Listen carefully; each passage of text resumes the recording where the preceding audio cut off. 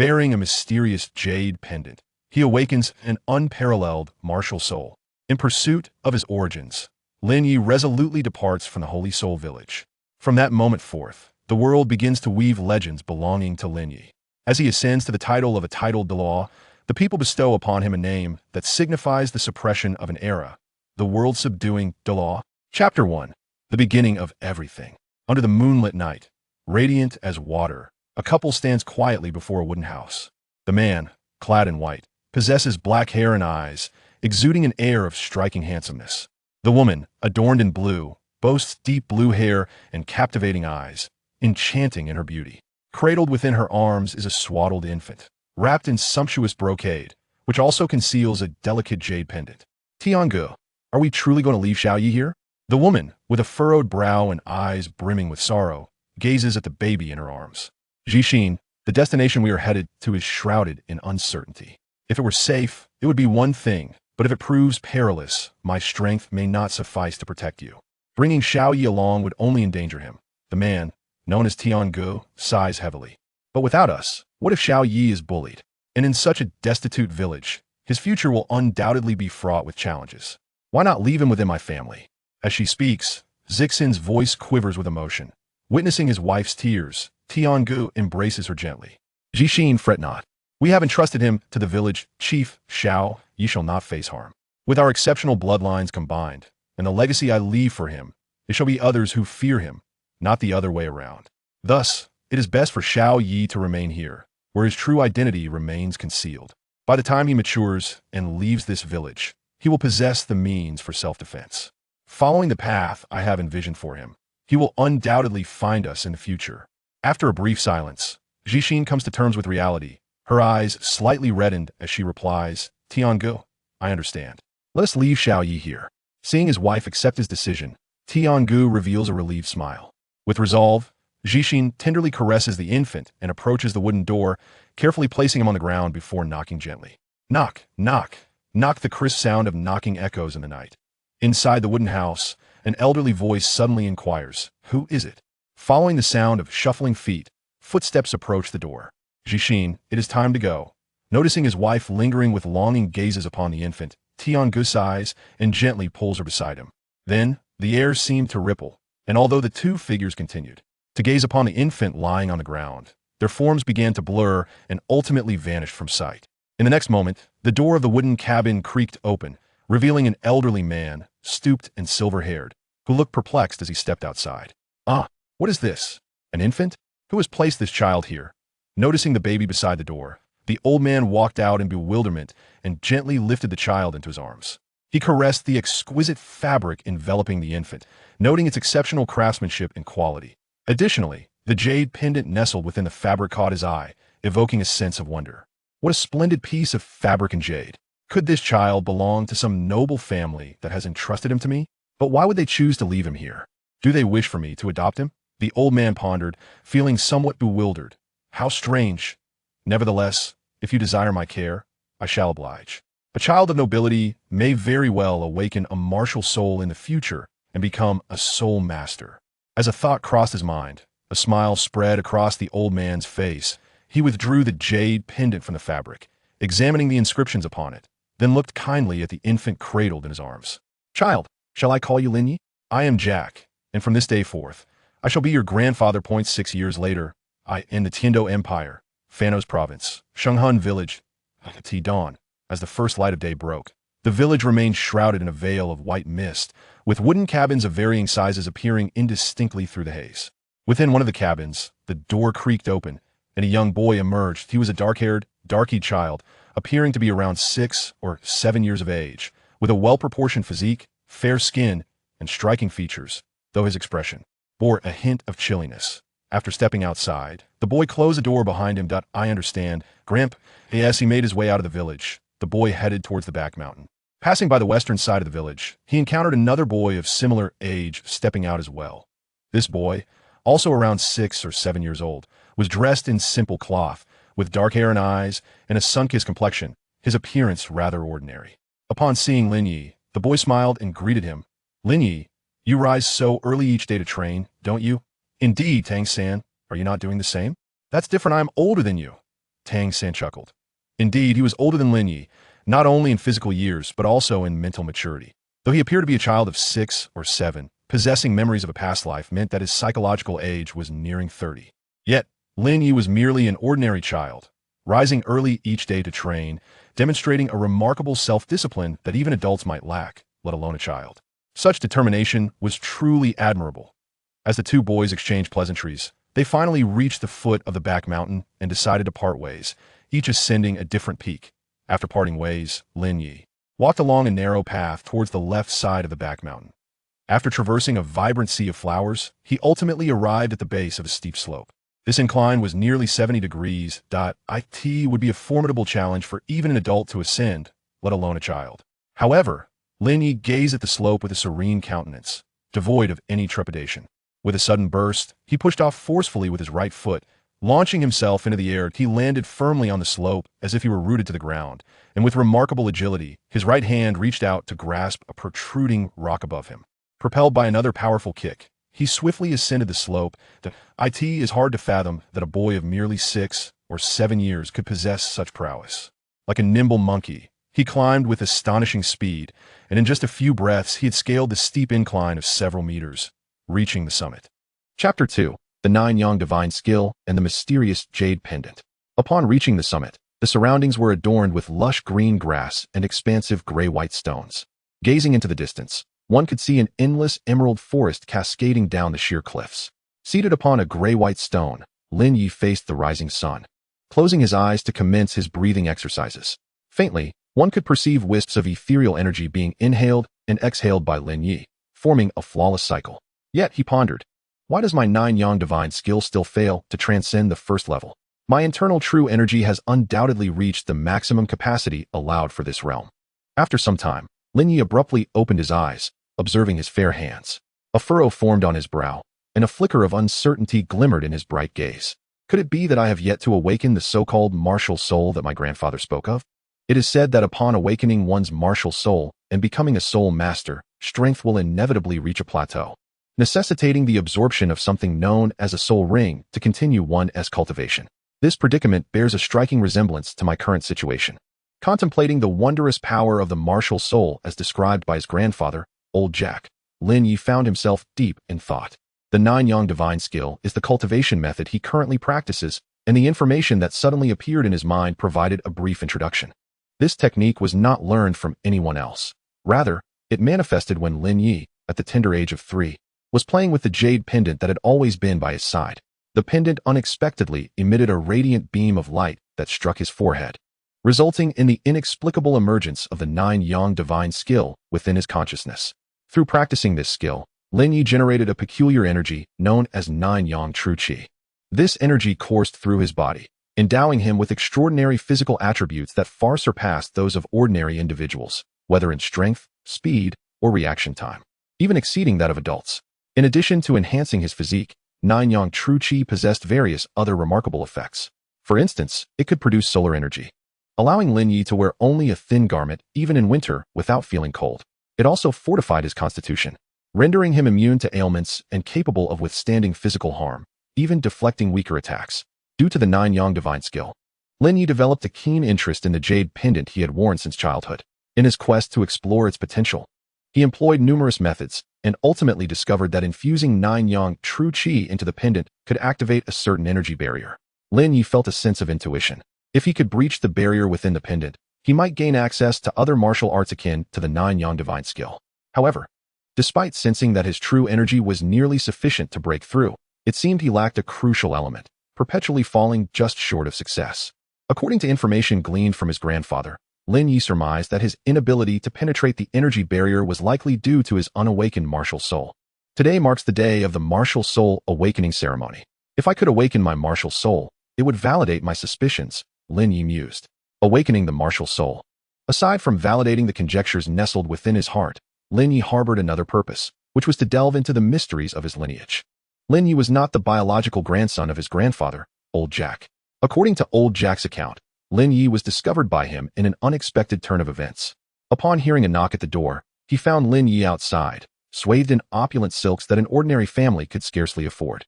Thus, Old Jack surmised that Lin Ye's origins must be extraordinary. However, as old Jack had never encountered Lin Ye's biological parents, all of this remained mere speculation. The only tangible proof of Lin Ye's identity lay in the jade pendant he possessed. Initially, Lin Ye believed this pendant to be a simple form of identification. Yet, after acquiring the Nine Suns' divine art, he began to suspect that it was far more than that. It was a treasure capable of revealing the truths of his identity. If the pendant could bestow upon him the Nine Suns' divine art, it surely contained information regarding his parents.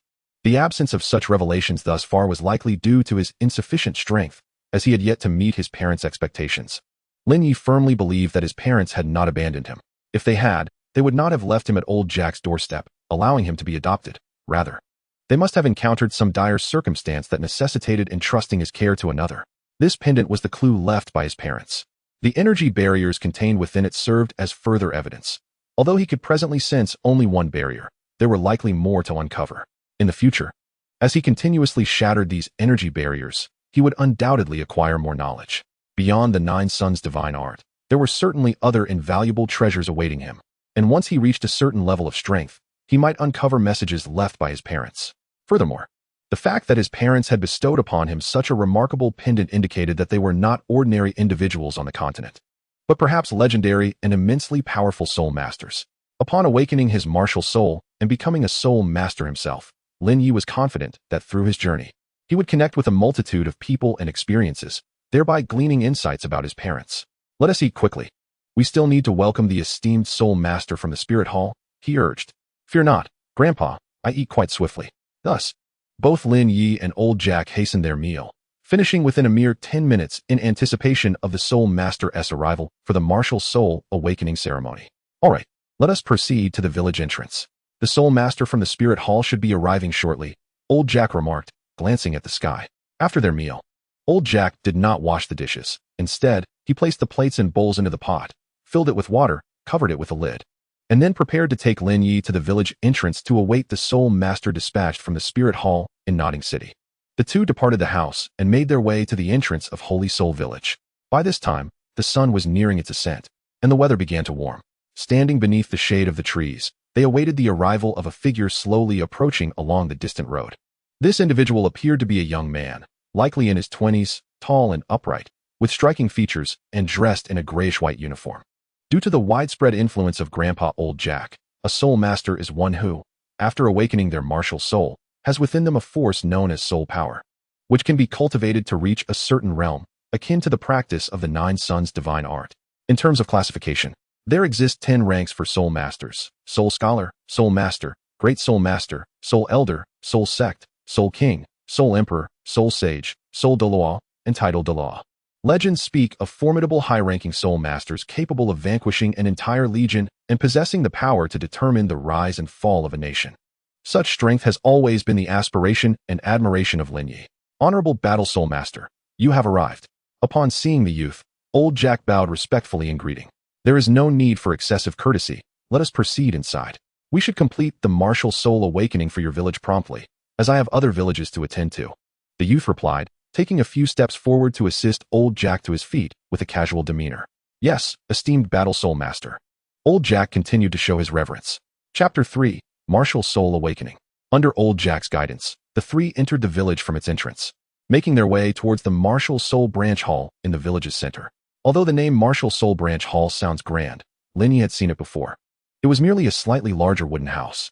After all, Saint Soul Village was just a village, and the villagers barely subsisted, lacking the means to construct a magnificent establishment.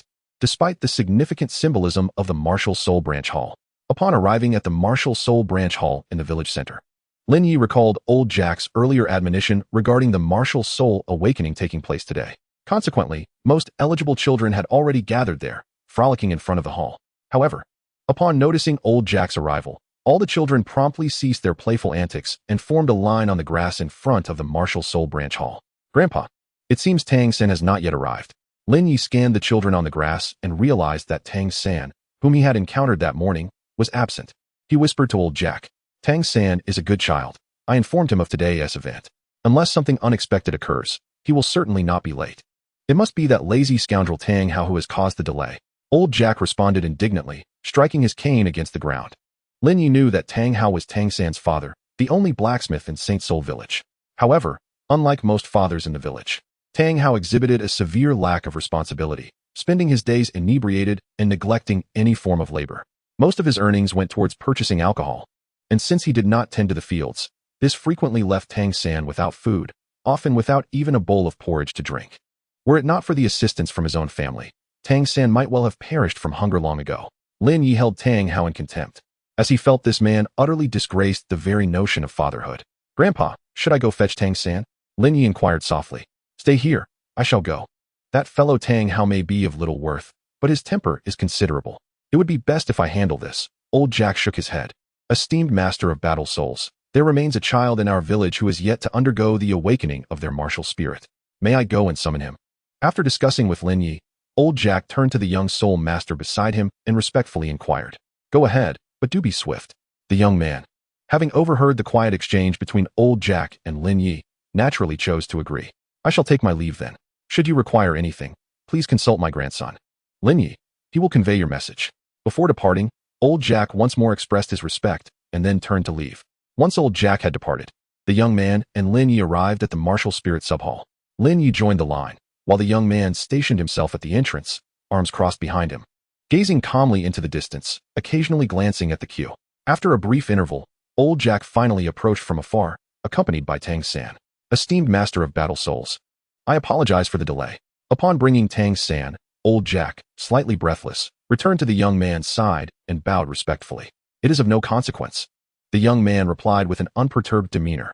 "Now that everyone is present, let us proceed inside," he continued, turning to push open the grand doors of the martial spirit subhall and stepping within. "Tang San, did my grandfather not mention this to you a few days ago? Why are you still late today?" Lin Ye could not help but frown and ask before entering the hall. "My apologies. Father was quite inebriated yesterday and consequently awoke rather late today." Tang San scratched his head, expressing his regret. Having such a father, Tang San felt truly unfortunate. Tang Hao did little beyond forging, leaving all household chores to Tang San. It was said that cooking was also Tang San's responsibility, despite his height not even reaching the stove. Upon entering the martial spirit subhall, the young soul master dispatched by the hall had already reached the foremost table. Removing a package from his back and placing it upon the table, he retrieved a deep azure crystal orb and 6 black stones, arranging them in the formation of a hexagram upon the ground. "Very well, everyone, please line up from left to right in order of height." Once everything was prepared, the young man stood up, clapped his hands, and addressed Lin Ye and the others with clarity. Upon hearing his directive, the 9 children participating in the martial spirit awakening promptly moved into action, arranging themselves according to their heights. Among them, Lin Ye stood tallest, thus positioning himself at the far right, while Tang San, being the second tallest, took his place to Lin Ye's left. Seeing that everyone quickly assumed their positions, the young man could not help but smile, nodding in satisfaction as he spoke gently. "Excellent. Allow me to introduce myself. My name is Su Yuntao, a rank 26 great soul master with the martial spirit of a lone wolf. I will guide you through your martial spirit awakening. Please remember, regardless of what you may witness, do not be afraid. Understood?" "Understood." However, despite the assurance from the great soul master named Su Yuntao, a weight of seriousness settled in Lin Ye's heart. He had traversed a considerable distance with the illustrious soul master, Su Yuntao, before his grandfather, the venerable Old Jack. In the presence of Old Jack, this esteemed soul master maintained a demeanor of unwavering seriousness, although he appeared gentle in the company of the children. This was merely a reflection of their youth. Fundamentally, Su Yuntao's character remained unchanged, devoid of capriciousness. Thus, could it be that something truly dreadful was about to transpire? As Lin Ye pondered this, Su Yuntao suddenly issued a low command before the spirit hall. "Lone wolf, possess me." In an instant, a terrifying aura erupted from within Su Yuntao, accompanied by a faint, haunting howl of a wolf. A shadow of a black-purple wolf materialized and swiftly merged with Su Yuntao's being. With the wolf's essence entering him, Su Yuntao underwent a remarkable transformation. His muscles swelled at an observable rate, his stature increased, and thick black-purple fur sprouted from the backs of his hands. Razor-sharp claws extended from his fingertips, and his eyes morphed into an eerie, wolf-like shade of green. With the completion of his transformation, Su Yuntao unleashed a ferocious roar directed at Lin Ye and the others, accompanied by a chilling wolf howl that carried an inexplicable force of oppression. Witnessing Su Yuntao's fearsome visage, and overwhelmed by the impact of the wolf's howl and the strange aura, all the children, save for Lin Ye and Tang San, collapsed in terror, crying out and retreating in panic. "Monster, don't eat me. Wah, I want my mother. Don't come any closer." Faced with Su Yuntao's sudden, menacing howl and the surge of extraordinary power, Lin Ye was momentarily taken aback. However, possessing a resilient spirit, he did not succumb to fear. Instead, he felt the hairs on his body stand on end as his internal nine-yang true qi instinctively surged to counteract the strange energy's impact. Yet, upon regaining his composure, Lin Ye observed that Tang Sen remained unfazed, albeit tense and taut with apprehension. Was it sheer mental fortitude or some other reason? Mere psychological resilience seemed insufficient. The force unleashed was beyond the capacity of an ordinary individual to withstand. I am fortified by the nine-yang divine art. Might Tang Sen possess a similar technique, of which I have never heard? Lin Ye pondered in astonishment. On the other side, Su Yuntao was somewhat taken aback to see Lin Ye and Tang Sen remain unshaken by his sudden trial. His roar had not been an arbitrary display. It was intentional. The howl, infused with soul power, was designed to instill fear, even among adults. To find that they were not intimidated filled Su Yuntao with unexpected delight. Chapter 4. Innate full soul power and defective martial spirits. Observing Lin Ye and Tang San, Su Yuntao felt a flicker of anticipation within. However, as a revered master of battle spirits, Su Yuntao maintained a composed demeanor, standing with his right hand behind his back. Addressing the group of frightened children sprawled on the ground. Have I not already stated? Do not be afraid. This is a normal phenomenon following the manifestation of a beast martial spirit. Should any of you aspire to become a beast martial spirit master in the future, you too shall possess similar abilities. Upon hearing Su Yuntao's words and contemplating the legendary and bizarre martial spirits, the children finally regained their composure, cautiously rising to their feet. However, Lin Ye found himself somewhat speechless at Su Yuntao's remarks. While he did not deny that the master's transformation earlier was likely related to the beast martial spirit known as the Lone Wolf, he believed that the mere change in appearance due to beastification was not the root cause of their fear. Rather, it was the master's earlier roar and the peculiar surge of energy that had truly unsettled them. Surely, such an energy impact could not be solely attributed to the beast martial spirit, could it? Having cultivated the nine-yang divine art, Lin Ye felt that a spirit master's soul power should be akin to his own true energy and could not spontaneously emit such an energy shock. It was evident that Master Su Yuntao was concealing something, but what could be the purpose behind his roar? Surely, it was not merely to frighten them. Could it be a test? A sudden realization sparked in Lin Ye's mind as he glanced at Su Yuntao, noticing that the master's gaze towards him and Tang San was distinctly different from that directed at the others, imbued with a sense of approval and satisfaction. Lin Ye's suspicions were confirmed. Now, let us commence the awakening of your martial spirits. As Lin Ye pondered, observing that all the children had regained their tranquility, Su Yuntao declared, "You come forth." With that, he pointed directly at the first boy on his left, beckoning him to step into the hexagonal formation comprised of 6 black circular stones. Hearing Su Yuntao's command, the first boy, though apprehensive, cautiously approached and entered the hexagonal formation. Upon witnessing the boy step into the formation, Su Yuntao swiftly began to clap his hands.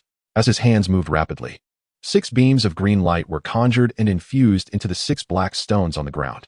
Instantly, countless golden specks of light erupted from the stones, continuously flowing into the boy's body within the hexagonal formation. Close your eyes and sense your martial spirit within, Su Yuntao instructed. The boy slowly shut his eyes, seemingly attuning to something. As all eyes were fixed on him with curiosity, time gradually slipped away. After several moments, as the influx of golden light into the boy's body dwindled, Su Yuntao could not help but call out, "Summon your martial spirit." With Su Yuntao's call, the boy seemed to awaken from a dream, abruptly opening his eyes and instinctively extending his right hand. A small scythe, seemingly existing between the realms of illusion and reality, swiftly materialized in the boy's palm. A scythe? A weapon martial spirit, albeit with some degree of offensive capability. Observing the boy's awakening to a scythe, Su Yuntao frowned slightly, but nonetheless retrieved a deep blue crystal ball from the table beside him and handed it to the boy. Place your hand upon it, and let us measure your soul power. Upon hearing Su Yuntao's words, the young boy obediently placed his left hand upon the crystal ball. However, to his dismay, nothing transpired. Lacking soul power, he was deemed unworthy of becoming a soul master. Observing the crystal ball's failure to illuminate, Su Yuntao let out a disappointed sigh. Am I not able to become a soul master? The boy's mouth fell agape, and with a heavy heart, he lowered his gaze and forlornly exited the spirit hall. Watching the boy's retreating figure, Su Yuntao shook his head, feeling an inkling of sympathy. Next, following the first boy, several others proceeded to undergo their spirit awakenings. After the initial awakening of a scythe, others manifested various tools such as a wooden staff, a hoe, and a rake, all agricultural implements. There was also a girl who awakened a common blue-silver grass, which Su Yuntao derisively referred to as a useless spirit. After observing 6 or 7 awakenings and listening to Su Yuntao's commentary, Lin Ye began to comprehend the prerequisites for becoming a soul master. To attain this status, merely awakening a spirit was the most fundamental step.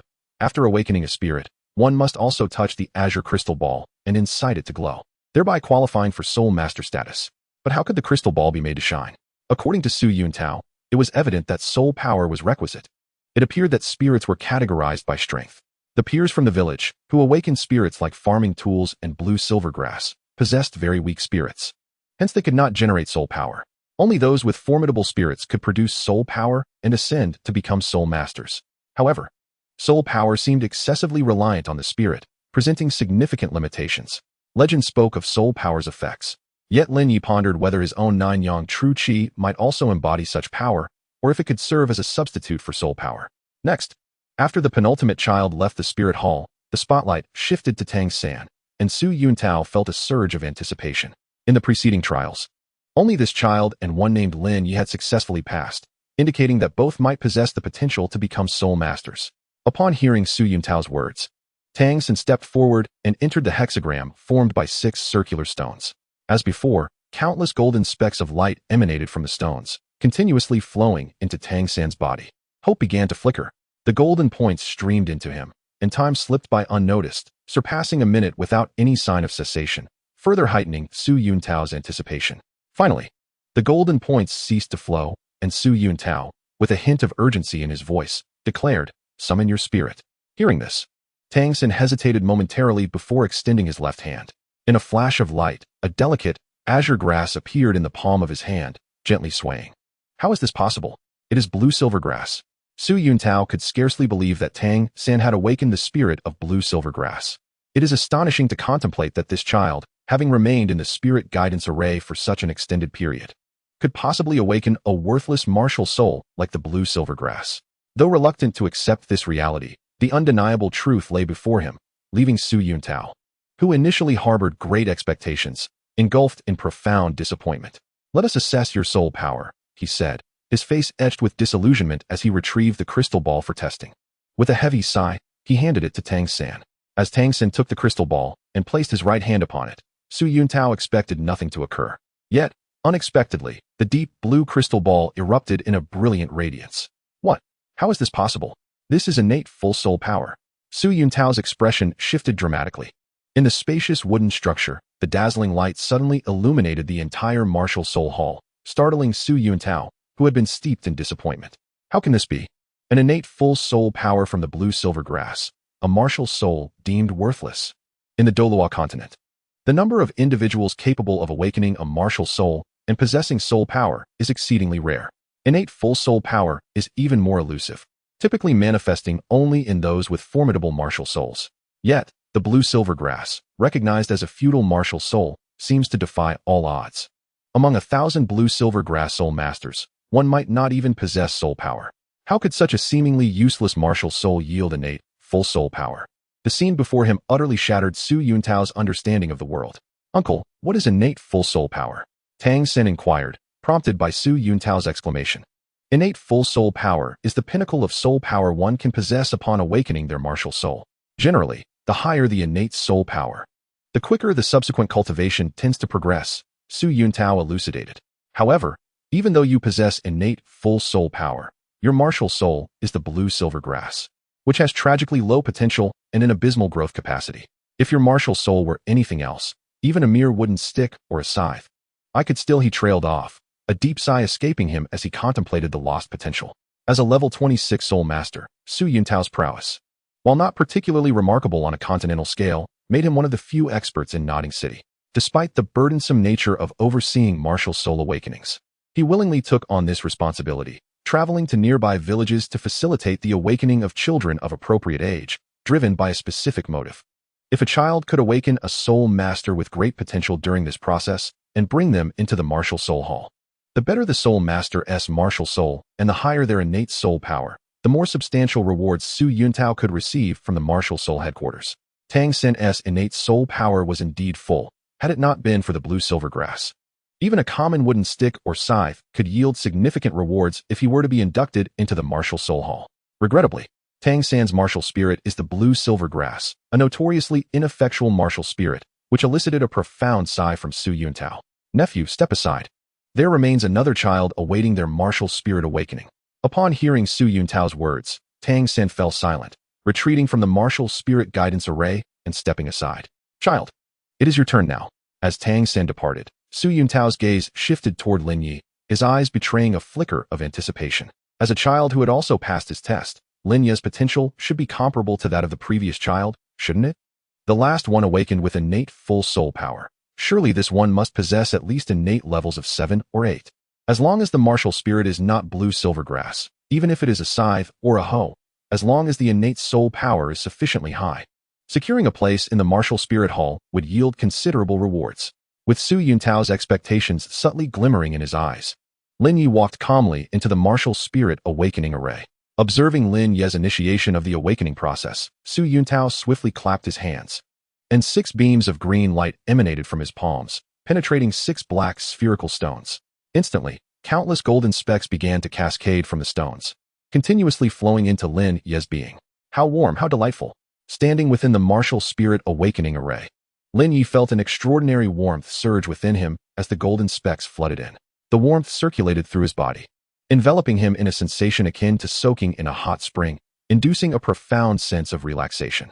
Unable to restrain himself, he closed his eyes, sensing that something within him was on the verge of emergence. Could this child also hold great promise?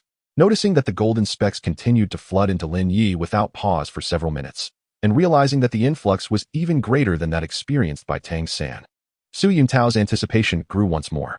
It seemed this child's innate soul power would not be lacking. The previous child possessed blue silver grass. Surely this one would not be equally unfortunate? Su Yuntao mused internally. Summon your martial spirit. After nearly 10 minutes, witnessing the diminishing flow of golden specks entering Lin Ye's body, Su Yuntao called out with a voice imbued with soul power, instantly awakening Lin Ye's consciousness. However, upon hearing Su Yuntao's voice, Lin Ye opened his eyes, a faint furrow forming on his brow, as if deep in thought. After a moment, he extended his left hand, and with a flash of light, a pristine white begonia flower manifested in his palm. A flower? A begonia? Upon seeing the immaculate begonia bloom in Lin Ye's hand, Su Yuntao was momentarily taken aback. This was certainly not blue silver grass, but what purpose does a flower serve? Merely an ornament for a noble family? Alas, yet another ineffective martial spirit. Su Yuntao concluded internally, feeling a twinge of disappointment. He had never heard of any formidable soul master whose martial spirit was a flower. Having formed his judgment on Lin Ye's martial spirit and deeming it ineffective, Su Yuntao resigned himself to the belief that Lin Ye's martial spirit would likely lack soul power. Previously, one might have attributed success in the trials merely to physical prowess. However, the last blue-silver grass had awakened its soul power, and remarkably, it was a full innate soul power. Perhaps this was not entirely improbable. After all, now that the martial souls had awakened, a few seconds' delay in testing soul power hardly mattered. Contemplating this, Su Yuntao let out a sigh, reaching for the crystal ball on the table and handing it to Lin Ye, who appeared to be lost in thought. Let us test your soul power, he suggested. Lin Ye nodded serenely, accepting the crystal ball and placing his right hand upon it. As Lin Ye's hand made contact with the crystal ball, an immense suction emanated from it, drawing Lin Ye's 9-yang true qi into the sphere. Instantly, the crystal ball erupted with a dazzling radiance. The brilliance illuminated the entire martial soul hall, leaving Su Yuntao utterly astonished. The previous blue-silver grass with full innate soul power had already left him in a state of disbelief. Now, another flower martial soul had emerged with the same extraordinary potential. For a moment, Su Yuntao found himself torn between elation and despair. Could it be that the established patterns the martial soul hall had relied upon were fundamentally flawed? Chapter 6. The Work-Study Student Quota. Once again, it was a full innate soul power. Su Yuntao muttered in bewilderment. Yet, regrettably, it was yet another discarded martial soul. A realization struck him, and he sighed once more. The day's events had been exceedingly dramatic, utterly overturning Su Yuntao's understanding. It was a day he would likely never forget. With a heavy heart, he retrieved 2 specially crafted sheets of parchment from his pack, commencing the registration of Lin Ye and Tang San's details, including their names, martial souls, and innate soul powers. For Lin Ye, he recorded the sea begonia as his martial soul, while for Tang San, he noted the blue-silver grass. This is your martial soul certificate. Both of you possess full innate soul power, which is a rare phenomenon on the Douluo continent. Alas, your martial souls lack prospects for development, he remarked, his tone tinged with complexity. Were they not discarded martial souls? Even those with slight offensive capabilities, like scythes or hoes, would have been sufficient to elevate you to a position of strength.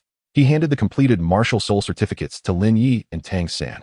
After they accepted the documents, Su Yuntao began to gather his belongings, placing the 6 black round stones and the azure crystal ball into his pack, preparing to depart. It would be prudent to entrust your martial soul certificates to your village chief for safekeeping. Should you wish to attend a Soul Master Academy in the future, you will likely require his assistance. Before exiting, Su Yuntao turned back to say this, and then stepped out of the martial soul hall. As he emerged, Old Jack eagerly approached, inquiring, "Respected Battle Soul Master, are there any individuals in our village this year qualified to become Soul Masters?" "Indeed, there are 2. Both endowed with full innate soul power," Su Yuntao replied. As if struck by a sudden realization, Su Yuntao sighed, his eyes reflecting a complex array of emotions. 2. Or perhaps innate full soul power. Upon hearing Su Yuntao's words, Old Jack felt a wave of dizziness wash over him, a sensation fueled by excitement. Alas, what a pity that both were considered useless martial souls, one being the blue silvergrass and the other the begonia flower. Village Chief, you must understand that these are 2 types of ineffective martial souls, possessing nearly no combat capability. Su Yuntao shook his head. Ineffective martial souls? I see. Yet, even if they are deemed ineffective, possessing innate full soul power should suffice to become a soul master, wouldn't you agree? Old Jack paused, then spoke with a hint of regret.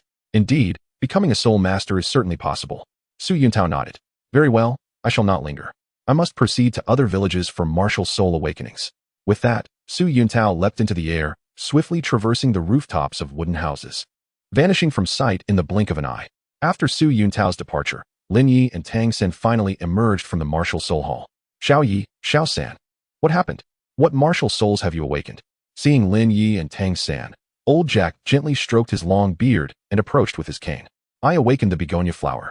Grandpa Jack, even if it is an ineffective martial soul, as long as it possesses innate full soul power, I can still become a soul master, correct? Of course. As long as one possesses soul power, they qualify to become a soul master in the future.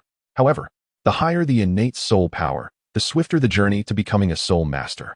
With innate full soul power, one can become a soul master immediately. Yet, to do so, one must absorb something known as a soul ring. Though I am not quite clear on what a soul ring entails, only that it is related to soul beasts. Xiao San, the master just mentioned that our village has 2 instances of innate soul power. One martial soul is the begonia flower, and the other is the blue silvergrass. Since Xiao Ye's martial soul is the begonia flower, yours must not be the blue silvergrass, right? Old Jack inquired, a look of astonishment crossing his face. Alas, innate full soul power, yet the martial soul is the blue silvergrass? Xiao San, your talent is remarkable. But it's unfortunate that Tang Hao did not pass on a better martial soul to you. Such a pity. Old Jack expressed his regret. Nevertheless, rest assured, both of you possess innate full soul power, and you will undoubtedly become soul masters in the future. I shall ensure that you both attend a specialized Soul Master Academy to learn the methods of cultivating martial souls and various knowledge pertinent to soul masters. Grandpa, I recall that our village only has 1 spot for a work-study student, does it not? Lin Ye asked, a hint of confusion in his voice.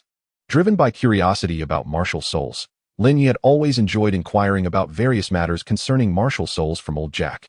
Essentially, whatever Old Jack knew about the connections between martial souls and soul masters, Lin Ye was aware of, including the specifics about the work-study student opportunity. The work-study student program is a special system within the Soul Master Academy. Due to the exorbitant costs associated with the academy, be it registration fees or daily living expenses, ordinary civilians find it unaffordable. Thus, the work-study student system was developed. Students working part-time can gain free admission to the Soul Master Academy, earning a modest income by assisting the school with various chores, such as cleaning. While the remuneration may be minimal, it suffices to cover daily meal expenses.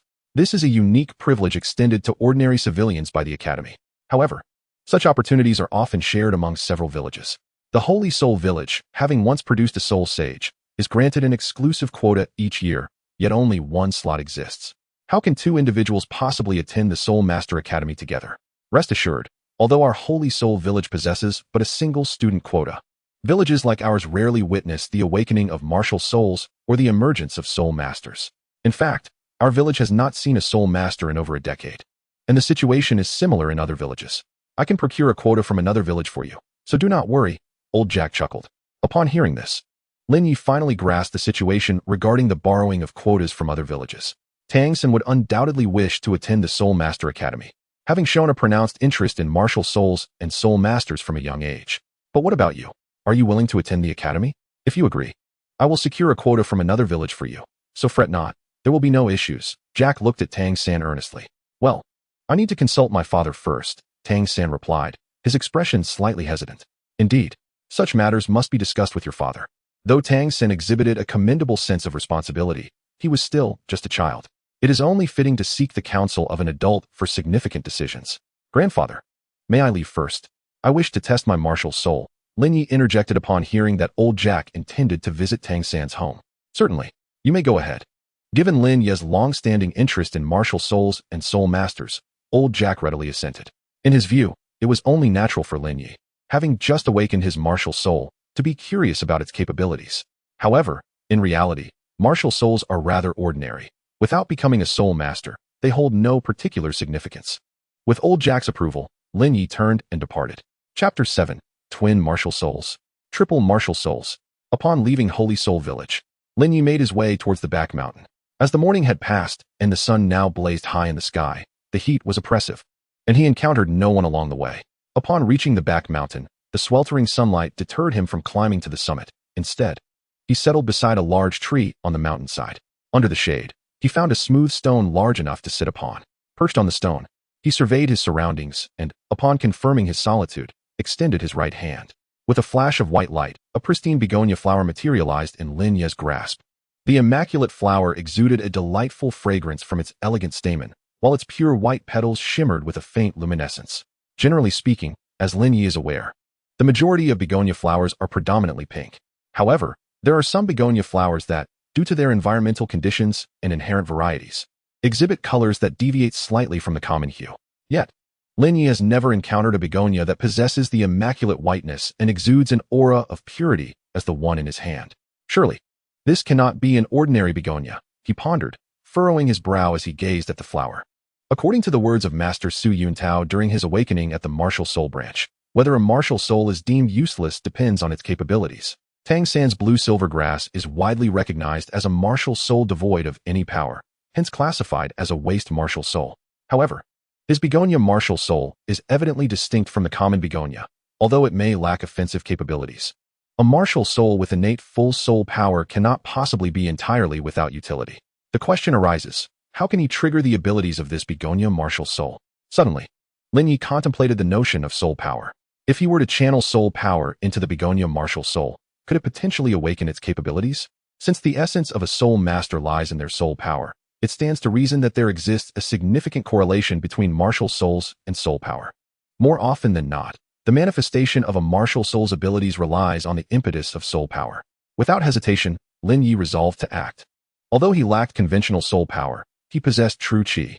Given that the previous 9-yang true qi had illuminated the crystal ball used for testing soul power, it was evident that the 9-yang true qi could indeed function as a substitute for soul power, akin to a unique form of it. Channeling the 9-yang divine art, Lin Ye infused his true qi into the begonia martial soul in his grasp.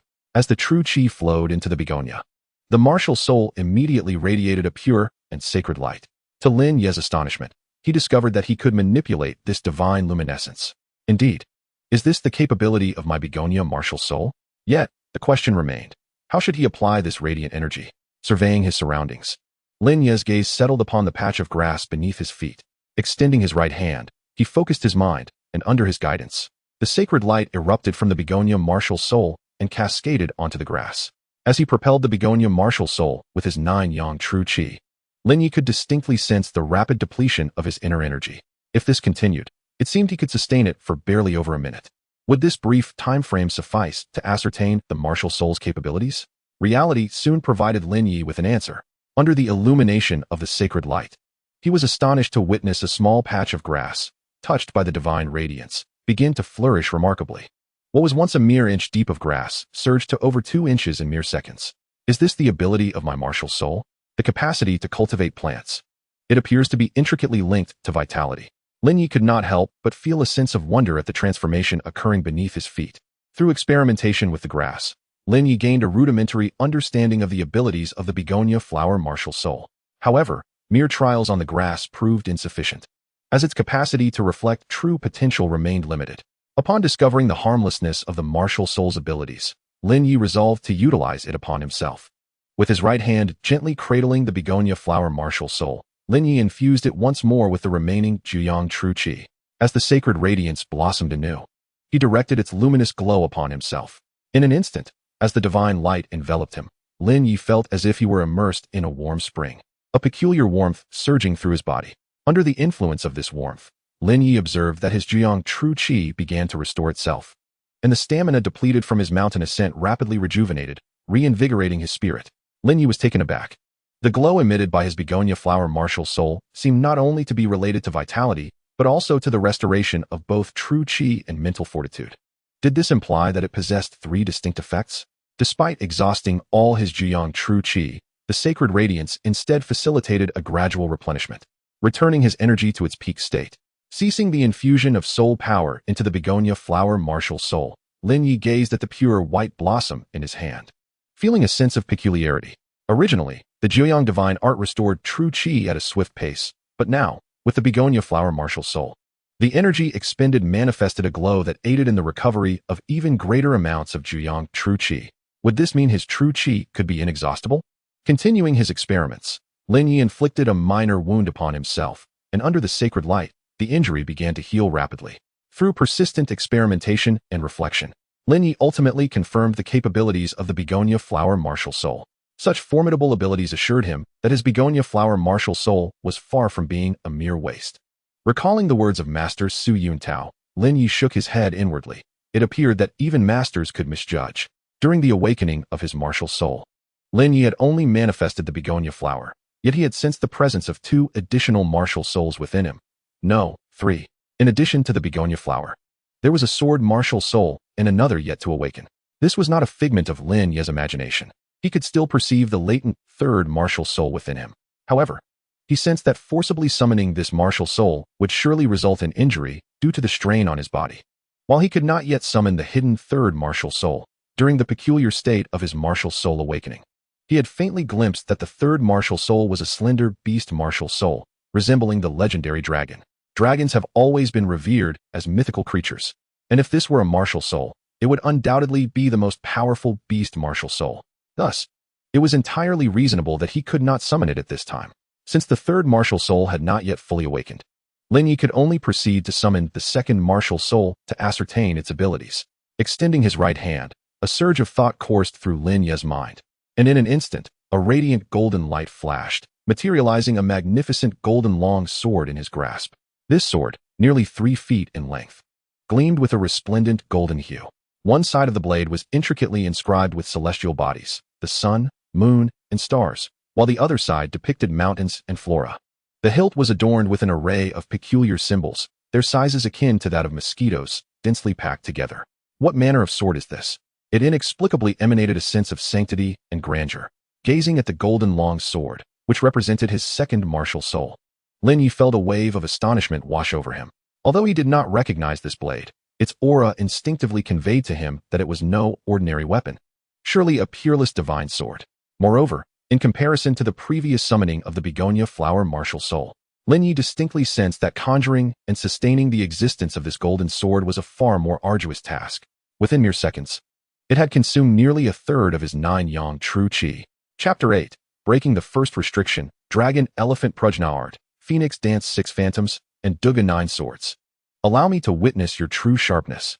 Raising the golden long sword, it glimmered brilliantly under the sunlight, and as Lin Ye beheld the myriad designs etched upon the blade, he murmured to himself, recalling the words of Master Su Yuntao during his martial soul awakening.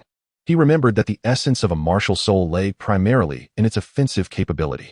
The begonia flower martial soul possessed other abilities due to its lack of offensive strength. However, since this golden long sword represented a sword martial soul, its essence must surely revolve around its attacking prowess, or rather, its sharpness. To test the blade's sharpness, it was clear that the dense forest at the base of the mountain, rather than the sparsely wooded rear slope, would provide a more suitable environment for his forthcoming endeavors. Descending the rear slope, Lin Ye ventured into the lush forest below. At this moment, the sun hung high in the sky, rendering the air increasingly warm. Yet, within the forest, the towering trees created a thick canopy, effectively shielding the sunlight and maintaining a pleasantly cool atmosphere. Once fully immersed in the verdant woods, and seeing that the surroundings were deserted, Lin Ye summoned the golden long sword martial soul once more, gripping the blade tightly. Aware of the significant expenditure of his 9-yang true qi, he wasted no time. With a resolute intent to experiment, he swung the long sword towards a tree with a trunk as thick as his embrace. In a flash of golden light, the sword effortlessly cleaved through the massive trunk. With a resounding crack, the upper half of the tree began to tilt, toppling to the left. After colliding with several other towering trees, it finally crashed to the forest floor with a thunderous thud. In an instant, dust erupted, and leaves danced in the air. Observing the remarkably smooth cross-section of the fallen tree, Lin Ye felt a twinge of amazement. What an extraordinarily sharp sword. The golden long sword proved to be incredibly keen, capable of slicing through even the stoutest of trunks with ease, cleaving them asunder or piercing them instantly. The process was devoid of any obstruction, and the sharpness was utterly astonishing. In the end, Lin Ye even plunged his sword halfway into a piece of oak rock on the ground. Although the sword did not fully penetrate, the mere fact that it could embed itself into the oak rock was a testament to its extraordinary sharpness. The reason it did not completely pierce through was likely due to Lin Ye's insufficient strength. Truly, it was a peerless divine sword, one that, according to legend, could slice hair and sever iron as if it were mud. While I have yet to test it against metal, being able to effortlessly penetrate oak rock suggests that, with sufficient strength, it could indeed cut through gold and iron without issue. Having exhausted his Juyang true qi, the golden sword dissipated on its own. Observing the impact of his actions, Lin Ye's complexion was somewhat pale, yet a smile crept onto his lips. Both the begonia flower martial spirit and the golden sword martial spirit exhibited extraordinary abilities, ranking among the finest. Coupled with his yet-to-be-awakened third martial spirit, he was destined to become the most formidable soul master in the future. After experimenting with the begonia flower and golden sword martial spirits, Lin Ye understood their general capabilities and strengths. However, the third martial spirit remained untested due to its incomplete awakening.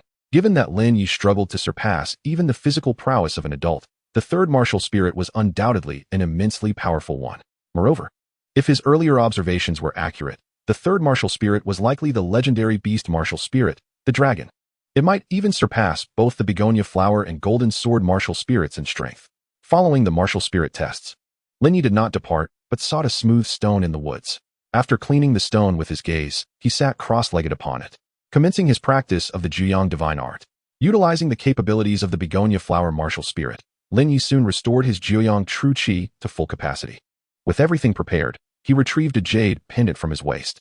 This pendant, roughly square in shape and entirely jade green, was adorned with various intricate patterns, with 2 grand characters, Lin Ye, gracefully carved in the center. Having awakened his martial spirit today, he believed he might now break through that layer of energy barrier. Caressing the jade pendant and feeling its warm essence, Lin Ye contemplated, exhaling softly as he began to channel his Juyang true qi into the pendant. As he infused it, a faint golden light began to emanate from its surface.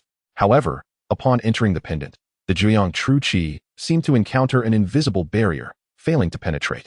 Anticipating this scenario, Lin Ye centered his thoughts and continuously mobilized his Juyang true qi to assault the energy barrier within the pendant. Boom, boom, boom. The surging Juyang true qi, under Lin Ye's command, relentlessly battered the energy barrier as if it were tumultuous waves, again and again. With the impact of his perfected Juyang true qi, the energy barrier finally began to tremble and sway precariously. Bang! At last, accompanied by a faint yet resonant roar, the energy barrier within the jade pendant was shattered, and Lin Ye's consciousness instantaneously seemed to plunge into a pitch-black abyss. Simultaneously, a torrent of information surged into Lin Ye's mind, causing a pained expression to involuntarily manifest upon his visage. His mind was suddenly inundated with an overwhelming influx of memories, accompanied by a sharp, pulsating discomfort that was decidedly unpleasant. However, after a considerable duration, the agony gradually subsided, and Lin Ye slowly opened his eyes. Dragon Elephant Prajna Skill. Phoenix Dance of 6 Illusions, Duga 9 Swords. After meticulously sorting through the information that had recently flooded his consciousness, Lin Ye couldn't help but furrow his brow and mutter to himself. Given his previous experience with the 9 Yang Divine Skill, he was well aware that this stream of information contained the essence of 3 martial arts techniques, namely the Dragon Elephant Prajna Skill, the Phoenix Dance of 6 Illusions, and the Duga 9 Swords. According to the details associated with these techniques, they corresponded to body refinement, agility, and swordsmanship respectively. Wait, swordsmanship. It appears to align perfectly with the golden long sword martial soul he had awakened. This surely cannot be mere coincidence. Contemplating the golden long sword martial soul he had awakened, Lin Ye felt a surge of excitement within him. On the continent, the variety of weapons is incredibly vast, encompassing swords, sabers, spears, halberds, and more. The presence of swordsmanship within the jade pendant left by his parents is undoubtedly not a coincidence. It serves as evidence that they anticipated his awakening of a sword martial soul and thus bequeathed this sword technique to him. Based on Lin Ye's understanding, martial souls are inherited from one's parents.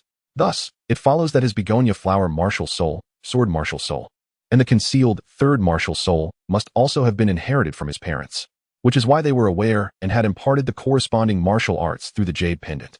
From what he currently knows, both his begonia flower martial soul and golden long sword martial soul are of the highest caliber. Possessing these two martial souls indicates that his parents were certainly not ordinary soul masters. Once he becomes a formidable soul master in the future, he may even be able to inquire about his parents' whereabouts through his martial souls. Suddenly recalling this possibility, Lin Ye felt a wave of joy wash over him. Chapter 9. A message from his parents. Having acquired 3 martial arts techniques from the jade pendant and contemplating a potential new method to uncover his parents' information, Lin Ye felt a profound sense of satisfaction. Today's awakening of his martial soul had proven to be immensely rewarding. The seemingly innocuous 9-yang divine skill alone had bestowed upon Lin Ye a physique that far surpassed that of an average adult. Now, with the dragon elephant prajna skill dedicated to physical training, alongside agile maneuvers and specialized sword techniques for offense, his combat capabilities would undoubtedly be greatly enhanced. Legend has it that soul masters possess extraordinary strength. Lin Ye believed that if he could master the dragon elephant prajna skill, the phoenix dance of 6 illusions, and the Dugu 9 swords, his prowess would certainly rival that of any soul master. Furthermore, should he harness his martial souls, it is conceivable that even soul masters would find him a formidable opponent. However, after breaking through the energy barrier within the jade pendant, it seemed there might be something else contained within it, beyond these 3 martial arts techniques. Gazing at the jade pendant in his hand, Lin Ye was suddenly reminded of the pitch-black space he had entered after breaking through the energy barrier, prompting him to furrow his brow. After a moment of contemplation, Lin Ye once again infused the pendant with the essence of the 9 suns. In an instant, darkness enveloped him, and his consciousness was transported into the abyssal void. This space, roughly the size of a small room, housed a wooden box that floated serenely within it. Indeed, upon seeing the box, Lin Ye could not help but think, as expected, could this wooden box also be a legacy from my parents? The thought that this box might indeed belong to his parents stirred a longing within Lin Ye to acquire it. However, as this desire emerged, his consciousness abruptly withdrew from the space. Could this be the legendary Shuminaji? Reflecting on his recent experience, Lin Ye recalled the mythological tales of Shuminaji. According to legend, deities possessed such wondrous spatial artifacts, capable of storing personal belongings. He wondered what treasures lay within this wooden box. The notion of Shuminaji flitted through his mind, yet his focus remained steadfastly on the box, for it was likely a cherished gift from his parents. Taking a deep breath, Lin Ye, filled with a sense of trepidation, opened the box. As the lid creaked open, its contents were immediately revealed. A letter. Dear son. Upon extracting the letter from the box, Lin Ye's gaze fell upon those words, and his eyes began to glisten with unshed tears. This letter was indeed a message from his parents.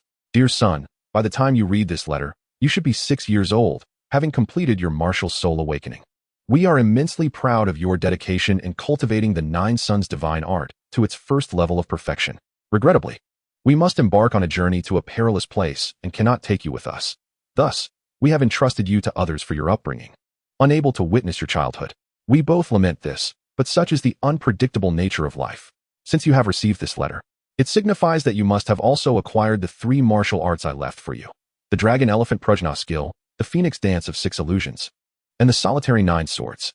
Each of these techniques has been meticulously selected for you.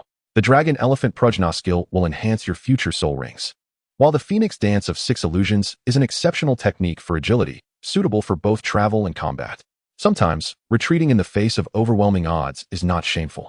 After all, survival opens the door to all possibilities. The solitary 9 swords, being an exquisite swordsmanship, requires diligent practice. If you can master these 3 arts, even at a rudimentary level, combined with your 9 suns divine art, you would be capable of contending with a soul master. Moreover, Should you wield your Xianyuan sword martial soul, ordinary soul masters would stand no chance against you. However, the Xianyuan sword's martial soul consumes a significant amount of vital energy. If you wish to wield the Xianyuan sword, it is advisable to utilize it in conjunction with the 9-spirit immortal Tang martial soul, as this will enable you to sustain its use for a longer duration. The names of the martial souls at your disposal are 9-spirit immortal Tang and Xianyuan sword. The former belongs to your mother, while the latter has been bestowed upon you by me. Additionally, I have gifted you another martial soul, a formidable beast martial soul. To fully awaken it, you must diligently cultivate the dragon elephant prajna art. Now that you are 6 years old and your martial soul has awakened, you should embark on the path to becoming a soul master and attend the Soul Master Academy. Having inherited the martial souls of both your mother and me, you are undoubtedly endowed with innate soul power. At the primary Soul Master Academy, you will graduate once you absorb a soul ring after becoming a soul master. However, prior to that, it is essential that you acquire knowledge regarding soul beasts and soul masters. Beneath the wooden box, you will find 2 books. Upon completing their reading, you will gain a substantial understanding of the realm of soul beasts and soul masters. The duration of study at the primary Soul Master Academy is 6 years. Yet I believe it is unnecessary for you to remain there for such an extended period. With the martial skills I have imparted to you, the Academy may not hold much significance for your advancement. In fact, after you have completed the subjects you deem important at the Academy, you may be ready to leave and explore the continent. At that point, you will have become a soul master and can attempt to break another layer of the seal within the jade pendant, thus obtaining further items I have left for you. These will ensure your safety during your travels. My child, the sharpness of a sword is honed through rigorous training, and the fragrance of plum blossoms emerges from bitter cold. Merely studying at the primary Soul Master Academy will not suffice to forge you into a formidable individual. Furthermore, the cultivation of the dragon elephant prajna art requires considerable financial resources. Remaining within the confines of the Soul Master Academy may hinder your progress. Hence, I encourage you to journey across the continent in the future, exposing yourself to a myriad of people and experiences. Should you desire to earn money swiftly, consider joining a soul hunting group in places like the Soul Hunting Forest, where your 9-spirit immortal Tang martial soul's supportive abilities will surely make you a sought-after asset. However, remember that unless you find yourself in a dire situation, do not reveal your other martial souls easily. If anyone witnesses your other martial souls, refrain from sharing this information unless you are certain of their trustworthiness. Additionally, when absorbing soul rings, prioritize adding them to the 9-spirit immortal Tang first. If you have not cultivated the dragon elephant prajna art to a sufficient level, do not bestow soul rings upon your other martial souls. With the presence of the Duga 9 swords, your Xianyuan sword martial soul is already potent enough and does not require soul rings at this time. This letter has been penned by your father before my departure. It is not a face-to-face conversation. Thus, it is natural that some of my words may be unclear to you. If you have further queries regarding soul beasts and soul masters, I encourage you to peruse the books I have left for you. Remember, your father and mother love you dearly. Upon finishing the letter, Lin Ye set it down, his eyes glistening with unshed tears, his voice catching in his throat. Indeed, he knew that his parents had not abandoned him. Suppressing his tears, Lin Ye gently wiped his reddened eyes and carefully folded the letter left by his parents, holding it tightly in his grasp. Gazing at the wooden box, which stood nearly a foot tall, he peeled back a thin layer of separation to reveal 2 thick tomes beneath. One bore the title Compendium of Soul Beasts, while the other read an introduction to the Soul Master Realm. After returning the folded letter to the wooden box, Lin Ye tucked it away into his jade pendant. He briefly perused both volumes before also placing them into the pendant. Glancing at the sky, he noticed that midday was fast approaching. Chapter 10. The Dilemma of the Dragon Elephant Prajna Technique and the Forging of Swords. Grandfather, what troubles you? Upon returning home, Lin Ye noticed his grandfather, Old Jack, wearing an expression of discontent. Don't even mention it. That Tang Hao is utterly selfish. Old Jack exclaimed, his anger palpable as he struck his cane against the ground repeatedly. To attend the Soul Master Academy is a dream for many, and for Xiao San, it represents a golden opportunity to rise above the ordinary. If he could become a Soul Master, his future would be secure. Yet, Tang Hao refuses to let Xiao San go simply because he wants him to cook for him. Furthermore, he accuses me of acting out of self-interest, claiming that I want Xiao San to go to the academy for the sake of Saint Soul Village producing a soul master. It's laughable. Does attending the academy pose any harm to Xiao San? Such short-sightedness, such utter foolishness. The more he pondered, the angrier Old Jack became, and he could not help but unleash a torrent of curses. Grandfather, please do not be upset. Witnessing Old Jack's fury, Lin Ye sought to soothe him. Uncle Tang has always been this way. There is no need for alarm. However, I believe his words are merely a reflection of his inability to accept the situation. Xiaosan undoubtedly wishes to attend the Soul Master Academy, and with 3 months until the semester begins, Uncle Tang will likely come to his senses. Ah, let us hope so, old Jack sighed, shaking his head. Regardless of Tang Hao's thoughts, I must visit the neighboring village tomorrow to inquire about this year's openings for work-study students. I should make my presence known and prepare in advance. Time flew by, and over the course of the following days, Lin Ye diligently practiced the 3 martial arts techniques his father had imparted through the jade pendant, the dragon elephant prajna technique, the phoenix dance of 6 illusions, and the Duga 9 swords. Concurrently, he absorbed knowledge about soul beasts and the world of soul masters from the 2 books retrieved from the wooden box. Lin Ye's innate talent proved commendable, as he grasped the fundamentals of all 3 techniques within 3 days. By now, he had made considerable progress in his training. Early in the morning, as dawn's light gently illuminated the sky, Lin Ye stepped out of his wooden cottage. After bidding farewell to his grandfather, old Jack, he made his way to the secluded forest not far from the foot of the back mountain. This tranquil place, shaded by trees and rarely traversed by others, had become Lin Ye's sanctuary for martial arts practice. Inhale, exhale. The cycle continued. With each breath, Lin Ye's skin gradually took on a crimson hue, and a mist began to emanate from his pores. In the slightly cool forest, the mist appears particularly captivating. In addition to the physical anomalies, Lin Ye's body emits a series of sounds reminiscent of an elephant's low trumpet, though significantly deeper and somewhat faint. Nevertheless, it can be distinctly heard amidst the tranquility of the woods. This is the dragon elephant stance from the dragon elephant prajna technique. The dragon elephant stance is one of the methods recorded in the dragon elephant prajna technique for channeling vital energy and blood. When combined with a special breathing technique, it serves to refine the body and enhance strength, constituting one of the foundational secrets of the dragon elephant prajna technique. Beyond the dragon elephant stance, the dragon elephant prajna technique encompasses other secret methods such as the dragon elephant body refining fist, the dragon elephant consumption technique, and the dragon elephant dormant dragon art, all of which are exceptional skills aimed at honing the body and augmenting power. With such an array of extraordinary secrets, the dragon elephant prajna technique is undoubtedly not an ordinary martial art. According to the information in Lin Ye's mind, the dragon elephant prajna technique is divided into 13 levels, and with each level attained, one gains immense strength. Mastering all 13 levels would bestow an indestructible golden body, capable of shattering the void and transcending existence. Previously, while cultivating the 9-yang divine art, although the 9-yang true qi continuously nourished his body, granting Lin Ye an extraordinary physique far beyond that of a normal person. This enhancement was largely reliant on the 9-yang true qi itself. Without the utilization of the 9-yang true qi, Lin Ye's physical prowess would merely equate to that of an average adult, with an arm strength of approximately 200 pounds. However, after just over 10 days of practicing the dragon elephant prajna technique, Lin Ye's strength has multiplied several times. Presently, even without the support of the 9-yang true qi, his strength exceeds 500 pounds, and with its aid, wielding 1,000 pounds of force is effortlessly within reach. While cultivating the dragon elephant stance in the woods, after nearly half an hour, Lin Ye could no longer endure. Although the dragon elephant stance indeed cultivates the body and increases strength, this process also consumes a substantial amount of vital energy and blood. With Lin Ye's current physique, he could only barely sustain it for about half an hour. Aided by the restorative properties of the 9-yang true qi, to extend this duration, he would need to continuously consume more nutrient-rich foods or meats, utilizing the dragon elephant consumption technique to transform them into vital energy. As the 9-yang true qi circulated within him, Lin Ye leaped into the air, his form suddenly soaring as if weightless, landing gracefully atop the crown of a grand tree. Subsequently, like a feather, Lin Ye darted from one towering tree to another. This is the second martial skill he has mastered, the Phoenix Dance of 6 Illusions. The Phoenix Dance of 6 Illusions is a martial art of agility, allowing the user's body to become as light as a feather, enabling them to glide across the treetops. With his newfound lightness, Lin Ye can unleash astonishing speed. At his current pace, he can effortlessly traverse over 10 meters in a single second, a truly terrifying feat. And this is merely the initial entry level of the first stage of the Phoenix Dance of 6 Illusions. After completing the practice of the Phoenix Dance of the 6 Illusions, Lin Ye descended to the ground, breaking a branch, and once again began to rehearse his sword techniques amidst the forest.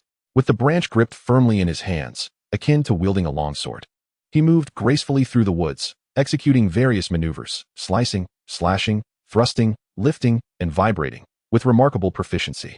These were the foundational techniques documented in the 9 Swords of Dugong. Only by mastering these fundamental skills could Lin Ye begin to learn the 9 sword forms recorded within. Time flew by, and before he knew it, over half an hour had elapsed. Immersed entirely in his sword practice, every move was executed with nearly all his strength, leaving him drenched in sweat and panting heavily by the time he finished. After concluding his session with the 9 swords of Dugong, Lin Ye discarded the branch, wiped the sweat from his brow, and exited the forest, making his way home. Upon returning, he found his grandfather, Old Jack, had prepared breakfast.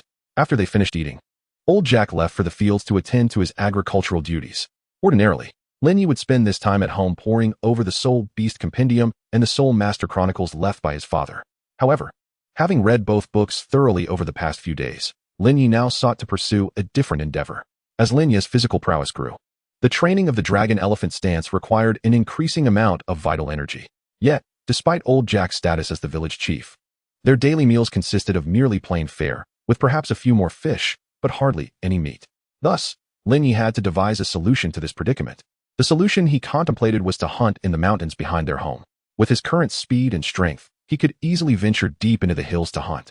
All he lacked was a suitable weapon, a sword, to be precise. With a reliable sword in hand, Lin Ye could effortlessly venture into the mountains using the phoenix dance of the 6 illusions, seeking out appropriate prey. Possessing the 9 yang divine skill and the strength gained from practicing the dragon elephant prajna technique, he could easily take down ferocious beasts such as lions and tigers. He knew exactly where to procure a fitting sword, the Tang family. Chapter 11. Social Dynamics, a visit to the blacksmith shop. The Tang family owned the only blacksmith shop in St. Soul Village. Although Tang Hao's character was questionable, even Old Jack had to concede that his blacksmithing skills were exceptional. The ironware he forged was not only of superior quality, but also remarkably affordable. This, coupled with Tang San's remarkable obedience and thoughtfulness, endeared him to Old Jack. Otherwise, Old Jack would have long expelled Tang Hao from St. Soul Village. However, despite Tang Hao's astonishing talent in crafting iron tools, he primarily produced farming implements. Lin Ye had yet to hear of Tang Hao forging weapons for anyone, with the exception of perhaps an axe. Crafting a longsword would surely be far more challenging than making an axe or similar tools. Nevertheless, Lin Ye was unwilling to relent, as this was crucial to his cultivation. He was eager to attain formidable strength swiftly, aspiring to traverse the continent in the future. Though it had not been heard that Tang Hao crafted weapons, it was quite uncommon for one to forge agricultural tools, so creating a longsword should not pose a significant challenge. Should difficulties arise, Lin Ye contemplated sketching a rough depiction of the Xianyuan sword's martial soul for Tang Hao to follow during the forging process. With a blueprint at hand, it would be rather perplexing if the sword could not be crafted. Furthermore, by practicing the Dugan 9 swords with this imitation of the Xianyuan sword's martial soul, it would likely prove more convenient to wield the martial soul in lieu of the longsword when the need arose. After rummaging through his room, Lin Ye unearthed several sheets of blank paper from his time spent in the village's private academy. Selecting one, he summoned the Xianyuan sword's martial soul and began to sketch its general form on the paper using charcoal, ensuring that Tang Hao could replicate it accurately. Having completed his task, he neatly folded the paper and tucked it into his pocket. However, Lin Ye did not proceed immediately to the Tang family. Instead, he resolved to visit another location first. Throughout his life, his grandfather, Old Jack, serving as the village chief of Holy Soul Village, was responsible for numerous village affairs. Consequently, villagers often visited to deliver items such as pheasants, rabbits, or large fish, requesting Old Jack's assistance with various matters. For Old Jack, any plea for help from a villager was generally met with his utmost effort. Nevertheless, the villagers continued to bring gifts, which encouraged Old Jack to be even more diligent in addressing their requests. He referred to this practice as the nuances of human relationships. To garner assistance, even from the most well-meaning individuals, offering a token of appreciation could render the process more effective and aesthetically pleasing. Lin Ye intended to follow this principle. Unsure of Tang Hao's proficiency in weapon forging, he decided to present a gift to inspire greater attentiveness toward the task. Knowing that Tang Hao cherished wine, Lin Ye aimed to cater to his preference, ensuring a more fruitful endeavor. The price of the beer sold in the village was relatively modest, merely a few copper soul coins. With his years of savings, Lin Ye could easily afford this expense. He retrieved a small wooden box from under his bed, opening it to reveal some childhood toys and a silk pouch. Inside the pouch lay an orderly arrangement of over 20 copper soul coins, a result of Lin Ye's accumulated pocket money over the years. After extracting 5 coins, he secured them and returned the wooden box to its resting place beneath the bed, then promptly made his way to the village's tavern. The tavern in Holy Soul Village, situated on the eastern edge, was a modest wooden structure. Upon entering, One would find a counter immediately in front, behind which stood a sturdy shelf laden with various types of alcohol. However, the selection was limited to rice wine, fruit wine, and barley wine. Outside the tavern, numerous wooden barrels were displayed, and a sign in the shape of a barrel hung from the roof, marking the establishment. Lin Ye approached the tavern with purpose. Upon seeing Lin Ye, the owner of the tavern, a middle-aged man with a beer belly and a receding hairline, he could not help but chuckle. "Lin Ye, what brings you here today?" "I have come to purchase some ale, Uncle Max." "Please prepare a small keg of wheat beer for me," Lin Ye replied succinctly, placing 5 copper soul coins on the counter. Young Lin Ye, you mustn't indulge in drinking at your tender age," Max exclaimed, momentarily taken aback, as he refrained from taking the coins and offered a word of caution. "Uncle Max, I am not drinking for myself. I intend to gift it." Lin Ye shook his head, revealing his true intent. "A gift? To whom? Surely not to that drunken Tang Hao?" Max burst into laughter at Lin Ye's words. "Indeed, I wish to ask Uncle Tang how to forge something for me." Lin Ye clarified. "What do you wish to have crafted? And why the need for ale?" Though Tang Hao enjoys his drink, he puts genuine effort into his work. The quality of his creations is never lacking, so the gift of ale seems unnecessary, Max remarked, a hint of curiosity in his tone. "It is not a problem. I simply want Uncle Tang Hao to enhance the quality of the item. It never hurts to present a gift," Lin Ye insisted, shaking his head once more. "Very well. You are quite the little adult, Lin Ye. Since you are resolute, I shall not argue further," Max conceded, albeit with a touch of regret as he accepted the 5 copper soul coins and retrieved a small keg of wheat beer from the shelf behind him. "Here you go, young Lin Ye. Your ale," he said, handing it over. "Thank you, Uncle Max." Lin Ye expressed his gratitude and turned to leave the tavern, making his way towards the blacksmith shop located on the western edge of St. Soul Village. St. Soul Village was not particularly large. After departing from the tavern, it was not long before Lin Ye arrived near the blacksmith shop. As he walked up the steps, he clutched the small wooden keg filled with ale. Before reaching the entrance to the blacksmith shop, the rhythmic sound of metal clanging, clang, clang, reached his ears, indicating that Tang Hao was likely busy at work. "Tang-san," Lin Ye called out as he approached the blacksmith shop. To his surprise, upon entering, he discovered that it was not Tang Hao who was hammering away, but rather Tang-san, which left Lin Ye quite astonished. Inside the blacksmith shop, the forging hammer was exceedingly heavy, starting at least 300 to 400 pounds, an implement far too weighty for an ordinary child to wield with such ease. "Lin Ye, what brings you here?" Tang-san, having turned at the sound of Lin Ye's voice, wiped the sweat from his brow with his sleeve and greeted him with a smile. "I would like to ask Uncle Tang Hao for assistance in crafting something. This is a small token of my appreciation. Please accept it," Lin Ye said politely, extending the small keg of wheat beer. However, upon seeing Lin Ye's gesture, Tang-san quickly declined. No, that is far too kind. You and old Jack have assisted us immensely, and we have always felt unworthy of your kindness. Now that we can offer our help, we are genuinely delighted. There is no need for you to present us with anything. Rest assured, whatever you wish to create, my father will wholeheartedly assist you in its construction." However, in contrast to Tang-san, Tang Hao is rather unreserved. Upon seeing the ale in Lin Ye's hand, Tang Hao stepped forward to take the mug, placing the small barrel upon the table, and inquired, "What do you wish to forge?" "Dad." Tang-san, witnessing Tang Hao's actions, felt an overwhelming sense of embarrassment wash over his face. Yet, such is Tang Hao's nature, and Tang-san could only sigh helplessly in his heart. "I wish to forge a sword, and if possible, Uncle Tang Hao, could you craft it according to this design?" As he spoke, Lin Ye retrieved a neatly folded white paper, unfolded it, and presented it to Tang Hao. The drawing depicted the general form of the Xinyuan sword. "I understand." Receiving the blueprint, Tang Hao glanced at it briefly, then regarded Lin Ye with a contemplative expression before nodding. "I can forge your sword, but I must teach Xiao-san to smith in the morning. I can only begin your project in the afternoon. You may collect the sword tomorrow." He casually placed the blueprint on the table, securing one corner with the barrel of ale. "Very well, but may I stay here to observe your smithing?" Lin Ye nodded, glancing at Tang-san, who was engrossed in his work, yet he hesitated to ask further. Having cultivated the dragon elephant prajna skill, Lin Ye's strength had significantly increased. Observing Tang-san's ability to forge, Lin Ye felt an urge to try it himself. However, he knew he must first observe before attempting. "That's fine." Tang Hao found Lin Ye's request somewhat peculiar, but remained unperturbed. Since he was merely teaching his son to craft, there was no hidden agenda, and thus, he would not refuse others the opportunity to watch. While imparting numerous forging techniques during the lesson, he knew these were merely surface skills and did not delve into deeper secrets. Even if others learned them, the benefits would be limited. After all, without a hammer-type martial soul to complement the techniques, mastering the hammer's use would not yield much utility. "Thank you, Uncle Tang Hao." Lin Ye said politely before moving to a vantage point to watch the smithing process. Tang Hao, acknowledging with a nod, resumed directing Tang San in his work. Focus solely on this task. Concentrate on forging that piece of iron into the size of your fist. Observing Tang San's momentary distraction, Tang Hao pointed at the iron block, now glowing red from the flames and roughly the size of a human head, and spoke in a low voice. Yes, Dad, I understand.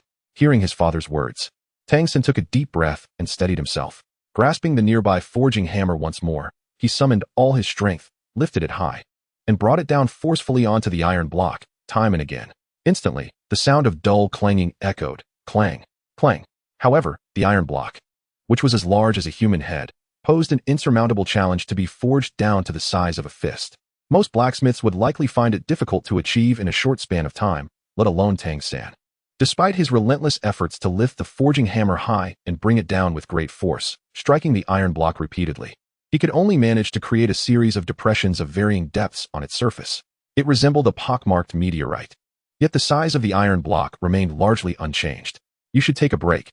At this rate, even if you were to hammer for 3 months, you would struggle to reduce this iron to the size of a fist. During the arduous process of striking the iron, Tang San was unaware that he had broken into a sweat and was panting heavily. His efforts, though commendable, yielded little progress.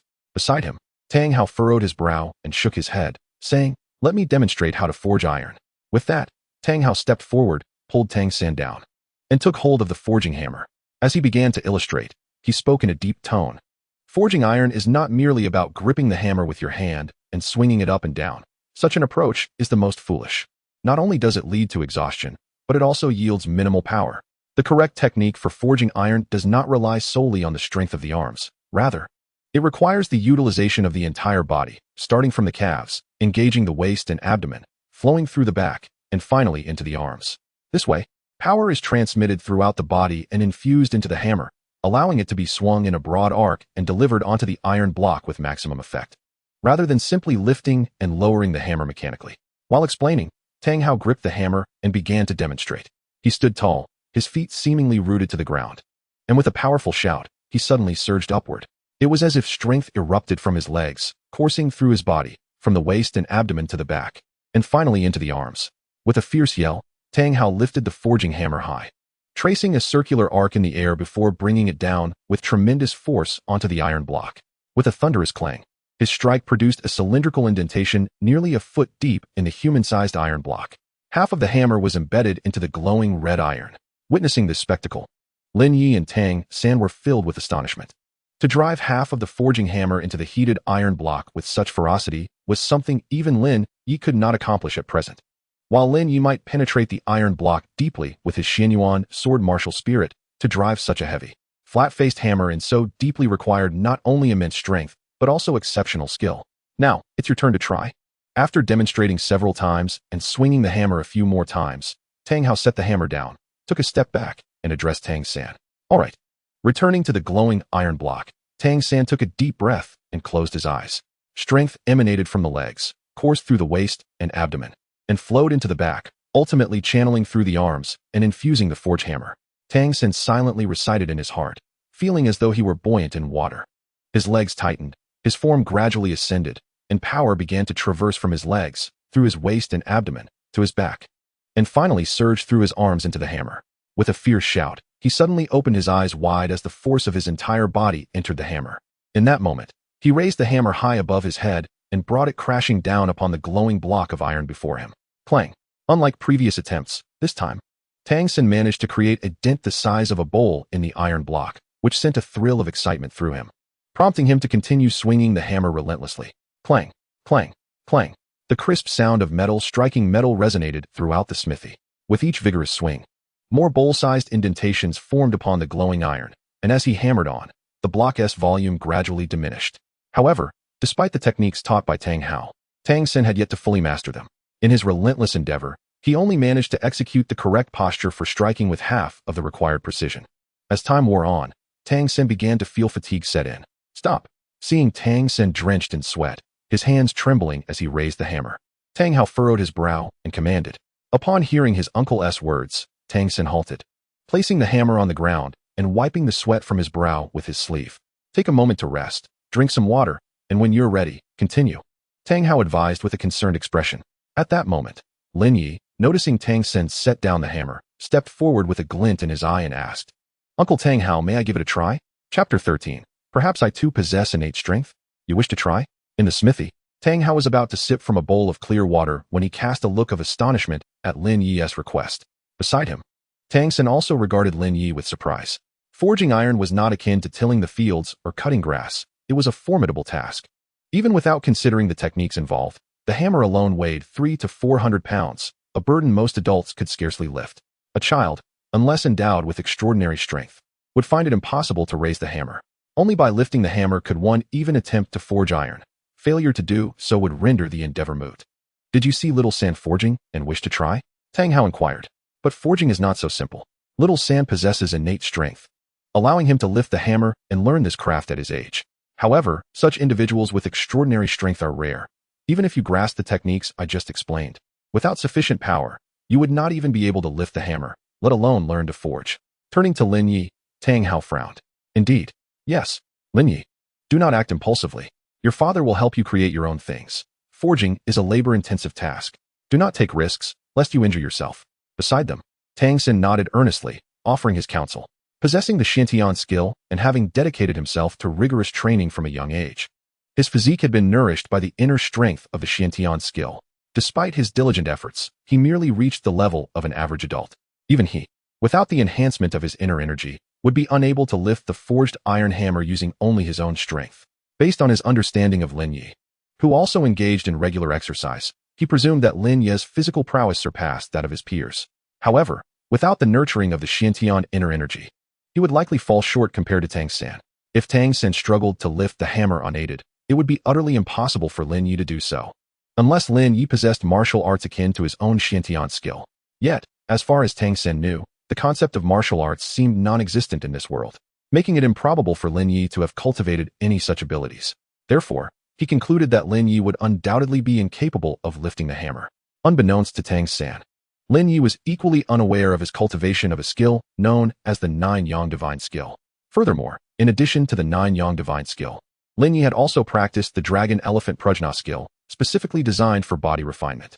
Even with just the Nine Yang Divine Skill, Lin Ye could effortlessly lift the iron hammer, and with the Dragon Elephant Prajna skill, it would be even easier.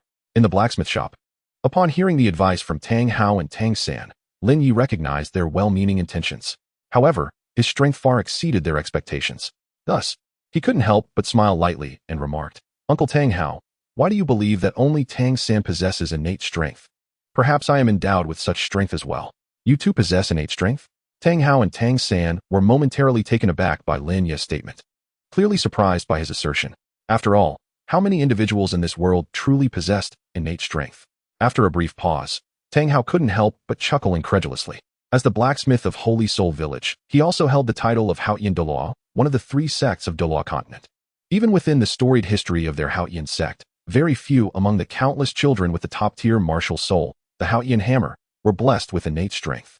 It seemed improbable that two individuals of innate strength could emerge from such a small village. Regarding his own child, endowed with an unparalleled twin martial soul and exceptional lineage, the notion of innate strength, while surprising, felt somewhat reasonable.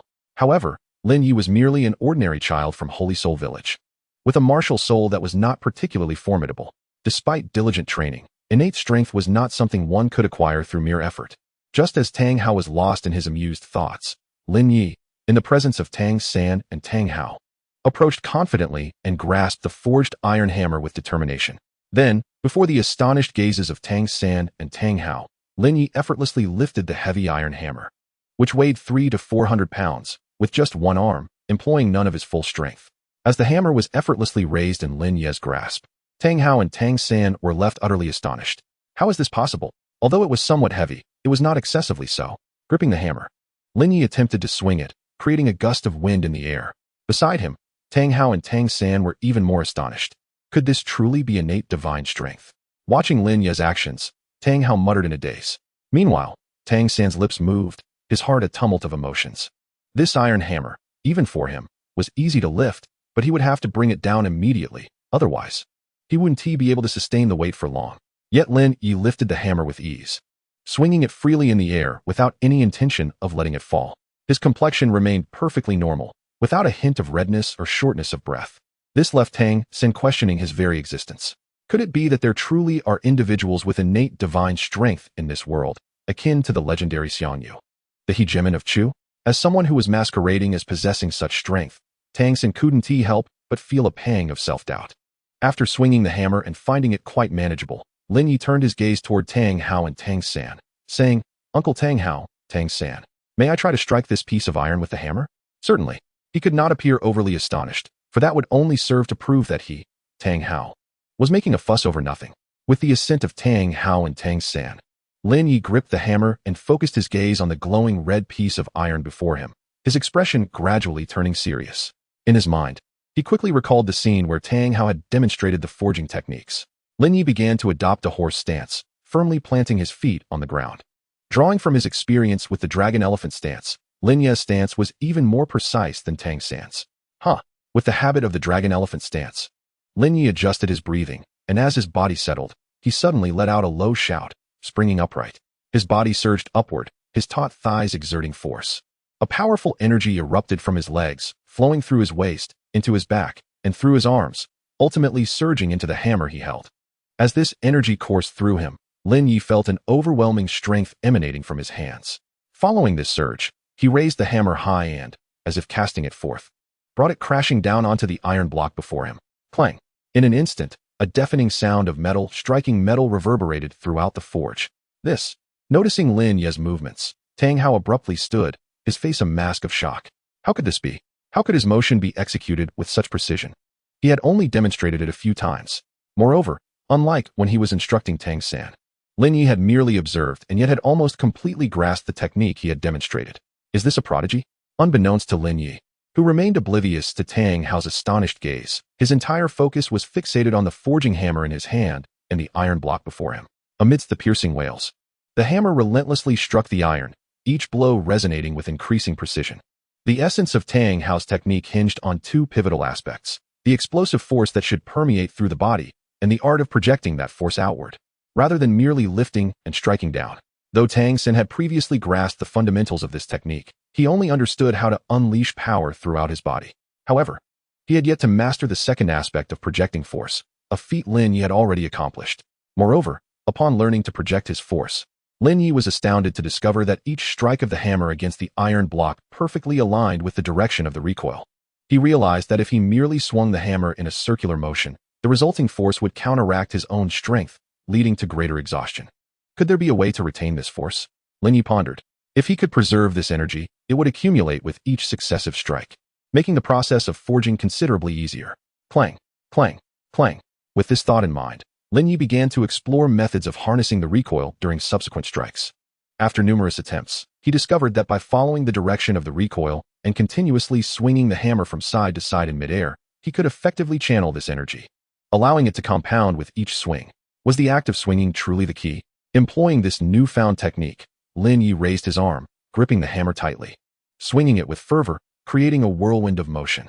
As he continued to wield the hammer, the power he generated compounded, resulting in the hammer moving so swiftly that it left behind mere afterimages, accompanied by the haunting sound of rushing wind. Observing Lin Ye's remarkable performance, Tang Hao was left utterly astounded. Could it be? This young lad, is he truly a prodigy?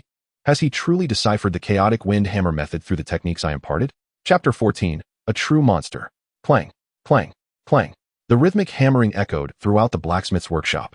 Upon mastering the chaotic wind hammer method, Lin Ye became increasingly adept with the forging hammer, unleashing a formidable strength. With the hammer in hand, he swung it left and right, creating a powerful gust in the air, producing mere fleeting shadows and the haunting sounds of wind. His technique had approached the essence of the Haotian sect's chaotic wind hammer method, at least in principle. With each strike of the forging hammer upon the glowing iron block, the heated metal would yield and sink in, only to rebound vigorously due to the reactive force from the anvil beneath. After countless blows, what had initially been a piece the size of a human head had been refined by Lin Ye to the size of a coconut. Observing Lin Ye masterfully grasping the techniques imparted to him, he innovatively developed an application technique akin to the chaotic hammering method, executing it with increasing finesse. The sheer terror of Lin Ye's learning and comprehension abilities rendered Tang Hao speechless. His face betrayed no emotion, having reached a state of near numbness. Beside him, Tang San also fell into silence, equally overwhelmed by Lin Ye's prowess. However, as he had never considered himself a prodigy in forging, Tang San felt no significant sense of defeat in light of Lin Ye's evident talent. He believed his true gift lay in concealed weaponry. Yet, witnessing Lin Ye manifest such strength and extraordinary aptitude, Tang San felt a pang of shame for once dismissing Lin Ye's capabilities based on his own limitations and for repeatedly dissuading him. Alas, it is you who possess true innate strength. Tang San inwardly shook his head, lamenting. Eventually, Lin Ye's stamina began to wane. Although the cultivation of the nine-yang divine art and the dragon elephant prajna skill had greatly enhanced his strength and endurance, wielding the forging hammer was no trivial task. Mastering the chaotic hammering technique required substantial physical exertion. Thus, within mere minutes, Lin Ye found himself struggling. However, had it been Tang San in his place, he would have undoubtedly faltered even sooner. Realizing his diminishing energy, Lin Ye gradually lessened the force of his hammering. The weight of the forging hammer was not excessively burdensome. It felt just right and was quite manageable, though it fell short in terms of rigorous training. Releasing his grip on the hammer, Lin Ye wiped the sweat from his brow and muttered to himself. Tang San, this forging hammer is quite manageable? Glancing at the hammer, nearly as tall as himself, and recalling the immense effort he had exerted in raising it over the past few days, Tang San's lips parted several times, struggling to find the right words. Truly, he was a false prodigy of innate strength. Hearing Lin Ye's remark, Tang Hao's expression darkened. This forging hammer is not heavy. Just right. Are all children of this era so terrifying? Innate strength seems to be the norm, each more formidable than the last. Am I growing old, or has the world simply changed? Meanwhile, after releasing the hammer and concluding his self-reflection, Lin Ye turned to face Tang Hao and Tang San. Uncle Tang Hao, how did I fare in forging? Very well, Tang Hao replied after a moment of silence. Reflecting on his earlier doubts about Lin Ye, believing him to be inferior to his own son, Tang Hao now felt a profound complexity of emotions as he was confronted with the reality of Lin Ye's abilities. Upon hearing Tang Hao's words, Lin Ye could not help but smile faintly. After speaking, he turned and departed from the blacksmith shop. Observing Lin Ye's retreating figure and recalling the strength and talent he had just displayed, both Tang Hao and Tang San exchanged glances, their hearts heavy with a sense of resignation. Truly a remarkable individual. The following day, in the early morning, Lin Ye was originally supposed to collect his sword the next day, as per his agreement with Tang Hao. However, perhaps moved by Lin Ye's earlier demonstration of power and talent, Tang Hao crafted the long sword that Lin Ye required by the evening of the same day, dispatching it with Tang San. Thus, on the next day, after completing his training, Lin Ye shouldered the long sword and activated the Phoenix Dance of 6 Illusions. Soaring swiftly above the forest on the back mountain of Holy Spirit Village, delving deeper into the woods. In the Douluo continent, while formidable creatures known as soul beasts exist, ordinary ferocious beasts also roam the land. Soul beasts, in fact, thrive only in primal forests like the Stardow Forest and in soul-hunting forests maintained by various empires. The forest behind Holy Spirit Village, though expansive, is merely an ordinary woodland devoid of soul beasts. Nonetheless, despite the high growth potential of soul beasts, ordinary fierce animals such as lions, tigers, leopards, and bears possess combat prowess that is not significantly inferior to that of soul beasts with a cultivation period of less than 10 years and of lesser species. With the long sword slung across his back, Lin Ye harnessed the Juyang true chi within him, performing the Phoenix Dance of 6 Illusions. He glided through the vast expanse of the forest with astonishing speed, as if weightless. In less than half an hour, he had penetrated several dozen miles into the woods. At the forest's edge behind Holy Spirit Village, only small creatures like rabbits, field mice, and squirrels could be seen. However, as Lin Ye ventured deeper, larger wild beasts gradually came into view, including elk, roe deer, goats, as well as lions, tigers, leopards, bears, and wild boars. Being a novice hunter, Lin Ye exercised caution, refraining from recklessly attacking formidable carnivorous beasts or aggressive omnivorous ones. The time was not yet right. After executing the Phoenix Dance of 6 Illusions and scanning the surroundings from above the forest, Lin Ye ultimately settled on a rather foolish roe deer as his target for his first hunt. It was decided. You shall be the one, foolish roe deer. With the long sword drawn, Lin Ye plunged downwards, charging towards the wild roe deer. Clearly, this deer stood no chance against Lin Ye's prowess. Chapter 15. Tang San's challenge. Time passed swiftly, and over the course of more than a month, Lin Ye's daily routine became quite consistent. Each morning, he practiced the dragon elephant prajna skill, the Phoenix Dance of 6 Illusions, and the Duga 9 swords at the forest's edge. Then, wielding the dance of the Phoenix 6 Illusions, Lin Ye ventured deep into the forest of the back mountain to hunt. By evening, he would reflect on the day's gains. Since he began hunting in the depths of the forest, the ample supply of meat had accelerated his progress in cultivating the dragon-elephant prajna skill. Now, even without the enhancement of the 9-yang true qi, Lin Ye's physical strength had reached the level of lifting 1,000 pounds with a single arm. Currently, he had only achieved 1/10 of the first layer of the dragon-elephant prajna skill. Once he perfected the first layer, wielding 10,000 pounds of force with one arm would be trivial. After Lin Ye commenced his hunting, not only did he enjoy a sufficient supply of meat, but the pelts of the beasts he captured also provided a noteworthy income for his family. This income, substantial indeed when compared to that of most villagers in Holy Soul Village, would not be hoarded by old Jack. Instead, he intended to present it to Lin Ye after 3 months as sustenance for his life at the Junior Soul Master Academy. On this day, the morning sky was a pristine blue, with the sun just rising, casting a lingering crimson glow in the eastern heavens. At this moment, deep within the forest, amidst a dense thicket, the vast expanse of greenery stretched infinitely.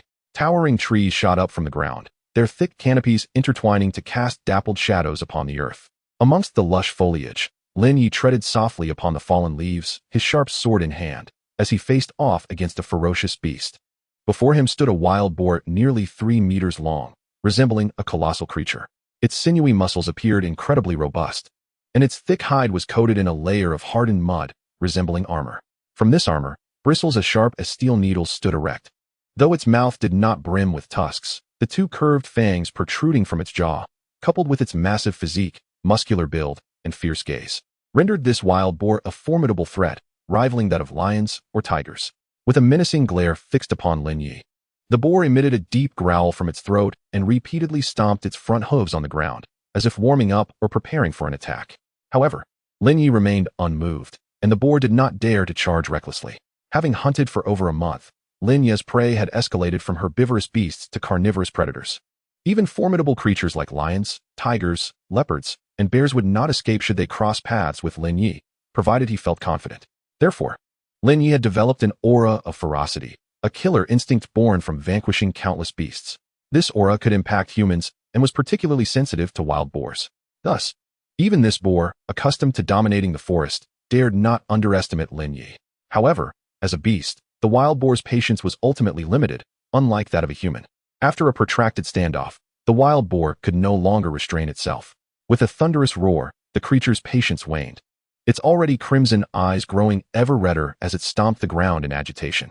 Ultimately, unable to contain its fury any longer, the boar let out a piercing cry and charged forward, its hooves pounding the earth as it lunged at Lin Ye. Yet, instead of fear, Lin Ye's gaze was eerily calm in the face of the oncoming beast. Just as the boar closed the distance, now less than 3 meters away, Lin Ye activated the phoenix dance of 6 illusions and leapt skyward, soaring over 5 meters high. The wild boar, thrown off by Lin Ye's sudden evasion, collided violently with a large tree behind him, staggering from the impact. Seizing this opportunity, Lin Ye transformed his posture, swiftly descending while channeling the 9-yang true qi, unleashing all his strength as he thrust his sword into the boar's back. In the next moment, the phoenix dance of 6 illusions once again came into play as Lin Ye darted to the side of the beast, gripping his long sword tightly. Utilizing gravity, he yanked the blade downwards with force. The sharp sword sliced through the boar's back, traversing its abdomen and emerging on the opposite side, nearly disemboweling the creature. A torrent of blood mixed with the boar's entrails cascaded from the gaping wound, and the sudden agony elicited a chilling wail from the beast. Despite the boar's formidable vitality, Lin Ye's attack was executed with such swiftness and inflicted such grievous injury that the creature's cries abruptly ceased, its massive form collapsing lifelessly to the ground. This wild boar could undoubtedly sustain Lin Ye for several days. Withdrawing his sword, he surveyed the fallen beast, blood pooling from its abdomen onto the carpet of fallen leaves. Speaking to himself, Lin Ye placed his hand upon the boar. In an instant, a flash of light enveloped the creature, and it was drawn into the jade pendant. Having honed his strength through rigorous training, Lin Ye found it no trouble to lift the boar. Thus, he made efficient use of the storage space afforded by the pendant. Upon witnessing the bounty of wild boar meat laid out in the hall, old Jack's eyes widened in astonishment. "Xiao Yi, where on earth did you hunt such a massive wild boar? Are there truly this many beasts in the back mountains?" Reflecting on Lin Ye's recent encounters with various wild animals, old Jack was taken aback, yet bore no suspicion. After all, how far could Lin Ye have ventured in just a morning? "Ah, it seems you are indeed a prodigious soul master. His gaze swept over the meticulously butchered remains of the boar, and old Jack marveled at the sight. Such a large boar could likely only be hunted by a legendary soul master. That his own grandson, possessing merely innate soul power, could slay such a magnificent beast was a clear testament to his potential as a born soul master. What did it matter if his martial soul was deemed inferior? With the innate soul power of one's own child, and a seemingly useless martial spirit devoid of combat prowess, is it not possible to abandon the martial spirit and pursue the art of swordsmanship? Little knight, such a colossal wild boar, our family cannot possibly consume it all. Take some to the Tang family. The fact that you managed to hunt such a large wild boar, though I hesitate to mention it, is largely due to the effectiveness of the sword crafted for you by that scoundrel Tang Hao. As if struck by a sudden realization, old Jack remarked. Understood. Lin Ye replied, nodding in acknowledgement of old Jack's words. She sheathed her long sword once more. She then casually selected 2 substantial pieces of wild boar meat from the ground, secured them with a hemp rope threaded through the bones, and set off towards the Tang household. Upon arriving at the Tang family residence, she found Tang Sen still engrossed in his blacksmithing while Tang Hao was nowhere to be seen. Hearing footsteps from outside, Tang Sen turned just in time to see Lin Ye entering. Tang San, this is the wild boar I hunted today. We have more than we can consume, so I brought some for you and Uncle Tang Hao, Lin Ye announced as she placed the meat on the table within the forge. No need. No need. You and old Jack have already been a great help. This wild boar meat is far too precious. Tang Sen protested. However, after Lin Ye insisted and revealed that her family had more wild boar meat, he ultimately acquiesced. Lin Ye, I truly appreciate you and old Jack. Tang Sen sighed, gazing at the wild boar meat on the table with a complex expression. He had initially thought of this companion as merely an ordinary child, endowed with an uncommon tenacity and perseverance. Yet, he had not anticipated that Lin Ye possessed such formidable strength. The size of the wild boar meat suggested that its owner was indeed a formidable figure. The realization that Lin Ye could hunt such a massive creature, alongside the previous gifts of bear and tiger meat, instilled a sudden sense of inadequacy within Tang San. Noticing the peculiar look in Tang San's eyes, Lin Ye inquired, Tang San, what troubles you? As if having made an internal resolution, Tang Sen inhaled deeply and earnestly stated, Lin Ye, I wish to challenge you. Chapter 16. 1 month later, the final showdown with Tang San. You wish to challenge me? Lin Ye furrowed her brow in surprise at Tang San's declaration. However, upon observing him and recalling how adeptly he handled his blacksmithing, coupled with her lingering doubts regarding his martial training, she pondered for a moment before deciding to accept. Very well, I accept your challenge. But when shall we meet? In 1 month, Tang Sen replied, glancing at the iron block on his anvil, now forged to the size of a disc, and took a deep breath, speaking with conviction. Agreed. 1 month from now, Lin Ye affirmed. A month swiftly passed.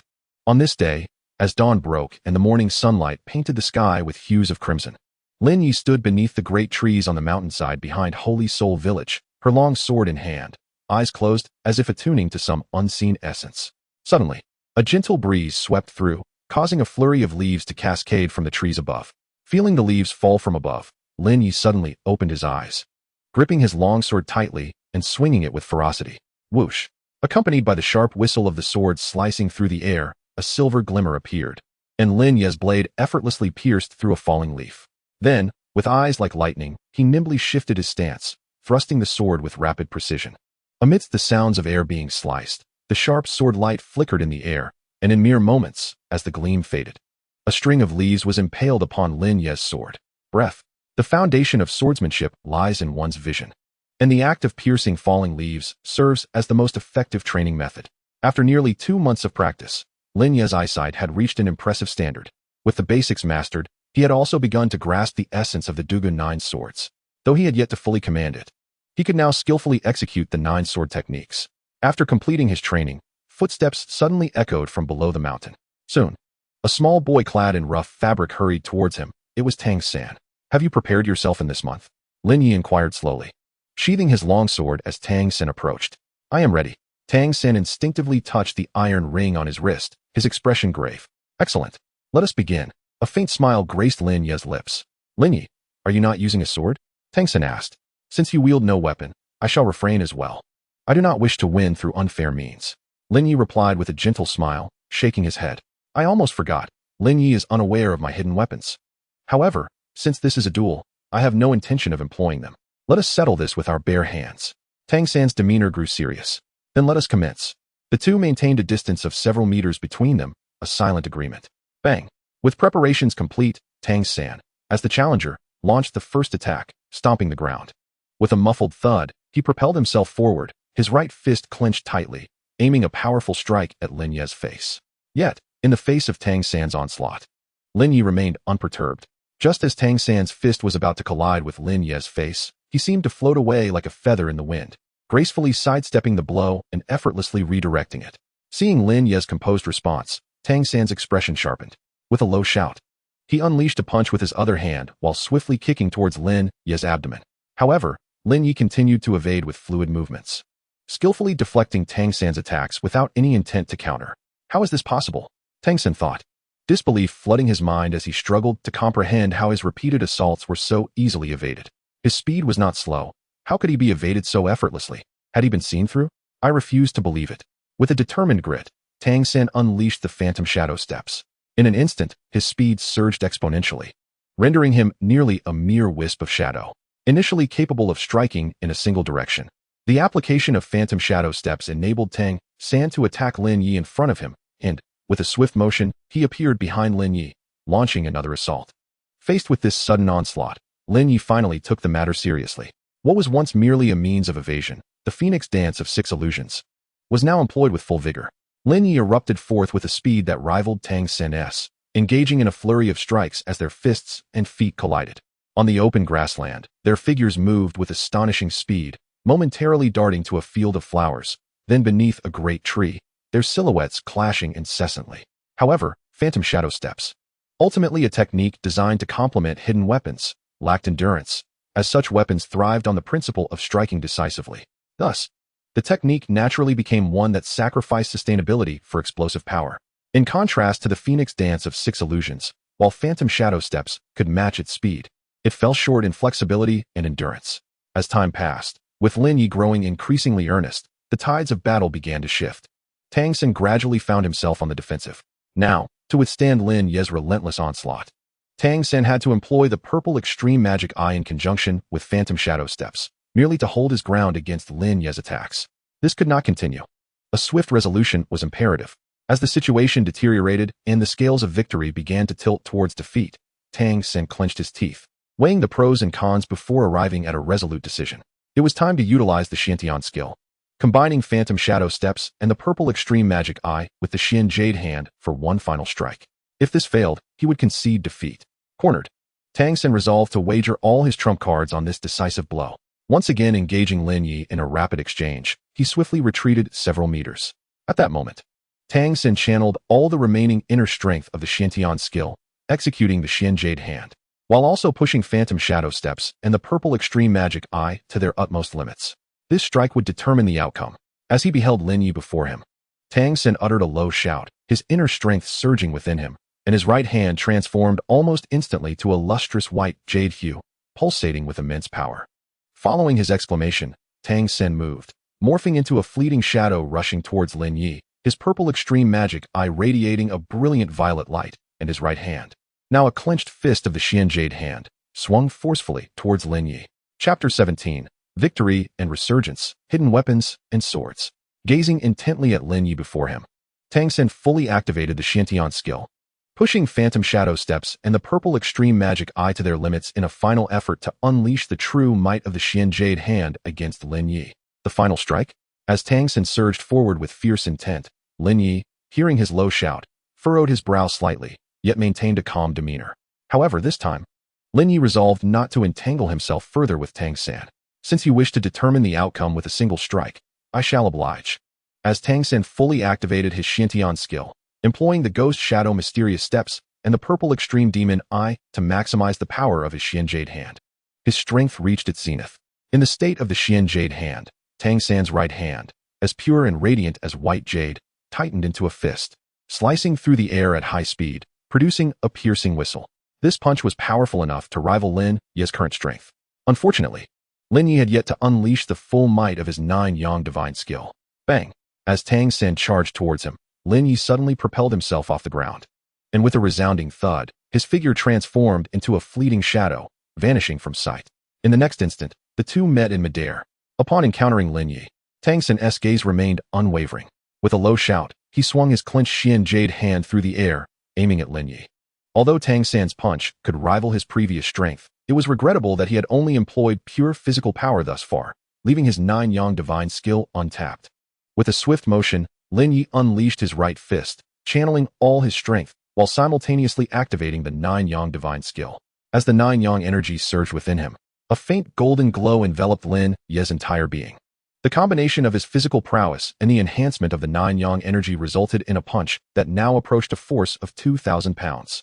This punch was formidable enough that, even against a top-tier beast spirit master with a spirit manifestation, without the aid of amplifying soul techniques, they would not stand a chance against Lin Ye, let alone Tang San.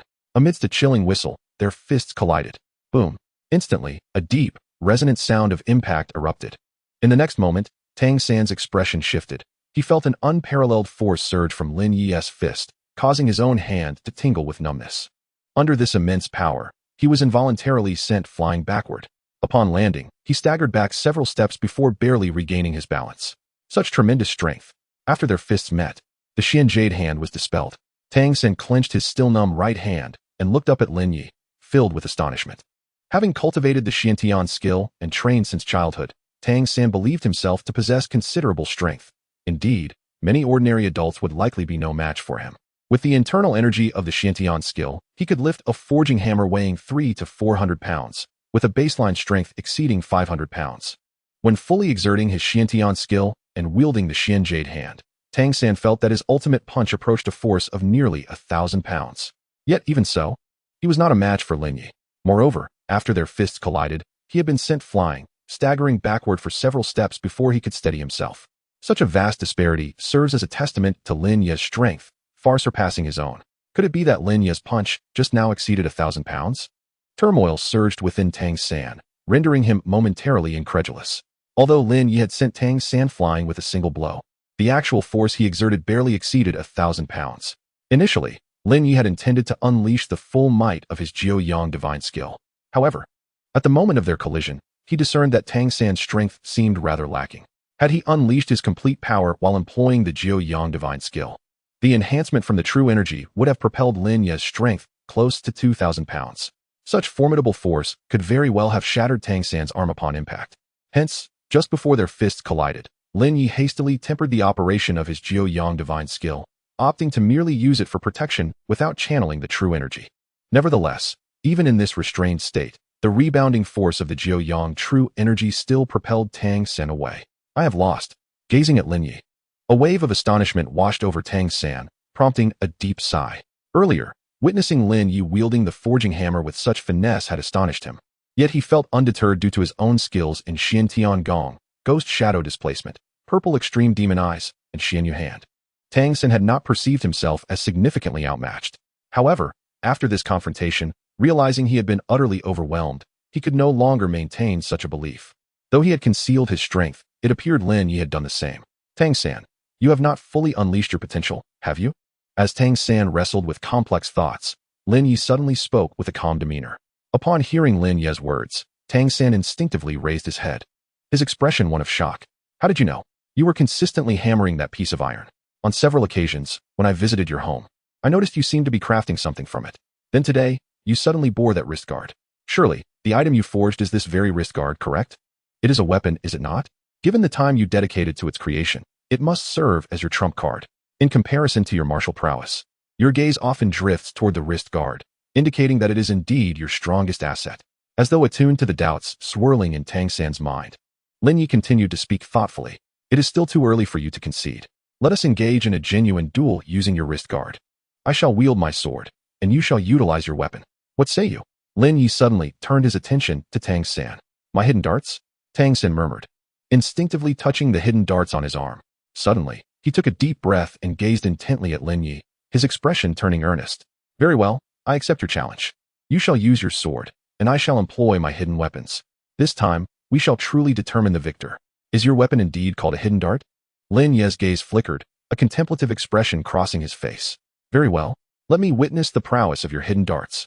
As he spoke slowly, he reached for the hilt of his sword, drawing the long blade from its sheath with a swift motion, his eyes fixed intently on Tang San. Chapter 18. The Unraveling of the 9 Swords of Dugu. Tang Hao's Astonishment. In the serene hills of Holy Spirit Village, A gentle breeze rustled the fallen leaves. Amidst a grassy expanse, several towering trees stood tall. By the side of one of these ancient trees, Lin Ye held his long sword, lowering it gradually while his eyes, sharp as lightning, remained locked on Tang San. Meanwhile, Tang San's eyes shimmered with a violet light as he slowly raised the wrist guard on his right arm. Lin Ye, be cautious. The dart I unleash is a razor-sharp steel needle, powerful enough to pierce through wood as thick as 3 fingers. It is silent and exceedingly difficult to detect. You must be exceedingly vigilant. Tang San warned, his tone grave as he regarded Lin Ye. Despite his admonition, Tang San harbored doubts about Lin Ye's ability to withstand his hidden darts. Indeed, he acknowledged that in terms of sheer strength, he was not Lin Ye's equal. However, as a disciple of the Tang sect, he possessed an intimate knowledge of his own concealed weapons. The essence of a hidden weapon lies in its stealth. Typically diminutive in size for ease of concealment, these weapons are unleashed with near silence and remarkable speed. Without proper vigilance, even a master could fall prey to them. In Tang San's perspective, while Lin Ye was undeniably strong, he did not yet qualify as a true master. Although he mentioned hidden weapons, such devices were virtually unknown in this world. Even if he spoke of them, Lin Ye would remain oblivious to their nature. Thus, Lin Ye was essentially unprepared. Faced with Tang San's concealed weapon, despite wielding a long sword, it was exceedingly rare for anyone to intercept such darts with mere swordplay. Only a select few swordsmanship experts, who had devoted years, if not decades, to the art, could achieve such an instinctual mastery. Lin Ye had only trained with the sword for a little over 2 months. A mere apprentice in comparison to seasoned swordsmen capable of discerning sound and position, allowing their blades to move in harmony with their thoughts. In Tang San's estimation, it was nearly impossible for Lin Ye to block his concealed weapon with a sword. Confident in his understanding of Lin Ye's swordsmanship, Tang San felt assured of victory. I know. Come at me, Lin Ye declared, gripping his sword tightly, his focus unwavering on Tang San. Very well, Tang San responded with a determined shout. Raising his hidden dart, his violet pupils surged to their utmost potential, locking onto the hem of Lin Ye's upper garment. Believing Lin Ye lacked the capacity to evade his attack, Tang San aimed deliberately at the garment. For its ample surface area ensured that as long as Lin Ye remained still, the dart would not stray elsewhere. With his target set, Tang San swiftly activated the launching mechanism of his hidden dart. Whoosh! Accompanied by the whirring of machinery and a nearly inaudible sound of air being pierced, a steel needle suddenly shot forth from the launching port of the sleeve crossbow, hurtling towards beige. The needle was exceedingly slender, its thickness comparable to that of a sewing needle, measuring about a finger's length, with a barbed tip that twisted back upon itself. Should it strike a target, extricating it would undoubtedly be quite a painful endeavor. It was coming. As the steel needle sliced through the air, Lin Ye, having diligently practiced the techniques outlined in the DouluoDalu swords and honed his eyesight, instantly perceived a flash of silver light speeding towards him. The needle's velocity was astonishing, reaching Lin Ye in the blink of an eye. According to Tang San's reasoning, a swordsman who had not attained the level of discerning sound and position, where the sword moves with the heart, would find it exceedingly difficult to intercept a hidden weapon. Lin Ye had not yet reached that realm. Theoretically, he should be unable to thwart such a concealed attack. However, this was the general situation. Ordinary swordsmen might indeed be at a disadvantage. But Lin Ye was far from ordinary. He was a practitioner of the DouluoDalu swords. Among the 9 sword styles, the arrow-breaking technique was specifically designed to counter weapons like hidden projectiles. Over the course of more than 2 months, Lin Ye had mastered the arrow-breaking technique. While he had not fully perfected it, he could wield it with considerable proficiency. With the arrow-breaking technique at his disposal, even without reaching the level of sound and position discernment, he could still defend against hidden weapons. DouluoDalu swords, arrow-breaking. Just as the steel needle was about to reach him, Lin Ye uttered a quiet exclamation in his heart and finally unleashed the arrow-breaking technique. In an instant, he swung his right hand, and a flash of light erupted from his sword as it sliced through the air in an extraordinary trajectory.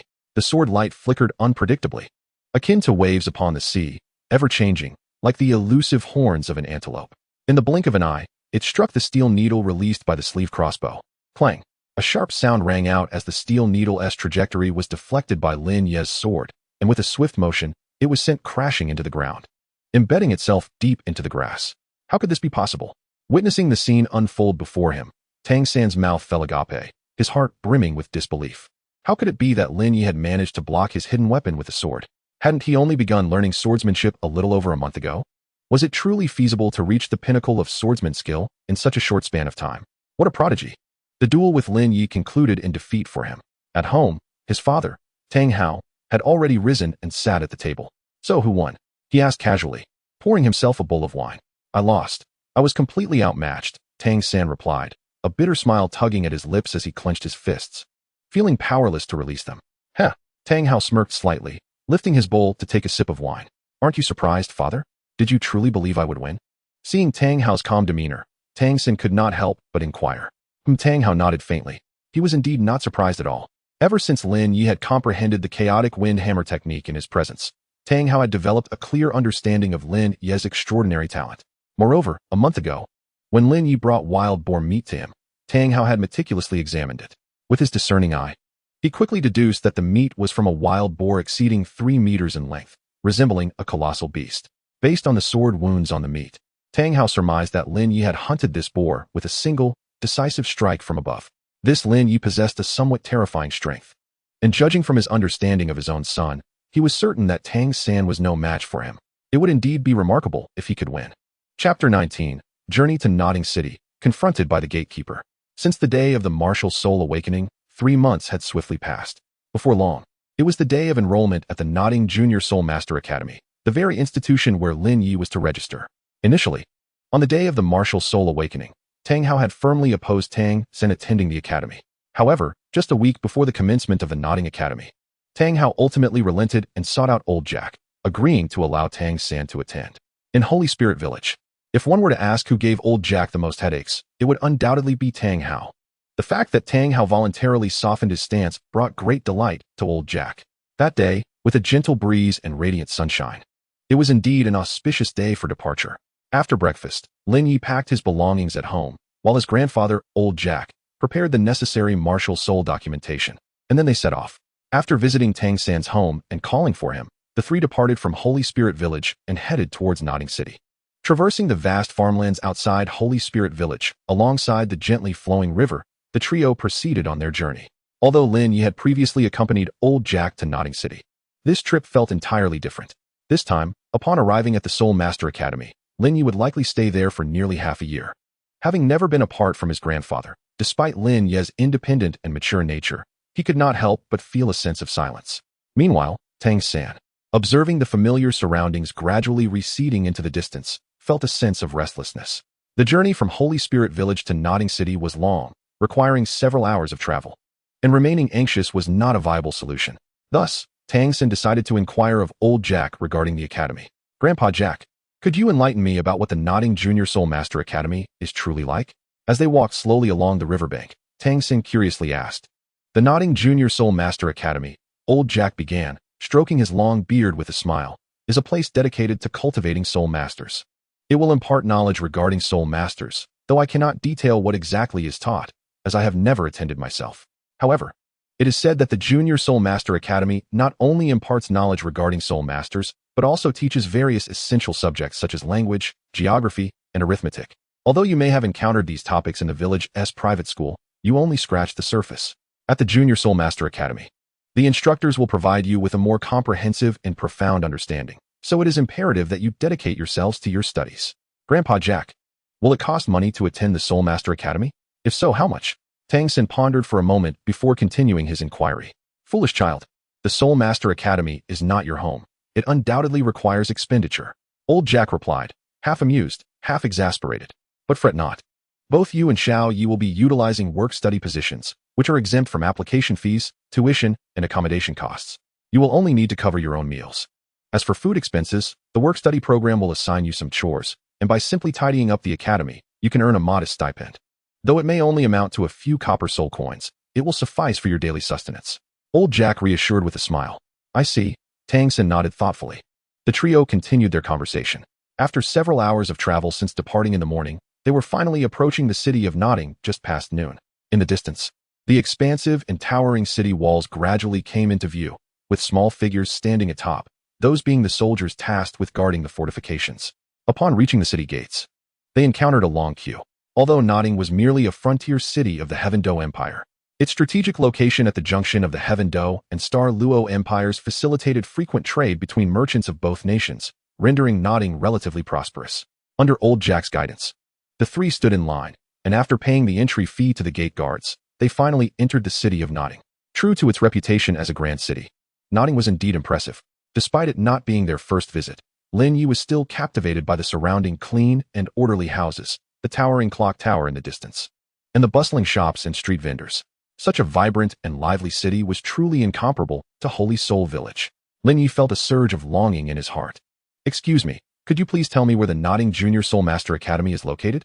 Upon entering Nodding City and walking for a while, Old Jack approached a middle-aged man who was selling goods by the roadside. Although Old Jack was quite familiar with the academy, he had long forgotten its exact location, as Holy Soul Village had not produced a child qualified to become a soul master in many years. "Just follow this street straight ahead, then turn left at the end, and you will find the Nodding Academy right at the end," the vendor directed. "Oh, thank you." Old Jack expressed his gratitude politely, leaning on his cane. "Children, let us proceed." Following the vendor's instructions, the trio continued on their way. After walking for a little over 10 minutes, they were finally nearing the Nodding Academy. "I understand now, Grandpa," Lin Ye said after a brief silence. Although Lin Ye was aware that he would inevitably part ways with his grandfather, Old Jack, in the future, he had been nurtured by him since childhood and had developed a profound affection for him. Upon hearing of their impending separation, Lin Ye couldn't help but feel a tinge of sadness and restlessness in his heart. However, true to his character, he would not outwardly express these emotions. He had his own journey ahead, destined to leave Nodding City for the Soul Master Academy, which he regarded as a trial. As he made his way toward Nodding Academy, he observed numerous boys and girls in uniform, some darting past, others hurrying along. They rushed in from behind, passing through the iron gate beneath the archway and entering the academy. Just as Old Jack was about to lead Lin Ye and Tang San through the iron gate, a young man suddenly appeared from the side, blocking their path. "Stop! What do you want?" "Ah, young brother, you must be the gatekeeper of Nodding Academy?" "I am Jack, the village chief of Holy Soul Village, here to escort these two children from our village for enrollment at Nodding Academy," Old Jack replied, bending slightly and forcing a smile. "Holy Soul Village? Huh, more like Pile of Rubbish Village. You claim you want to enroll at our Nodding Academy? What a joke. Look at you. In such a pitiful state, you probably can't even produce a single silver soul coin, yet you dare to seek admission to our Soul Master Academy? Scram. We do not accept beggars here." Upon hearing Old Jack's words, the gatekeeper first cleared his ears, then assessed Old Jack with a disdainful glare, waving his hand dismissively as if swatting away a fly. "You." The very village that Old Jack had devoted his life to was insulted as a pile of rubbish village, igniting a surge of anger within him. His grip on the cane tightened, and the veins in his thin hands bulged. Yet, recalling something, Old Jack suppressed his fury and, with some difficulty, managed a forced smile. "We are not here for formal enrollment. These two children have work-study positions and do not need to pay any fees." "Oh, changing your tune? Work-study positions? Our academy hasn't had work-study students in years, and suddenly two appear? How amusing." The gatekeeper scoffed. "Show me their martial soul certificates. I wish to see what kind of talent can emerge from a rubbish village." The gatekeeper remained utterly dismissive, extending his hand to demand Lin Ye and Tang San's martial soul certificates.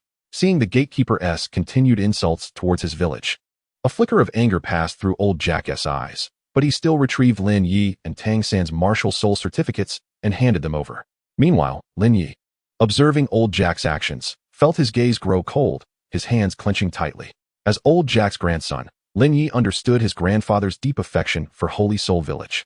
Hearing the gatekeeper insult their village twice, Lin Ye could imagine the fury that must be surging within Old Jack. However, his grandfather had taught him to remain humble in unfamiliar places, especially in large cities, and to avoid unnecessary trouble unless absolutely necessary. Thus, Lin Ye chose to endure, knowing that his grandfather had not yet suffered any tangible harm. However, in his heart, Lin Ye issued an ultimatum to the doorman. "If you dare to provoke my grandfather again, I will not tolerate it any longer." With a frigid gaze fixed upon the doorman, Lin Ye clenched his fists in secret. Meanwhile, after receiving the soul certificate from Old Jack, the doorman began to scrutinize it. The more he examined it, the more his brow furrowed, until finally, he scoffed disdainfully and tossed the two soul certificates aside. "Huh, what a ridiculous farce. What are these? Innate full soul power blue silvergrass. Innate full soul power begonia flower. In all my years as a doorman, I have never encountered such soul weapons and innate soul power.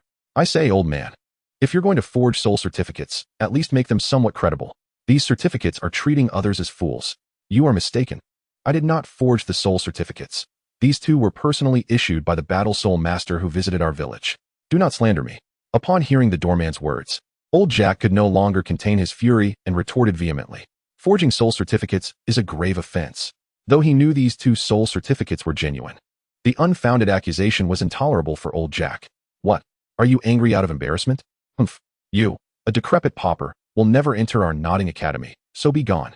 With that, the doorman reached out to push old Jack away, and at that moment, Lin Ye could no longer restrain himself, seeking death. Seeing the doorman attempting to harm his grandfather, Lin Ye's gaze turned icy. In the blink of an eye, he appeared before the doorman, extending his right hand to seize the doorman's wrist and twisting it fiercely. Ah! The doorman screamed in agony, akin to a slaughtered pig. Observing the loathsome doorman, Lin Ye had no intention of relenting. While gripping the doorman's hand, Lin Ye delivered a powerful kick to the doorman's chest, sending him flying backward. After soaring several meters, the doorman crashed heavily against the iron gate, forcing it open before tumbling to the ground. Ouch! Struggling to rise, the doorman clutched the iron gate with his right hand, laboriously regaining his footing, while his left hand trembled in pain from Lin Ye's twist. Gazing at Lin Ye, the doorman's face was contorted with rage. You dare to strike me, you little brat? I will make you pay. Despite his injured left hand, the doorman, consumed by fury, picked up a stone with his right hand, his expression turning savage as he charged toward Lin Ye. Xiao Yi, be careful! Old Jack exclaimed in alarm upon witnessing the doorman's actions. Tang San's expression grew solemn, and seemingly unconsciously, he raised his right hand, subtly aiming at the doorman.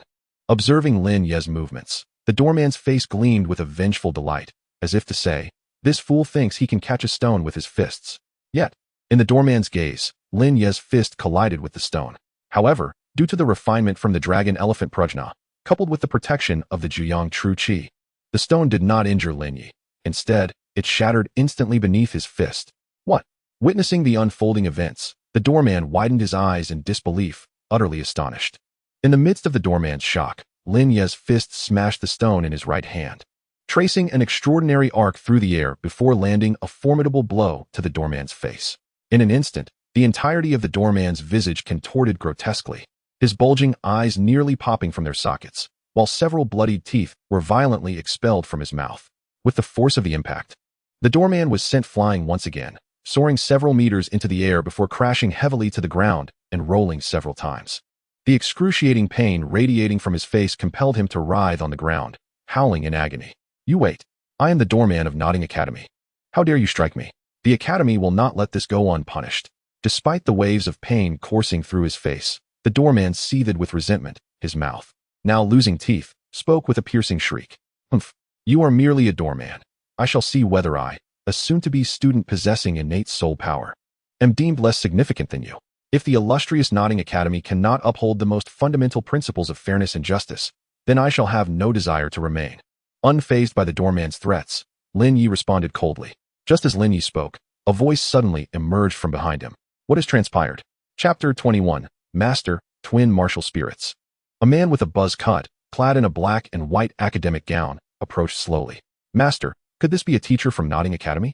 Upon hearing the doorman's words, Lin Ye furrowed his brow, feeling a surge of caution within. He was uncertain about the teacher's disposition. If this instructor were to show favoritism toward the doorman, he would need to prepare for action. The man, referred to as Master, acknowledged the doorman's flattery with a dismissive response, then furrowed his brow and inquired, Master, you must stand up for me. The doorman, seemingly touched by the Master's words, immediately welled up with tears and began to lament his plight. I was merely standing guard here when these rustic folk approached to register. However, due to their ignorance, they insisted I lead them inside to enroll. Yet, as the doorman, I cannot abandon my post, so I refused. To my shock, they threatened and assaulted me. Being elderly and children, I dared not retaliate, and thus, I was left in this state.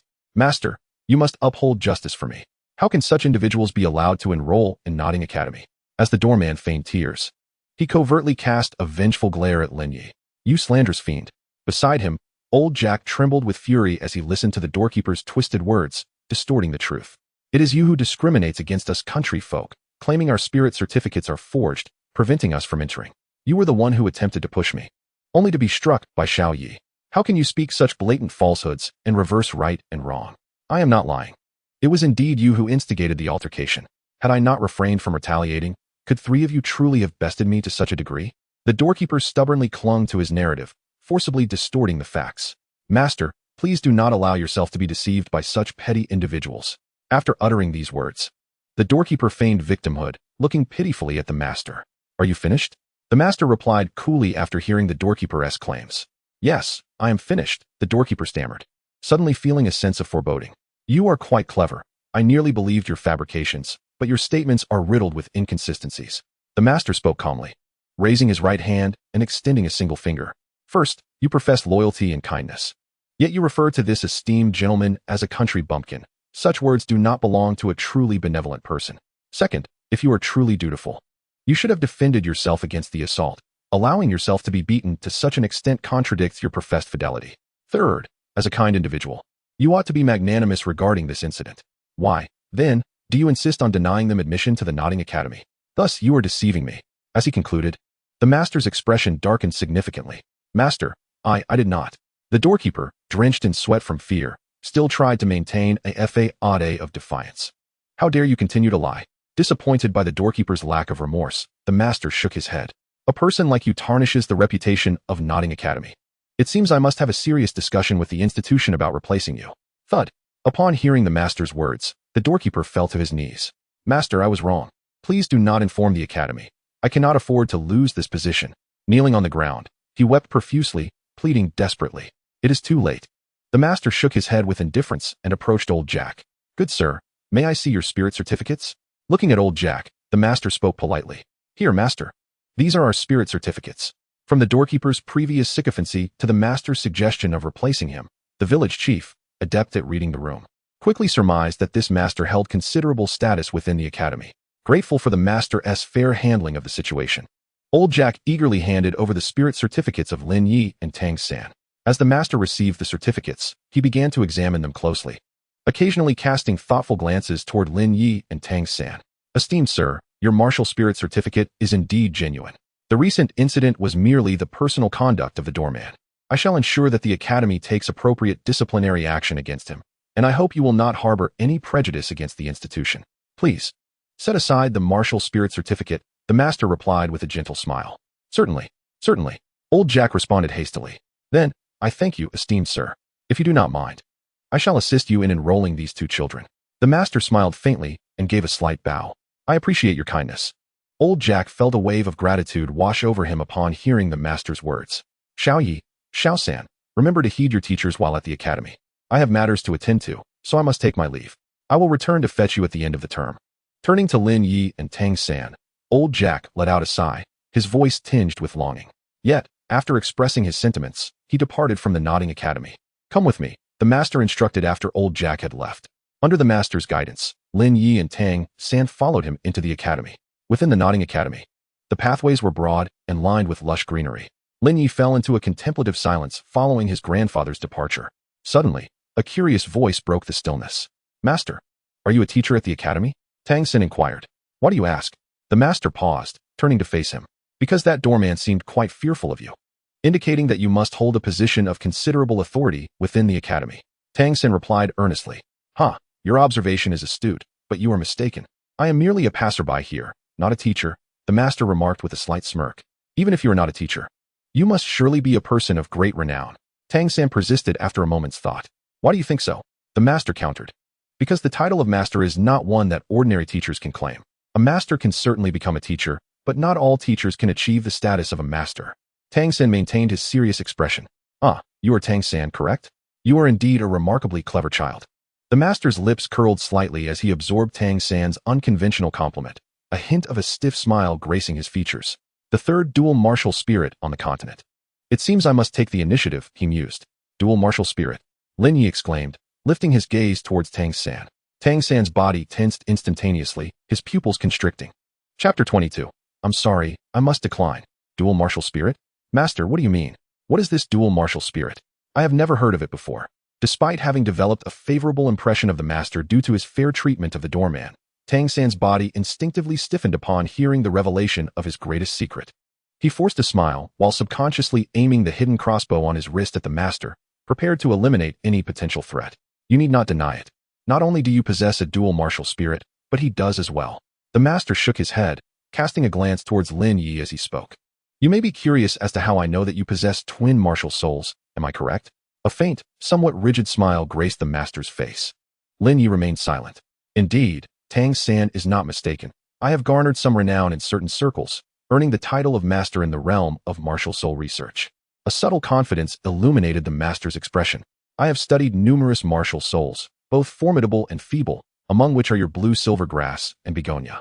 These two souls are typically regarded as inferior, with thousands of blue silvergrass and begonia martial soul practitioners scarcely yielding a single individual with soul power. Even when such power is present, it often peaks at the first or second level. To date, no blue silvergrass or begonia practitioner has been found with innate soul power exceeding level 3. Yet, both of you possess full innate soul power, which evidently defies logic. Throughout my extensive research on martial souls, I have formulated several principles, which I have distilled into 10 core competencies of martial souls. According to one of these principles, the innate soul power generated by a martial soul is directly proportional to its strength. While both of your martial souls are deemed inferior, your full innate soul power indicates that you undoubtedly possess a second martial soul, and one that is remarkably powerful. As the master spoke, Tang San's initially tense expression began to relax, ultimately transforming into one of admiration for the master's discernment in deducing the existence of his twin martial souls through research. Meanwhile, Lin Ye remained silent, for the master's deductions, both in process and conclusion, though perhaps accurate for Tang San, were entirely erroneous in his case.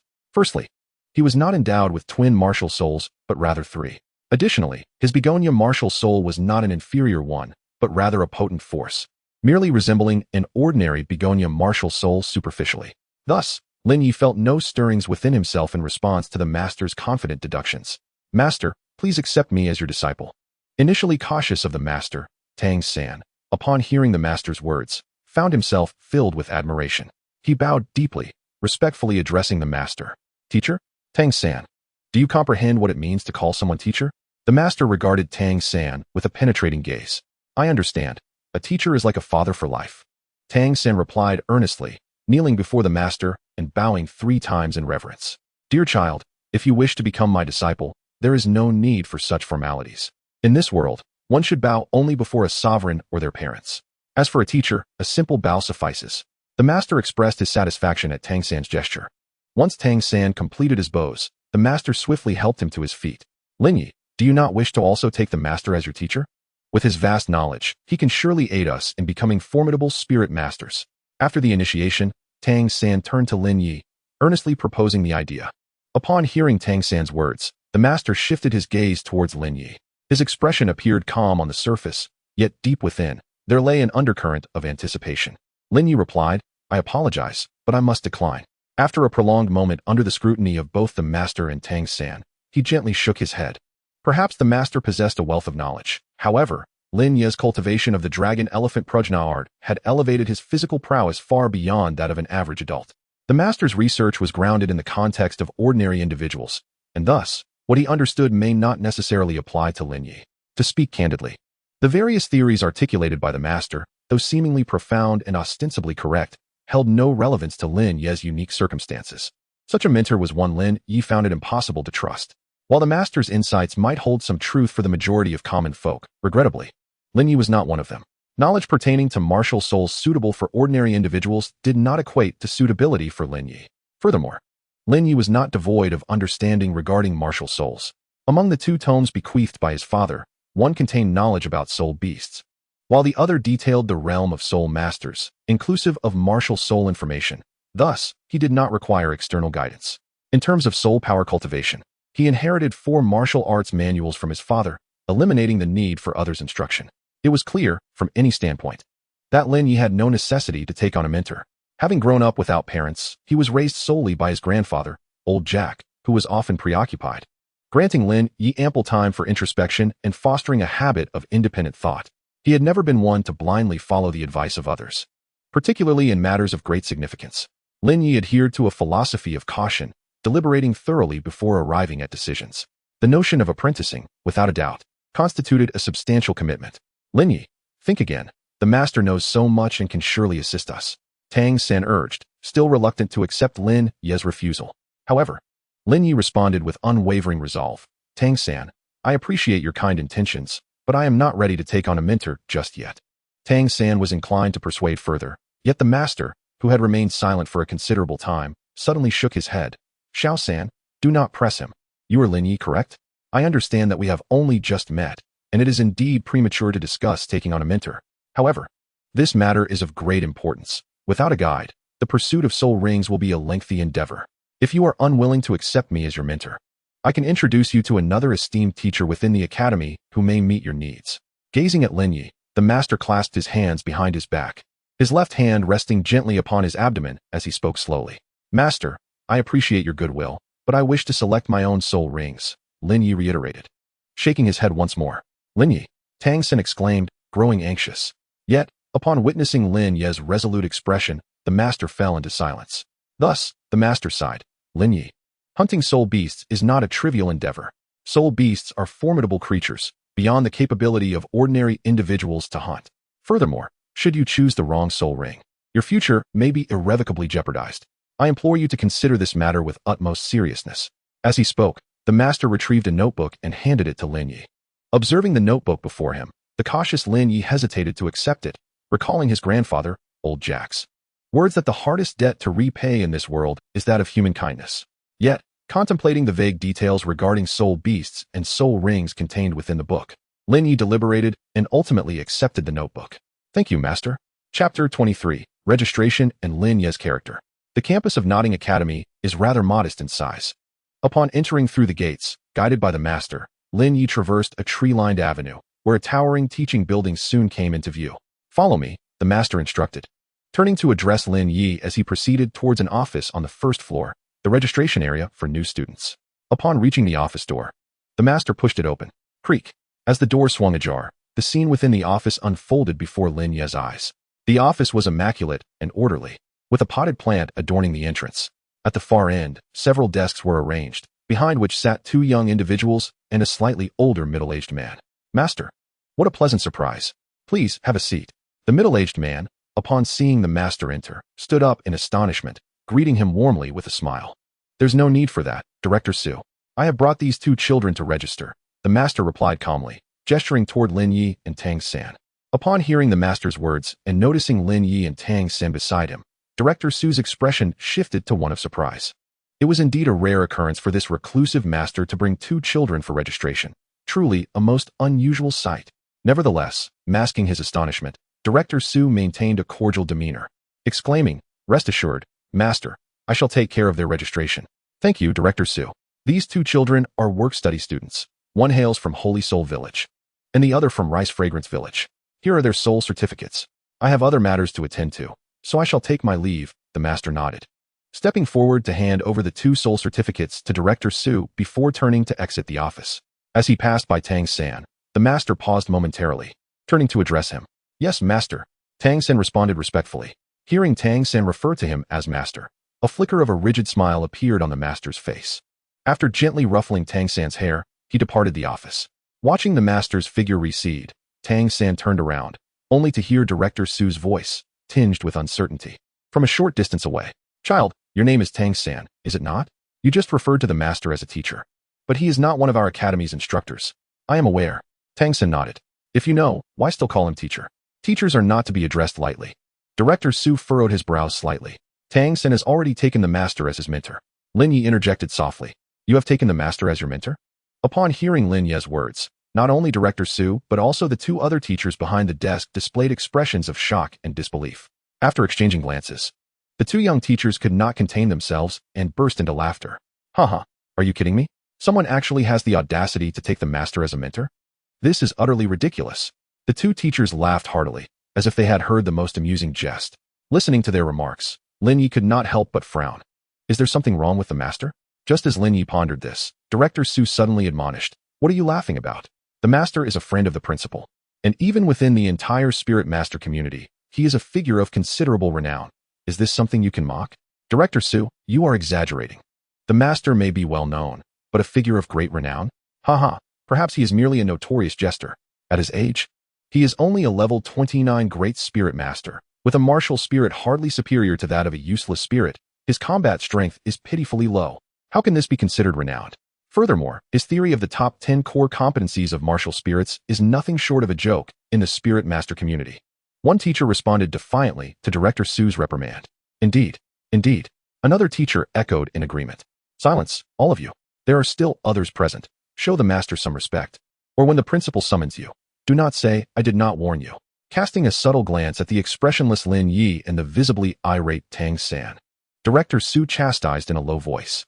Upon hearing Director Su's words, the two teachers seemed to recall something and exchanged awkward smiles. Quickly register for me.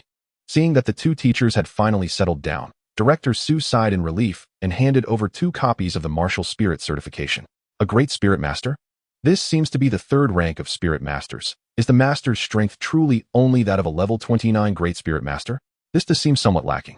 Lin Ye, having listened to the conversation between Director Su and the 2 teachers, furrowed his brow, unable to refrain from contemplating. Although Lin Ye also deemed the Master's strength somewhat inadequate, he still held a positive impression of the Master. After all, this Master had gifted him a notebook at the entrance. While it may not be particularly useful, it was nonetheless an act of goodwill, especially since he had mentioned taking him to hunt soul beasts. However, if the Master truly possesses only the strength of a Great Spirit Master, combined with what the 2 teachers mentioned about his martial spirit being nearly useless, assisting him in hunting soul beasts to obtain spirit rings may prove to be quite a challenge. Nonetheless, being addressed as the Master and having a friendship with the principal of Nodding Academy, the Master must possess a certain level of influence. Finding a place to hunt soul beasts should not pose much of an issue.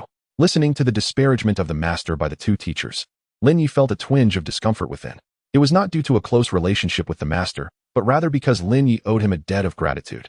Hearing others belittle the Master ignited a desire within him to repay that debt. However, reflecting on the fact that these 2 had no actual ties to the Master, and that Tang San was indeed the Master's disciple, Lin Ye restrained himself. After all, it was only reasonable that Tang San remained silent. Thus, Lin Ye decided to hold back. 2 innate full soul powers? Just as Lin Ye pondered this, a sudden gasp echoed through the office, as the 2 young teachers who were registering information wore expressions of astonishment. Innate full soul power. Director Su, standing nearby, was also taken aback, glancing at the registration forms in the teachers' hands. Alas, though they possess innate full soul powers, it is regrettable that their martial souls are utterly useless. Now I understand why the Master chose to take you 2 as disciples. After setting down the registration forms, one of the teachers shook his head, his expression turning somewhat peculiar as he sighed. Teacher, I have not become the Master's disciple. Lin Ye remained silent for a moment before speaking up. Perhaps I misremembered. The teacher replied awkwardly, slightly embarrassed by Lin Ye's retort. Nonetheless, given your circumstances, innate full soul powers alongside useless martial souls, the Master might indeed be a fitting mentor for you both. After all, he is quite renowned in the field of martial soul research. Following his theories could very well lead you down a path of strength, the teacher mused, as if struck by a sudden thought. Hey, please refrain from giving misleading guidance. Although these 2 youngsters possess useless martial souls, their innate full soul power is a legendary talent, and their training speed will be nothing short of extraordinary. If they could find a formidable teacher to guide them, one who could assist in hunting soul beasts and absorbing soul rings, their future strength might surpass ours. Another teacher interjected, frowning. Indeed. However, as Lin Ye listened to the 2 teachers, he fell into contemplation. While Tang San's blue-silver grass martial soul might be deemed useless, he had thoroughly tested his 9-spirit immortal peach. It was certainly not a useless martial soul, but rather an immensely powerful support-type martial soul. Chapter 24. The Arrogant Wang Sheng and His Provocation. Very well, your registration information has been successfully recorded. Here is your martial soul certification. After Lin Ye and Tang San had safely stored their martial soul certifications, Director Su bent down once more, retrieving 2 packages from beneath the desk and presenting them to Lin Ye and Tang San. This package contains daily necessities provided by the Academy, including uniforms and toiletries. Your dormitory is located in the 7th building on the east side of the teaching block. Once you arrive, a teacher will be there to arrange your work-study duties. Director Su continued. Thank you, Director Su. Gratefully accepting the package, Lin Ye expressed his thanks politely. Beside him, Tang San also graciously acknowledged the director's assistance. Due to Director Su's earlier defense of the Master, Tang San felt a sense of goodwill towards him. There's no need for thanks. Now, you may go. Remember to study diligently. Director Su smiled and waved his hand as Lin Ye and Tang San turned to exit the registration office. Once they departed, following Director Su's earlier directions, Lin Ye soon discovered the dormitory building situated on the eastern side of the teaching block. Given that the grand structures within Nodding Academy were relatively few, coupled with the guidance provided by Director Su, it was quite easy to identify. Having located their destination, Lin Ye promptly made his way toward it, with Tang San trailing closely behind. They traversed a corridor, meandered through a grove of verdant trees, and after crossing a cobblestone path, the 2 finally arrived at the front of the dormitory building. The edifice before them boasted 6 stories, with signs labeling the doors as Dormitory 1, Dormitory 2, and Dormitory 3 from left to right. Consequently, Lin Ye surmised that Dormitory 7 must correspond to the 7th building, likely situated on the 3rd floor. Thus, he led the way toward the staircase, ascending 2 flights before finally reaching the 3rd floor. Upon arriving on the 3rd level, the sounds of children's laughter and chatter echoed down the corridor. Lin Ye turned his gaze to see that the first dormitory he encountered bore a sign boldly etched with the words Dormitory 7. Could this be the place? Lin Ye pondered. Let us proceed, he suggested, while Tang Xin glanced around, observing their surroundings, slightly lagging behind him. Perhaps it was due to the absence of other dormitories on this floor, as the hallway remained notably quiet with the children of Dormitory 7 present inside. Consequently, as Lin Ye stepped onto the corridor, the sound of his footsteps caused an abrupt hush to fall within Dormitory 7. May I enter? Lin Ye inquired calmly as he reached the door, knocking gently. It's not a teacher? A wave of surprise rang out from within Dormitory 7, followed by a collective sigh of relief. Come in. Upon hearing the invitation, Lin Ye pushed the door open and stepped inside, with Tang Xin following closely behind. As they entered Dormitory 7, the sight before Lin Ye was striking. The room was quite spacious, covering approximately 300 square meters, furnished with around 50 beds, though fewer than half were adorned with bedding. At that moment, 7 or 8 children sat on the beds, their gazes fixed upon Lin Ye and Tang Xin. The ages of these children varied significantly, ranging from 6 to 11 or 12 years old, indicating that this was evidently a mixed dormitory. Are you new working students? One of the older children, after sizing up Lin Ye and Tang Xin, posed the question. Perhaps it was due to Lin Ye's striking appearance and composed demeanor that the older child focused his attention primarily on him. Yes, we are all working students. My name is Lin Ye, and this is Tang Xin. We hail from Holy Soul Village, Lin Ye replied, nodding nonchalantly as he introduced himself and then gestured toward Tang Xin. Greetings, I am Tang Xin. After Lin Ye completed his introduction, Tang Xin greeted him with a smile. Lin Ye, Tang Xin? All right, I shall remember that. Upon hearing the self-introductions of Lin Ye and Tang Xin, the older boy nodded. Now that you have introduced yourselves, allow me to present myself as well. My name is Wang Sheng, and my martial spirit is the Battle Tiger. I am destined to become a battle spirit master and the leader here. The youth named Wang Sheng stood up from his bed, demonstrating various punching and kicking stances as he introduced himself. When he mentioned his martial spirit as the Battle Tiger, he summoned it forth. A faint yellow silhouette of a tiger unexpectedly emerged from his body, emitting a roar that sent a wave of soul power rippling outward, exuding a subtle aura of authority. However, Lin Ye remained utterly unfazed. Noticing that Lin Ye and Tang Xin were not intimidated by his martial spirit, Wang Sheng's expression showed a hint of surprise. Now that I have introduced myself, although you both have done so as well, you failed to mention your martial spirits. This is against the rules. So please reintroduce yourselves following the format I just used. Is there such a rule? Tang Xin asked, somewhat astonished. Yet Lin Ye, calm and composed, held onto his bundle as he walked towards an empty bed, stating nonchalantly, I am Lin Ye, and my martial spirit is the begonia flower. Are you two joking? After Lin Ye and Tang Xin finished their introductions, Wang Sheng burst into laughter as if he had heard something exceedingly amusing. One possesses the martial spirit of a begonia flower, and the other, blue silver grass. Both seem to be rather common and ineffective martial spirits, don't they? It is indeed a rarity that you can even harness soul power. Nevertheless, since both of your martial spirits are deemed ineffective, I need not exert much effort. Henceforth, you too shall be my underlings. You must obey my every command, understood? Learning of Lin Ye and Tang Xin's martial spirits, Wang Sheng placed his hands on his hips, pointed at Lin Ye, then at Tang Xin, speaking boastfully. I apologize, but I merely wish to acquire knowledge of spirit masters here, not to become any sort of underling.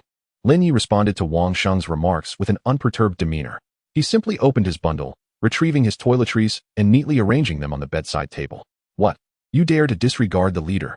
Upon hearing Lin Ye's words, the other children nearby began to shout in uproar. Leader, this fellow has no sense of humor and dares to ignore the rules of our dormitory. Let him see your strength. Humph. You, with your delicate and refined appearance, likely lack any strength, and with a useless martial spirit, you still have the audacity to be so arrogant. I shall make you my underling. What of it? Encouraged by his companions, Wang Sheng snorted coldly and approached Lin Ye, reaching out to shove him. Chapter 25. From today on, I am the leader. As he was arranging his toiletries, Lin Ye sensed the approach of Wang Sheng from behind. The moment Wang Sheng reached out to push him, Lin Ye's eyes flickered, and he swiftly grasped Wang Sheng's hand in a countermove. Do you still wish to resist? Upon realizing that Lin Ye dared to defy him, A fierce expression manifested on Wang Sheng's face as he exerted force, attempting to break free from Lin Ye's grip and shove him down. However, noticing Wang Sheng's actions, Lin Ye furrowed his brow. Although he preferred to avoid trouble, he would not stand idly by if someone dared to bully him. As Wang Sheng strained to escape, Lin Ye seized his wrist, pulling him up with a force akin to wielding a sledgehammer, and hurled him to the ground. Lin Ye's strength was immense. After cultivating the dragon elephant prajna skill, his single arm might exceeded 1,000 pounds, even using less than a quarter of his strength. Lifting a boy of approximately 11 or 12 years was effortless. Caught in Lin Ye's grasp, Wang Sheng was poised to resist. However, before he could muster the strength, an overwhelming force surged from his wrist, propelling him away. In an instant, he was sent tumbling to the ground with a resounding thud, accompanied by a sharp crack. Wang Sheng felt a jolt of pain radiate from his back, causing him to emit a muffled groan as he curled up in discomfort. Fortunately, due to the protection of his soul power and Lin Ye's restrained strength, although he felt pain in his back, he sustained no serious injury. "You dare strike me?" After Lin Ye released him, Wang Sheng scrambled to his feet, feeling the ache in his back, and furiously exclaimed before lunging at Lin Ye once more. "I'll make you pay?" With a furious cry, he swung his right fist at Lin Ye, bolstered by his soul power. Wang Sheng's punch possessed strength surpassing that of an adult, slicing through the air with a deep, ominous whoosh. Yet, faced with Wang Sheng's oncoming fist, Lin Ye remained unfazed, effortlessly catching the blow. With a swift motion, he countered with a palm strike to Wang Sheng's chest, sending him flying backward. Soaring through the air, Wang Sheng crashed onto a bed, toppling it over and landing sprawled across the upturned mattress. With his previous injuries still fresh, the impact only exacerbated his pain. Contorting his face in agony, "Boss!" Witnessing Wang Sheng being sent flying by Lin Ye's powerful strike, the surrounding children gasped in disbelief. "Ouch!" Supporting himself on the bed, Wang Sheng groaned as he rubbed his back, struggling to rise from the dusty mattress. As he glanced at Lin Ye again, a flicker of fear crossed his eyes. If he had previously thought Lin Ye's attack was a sneak assault, experiencing the ease with which Lin Ye had blocked his full-strength punch and sent him flying was a stark awakening. At this moment, Wang Sheng finally realized that Lin Ye was not ordinary. "Lin Ye, is your martial soul truly the begonia flower?" He rubbed his back, which still throbbed slightly, and gazed at Lin Ye with a look of uncertainty, hesitantly inquiring. "My martial soul is indeed the begonia flower. You should be convinced now," Lin Ye replied calmly, summoning the begonia flower with a gesture. "Indeed, it is the begonia flower. However, it seems somewhat different from the ones I have seen before. Could it be a mutated martial soul? Is that the reason for such immense strength?" Wang Sheng pondered in astonishment as he beheld the 9-spirit begonia in Lin Ye's hand. "Lin Ye, according to the customs of our 7th dormitory, having defeated me, you shall now be our leader," Wang Sheng declared earnestly, having made a decision in his heart. "Did you provoke me merely to test my strength?" Lin Ye furrowed his brow, as if realizing something. He, that is indeed the rule of our 7th dormitory. We all had to go through this," Wang Sheng replied awkwardly, scratching his head and forcing a smile. "Becoming your leader is acceptable, but I may not stay at the academy for long. Is that all right?" Lin Ye contemplated for a moment before speaking. "Not staying long at our academy? Leader, what do you mean? You have just enrolled. You can't graduate so soon, right? Do you plan to transfer to another Soul Master Academy?" Wang Sheng was taken aback by Lin Ye's words. "No, I do not intend to transfer." Lin Ye shook his head. "Then why?" Wang Sheng inquired again. At that moment, Tang San approached, evidently puzzled by Lin Ye's statement as well. "I possess innate full soul power. According to the requirements of a junior Soul Master Academy, I can graduate as soon as I advance to the rank of Soul Master. So I plan to graduate after mastering some foundational knowledge taught by the Academy and then leave for practical experience." "You possess innate full soul power." Wang Sheng and the other children from the 7th dormitory simultaneously widened their eyes in shock. Innate full soul power is a legendary top-tier talent. Have they truly encountered a soul master with such an extraordinary gift? Is innate full soul power so peculiar? Lin Ye asked nonchalantly upon witnessing the astonishment on Wang Sheng and the others' faces. "Peculiar? Of course, it is peculiar. This is innate full soul power." Wang Sheng murmured in disbelief. "Innate full soul power? Haha, actually, Tang San also possesses innate full soul power," Lin Ye said, gesturing toward Tang San with a faint smile. "What? Tang San, you too possess innate full soul power?" Wang Sheng felt a surge of frustration rising within him at Lin Ye's revelation, momentarily rendered speechless, consumed by envy and jealousy. "Yes, I also have innate full soul power," Tang San said humbly, smiling as if he were entirely unfazed by the situation. Witnessing the reactions of Lin Ye and Tang San, Wang Sheng's heart surged with an internal cry, feeling an overwhelming mix of envy and frustration.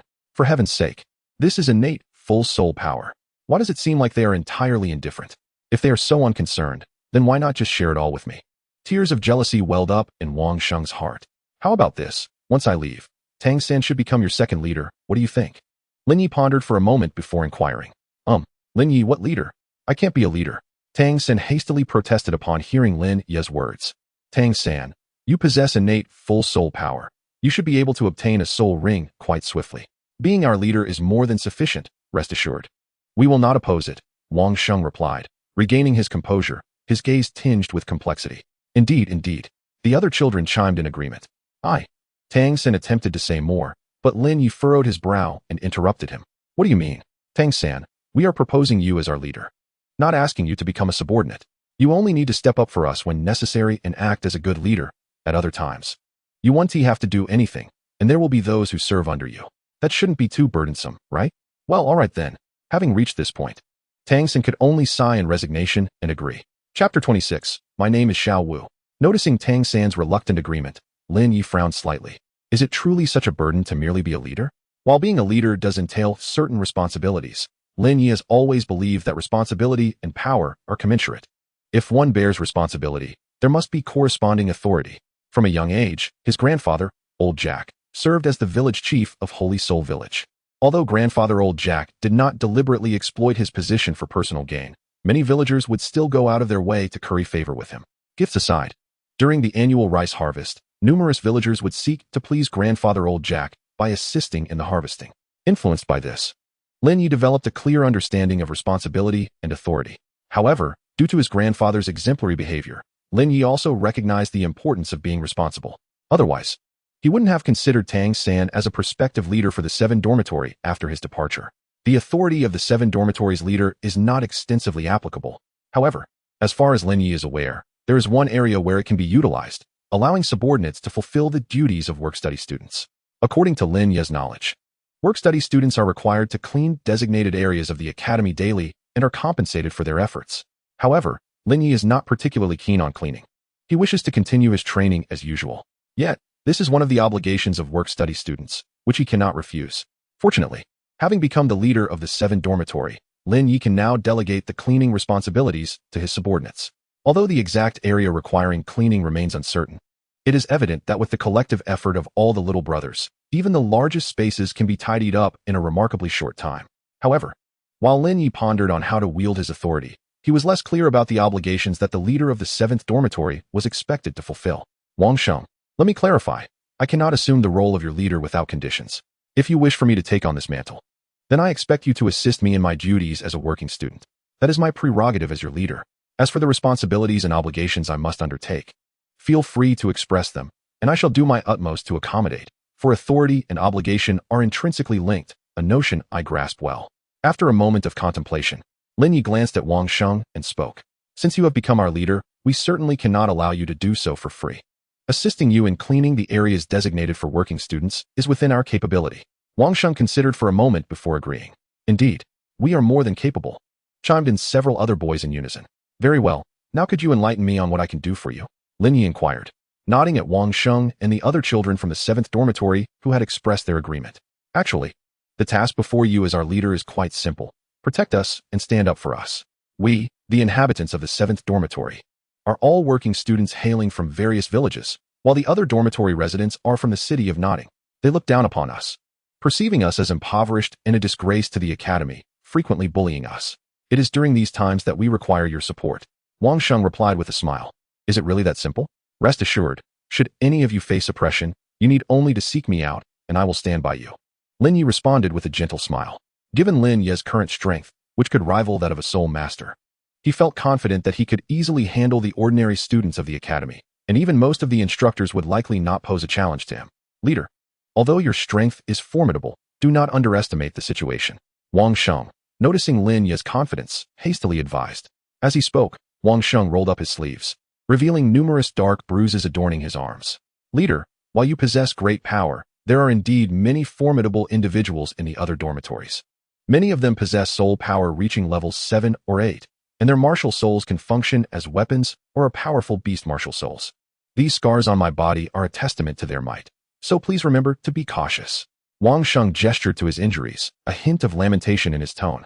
Rest assured, I will not be careless. You need only to observe, Lin Ye replied with a calm smile, seemingly unfazed. Witnessing Lin Ye's composed and confident demeanor, Wang Sheng felt compelled to say something further, but ultimately sighed and shook his head, a wry smile crossing his face. Lin Ye's strength surpassed his own. Having effortlessly defeated him before, perhaps he truly could contend with the formidable individuals from the other dormitories. He has already given the necessary reminders. The specifics of what will transpire ultimately depend on Lin Ye himself. Just as Wang Sheng was conversing with Lin Ye, a sudden commotion of footsteps echoed from the corridor outside. Following the sound, the door to Dormitory 7 creaked open abruptly. A little girl stood at the threshold, her voice bright as she inquired, "Is this Dormitory 7? Gazing at the girl before him, with her adorable visage, sparkling eyes, a pink dress, and adorned with rabbit ear accessories, her long, silky black hair cascading down her back in a single braid, she appeared both charming and delightful. The group of children in the dormitory momentarily found themselves entranced. Upon hearing the girl's question, Lin Ye furrowed his brow and turned to Wang Sheng beside him. "Boss, you see, because we are all children, the academy has specifically designated separate dormitories for boys and girls. Our dormitory is co-ed. Hey, did you hear what I said? I'm asking if this is Dormitory 7. Quick, this must be our new work-study student. It's your turn to assess her." Wang Sheng urged from behind as the girl finished her statement. "What is there to assess?" Lin Ye frowned, on the verge of declining. But then he recalled his own experience. He appeared unremarkable, yet had effortlessly defeated the seemingly formidable Wang Sheng. What if this girl possessed a similar hidden strength? Though the likelihood seemed slim, Lin Ye decided to approach her nonetheless. It was merely an assessment of strength. It shouldn't be too troublesome. "This is Dormitory 7. I am the leader here, Lin Ye. May I ask your name?" Lin Ye inquired as he stepped in front of the little girl. "So this is Dormitory 7. It seems I haven't taken a wrong turn. You're called Xiaowu?" Lin Ye nodded lightly. "Since you are also from Dormitory 7, you must adhere to our rules. Let us have a friendly spar. I am the current leader here. If you can defeat me, you will become the leader in my stead. If not, you shall be my little subordinate. What do you say? Ah, how fun. If I defeat you, I'll be the leader here." Upon hearing Lin Ye's words, Xiaowu's eyes widened with delight and surprise. Chapter 27. Defeating Xiaowu. Is she truly so eager? Lin Ye was taken aback by Xiaowu's enthusiastic response, her large eyes brimming with unexplainable anticipation. Nevertheless, he felt a measure of confidence in his own abilities. "Since you agree, once you set your things down, we shall commence," Lin Ye remarked, observing the bundle she held. Lin Ye thought to himself, "Why do you seem more excited than I am?" He found himself somewhat speechless. However, he nodded in agreement to Xiaowu's enthusiasm. "We may begin." As he spoke, Lin Ye stepped back several paces, establishing a distance of about 5 or 6 meters between himself and Xiaowu. After completing the transaction, just as Lin Ye was about to introduce himself, the eager Xiaowu had already taken off, her slender yet powerful legs propelling her toward him, her scorpion tail braid dancing behind her. As she sprinted, Xiaowu clenched her small fists, her face a picture of determination. Upon reaching a certain distance from Lin Ye, she let out a loud shout, lifting her agile leg to deliver a kick, while simultaneously exclaiming, "Hey, take this." Though caught slightly off guard by Xiaowu's sudden assault, Lin Ye reacted swiftly. At the moment her leg was about to connect, he raised his right arm and successfully blocked her flying kick. However, undeterred by the obstruction, Xiaowu quickly shifted her strategy, swinging her tightly clenched left fist toward Lin Ye's face with considerable force. The sheer power of her punch suggested that if an ordinary person were struck, they would likely suffer severe bruising, if not worse. Yet, in response to her formidable attack, Lin Ye extended his right hand and grasped her incoming fist with deft precision. Impressive reaction. Xiaowu's face revealed a hint of surprise upon realizing that her successive strikes had been thwarted. However, she thought to herself, "You believe this will deter my onslaught? How naive." As Xiaowu launched her right fist once more, Lin Ye did not evade or catch it this time. Instead, with a furrowed brow, he decided to retaliate in kind, executing a swift left leg kick akin to a whip aimed at her waist. While Xiaowu's punch would connect with Lin Ye, his whip-like kick was bound to strike her as well. The force of his leg undoubtedly surpassed that of her fist, and if Xiaowu intended to trade blows, she would surely be at a disadvantage. Yet, as Lin Ye unleashed his whip kick, Xiaowu swiftly comprehended the situation. Her right fist, initially aimed forward, suddenly changed direction, swinging to the left. Utilizing this momentum, she executed a remarkable right turn and performed a bridge maneuver, narrowly evading Lin Ye's kick. In the wake of this swift action, Lin Ye found himself turned to the right due to the twisting motion. Seizing the opportunity, while he was still adjusting his stance, Xiaowu, still in her bridge position, performed a backflip, leaping over a meter high. Her legs clamped around Lin Ye's neck while her hands anchored against the ground. In this precarious position, Xiao Wu aimed to use her arms for support and leverage her waist and legs to throw Lin Ye off balance. Were he an ordinary individual, confronted with such a sudden and challenging attack, the strength of his neck alone would be insufficient to withstand the might of her waist and legs, resulting in him being easily hurled away. However, Lin Ye was evidently no ordinary person. Boss. Observing Xiao Wu's unexpected counterattack that had taken control of Lin Ye, Wang Sheng and the other children from the 7th dormitory gasped in unison. How is this possible? The seemingly delicate little girl exhibited astonishing strength. However, we do not seek a female leader. As Wang Sheng gazed at Lin Ye with a mixture of confusion and concern, Lin Ye became acutely aware of the current predicament. Sensing an overwhelming force at her neck, Lin Ye suddenly inhaled deeply, crouched down, and adopted a peculiar stance, her feet firmly anchored to the ground, resembling a nail resolutely embedded in the earth. This stance was none other than the dragon-elephant stance. Faced with a desperate counterattack from Xiao Wu, who appeared merely as a 6 or 7-year-old child, Lin Ye felt the force at her neck surge to an astonishing 500 pounds. Such formidable strength was even more terrifying than that of an adult, although the power was amplified by the simultaneous exertion of her legs and waist. As opposed to the arms alone, the sheer magnitude of Xiao Wu's strength and innate soul power was undoubtedly remarkable. If Lin Ye did not take this seriously, she might very well find herself in dire straits. However, being inherently cautious, Lin Ye was not one to underestimate her opponent. Upon realizing Xiao Wu's extraordinary strength, she swiftly adapted, stabilizing herself in the dragon-elephant stance, firmly rooting herself to the ground, and unleashing her full power to counteract the force at her neck. Due to the peculiar nature of the attack position, despite exerting the majority of her strength to withstand the pressure, Lin Ye found herself at a loss for how to dislodge Xiao Wu from her body without moving.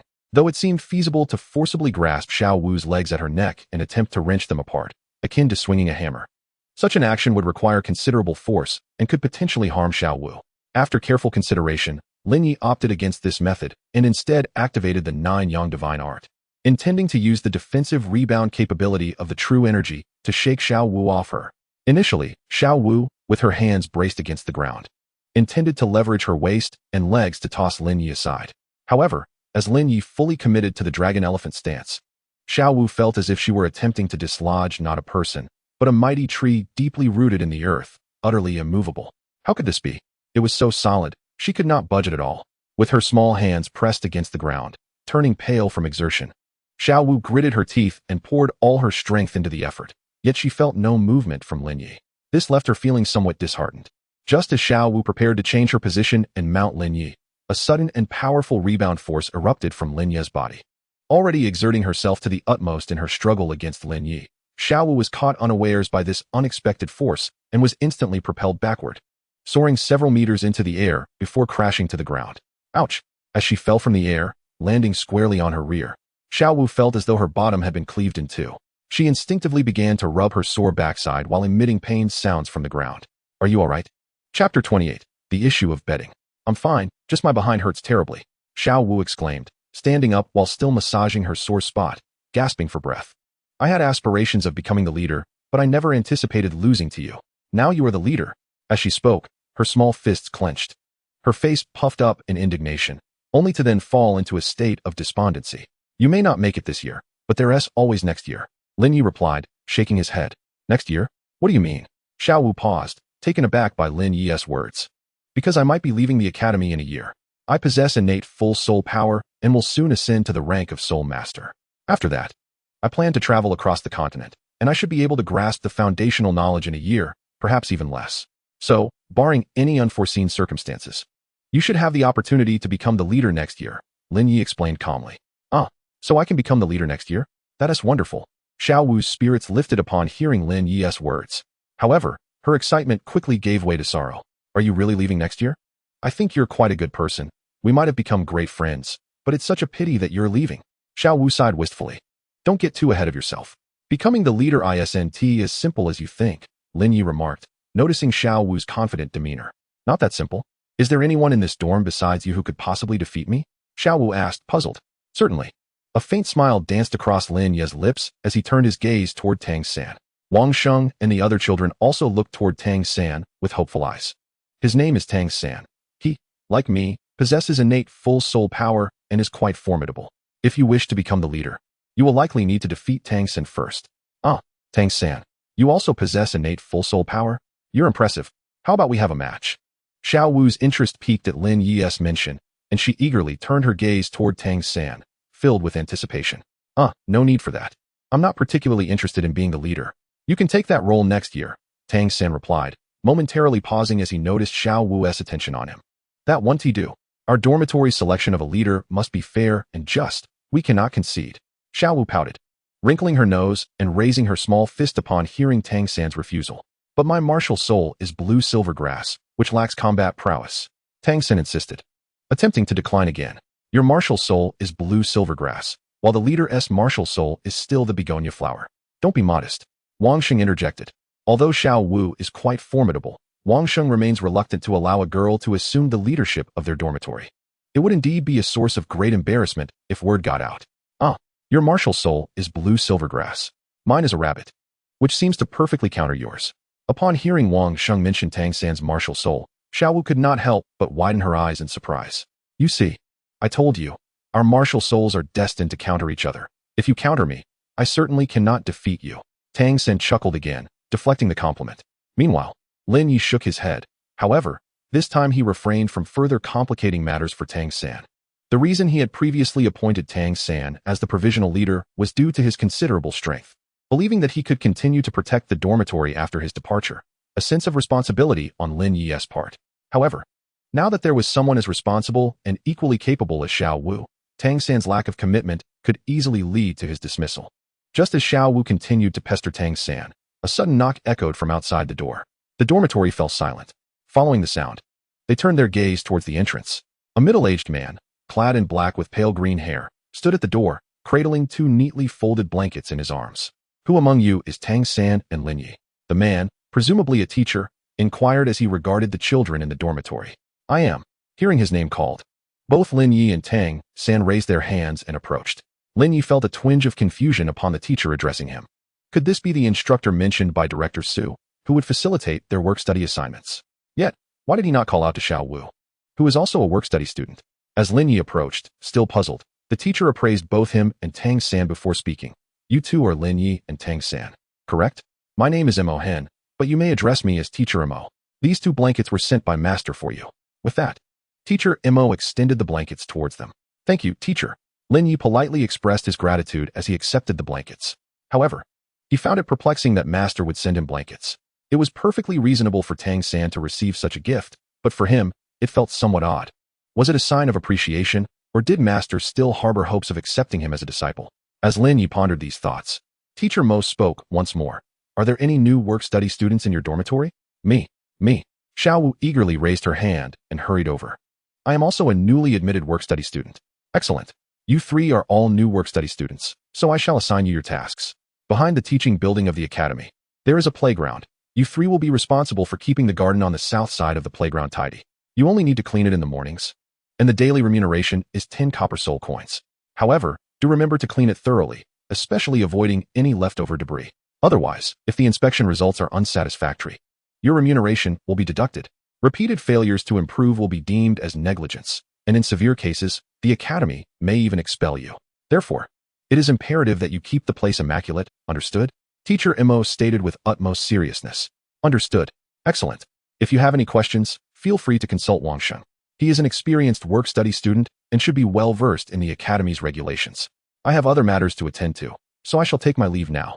Upon hearing Lin Ye, Tang San and Xiao Wu promptly displayed their obedience, and Teacher Mo nodded in satisfaction before turning and departing from the 7th dormitory. As they watched Teacher Mo's figure fade down the corridor, the lively atmosphere of the 7th dormitory resumed. Why do you two have bedding while I do not? Seeing Lin Ye and Tang San clutching brand new quilts while she had nothing, Xiao Wu couldn't help but feel a pang of indignation. Bedding? Xiao Wu, you didn't forget to bring bedding, did you? Wang Sheng responded, somewhat astonished. Bedding? Do we need to bring our own? Isn't it provided free of charge by the academy? Xiao Wu was momentarily taken aback. Although the academy offered essential supplies at no cost, it had never been customary to provide bedding. Wang Sheng, slightly exasperated, gestured towards the beds in the dormitory, which were already adorned with bedding. Each quilt appeared distinct in style, yet they shared a commonality. Each was riddled with patches. Xiao Wu was left speechless. What am I to do then? Chapter 29. Little Tycoon Lin Ye. Do you have any money? If you do, you could purchase a set of bedding in Notting City, though it may be somewhat pricey. Money? What is that? Xiao Wu was once again taken aback. Money? It refers to copper soul coins. Xiao Wu, you do know what copper soul coins are, don't you? Wang Sheng exclaimed, casting a bewildered gaze at Xiao Wu. The little girl before him seemed utterly oblivious to the concept of money. From which corner of the continent had she emerged? Copper soul coins. Of course. I know what they are. Realizing the peculiar looks from Wang Sheng, Xiao Wu chuckled awkwardly, pretending to have an epiphany. However, her performance was rather lacking, and Lin Ye could easily discern that she was lying. Sigh, if you have no money, we can temporarily lend you a set of bedding until you earn enough at the academy to buy your own in Notting City, Wang Sheng said, feeling somewhat drained. As a senior in the 7th dormitory, he genuinely felt at a loss in dealing with someone as clueless as Xiao Wu. You can use mine. I can share a bed with Xiao Ming. Noticing Xiao Wu's gaze directed towards him, the other children in the 7th dormitory eagerly raised their hands. Thank you all, but I really must decline. Though she felt touched, the sight of the tattered and patched bedding, soiled and worn, made it impossible for Xiao Wu to bring herself to sleep on it, and she could only force a smile as she politely refused. The gaze swept around the surroundings, ultimately settling on Tang San. Although Lin Ye also possessed a clean set of bedding, the impression he left on Xiao Wu was one of coldness. As someone who easily befriends others, Xiao Wu felt a twinge of shyness in approaching Lin Ye. Conversely, the seemingly foolish Tang San appeared more amenable. Tang San, your bedding looks quite spacious. How about we share it? Xiao Wu said, her eyes brimming with expectation. Tang San exclaimed, his mouth agape in shock, followed by a moment of hesitation. But, isn't it inappropriate for men and women to share? What's there to fear? I'm a girl, and I'm not afraid at all. We can combine the 2 beds, and each sleep on our own side, with something in between to separate us. Your bedding looks ample enough, Xiao Wu retorted somewhat irritably. That still seems a bit inappropriate, Tang San replied, his uncertainty lingering. Just as Tang San grappled with his indecision, Lin Ye shook his head and approached Xiao Wu, offering her the bedding he held. Here, take this. What about you? Don't you need bedding? Xiao Wu asked, instinctively accepting the bedding, her expression one of bewilderment. I'll just go to Notting City this afternoon and buy a set for myself. In truth, Lin Ye had not intended to accept the bedding gifted by the master. Previously, he had taken it due to his limited understanding of the Soul Master world. However, he had the means to purchase this bedding, so there was no necessity to accept it. Now, being able to provide this bedding to help Tang San was a way of repaying a favor to the master. Thank you, Lin Ye. Looking at the brand new bedding in her hands, inhaling the warmth and cleanliness it radiated, Xiao Wu could not help but smile brightly. Tang San, this bedding was given to you by the master. Do you know him? Wang Sheng, recalling the earlier words of teacher Mo, asked hesitantly. Of course I know him. He is my teacher. Teacher? Tang San, the master is not a teacher at our academy. Do you understand what teacher means? It is not a title to be used lightly. Rest assured, Tang San understands. He has already taken the master as his mentor, which is why he refers to him as teacher. Lin Ye interjected, addressing Wang Sheng's astonishment. Tang San has taken the master as his mentor? But I've heard that the master possesses very limited strength. Wang Sheng was taken aback. However, just as Wang Sheng was about to continue, Tang San interrupted him. I am aware of everything you're saying. I know the master's strength is limited, but he possesses profound knowledge of martial souls, and I believe he can certainly assist me. Wang Sheng, I appreciate your concern for me, but I will not tolerate any disrespect towards my teacher. If there is a next time, I will not hold back. Tang San's eyes were filled with a warning. There won't be a next time, Wang Sheng replied with a forced smile, refraining from saying more. All right, it's getting late. We should head to dinner. A child from the 7th dormitory quickly interjected, sensing the awkward atmosphere. Yes, it's time to eat. We can't delay any longer. Gazing out at the sky, the other children readily agreed. Lin Ye, it's getting late. Perhaps we should dine first.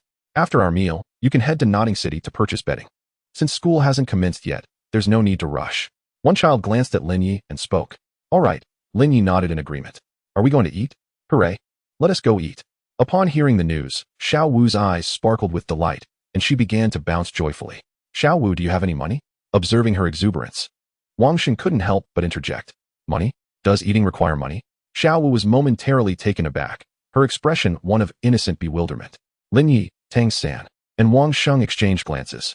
My previous inquiry was utterly futile, Wang Sheng remarked with a hint of exasperation. All right, I shall cover her meals for the next few days. Lin Ye finally spoke up. After 3 months of hunting various fierce beasts and wild animals, he had earned a considerable sum through the sale of their pelts, along with items like bear paws and tiger bones, as well as some unexpectedly discovered herbs. Over the past 3 months, Lin Ye had indeed amassed a fair amount of wealth, though it was not an extravagant sum, merely a little over 10 gold soul coins. He had reluctantly left some change for his grandfather, old Jack. Lin Ye carried with him only 10 gold soul coins, along with some silver and copper soul coins. Nevertheless, among the students at Notting Academy, he could be considered quite affluent. "You are so generous, Lin Ye." Xiao Wu expressed her heartfelt gratitude upon hearing of Lin Ye's willingness to treat them. However, Lin Ye merely smiled faintly. "It's just the cafeteria, it won't cost much." Consider this a gesture of appreciation for Xiao Wu's future role as the leader of the 7th dormitory. Chapter 30. The Provocation of the Day Students. Having departed from the dormitory building, under Wang Sheng's guidance, the group made their way towards the cafeteria located behind the dormitory. The cafeteria at Notting Academy was quite expansive, designed from the outset to accommodate all faculty and students simultaneously, with a capacity of up to 1,000 individuals. To distinguish between teachers and students, the cafeteria was constructed with 2 levels. The first floor catered to the majority of ordinary students, while the second floor was reserved for teachers and the offspring of affluent nobles and merchants. One need not question why a facility intended for teachers ultimately served the children of wealthy individuals. After all, one must dine. Arriving at the entrance of the cafeteria, Lin Ye peered inside, greeted by a bright and spacious hall. The floor and surrounding walls were adorned with pale gray marble tiles that exuded cleanliness, brightness, and orderliness. Numerous decorative items and paintings embellished the walls, creating a visually pleasing atmosphere. At that moment, the hall was bustling with activity, with long lines of students forming throughout. At the end of each line was a serving window, behind which stood a figure clad in a white robe, diligently using a spatula to serve dishes to the students at the front of the queue. "Boss Lin Ye, have you noticed? Those windows are where we get our meals. But remember to queue," Wang Sheng remarked while pointing at the various windows as he introduced them to Lin Ye. "I understand," Lin Ye replied with a subtle nod. In truth, even without Wang Sheng's explanation, he was already aware. Prior to entering the hall, a brief observation had allowed him to grasp the situation almost entirely. However, despite being aware that the windows served meals, he presumed that each window offered different dishes, so he resolved to inspect them before making a choice. Just as Lin Ye was about to explore the windows, a wave of derisive laughter echoed from above. Upon hearing the commotion, Lin Ye instinctively looked up. He noticed that the hall extended to a second floor, where several young men clad in splendid attire leaned over the wooden railing, mocking those below. "Humph, you day students. Do you think wealth makes you superior?" One of the boys from the 7th dormitory exclaimed in indignation. "Why shouldn't we be allowed to eat in the cafeteria? We can afford it on the first floor." Another boy chimed in, equally irate. "Of course, wealth is impressive," a student from the second floor retorted, prompting laughter among his peers. "You lot of paupers will probably never dine on the second floor." Another derisive voice rang out from above. Listening to the taunts, Lin Ye maintained his composure, while Xiao Wu, her fists clenched and her cheeks puffed with anger, could not contain herself. "Who says we can't eat on the second floor? It's just the second floor, what is the big deal?" she shouted defiantly. "Xiao Wu, don't say that. We truly can't afford to eat there. It's la carte and far too expensive." A boy beside her urgently whispered, pulling her back. "Is it really that costly?" Xiao Wu paused, momentarily taken aback by the boy's words. "Haha, truly a bunch of paupers." The students on the second floor erupted in laughter, observing how Xiao Wu, who had been furious moments before, fell silent at the mention of money. "What a cute little lowly. Too bad she's a working student." One of the day's students sighed, shaking his head in pity as he regarded Xiao Wu. Although unable to fully comprehend the comment, Xiao Wu's intuition informed her that it was far from kind, igniting her temper once more. However, noticing her growing fury, the boy beside her quickly urged, "Xiao Wu, let us just go. We really can't afford to eat on the second floor. Let us ignore them." Wang Sheng sighed, adding, "Let us go eat. The second floor is merely about la carte options. It's nothing special. There's no need to engage with them." As Lin Ye observed the group of arrogant day students on the second floor, he furrowed his brow. He truly wished to establish his authority over these few day students. However, being new to the school and still unfamiliar with its rules, Lin Ye ultimately decided against it, especially since this group merely sought to gain an advantage through idle chatter. Just as he was about to leave and return to the window to observe the dishes, a work-study student, engrossed in gnawing on a chicken leg, took notice of him. Unlike most ordinary work-study students, Lin Ye's striking appearance, a result of both innate genetics and the nurturing of the 9 yang qi, set him apart. His skin was fair, and his features were exquisitely refined. One could easily describe him as having an enchanting visage, with rosy lips and pearly teeth, even clad in tattered linen garments. His natural beauty could not be concealed. Upon seeing Lin Ye, the work-study student momentarily froze, only to be ignited by a surge of jealousy. How infuriating. Here I am, a noble of esteemed lineage, yet I am overshadowed by your handsomeness. How dare this day student possess such charm? Driven by malicious thoughts, he impulsively hurled the half-eaten chicken leg toward Lin Ye. Yet, as the sound of the projectile whooshed through the air, Lin Ye instinctively sensed the impending attack from behind and deftly evaded it. The greasy chicken leg, having missed its target, fell to the ground with a crisp thud. The sound, though not thunderous, was sufficiently audible for Tang San and Wang Sheng, who had not yet moved far away, to hear. In unison, everyone turned to look back. Catching sight of the chicken leg lying beside Lin Ye and the work-study student frozen in the act of throwing, time seemed to momentarily freeze. Such a scene was unmistakable to anyone with common sense. An altercation was imminent. Realizing that Wang Sheng and the others had witnessed the attack, Lin Ye quickly made a decision. Initially, he had planned to bide his time and wait for a more opportune moment to assert his dominance.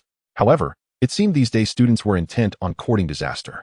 Now that he had been assaulted, failing to retaliate would undermine his authority. He had to respond. Chapter 31, Lessons in Establishing Authority. With a firm resolve, Lin Ye traced the trajectory of the chicken leg back to its owner, an unattractively garbed youth clad in fine attire. Are you seeking death? Lin Ye coldly remarked, casting a piercing gaze at the boy. Although the youth's throw had missed, he felt a surge of satisfaction upon witnessing Lin Ye's irritation. Feigning astonishment, the youth pointed at the chicken leg beside Lin Ye and could not help but burst into laughter. Haha, yes, let us treat these paupers to chicken legs. Indeed, let us indulge them. They never ascend to the second floor, so it falls upon us to treat them.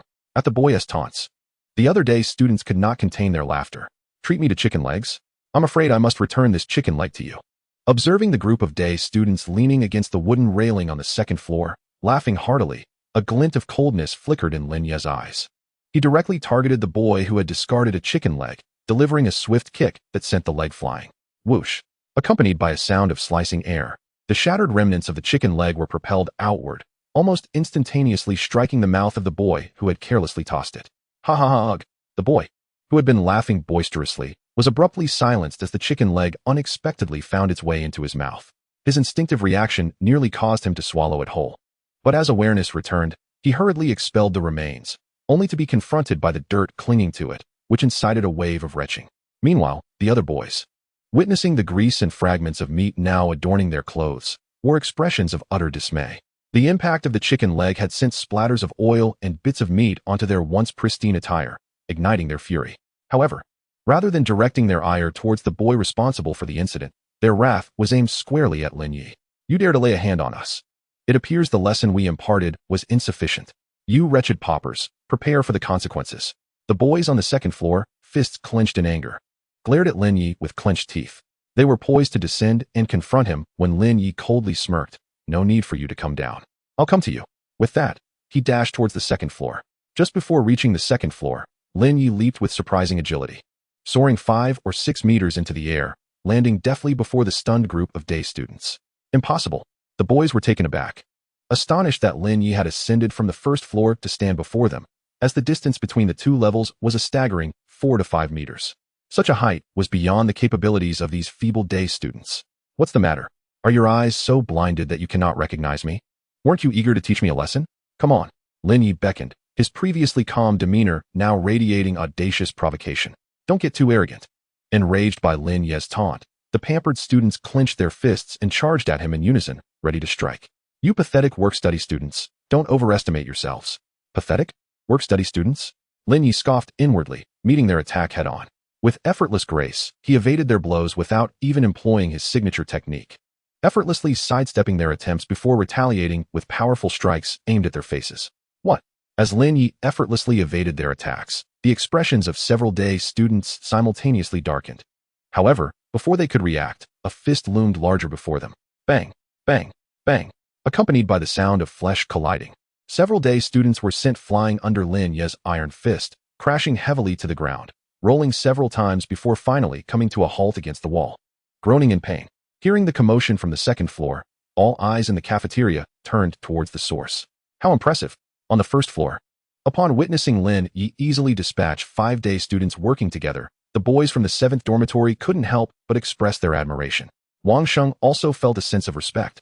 Although Lin Ye fought effortlessly, he was aware that the day students were not lacking in strength. While they may have been inferior to him, they were not far behind. Lin Ye's ability to handle them with such ease indicated that his prowess undoubtedly surpassed his own. Is this all you can do? Lin Ye slowly approached the groaning day students on the ground, speaking nonchalantly. Don't get too proud, among day students. Our strength is merely average.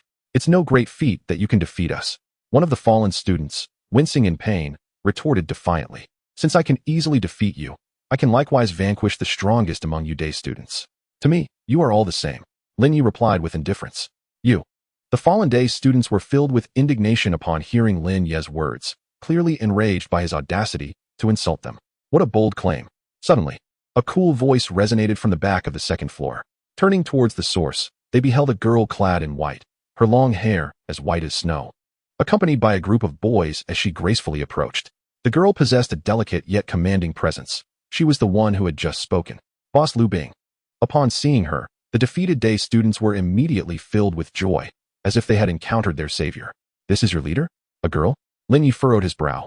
His expression was not one of prejudice against the girl named Lu Bing, but rather a sense of curiosity regarding the boy's choice to follow a female leader. A girl? Lu Bing's expression darkened upon hearing Lin Ye's words. Chapter 32. The Feminine Martial Spirit? Hee, this is going to be entertaining. This guy actually called Lu Bing a girl. Some other day students dining on the second floor couldn't help but revel in the mischief. At Notting Academy, while day students typically held a disdain for working students, not all day students shared this sentiment. Most of those who enjoyed bullying working students were children of nobles and merchants, with a portion being the children of commoners aspiring to enter these elite circles. The reason these commoners allied with the bullies was simple. They sought to ingratiate themselves with the children of the aristocracy and the wealthy. However, the majority of day students did not partake in the oppression of their working study counterparts. Otherwise, with hundreds of individuals in the academy, there would be only a handful of working study students. If all the day students relished bullying the working study students, those students would hardly be able to survive in the academy. Although most day students do not engage in such cruelty, they would certainly refrain from assisting the working study students out of fear of becoming targets themselves. Maintaining a stance of absolute neutrality, occasionally indulging in the spectacle to alleviate the monotony of life. Now, witnessing Lin Ye's impending misfortune, these individuals were quite pleased, for it promised entertainment. You fool, you are utterly blind. Our leader is not a female. It is merely due to the peculiar nature of their martial soul, which has undergone a mutation, causing an uncontrollable inclination towards femininity. Just as Lu Bing's expression darkened, a day student suddenly stepped forward, pointing at Lin Ye and arrogantly proclaiming, Lin Ye, is it truly wise to publicly disclose your leader's secret? Lin Ye found himself at a loss for words, hearing his comrade divulge their leader's foundation. Although this was no secret within the academy, it nonetheless infuriated Lu Bing, who promptly kicked the young man in the rear. Ouch, boss, I was wrong. Oh, so you are indeed male? My apologies, I did not recognize it at first. Upon realizing that the white-haired girl before him was actually a boy, Lin Ye felt a peculiar sensation, yet maintained an air of indifference as he addressed Lu Bing. Let us not speak of that. You are a working study student. Yet you dare to bully us day students? Has your leader not informed you of the rules? A flicker of anger crossed Lu Bing's face as he suppressed his fury, responding coldly, I am sorry, but the current leader of the working study students is I, and I remain unaware of any rules. Unaware of the rules? Then allow me to enlighten you. Whenever we day students encounter you, regardless of how we torment you, you are to endure it quietly. If even one of you dares to resist, all of you shall be punished. A malicious sneer spread across Lu Bing's delicately feminine face. That is unjust. Why must we not resist? Lin Ye maintained his calm demeanor, countering the assertion. Why can you not resist? Because our fists are larger than yours. If you comply, perhaps you will fare slightly better. If you dare to resist, we shall ensure you attend school daily with bruised faces. Lu Bing demonstratively raised his clenched fist, shaking it with a cold smile. Your fists are larger than mine. What if my fists are larger than yours? Lin Ye suddenly inquired. Your fists larger than ours? At Lin Ye's words, laughter erupted among the day students behind Lu Bing, while many others on the second floor displayed mocking expressions. How dare they ridicule our leader? The children on the first floor of the dormitory were seething with anger. Calm yourselves. I believe Lin Ye will undoubtedly prevail. Tang Sen remarked from the side. Your fists are larger than ours? Huh, how amusing. Let us not speak of anything else. First, let us have a match. Lu Bing retorted with derision. This fellow is bound to lose. Senior Lu Bing is already a soul master and is rumored to be graduating this year. This newcomer, whom I have never seen before, dares to provoke Senior Lu Bing. What arrogance. Huh, there have always been those who overestimate themselves. Let us enjoy the spectacle. Upon discovering that Lin Ye intended to challenge Lu Bing, The onlookers couldn't help but display smirks of mockery, openly ridiculing Lin Ye and expressing their disbelief in his potential for victory. After all, Lu Bing is a soul master, while Lin Ye is merely a fresh entrant. How could he possibly stand a chance against someone of Lu Bing's caliber? A soul master? Hearing the derision surrounding him, Lin Ye couldn't help but curve his lips into a slight smile. What is so remarkable about being a soul master? Gradually lifting his head to gaze at Lu Bing, Lin Ye spoke with an air of indifference. What? This fellow dares to look down upon soul masters? Surely not. Is there truly someone who believes they can fight beyond their rank? Huh. This is going to be quite entertaining. This fellow is indeed amusing. Upon hearing Lin Ye's bold proclamation, the crowd erupted in laughter, all finding amusement in Lin Ye's audacity. A mere newcomer dares to claim that being a soul master is not impressive. Such words are indeed the privilege of a novice. Young man, are you quite audacious? Initially taken aback by Lin Ye's words, Lu Bing then broke into a radiant smile. Yet, those who know Lu Bing well understand that he is a typical smiling tiger. The more dazzling his smile, the more ruthless his actions. The fact that Lin Ye called him a girl had already enraged him. And now to belittle the significance of being a soul master. This was a direct slap in Lu Bing's face. Being a soul master is nothing remarkable? Then allow me to show you what true prowess entails. As he spoke, Lu Bing's expression darkened, and in an instant, he lunged at Lin Ye. His right fist clenched tightly and aimed directly at him. Although he outwardly dismissed Lin Ye, he remained cautious, having witnessed Lin Ye's defeat of 5 formidable students. Thus, Lu Bing exerted a portion of his strength, channeling his soul power into his swinging fist. As a beast martial soul user who had absorbed a soul ring, albeit a lowly 10-year ring, Lu Bing's physical capabilities had been significantly enhanced. In terms of physical prowess, Lu Bing surpassed the average adult. However, compared to Lin Ye, he still felt inadequate. Chapter 33. Lin Ye's strength has grown stronger. With the combination of his innate strength and the augmentation of his soul power, Lu Bing's punch, while not reaching 1,000 pounds, certainly exceeded 500 pounds. As he swung with great speed, his fist cut through the air with a resounding whoosh, catching the attention of the surrounding spectators. Bing's underling shouted fervently, "Boss, show this arrogant work-study student your prowess." As his fist was about to strike Lin Ye, a smirk of assured victory curled at the corners of Bing's mouth. Just as Bing believed he could effortlessly overpower Lin Ye, a hand suddenly shot out, firmly grasping his fist. A calm voice resonated. "Is this the power of a soul master you speak of?" "What?" Bing's expression shifted dramatically upon realizing his fist was captured. He attempted to withdraw his hand, but no matter how hard he tried, he could not break free. Such formidable strength. Allow me to demonstrate what true power is. Just as panic surged within Bing, a sound reached his ears, prompting him to instinctively raise his head. Before him, a fist loomed larger and larger. Oh no! Alarm surged through him, but before Bing could react, Lin Ye's fist struck his face with tremendous force. A wave of pain coursed through his features, and he was instantly sent flying, crashing to the ground and rolling before colliding heavily with a wall. "Damn you!" Fueled by rage from the pain on his face, Bing scrambled to his feet, seething. He could feel his refined visage swelling. "You think being stronger makes you impressive? I am a soul master," he bellowed in fury. "Martial soul, manifest." With a powerful shout, a snowy white fox figure emerged from his body and swiftly melded into him. Upon the manifestation of his martial soul, Bing's form began to rapidly ascend, his eyes transforming into bright yellow beast-like pupils. Fox ears discreetly emerged from his hair, while white fur sprouted from the backs of his hands, and 10 sharp claws extended from his fingertips. Simultaneously, a pale white halo began to rise from beneath his feet, encircling him. Do you know the principal distinction between a soul scholar and a soul master? Unlike soul scholars, soul masters possess not only the ability to manifest their martial soul, but also soul skills. Although my soul ring is merely a lowly 10-year soul ring, its power, combined with the strength from my martial soul manifestation, is sufficient to amplify my prowess several-fold. In this state, Bing glared at Lin Ye, extending his clawed hand and gradually forming it into a fist, coldly declaring, "Now, behold my utmost strength. First soul skill, Demon Fox Claw Attack." With a low growl, the white soul ring surrounding Bing suddenly illuminated. An extraordinary force surged from the soul ring, coursing through his legs and claws. In an instant, Bing vanished from sight.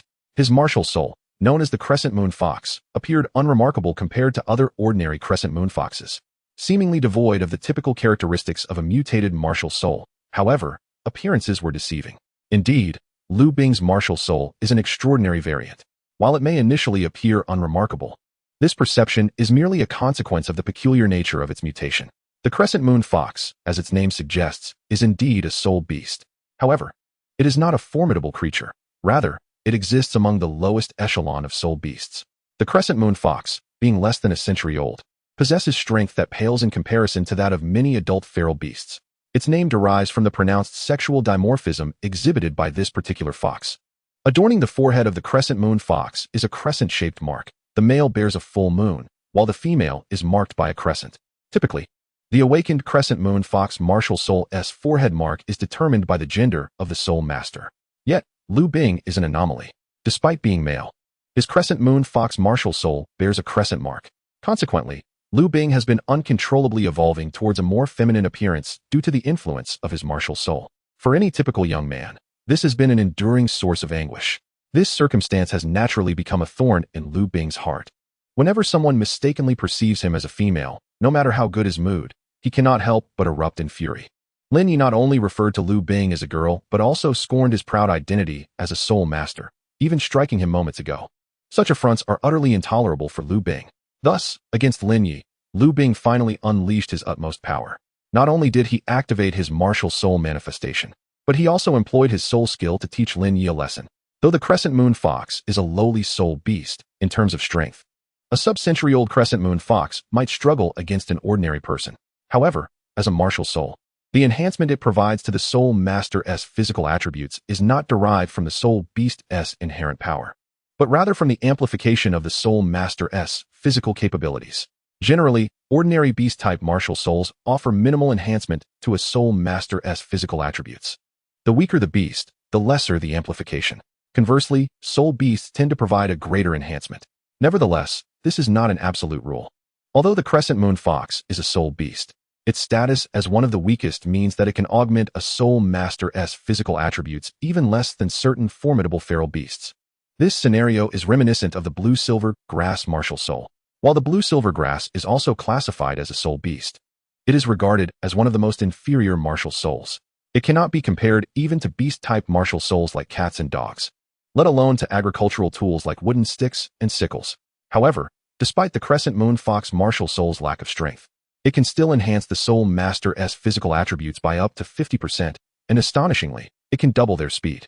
Lu Bing's first soul skill, Fox Claw Assault, increases his speed by 30% and enhances his attack penetration by the same margin.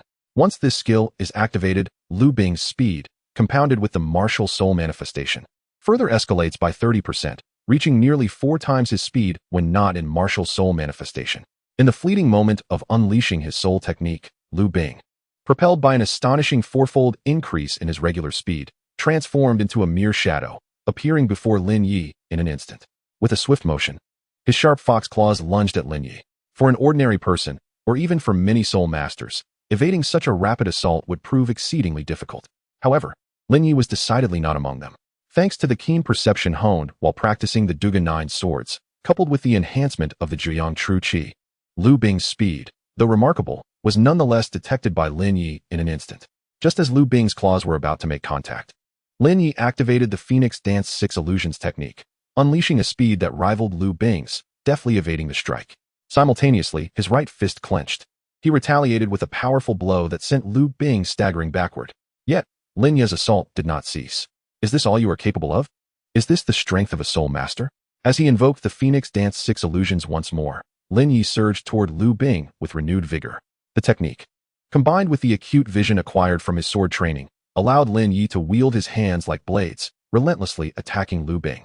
However, with his soul ring now in cooldown, Lu Bing was no match for Lin Ye, forced to retreat in disarray under the barrage of strikes. Around them, onlookers were left in stunned silence as they witnessed Lu Bing gradually fall behind in the confrontation. Could it be? This newcomer is actually going to defeat Lu Bing. A seasoned soul master? I believe in him. He can do it. The children from Dormitory 7 erupted into excited cheers from the first floor. Xiao Wu, her face alight with exhilaration, joined in, dancing with unrestrained joy. However, Wang Sheng, who was already nearing the level of a soul master and had begun to comprehend the disparity between soul warriors and soul masters, wore an expression of disbelief. Meanwhile, Tang San, witnessing Lin Ye's even swifter movements compared to their previous encounter, could not help but sigh. Lin Ye's strength has indeed grown. Chapter 34. Preparing to venture into the soul-hunting forest. Faced with Lin Ye employing the Phoenix Dance 6 illusions, Liu Bing, devoid of the enhancement from his soul techniques, found himself utterly outmatched, forced to evade Lin Ye's relentless assault. Ultimately, he failed to dodge a critical strike and was struck on the neck by Lin Ye's palm, followed by a flurry of punches. With a final kick, Liu Bing was sent soaring, crashing down onto the backs of his subordinates. Ouch! As his companions groaned in pain, Liu Bing clutched his sore chest, struggling to rise from the ground. It seems my fists are indeed more formidable, Lin Ye remarked as he approached, his tone indifferent. You. Liu Bing, hearing Lin Ye's words, felt a surge of anger. Yet, recalling his utter helplessness against Lin Ye's onslaught, he could only suppress his rage. In the future, if you and your fellow day students dare to bully us working students again, do not blame me for being impolite, Lin Ye declared coldly, his gaze sweeping over the day students before him. As Lin Ye's words echoed, apart from Liu Bing, who clenched his fists in resentment, the remaining students trembled, rendered silent as if frozen in place. What transpired? On the first floor, as Tang San observed Lin Ye's display of prowess, he was suddenly interrupted by a familiar hand resting upon his shoulder, followed by a well-known voice. Teacher. Turning around, Tang San was pleasantly surprised to see a familiar face behind him. Teacher, you have come for a meal as well. Thank you for the betting today, he said respectfully. The master merely shook his head gently, glancing towards the second floor, and inquired. Indeed, teacher, Tang San succinctly recounted the events that had unfolded. This Lin Ye managed to defeat a beast spirit master head-on? It seems his second spirit must be an extraordinarily powerful beast spirit. Upon hearing Tang San's account, the master could not help but feel a wave of astonishment. I am uncertain about that. I have never witnessed Lin Ye's second spirit. Ah, the master mused, his gaze fixed introspectively on Lin Ye. A camellia spirit, along with an unknown beast spirit. While the camellia spirit can serve as a support-type spirit, potentially validating my theories. The addition of this unknown formidable beast spirit renders this support-type soul master nearly invulnerable to assaults from agile attack-type soul masters. Contemplating this, a flicker of intrigue illuminated the master's eyes. Xiao-san, I shall dine on the second floor. Would you care to join me? Regaining his composure, the master turned to Tang San, posing the question. There's no need, teacher. Tang San quickly waved his hands in refusal, explaining his reasoning. He is from the 7th dormitory, and the others from the 7th dormitory are all dining on the first floor. If I were to go to the second floor, it would feel rather out of place. After a moment's thought, the master did not press the issue. After waiting for Tang San to finish, he set off alone towards the second floor, hands clasped behind his back. Meanwhile, Lin Ye had just finished intimidating Liu Bing and the other day students, and was preparing to descend when he encountered the master ascending. Master, Lin Ye greeted politely upon seeing him. Thank you for the betting today. It was merely a bed cover. It is of no consequence.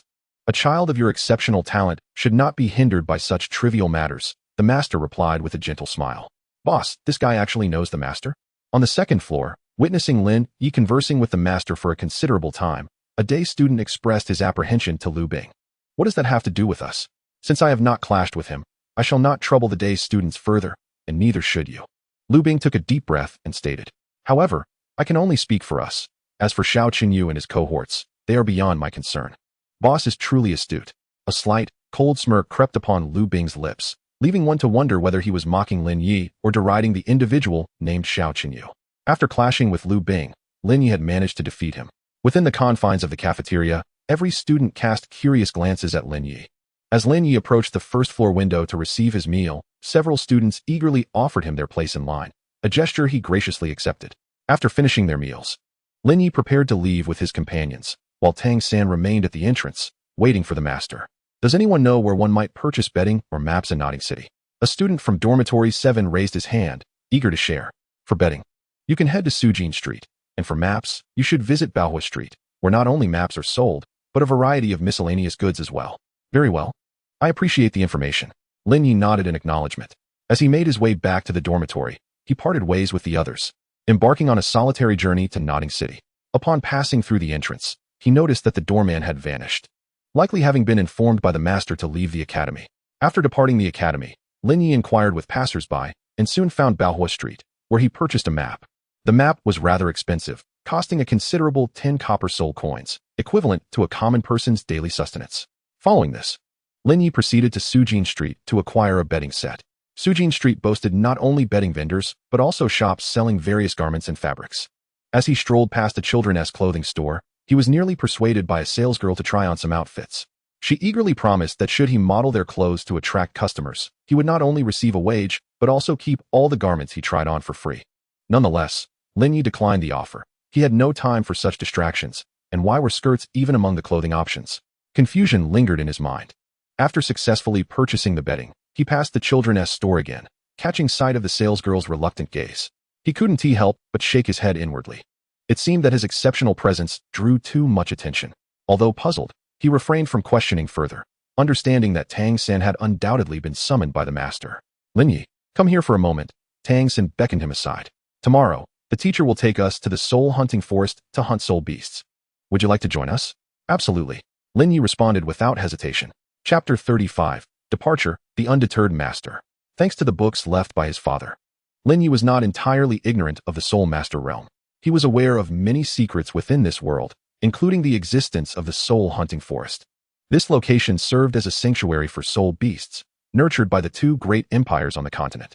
Many of these soul beasts were no older than 1,000 years, making them ideal targets for aspiring soul masters and great soul masters seeking advancement. Thus, nearly all individuals who reached a soul power level of 10 or 20 would opt to hunt soul beasts in the soul-hunting forest to elevate their status. However, entry into the soul-hunting forest was conditional. To gain access, one must obtain a hand order issued by the Spirit Hall. To assess his strength at the Spirit Hall was a simple endeavor for Lin Ye. However, securing the endorsement of at least 3 nobles proved to be quite a challenge. Nevertheless, Lin Ye was confident that seeking assistance from the academy would grant him the opportunity to enter the soul-hunting forest, though the duration of such an endeavor remained uncertain. Thus, with Master possessing a means to directly access the soul-hunting forest, Lin Ye had no reason to decline. The following day, at dawn, as the first light of day began to break, Lin Ye and Tang San arose and departed from their dormitory. The previous evening, Lin Ye had informed everyone of their intention to venture forth in quest of soul rings. As the leader of the 7th dormitory, having sternly quelled the arrogance of the day students the day before, Lin Ye had established his authority. Consequently, upon mentioning this matter, voices within the dormitory eagerly offered to assist Lin Ye in completing the tasks for the working students the next day. Since Xiao Wu was responsible for the same area as Lin Ye, she too was exempt from cleaning duties. Although the garden to the south of the playground was quite expansive, the collective effort of over 10 individuals from the 7th dormitory allowed them to finish swiftly, requiring little time. After leaving the dormitory, Lin Ye and Tang San made their way to the exit of the dormitory building, where Master had been waiting for some time. Now that we are all here, let us proceed, he said, turning to lead the way toward the academy's exit. While Lin Ye had gleaned some knowledge about the soul-hunting forest from the books left by his father, it was merely a cursory understanding. Upon exiting the academy, Master guided the two towards the heart of Nodding City. As it was their first outing and their ignorance was apparent, Lin Ye and Tang San refrained from asking questions, simply following Master. They soon arrived at the bustling commercial district at the center of Nodding City. Despite the early hour, various shops had already opened their doors. Master navigated through the marketplace, entering several shops to procure provisions, including dried food, water containers, and some realgar, likely intended for repelling snakes, insects, and rodents. Before departing, Master made a stop at the vegetable market, purchasing a cart full of white radishes, which left Lin Ye somewhat perplexed. What purpose do the white radishes serve? He wondered. However, despite his curiosity, Lin Ye was not one to pry, and Tang San shared his disposition. All is prepared. Let us hire a carriage, Master instructed, urging Lin Ye and Tang San to hold onto the white radishes and wait for him at a secluded alleyway outside the marketplace while he sought a carriage. Before long, a carriage approached from a distance and came to a halt before Lin Ye and Tang San. Step aboard. Master emerged from the carriage, instructing Lin Ye and Tang San to place the white radishes down before climbing aboard himself. However, upon noticing Master's entry, Lin Ye was struck by the curiosity that the white radishes had mysteriously vanished. Had they been placed in the carriage, or were they lost somehow? Lin Ye pondered this in confusion. Master, all is ready. We may depart now. As the carriage rolled forward, the Master called out to the driver outside. And soon they were swiftly departing from the city of Nodding. The rhythmic sound of hooves echoed around them. Lin Ye, feeling the jolts of the carriage for the first time, pulled back the curtain to gaze outside. The scenery outside was a blur, fleeting past him. Despite the endless expanse of forest lacking in visual appeal, Lin Ye felt a sense of novelty. This was indeed his first journey away from home. Suddenly, a calm voice resonated within the carriage. Lin Ye turned to see the Master extending a black belt adorned with dark silver stripes and set with 24 round, milky white jade stones, each the size of a thumb, towards Tang San. The belt exuded an air of exquisite craftsmanship. Master, what is this? Tang San, momentarily taken aback as he received the belt, inquired. This is a gift for you, the master replied with a gentle smile. Do not underestimate it. This is no ordinary belt, but a soul guide device. Soul guide device. Lin Ye felt a jolt of surprise upon hearing the master's words.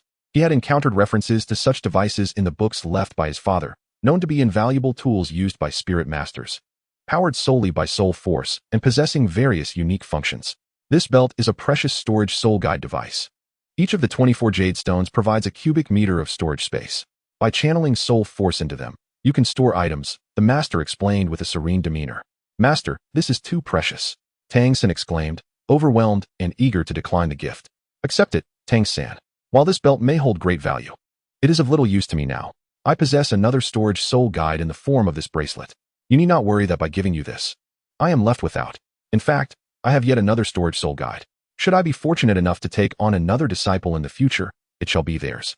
The master said with a faint smile, pressing the belt back into Tang San's hands, seemingly hinting at something deeper. Tang San instinctively glanced at Lin Ye upon hearing the master's words. However, Lin Ye remained composed. Though the storage soul guide was indeed valuable, he did not covet it. He too possessed a storage soul guide, one that could hold even more, his parents' jade pendant. After breaking the first seal on it, the pendant had revealed over 100 cubic meters of storage space, nearly the size of a small room. The precious storage soul guide bestowed upon Tang San by the master holds no allure for Lin Ye whatsoever. How could it be that he remains utterly unmoved?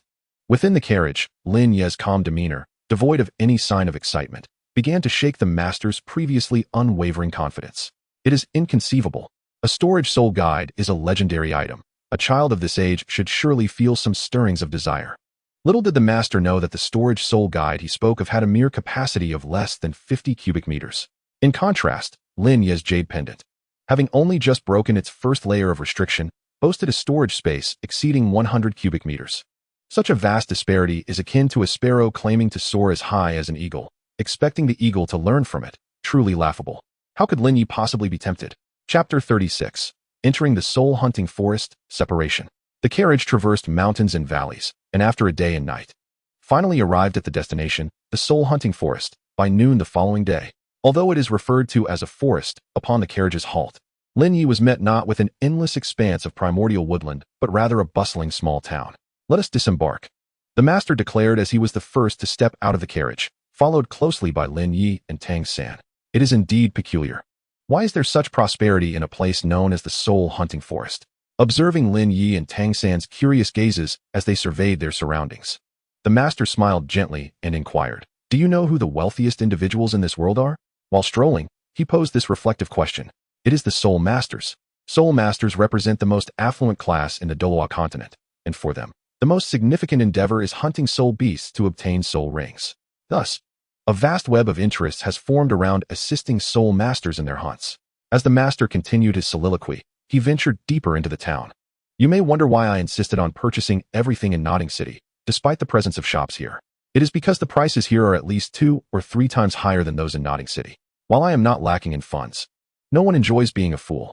As they traversed the narrow path, the master spoke slowly, observing the various vendors peddling their wares. Along the town streets, under the master's guidance, the trio journeyed further into the heart of the town. As they delved deeper, groups of individuals began to appear along the roadside. Clad in leather armor, they shouted enthusiastically, "Come, come." The Battle Heaven hunting group is just 1 member short, hoping for a support-type soul master to join, with a reward of 10 gold soul coins. Don't miss out. The Flame God hunting group is looking for 2 more members, ideally 1 agile attacker and 1 support, offering 15 gold soul coins. Hurry, hurry. The Tsong Wolf hunting group requires 1 more member, preferably a defense-type soul master, with orders in hand and ready to depart, offering 20 gold soul coins. Listening to the shouts echoing from the roadside, Lin Ye couldn't help but glance over. Although it was their first encounter, the words of the crowd quickly led him to realize that this was likely the soul hunting group his father had mentioned. In Lin Ye's mind, the soul hunting group was always associated with grandeur, typically seen in lavish halls displaying announcements to attract members. Seeing these individuals shout like vendors at a market left Lin Ye feeling somewhat unsettled. Master, what are these people shouting about? What does the soul hunting group mean? Just as Lin Ye was grappling with his discomfort, Tang San turned to the master beside him and asked. The Soul Hunting Group is an organization that assists soul masters in hunting soul beasts. Generally, soul masters cultivate at a pace faster than that of soul beasts. However, in terms of combat prowess, soul beasts are often superior. At the same level, soul masters usually find themselves outmatched by soul beasts, which is the reason for the existence of the soul hunting group. Through collaboration, the group can hunt soul beasts that are stronger than any of its members. And when we absorb soul rings, it is often the soul rings from these formidable soul beasts that are most suitable for us. The presence of the soul hunting group ensures that every member can acquire a soul ring that best suits their abilities. The initial formation of the soul hunting group was merely a loose coalition of members cooperating to hunt the soul beasts of their choosing. However, it has since evolved into a profession where soul masters earn substantial wealth by assisting employers in hunting soul beasts for remuneration. This is the essence of what the soul hunting group does. The master explained while surveying the so-called soul hunting group around them. Yet, these groups are merely subpar. The true soul hunting groups impose strict requirements on their members. The most basic formation consists of a 5-member team, an agile attack-type soul master for reconnaissance, a defensive soul master to shield against soul beasts, a powerful attack-type soul master for the hunt, a support-type soul master for recovery, and a food-type soul master for supplies. But these individuals, a flicker of disdain, crossed the master's eyes as he shook his head. So that is how it is. As the master elucidated, Lin Ye found himself deep in thought. He had intended to join a soul hunting group after graduation to gain experience while earning money. Now, with the master's insights, his understanding of the soul hunting group had deepened. However, from the shouts he had heard, Lin Ye discerned another matter. Support-type soul masters seemed to be the rarest. It appeared that over 70% of the group's recruiting soul masters were specifically seeking a support-type soul master. Thus, a powerful support-type soul master like himself would undoubtedly be in high demand. As they traversed the small town, an expansive forest finally came into view. Surrounding the forest was a towering iron fence, rising over 10 meters high, rivaling the height of city walls. Outside the iron fence, squads of fully armed soldiers patrolled diligently along its perimeter, creating an atmosphere of strict vigilance. They approached the iron gate that led into the enclosure. The master elucidated the prerequisites for entering the soul hunting forest and the repercussions of unauthorized access, eventually arriving at the iron gate. Here, several soldiers, armed with long spears and clad in iron armor, stood guard at the entrance. Upon spotting the trio, a soldier, who appeared to be the captain, stepped forward, extending his right hand and intoning gravely, "Please present your passes. This is our command token." The master replied nonchalantly as he produced a token and handed it to the captain. The captain examined the token with great scrutiny. Suddenly, an expression of shock crossed his face as if he had encountered something astonishing. He then became exceedingly respectful and personally opened the iron gate for the three. "Let us proceed," he said. However, Lin Ye couldn't help but ponder the captain's earlier demeanor. This token seemed far from ordinary. It suggested that the master's status was indeed remarkable. Upon passing through the gate, the trio felt as though they had entered a primeval forest. Towering trees and lush bushes surrounded them, while the layered canopies overhead obscured the sunlight, casting a pervasive gloom throughout the forest. "Master, let us part ways here for the time being." "Part ways?" Upon hearing Lin Ye's words, both the master and Tang Sen turned to him, their expressions filled with confusion. "You wish to leave?" In the dense wilderness of the soul-hunting forest, the master looked at Lin Ye, his brow furrowed. Tang Sen, too, wore a puzzled expression as he regarded Lin Ye. "Yes," Lin Ye affirmed with a nod. "Lin Ye, I understand your desire to choose your soul ring independently, without our interference, but hunting soul beasts is not an easy task, even if you have triumphed over a soul master. They are insignificant in comparison to the ferocity of the soul beasts here. The soul-hunting forest is rife with formidable century-old soul beasts. Even a great soul master, unfamiliar with this forest, could easily meet their demise within its depths. Do not act impulsively." The master's concern was evident as he spoke firmly. "Master, I am not acting impulsively. I have contemplated this decision since yesterday," Lin Ye replied, shaking his head. "This is not merely a matter of consideration. It is exceedingly perilous." The master maintained his serious demeanor, shaking his head in disapproval. "Rest assured, I can protect myself," Lin Ye insisted, resolutely refusing to yield. "You can protect yourself, Lin Ye? I have already stated that defeating a soul master, who has only recently advanced and possesses an ordinary martial spirit, does not equate to your capability here. The soul-hunting forest teems with packs of 10-year soul beasts and century-old soul beasts, not to mention the existence of 1,000-year soul beasts. Soul masters find it exceedingly difficult to navigate this terrain unless they are formidable soul sages. Survival here is a daunting challenge." The master's frustration was palpable as he admonished Lin Ye. "Soul sage?" Upon hearing the master's words, Lin Ye's lips curled into a faint smile. If it were only the soul sect that could ensure survival within the soul-hunting forest, he might feel a tinge of concern. However, the Soul Sovereign? After 3 months of training in Holy Soul Village, Lin Ye's strength and speed now rival those of a Soul Sovereign. When wielding the Xianyuan sword to perform the Dugun 9 swords, even an ordinary Soul Sovereign would stand no chance against him. Such prowess was more than sufficient. Master, what do you think is the extent of my power displayed in the cafeteria? Observing the master's slight anger, Lin Ye felt no irritation. He understood that the master was merely worried for him, yet his capabilities were far beyond the master's assumptions. Perhaps he was even stronger than this esteemed teacher. How much power did you use in the cafeteria? Did you not unleash your full strength while there? The master's face betrayed a mixture of skepticism and curiosity upon hearing Lin Ye's words. Haha, what are you attempting to do? Noticing Lin Ye's movements, both the master and Tang San furrowed their brows, filled with confusion.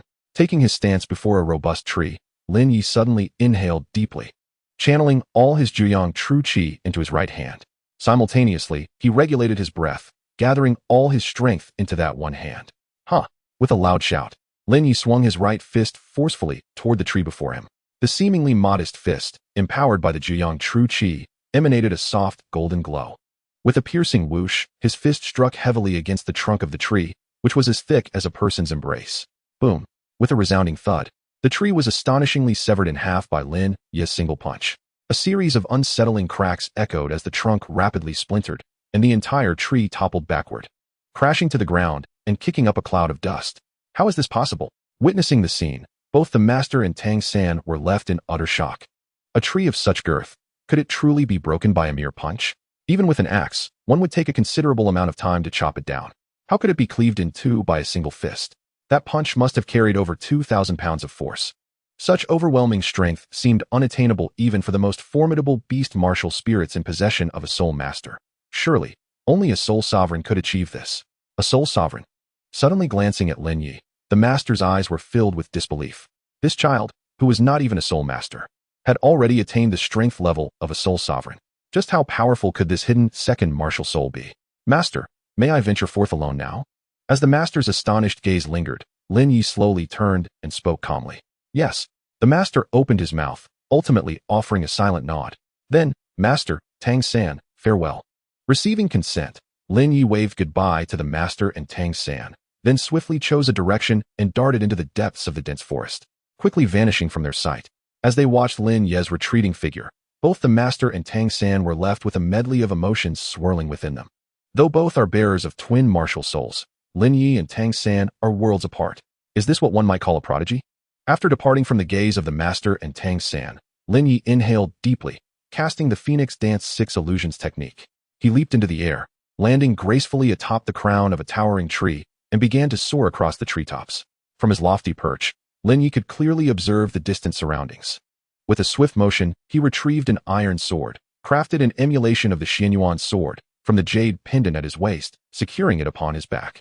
As he journeyed forth, he continuously scanned the area, seeking suitable soul beasts. Guided by the letter left by his father, Lin Ye intended to enhance his 9-spirit immortal Tang martial soul with his first soul ring.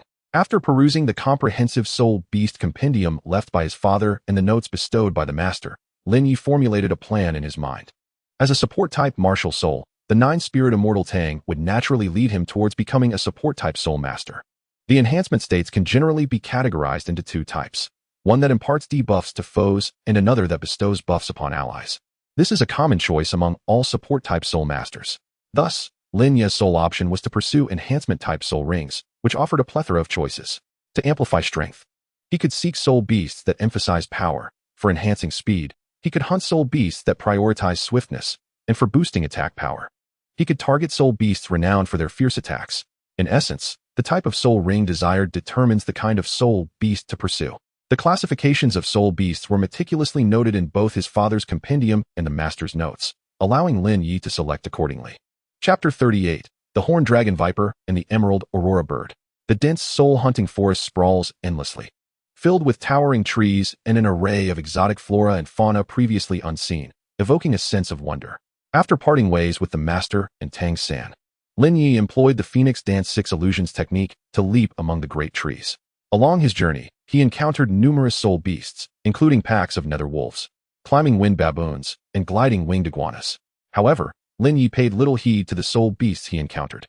The reason was simple. The cultivation years of these creatures were far too low, whether it was the nether wolves, wind baboons, or winged iguanas, along with various others such as fire-tailed foxes, wind chime birds, and colorful cats. Scarcely any boasted cultivation years exceeding a century.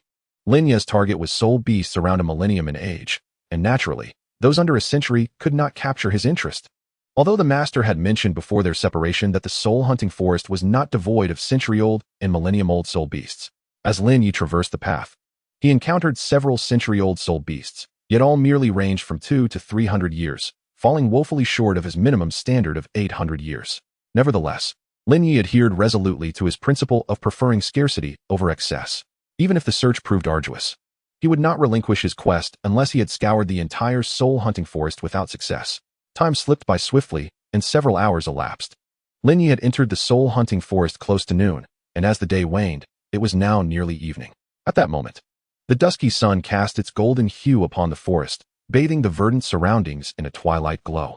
With the night fast approaching, Lin Ye, having searched diligently throughout the afternoon, found himself fatigued. After casually hunting a blue-hued soul beast resembling a deer with budding antlers, he kindled a fire and roasted a portion of the meat to satiate his hunger.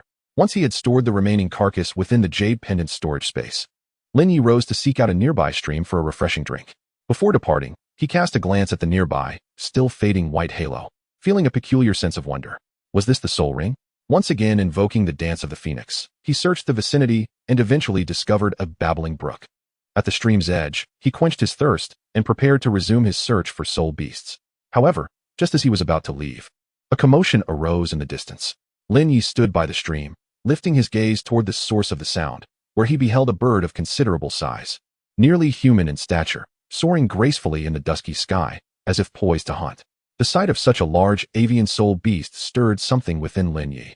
Given its impressive dimensions, aside from a select few avian soul beasts like eagles and hawks, most birds of this size undoubtedly boasted a cultivation age exceeding a century, perhaps even 500 years. I must investigate. Resolving to pursue this lead, Lin Ye leapt into action, employing the phoenix dance technique to navigate swiftly through the soul-hunting forest, soon reaching his destination.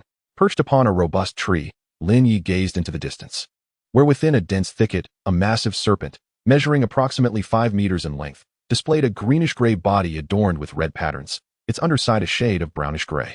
With a peculiar horn atop its head, the serpent coiled, raising its head and flicking its tongue as it fixated intently on the large bird above. The avian creature, exceeding 1 meter in length with a wingspan approaching 5 meters, was cloaked in pale yellow feathers, its belly adorned with white plumage and crowned with a jade-like gem. Could it be the spiked horn dragon viper and the emerald aurora bird? Lin Ye marveled at the sight of these two soul beasts. The spiked horn dragon viper was renowned as a formidable and venomous serpent soul beast, boasting remarkable agility and ferocity, said to possess a trace of dragon lineage. The lifespan of the spiked horn viper can be inferred from its body length. After a decade, a spiked horn viper can reach a length of 1 meter, and thereafter, it grows merely 4 millimeters each subsequent year. The specimen before me measures approximately 5 meters in length, suggesting it has surpassed a millennium in age. As for the emerald aurora bird, it is a species that primarily preys on highly toxic creatures, including scorpions, spiders, and snakes. The reason the emerald aurora bird can consume such venomous beings is rather simple. It possesses an innate immunity to extreme poisons. The age of the emerald aurora bird can also be estimated based on its length. From birth, it grows 2 centimeters every decade. The bird before me measures around 1 meter 80, indicating an age of approximately 900 years. 900 years, you say? Suddenly, Lin Ye's eyes sparkled with realization. His 9-spirit immortal Tang martial soul requires a soul ring that enhances status. Within the realm of status-enhancing soul rings, there exists a particularly rare type that purifies negative states.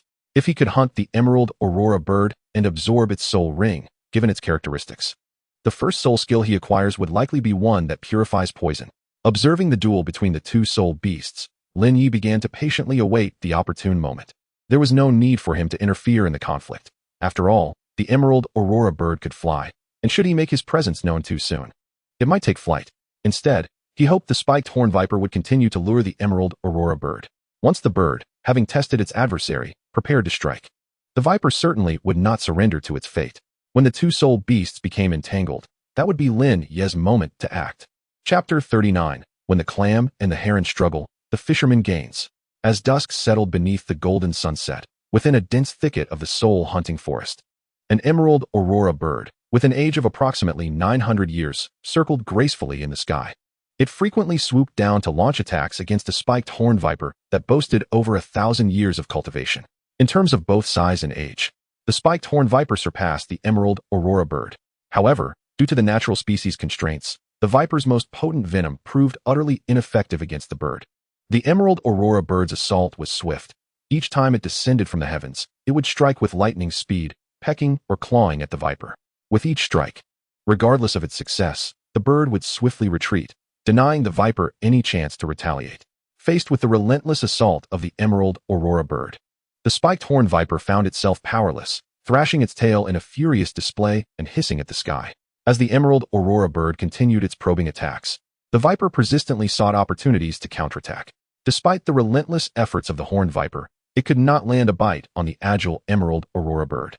Even when the viper occasionally managed to inflict a venomous wound, the emerald aurora bird remained unaffected, bounding about with vitality. Over time, the horned viper learned its lesson and ceased attempts to bite the bird, instead resorting to using its horned head to jab at it. Yet, this tactic proved futile as well. Upon recognizing the viper's change in strategy, the emerald aurora bird opted to disregard the viper's head and launched an all-out assault on its body, leaving the viper struggling to defend itself. Eventually, after enduring a series of probing attacks from the emerald aurora bird, the horned viper became significantly fatigued, its reactions slowing. Sensing the viper's weakness, the emerald aurora bird prepared to deliver a final strike. Suddenly, it swooped down from the sky, resembling a flash of lightning, and raised its sharp claws, aiming directly for the viper's vulnerable spot. It is said that striking a snake at its 7-inch mark can lead to its demise, and this principle held true even for the horned viper, a creature of formidable spirit. Previously, the emerald aurora bird had focused its attacks on the viper's head, but this time, it unexpectedly targeted the 7-inch mark, catching the viper off guard. Even when the viper finally reacted, it found itself too drained from the previous encounters to respond in time. In a fleeting moment, the emerald aurora bird's claws connected with the viper's body, gripping fiercely at the critical area. With all its might, the bird attempted to pierce through the viper's scales and flesh, aiming to shatter its heart and end its life. However, the viper's age and cultivation, spanning a millennium, endowed its scales with a hardness akin to iron. While the emerald aurora bird could easily penetrate the scales of lesser creatures, breaching those of a 1,000-year-old viper proved a daunting task.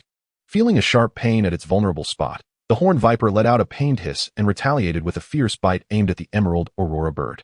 Yet, despite landing a hit, the viper's fangs failed to penetrate the bird's resilient feathers, which were remarkably tough.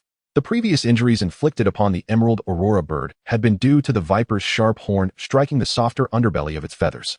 Yet now, the cerastes faced the impenetrable feathers on the back of the emerald aurora bird, a comparison that was utterly unworthy.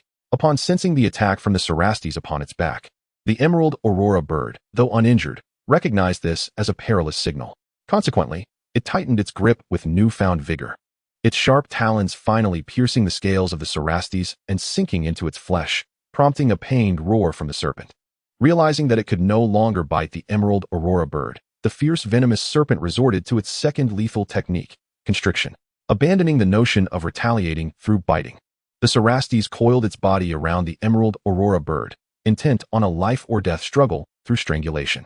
Sensing the cerastes' intent, the emerald aurora bird clutched its talons even more fiercely, striving to drive them deep into the serpent's flesh and pierce its heart. Yet this time, despite the agony, the cerastes chose to endure the pain inflicted by the emerald aurora bird, resolutely tightening its grip around the bird's body, aiming to leverage its size and strength to end the aviant's life. Observing the two colossal beasts entwined in combat from a distance within the dense forest, Lin Ye's eyes gleamed with opportunity. With a swift movement, Lin Ye activated the phoenix dance of 6 illusions, leaping from the tree and diving toward the depths of the forest. In midair, he drew the iron sword from his back with his left hand, while summoning the Xianyuan sword with his right. As he approached within 20 meters of the two battling soul beasts, Lin Ye pivoted in the air, adjusting his stance, and hurled both swords with great force. The sharp iron sword and the Xianyuan sword emitted a chilling sound as they sliced through the air. Hurtling toward the engaged soul beasts, the iron sword aimed at the already wounded cerastes, while the Xianyuan sword targeted the emerald aurora bird. Upon hearing the ominous sound slicing through the air, the two soul beasts finally became aware of the impending danger. However, after their intense struggle, They were irrevocably entwined and unable to separate. As the iron and Xianyuan sword shot through the air, there was no doubt, the iron sword found its mark, penetrating the wound the emerald aurora bird had inflicted on the Cerastes, piercing through its scales and into its heart.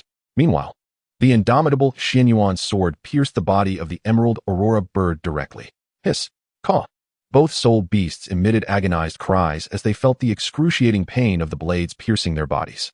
Yet, in the face of this fatal assault, their cries abruptly ceased, as they succumbed to death, falling silent. However, the emerald aurora bird lost all signs of life, its body becoming still. In contrast, the Cerastes, being a serpent, had not completely perished. It continued to convulse weakly. Chapter 40. Absorbing the Soul Ring. To be too powerful is also a curse.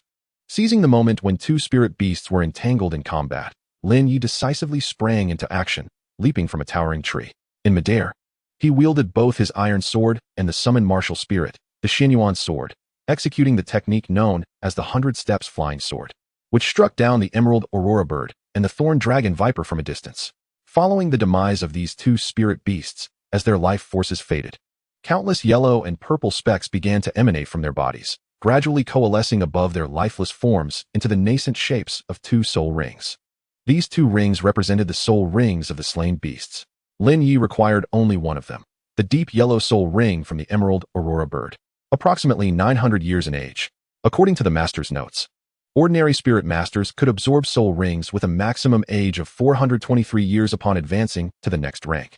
Absorbing a soul ring exceeding this limit posed a significant risk, potentially leading to catastrophic consequences. However, this conclusion applied solely to ordinary spirit masters, and Lin Ye was anything but ordinary, not to mention his cultivation of the dragon elephant prajna art. Even the subtle enhancement bestowed by his hidden third martial spirit would enable him to absorb soul rings exceeding 423 years, potentially even those of a millennium or more. Nevertheless, within the soul-hunting forest, 1,000-year spirit beasts were exceedingly rare, both in number and in suitability for Lin Ye. Therefore, his choice ultimately fell upon the soul ring of the emerald aurora bird before him. He possessed 3 martial spirits. The first was merely a facade for support, rendering the selection of an optimal soul ring unnecessary.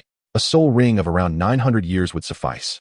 During the process of the soul ring's formation, although he had slain the thorn dragon viper, serpents possess a peculiar trait.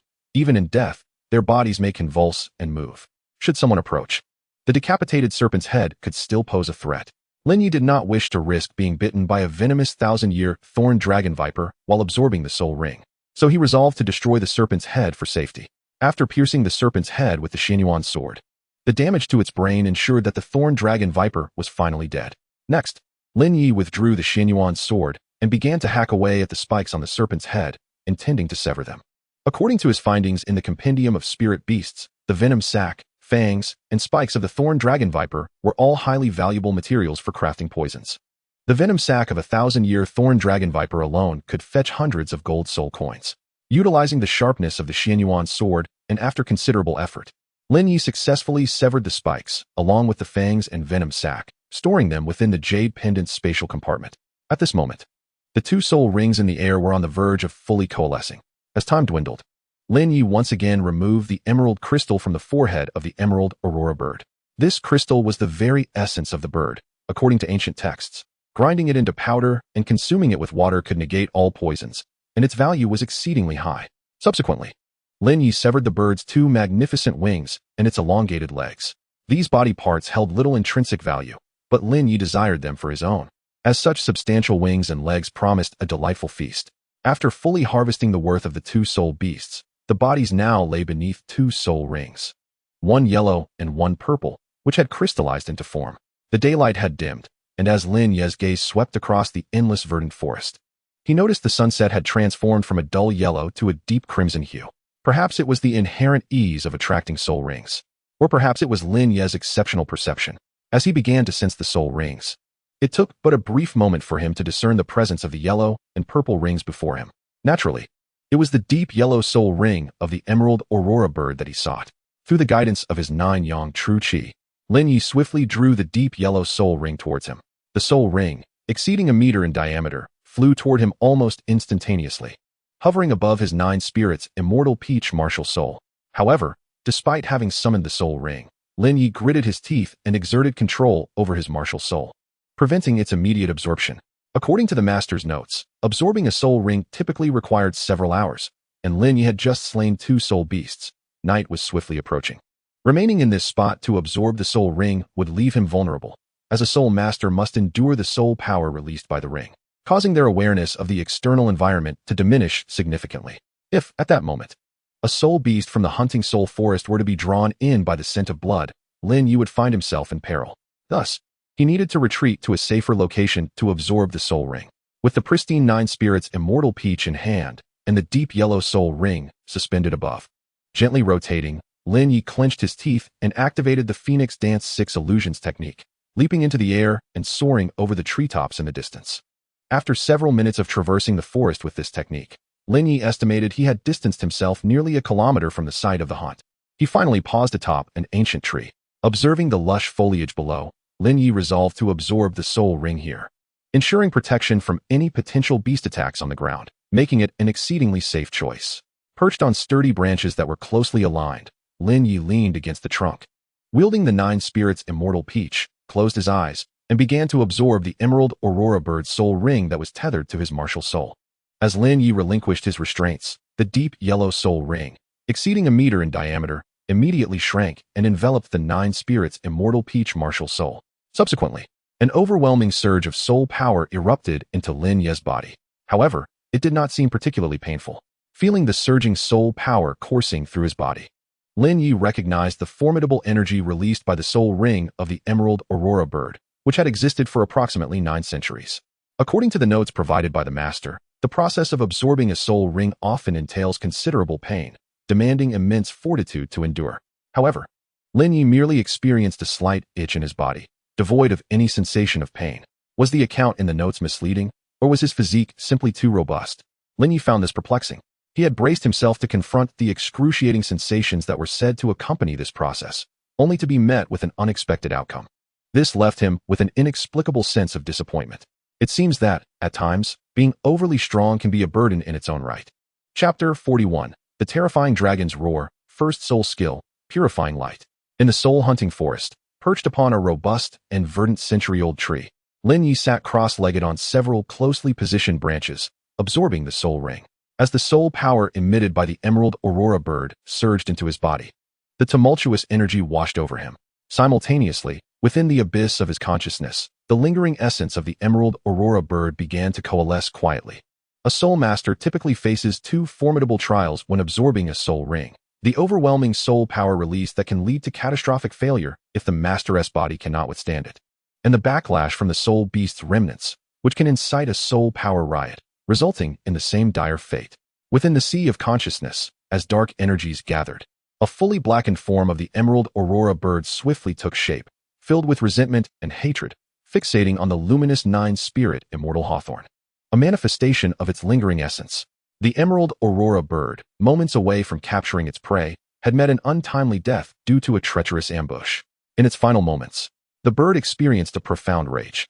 The remnants of its spirit, a fusion of its lingering soul and vengeful thoughts, represented one of the greatest challenges a soul master faces during their ascension. As the dark sea of consciousness bore witness to the radiant 9 spirit immortal hawthorn, the furious and anguished cries of the emerald aurora bird erupted. With a flurry of wings, it transformed into an arrow, hurtling toward the distant 9 spirit immortal hawthorn. Yet, just as the emerald aurora bird approached its target, a resonant and imposing dragon's roar reverberated through the abyss of consciousness. With this sound, the entire realm seemed to tremble. The once vengeful and hate-filled emerald aurora bird shrank back in fear upon hearing the roar, hastily flapping its wings in an attempt to flee. However, a sudden and inexplicable force of attraction enveloped it. In the midst of its anguished cries, the remnants of the emerald aurora bird swiftly transformed into a mass of dark energy, drawn away by the mysterious force, vanishing into the depths of the shadowy consciousness. In the external world, as the remnants of the emerald aurora bird dissipated, Lin Ye abruptly opened his eyes, his gaze filled with uncertainty and intrigue. As the master of his own body, Lin Ye was naturally aware of everything occurring within his consciousness while absorbing the soul ring. According to Lin Ye's plan, when confronted with the lingering spirit of the emerald aurora bird, he intended to wield the 9 spirits immortal vine to fend off the attack and gradually extinguish the remnants of the emerald aurora bird using the advantage of his home ground. However, Unexpectedly, a resonant dragon's roar emanated from the depths of his consciousness, instantly obliterating the remnants of the emerald aurora bird. Lin Ye instinctively recognized this roar as originating from his yet-to-awaken third martial soul, an unknown dragon martial soul. The mere sound of a dragon's roar managed to erase the remnants of a spirit that was nearly a millennium old, suggesting that his third martial soul was indeed extraordinary. A sense of gravity filled Lin Ye's heart as he pondered this revelation. Yet, he was still woefully underestimating the power of his third martial soul. For at the precise moment the dragon's roar echoed, not only were the remnants of the emerald aurora bird within him annihilated, but the entire soul-hunting forest trembled in response to that roar. Concurrently with the emergence of the dragon's roar in Lin Ye's consciousness, a terrifying pressure erupted from within him. Centered upon Lin Ye, this formidable pressure radiated outward. Wherever it spread, countless soul beasts, be they avian, terrestrial, aquatic, or subterranean, collapsed to the ground, paralyzed with fear, trembling uncontrollably. Particularly, the serpentine creatures were so intimidated by this pressure that they found it nearly impossible to move, as if their very souls had fled their bodies. Once the pressure subsided, innumerable soul beasts, especially the serpents, frantically scurried away from Lin Ye's vicinity. Not far from Lin Ye, beneath a massive boulder, a 5-meter-long, entirely verdant mandra snake, driven mad by the pressure, fled desperately into the distance. Meanwhile, several kilometers away, Tang San had just finished scattering arsenic powder around the campsite he had selected. Tang San, too, sensed the pressure released by Lin Ye, albeit not as intensely as the soul beasts. "Master, did you feel that just now?" Tang San hesitantly inquired, glancing back at the master. "Are you referring to that unsettling sensation?" "It felt somewhat like a soul power pressure," the master replied, his expression turning serious. His martial soul, the Luo San Cannon, also bore the bloodline of dragons, and thus he was more attuned to the pressure released by Lin Ye than Tang San. However, due to the inertia of thought, the master did not consider it to be the pressure of a dragon lineage, but rather attributed it to soul power. "Are you suggesting that sensation was the soul power pressure of a formidable soul master?" Tang San's heart stirred at this notion. Indeed, the master nodded gravely. "Typically, such immense power would create a considerable disturbance, yet we have not observed any unusual occurrences. Therefore, the source of the pressure must be quite distant from us. At this distance, if the pressure can still affect us, it is likely that the individual responsible is a legendary tidal Douluo." "Tidal Douluo? Teacher, how could a tidal Douluo appear in the soul-hunting forest?" Tang San exclaimed in astonishment. "Perhaps it is merely passing by. Do not fret too much. Since there has been no sign of disturbance, it indicates that we are quite distant." "Rest assured," the master calmly reassured him. Meanwhile, after a prolonged moment of astonishment regarding the formidable third spirit soul still yet to awaken within him, Lin Ye managed to quell his emotions, recognizing that this was indeed a fortuitous event. Now, it was time to discern the abilities of his first soul ring. He summoned forth the 9-spirit immortal begonia martial soul once more. As the pure and sacred begonia flower emerged gracefully from his right hand, a deep yellow halo began to rise slowly from beneath Lin Ye's feet. In that instant, a stream of information surged into Lin Ye's mind, details regarding the soul abilities possessed by the first soul ring of the 9-spirit immortal begonia martial soul. According to the descriptions within this influx of knowledge, Lin Ye's first soul ability was indeed purification. Moreover, this purification was not solely capable of cleansing poison. It could also eradicate numerous other negative states, including weakness and charm. This revelation was somewhat unexpected for Lin Ye. However, the comprehensive nature of the purification skill, which could dispel various adverse conditions, was undoubtedly a blessing. As for the name of the first soul ability, Lin Ye contemplated its effects and the manner in which the 9-spirit immortal begonia manifested its prowess. After a moment of reflection, he ultimately settled upon a name. Given that the ability was expressed through the medium of light, it seemed fitting to call the first soul ability the Light of Purification. Chapter 42. Breaking the second layer of seals. Having absorbed the soul ring and acquired the first soul ability, Lin Ye adjusted his sitting posture to achieve greater comfort. Perching himself upon a sturdy branch of the tree beneath him, he then retrieved the jade pendant left by his parents from his waist. Caressing the pendant in his hands, he savored the warmth emanating from it. According to the letter left by his father, there were additional seals contained within the pendant. Lin Ye surmised that for every realm a spirit master attained, there existed corresponding seals. 3 months prior, after awakening his martial soul, Lin Ye had broken the first layer of seals within the pendant, thus acquiring 3 techniques: the Dragon Elephant Prajna skill, the Phoenix Dance of 6 Illusions, and the Dugu 9 Swords. These techniques had proven immensely beneficial to Lin Ye, particularly the Phoenix Dance of 6 Illusions and the Dragon Elephant Prajna skill. The Phoenix dance not only exhibited astonishing speed in battle, but was also ideal for travel. While the Dragon Elephant Prajna skill granted Lin Ye the ability to absorb soul rings of 1,000-year caliber. As stated in the book his father left behind to help him understand the world of spirit masters, the soul rings a spirit master absorbs significantly determine their combat prowess. The higher the age of the soul ring, the greater the enhancement to the body, and the more potent the soul abilities and their effects. The 900-year soul ring Lin Ye had acquired, although not yet reaching the transformative threshold of 1,000 years, had nonetheless enhanced his physical constitution through the soul power it imparted, although it weighed only a few hundred pounds. Perhaps even less than the strength gained after several days of training with the Dragon Elephant Prajna skill. Lin Ye knew that to cultivate and attain this strength through the technique would require nearly a month. Achieving such a result with merely a single soul ring was indeed remarkable. He pondered what it might be, with thoughts swirling in his mind. Lin Ye placed his right hand upon the jade pendant, closed his eyes, and began to infuse the expanded Juyang True Qi within him into the pendant. As the Juyang True Qi flowed into the pendant, it emanated a faint golden glow. In the pitch-black night, illuminated only by the gentle moonlight and the soft glimmer of bioluminescent shrubs, this delicate golden light appeared exceptionally bright. Indeed, there was a restriction. As the Juyang True Qi entered the pendant, Lin Ye's eyes brightened.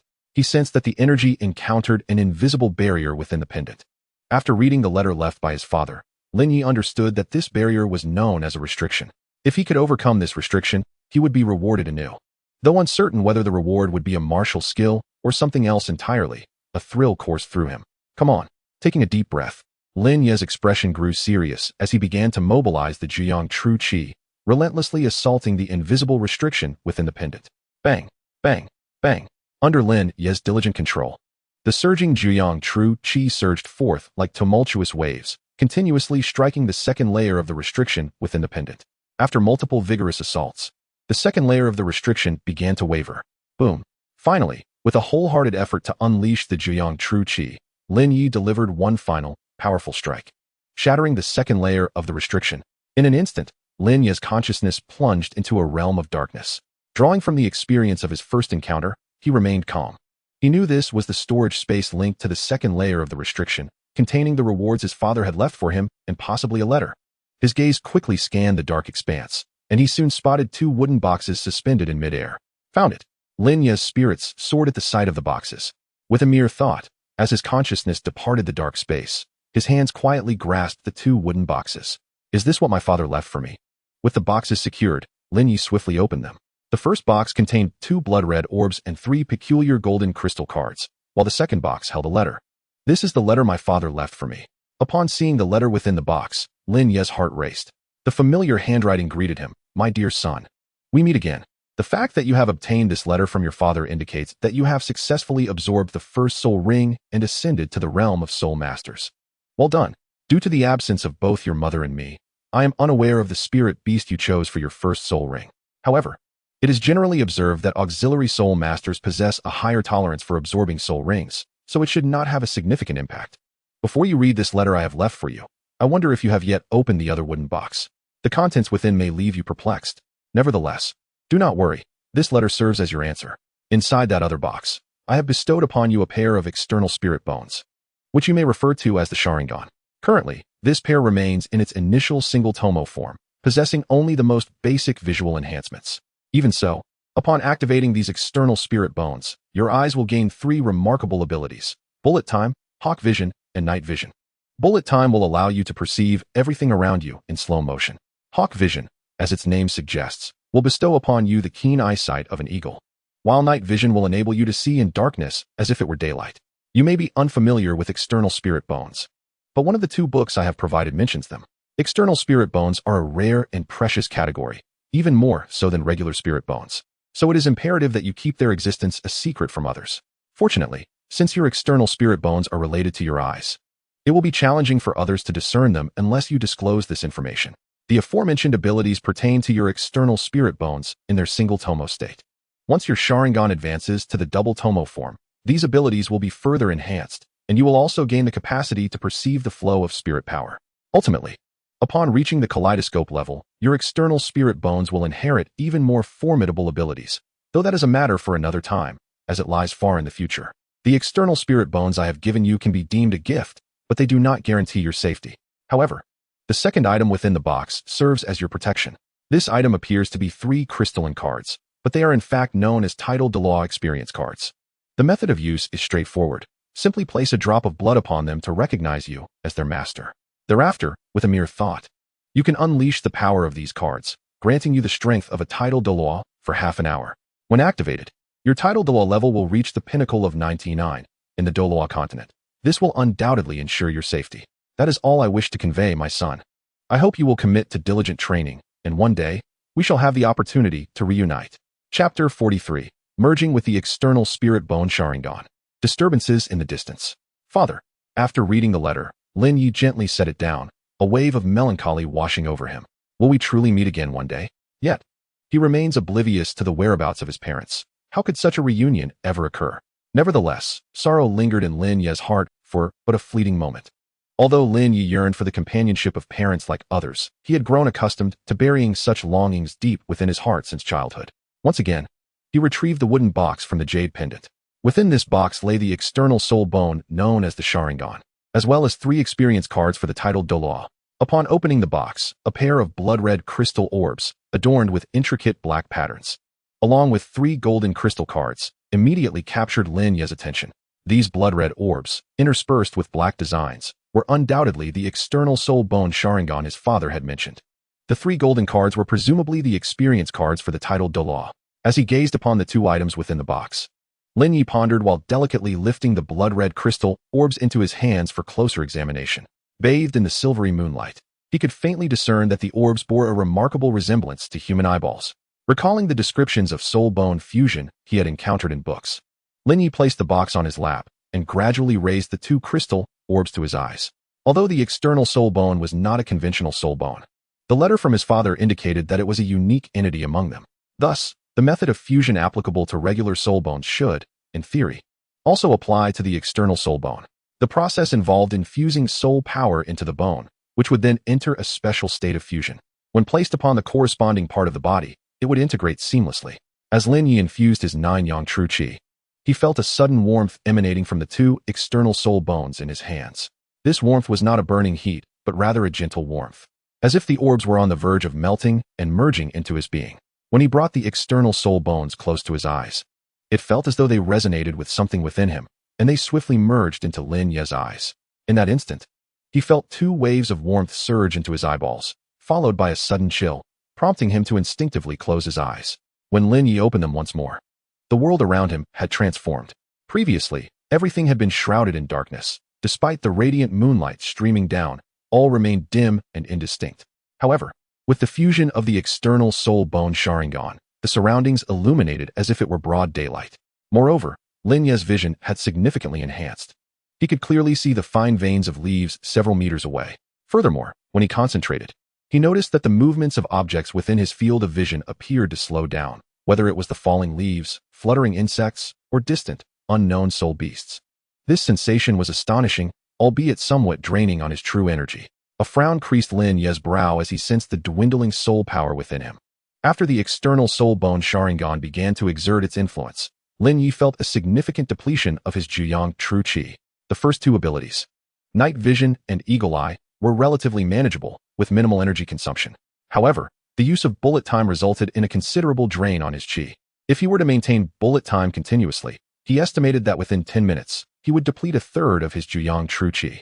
While a third may seem modest at first glance, considering he still possessed 2/3, it was crucial to remember that other factors in combat also consumed his qi.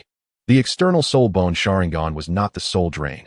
Enhancements to his physical abilities, the activation of soul skills, and the maintenance of his martial spirit all required significant energy. If he refrained from utilizing the Xinyuan's sword martial spirit, he might just manage to sustain his qi levels. However, activating the Xinyuan sword could lead to a more pressing energy shortage. Yet, upon reflection, Lin Ye felt a sense of relief. Despite the considerable energy consumption associated with the external soul bone Sharingan, its impact in battle was undeniably profound. Just the ability to slow down time through bullet time would greatly benefit his already agile fighting style, particularly in conjunction with the Duga 9 swords technique, which excelled at countering opponents' moves. With the aid of the external soul bone Sharingan, his combat prowess would undoubtedly see a significant enhancement. If, after activating bullet time for 10 minutes, he still could not subdue his opponent, then it would be prudent to retreat rather than linger. With this realization, Lin Ye felt reassured about utilizing the external Soul Bone Sharingan. He deactivated the bullet time ability, restoring his vision to its normal state. Nevertheless, he decided to retain the night vision and eagle eye abilities temporarily, as having visual advantages in the perilous soul hunting forest could help him avoid numerous dangers. After integrating the external Soul Bone Sharingan, Lin Ye retrieved 3 titled DouluoDalu experience cards from the wooden box. After slicing his finger with a blade, he let 3 drops of blood fall onto the golden crystal cards, thereby acknowledging their ownership. Once bound, he sensed a connection between his spirit and the 3 cards. As if with just a thought, he could unleash the power contained within, instantly granting him the strength of a 99th level titled DouluoDalu. However, Lin Ye restrained himself. Taking a deep breath to calm his emotions, he gazed up at the night sky. The dark canvas was adorned with a luminous full moon and twinkling stars. According to the master's notes, absorbing a soul ring typically required several hours. Yet, due to Lin Ye's robust physical constitution, he completed the absorption of the Emerald Aurora Bird soul ring in less than an hour. Though it was still far from dawn, the night had grown deep. Time was slipping away, and it was time for rest. He would depart in the morning. As he contemplated the night, Lin Ye felt a sense of weariness after spending the afternoon searching for soul beasts and absorbing the soul ring. Just as he was about to take a moment for respite, a sudden interruption occurred. In the distance, a sound akin to the rumbling of thunder suddenly echoed, followed by the rustling of trees. This unexpected commotion abruptly roused Lin Ye from his light slumber. With a sudden jolt, he opened his eyes and sprang to his feet atop the large tree, employing the Phoenix Dance's 6-fold illusion technique. In the blink of an eye, he traversed the branches and ascended to the treetop, gazing into the far-off expanse. From his elevated vantage point, aided by the night vision of the external Soul Bone Sharingan and the eagle-eyed soul skill, Lin Ye discerned a thick yellow mist enveloping a grove several kilometers away. Within this shroud, 2 indistinct figures were being pursued by a slender green shadow. Upon seeing these figures, Lin Ye instinctively thought of Master and Tang San. Although the distance rendered their identities unclear, the mere possibility compelled him to rush to their aid. Firstly, to repay the favor of returning Master's notes, granting him solace. Secondly, even if they were not who he hoped, as his grandfather Old Jack often said, saving a life is worth more than constructing a 7-story pagoda. Since he could navigate the soul-hunting forest with ease, extending a hand to save another, even a stranger, would surely cultivate a benevolent bond. With this resolve, Lin Ye activated the Phoenix Dance's 6-fold illusion once more, leaping from treetop to treetop as he hastened towards the source of the disturbance. Chapter 44. The Crisis of Tang San and Master, a Narrow Escape. Meanwhile, several kilometers away, Master fixed his gaze intently on a massive dark green serpent head emerging from the thicket. As the moonlight illuminated its true form, he could not help but gasp in shock. It was a mandala serpent, and a particularly formidable one at that, nearing 400 years of cultivation. 400 years? Hearing Master's words, Tang San felt a jolt of alarm. According to what Master had just told him, a 10-year-old soul beast's power could be matched by a human soul master, while a century-old soul beast could typically only be contended with by a great soul master. Yet, despite Master being a great soul master, his martial spirit was too weak.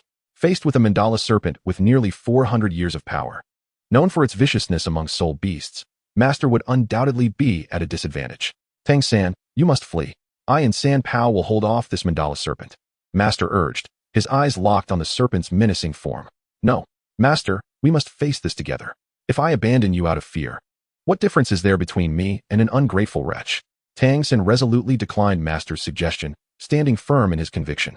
He had contemplated this matter thoroughly. Bearing the Tang clan's ultimate techniques, he believed that although the mandala serpent was powerful, it may not be able to overpower him. He was unwilling to let a mere century-old serpent mar his state of mind. Xiao San Yua? Master sighed, having no children of his own. Accepting such a devoted disciple was the most righteous decision he had ever made in his life. However, a person as useless as him, if he were to perish, it would be of little consequence. Yet, Tang San is still young, and possesses twin martial souls that are destined to resonate throughout the entire Douluo continent. If he were to die here, it would be an immense pity. No, it is imperative that I ensure little San's safe departure from this place. Drawing a deep breath, the Master's expression grew solemn.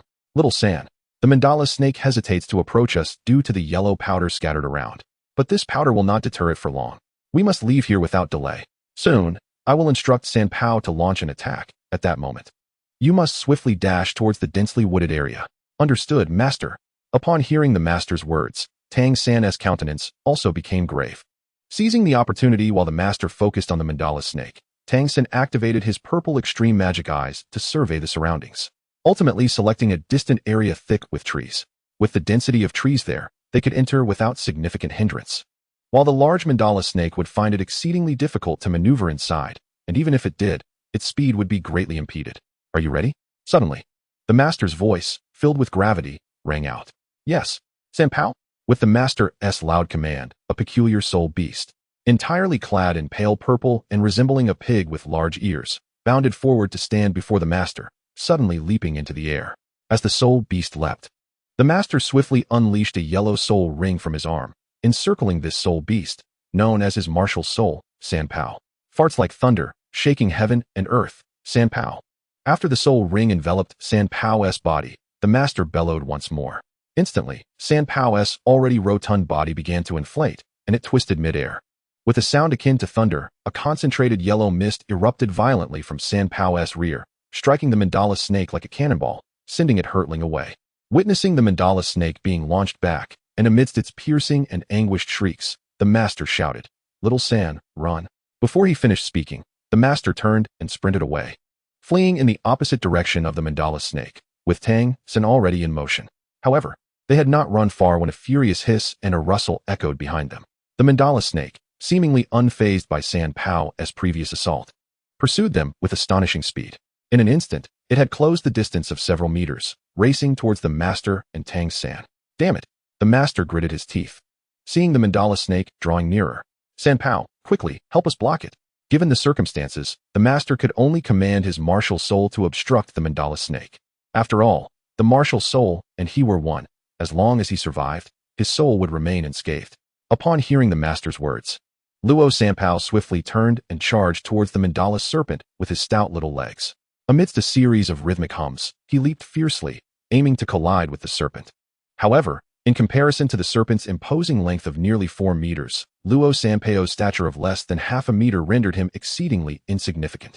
Faced with the colossal head of the mandala serpent, Luo Sanpao found himself almost as a morsel offered to the serpent's jaws, and in an instant, he was caught within its gaping maw. The mandala serpent, with a mere bite, extinguished Luo Sanpao's life, scattering him into a multitude of shimmering lights. How infuriating! The master felt an overwhelming surge of rage upon realizing that Luo Sanpao had only managed to delay the mandala serpent for a fleeting moment. Yet he was utterly powerless to intervene. How frustrating! If my martial spirit had not undergone mutation, how could I have been so relentlessly pursued by a mandala serpent of less than a millennium in cultivation? At this moment, the master was engulfed in profound regret. Though he had been regarded as worthless for many years and had grown accustomed to scorn, he had never felt such a deep-seated resentment for his own frailty as he did now. For one such as him, deemed a failure, death would merely be an end. However, for Xiao San, who was so well-behaved and understanding, the legendary twin martial spirit, and the son of that esteemed figure, how could he allow Xiao San to perish here? Master, be careful. Suddenly, from a distance, Tang San's anxious voice pierced through the air. The master turned to see that, in his moment of distraction, the mandala serpent had stealthily approached from behind, raising its elongated body high, its massive dark green head unhinging to reveal its venomous fangs. Poised to strike. Master! Tang San's desperate shout echoed from afar, but at that moment, the master could hear nothing. In his eyes, there existed only the gaping maw of the mandala serpent, ready to consume all. Am I to die?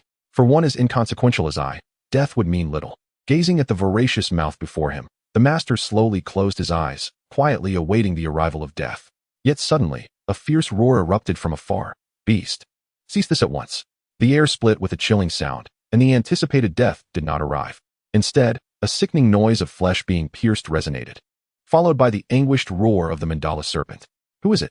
The master, startled by the unexpected intervention, opened his eyes wide and, alongside Tang San, turned towards the source of the sound. In the shadows, a figure was rapidly approaching. Chapter 45, Slaying the Mandala Serpent.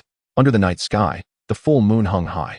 Within the dense forest, darkness still reigned, and on the ground, the lengthy and formidable mandala serpent writhed in agony, howling in distress. Observing that the master and Tang San remained rooted in place, Lin Ye furrowed his brows and shouted, "The mandala serpent is not yet dead. Quickly, move aside." Upon hearing Lin Ye's urgent command, the master and Tang San snapped back to reality, hastily retreating to safety. As they took cover, Lin Ye activated the Phoenix Dance 6 illusions, summoning the external soul bone Sharingan, swiftly maneuvering in a zigzag pattern as he charged towards the mandala serpent. Lin Ye's objective was the iron sword embedded in the head of the mandala serpent. Confronted with a creature that had honed its power for nearly 4 centuries. Covered in impenetrable dark green scales, it was exceedingly difficult to inflict harm upon the mandala serpent using bare hands alone. The assistance of a sharp weapon was imperative. Ideally, a full-powered strike from 100 paces with the Xianyuan sword spirit would have pierced the serpent's head, ensuring its demise. However, due to his father's admonition against revealing the Xianyuan sword spirit in front of outsiders, Lin Ye refrained from exposing this power and instead hurled the iron sword to rescue his master. This decision, however, led to a complication. Although Lin Ye possessed remarkable strength, his strike was only able to penetrate the serpent's formidable scales and fracture its skull, but it ultimately failed to reach the creature's brain, becoming lodged after breaching the cranial bone. The sharp iron sword was now half embedded in the serpent's head, necessitating Lin Ye's intervention to extract it. With the vision granted by his external spirit bone, the Sharingan, Lin Ye engaged the Phoenix Dance 6 illusions, moving swiftly across the ground, deftly evading the mandala serpent's involuntary attacks as it writhed in agony. Incredible! Tang Sen marveled at Lin Ye's speed, which was akin to a flash of lightning, faster and more agile than his own ghost shadow misty steps. Unlike Lin Ye, Tang Sen's technique could not sustain such prolonged agility. Was this a soul skill, or a martial art akin to his own? Tang Sen was left perplexed as he observed Lin Ye close in on the mandala serpent. As Lin Ye approached swiftly, the serpent, recovering from its torment, let out a sharp hiss and swiftly lifted its massive body, launching its elongated tail toward Lin Ye. Yet, Lin Ye, embodying the grace of the Phoenix Dance 6 illusions, remained remarkably light on his feet. Just as the serpent's sweeping tail came crashing down, Lin Ye leapt high into the air, soaring 6 or 7 meters to evade the attack. Following this, as the serpent lunged to bite him, Lin Ye executed a swift roll, narrowly dodging the strike, and landed atop the serpent's back. Once atop the mandala serpent, Lin Ye activated the Phoenix Dance 6 illusions once more, moving like a phantom across the serpent's body. In a series of rapid movements, he ascended to the serpent's head and grasped the iron sword embedded within. As Lin Ye began to extract the sword, which had already penetrated the scales and pierced flesh, the mandala serpent emitted a pained hiss.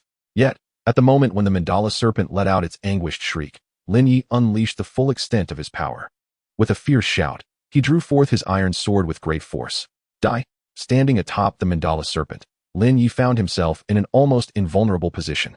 Gripping the sword tightly, he prepared to thrust it into the serpent's eye, the only part of its body unprotected by scales. A successful strike would allow Lin Ye to easily pierce through the serpent's brain, delivering a fatal blow.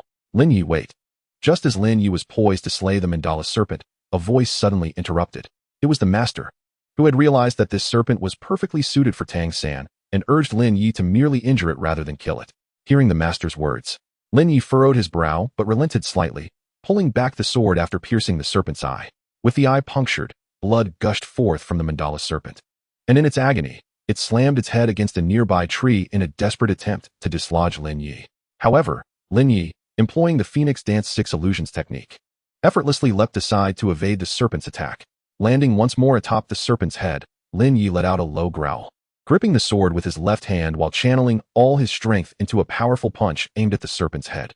After 3 months of training, Lin Ye's fist could now exert over 2,000 pounds of force.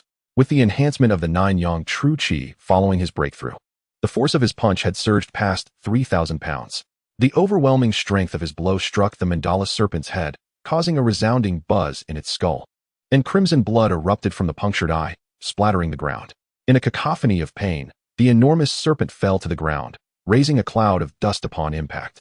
Yet, Lin Ye was relentless, continuing to rain down heavy punches upon the serpent's head until it was left on the brink of death. Tang San, hurry!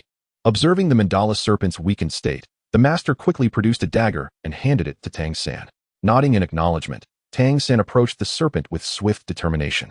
Upon reaching its side, he signaled to Lin Ye, then took a deep breath and moved to the serpent's head. With a fierce thrust, he plunged the dagger into the serpent's eye and forcefully struck. The sharp dagger pierced through the eye, swiftly penetrating the mandala serpent's brain and emerging from the opposite eye, embedding itself into a nearby tree. After the final shriek, the mandragora serpent collapsed helplessly to the ground. Its body twitched faintly, yet it emitted no sound. As Tang San vanquished the mandragora serpent, countless pale yellow motes began to emanate from its form. Above the serpent's corpse, a yellow soul ring took shape. Chapter 46. Tang San's first soul ring, the Master's Poison. Wonderful. Upon witnessing Tang San's successful slaying of the mandragora serpent, the Master could not help but feel a surge of excitement. Little San, do you recall what I mentioned? The mandragora serpent is indeed one of the most suitable spirit beasts for you to hunt. By absorbing its soul ring, your blue-silver grass martial spirit will undoubtedly become more resilient, and it may even acquire toxic properties. However, the mandragora serpent is not a plant-type spirit beast. Throughout millennia, there has been no precedent of a plant-type martial spirit absorbing an animal-type soul ring. Little San, will you trust your teacher? The Master gazed seriously at Tang San. I have faith in you, Master. Allow me to prove your theory. Tang San nodded resolutely. And thank you, Lin Ye, for saving both me and the Master. Before absorbing the soul ring, Tang San turned to Lin Ye, expressing his sincere gratitude. There's no need for thanks, Lin Ye replied with a casual nod.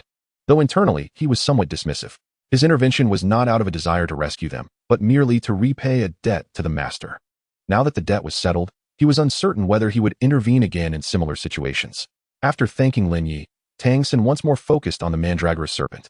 A yellow soul ring had already formed above its lifeless body. Little San, it's time to absorb this soul ring. Under the Master's guidance, Tang San seated himself on the ground, preparing to absorb the soul ring. While the Master instructed Tang San in the absorption process, Lin Ye, wielding his longsword, approached the head of the mandragora serpent.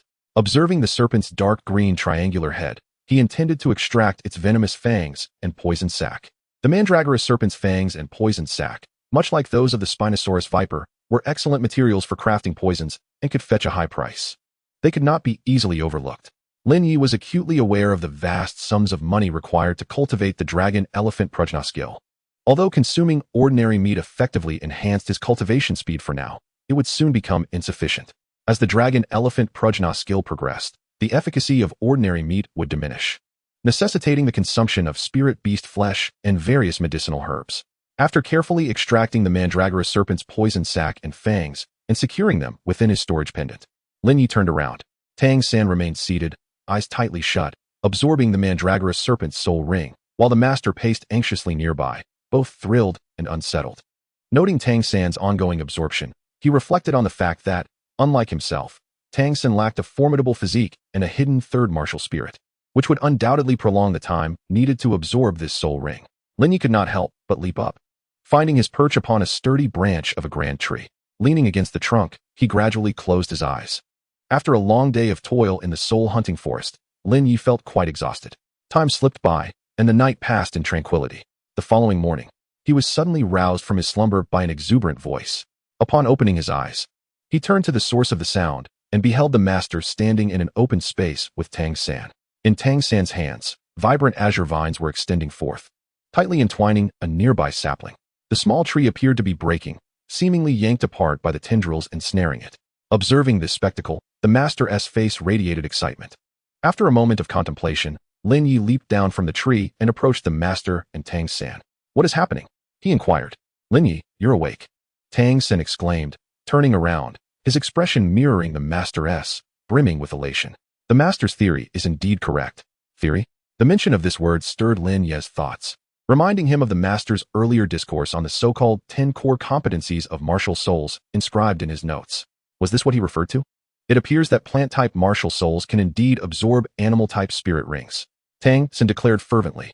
Indeed. Lin Ye responded calmly. However, he pondered the implications. The notion that plant-type martial souls could absorb animal-type spirit rings seemed unremarkable.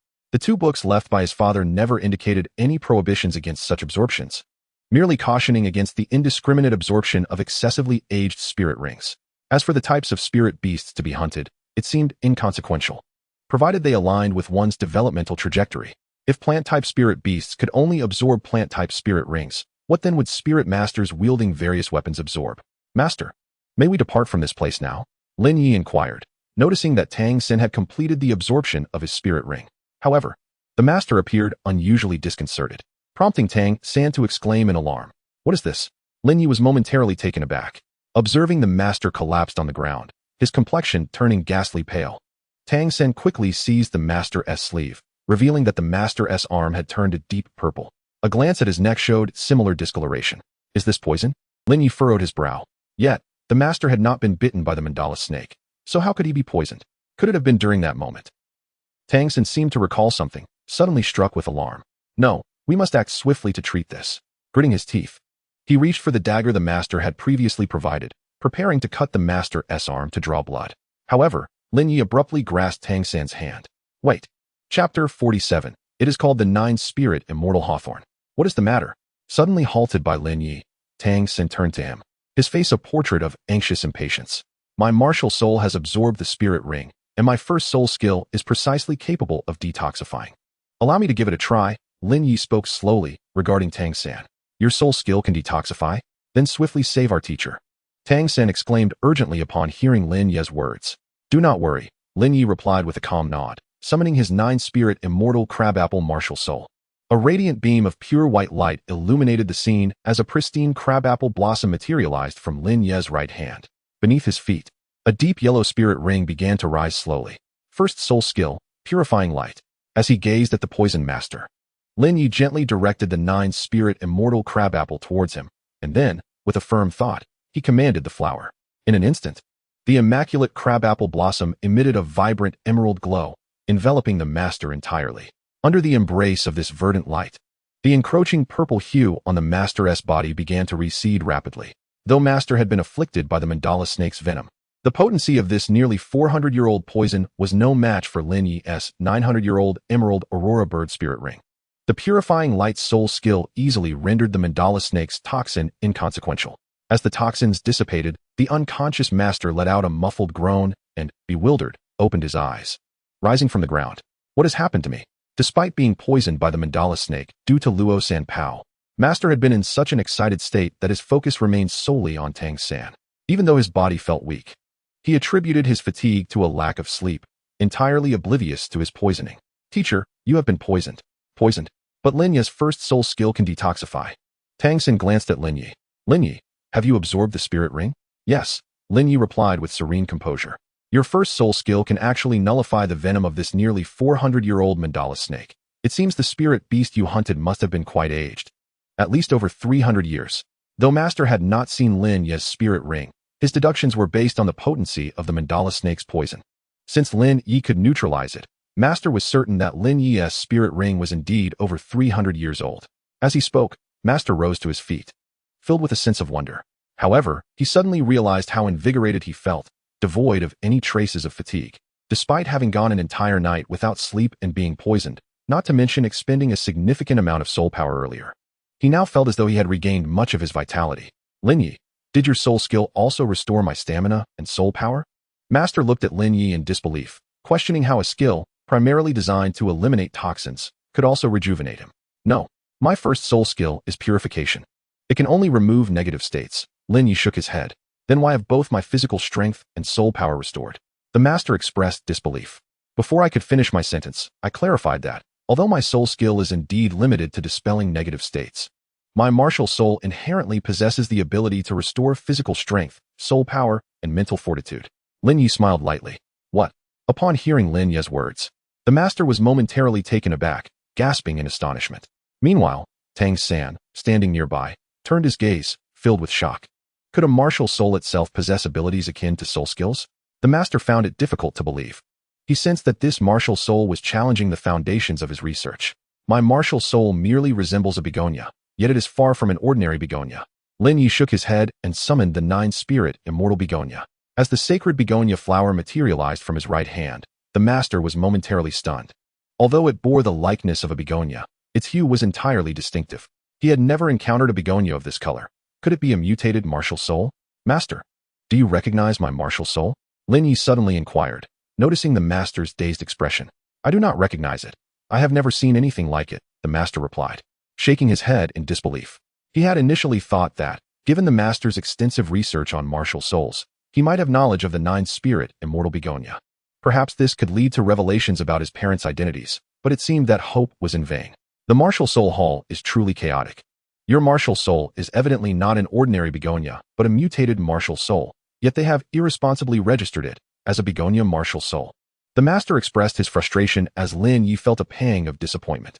It is of no concern, master, Lin Ye replied with a gentle shake of his head. He was unconcerned by this. In fact, The guise of an ordinary begonia martial soul could provide significant misdirection, allowing him to operate discreetly. Since your martial soul is not an ordinary begonia, have you considered what name you will give it? The master sighed, his expression reflecting a mixture of complexity and curiosity. No need, master. It already has a name. Nine-Spirit Immortal Begonia. Nine-Spirit Immortal Begonia? The master murmured to himself upon hearing Lin Ye's words. He had never heard of such a martial soul. Yet, it possessed the innate ability to restore physical strength, soul power, and mental fortitude, with its first soul skill nearly replenishing the energy of a grand soul master like himself. Such a martial soul was indeed more formidable than the legendary first auxiliary martial soul, the Seven Treasures, Glazed Tower, with innate full soul power as an auxiliary martial soul. If this martial soul were unrestricted, its future development could undoubtedly surpass that of the Seven Treasures, Glazed Tower. Perhaps this young man before him might one day establish a force that eclipses the Seven Treasures sect. As the master gazed at Lin Ye's calm demeanor, he couldn't help but reflect on the potential before him. However, unbeknownst to the master, the Nine-Spirit Immortal Begonia was merely one of Lin Ye's martial souls, and he had never entertained the notion of becoming an auxiliary soul master.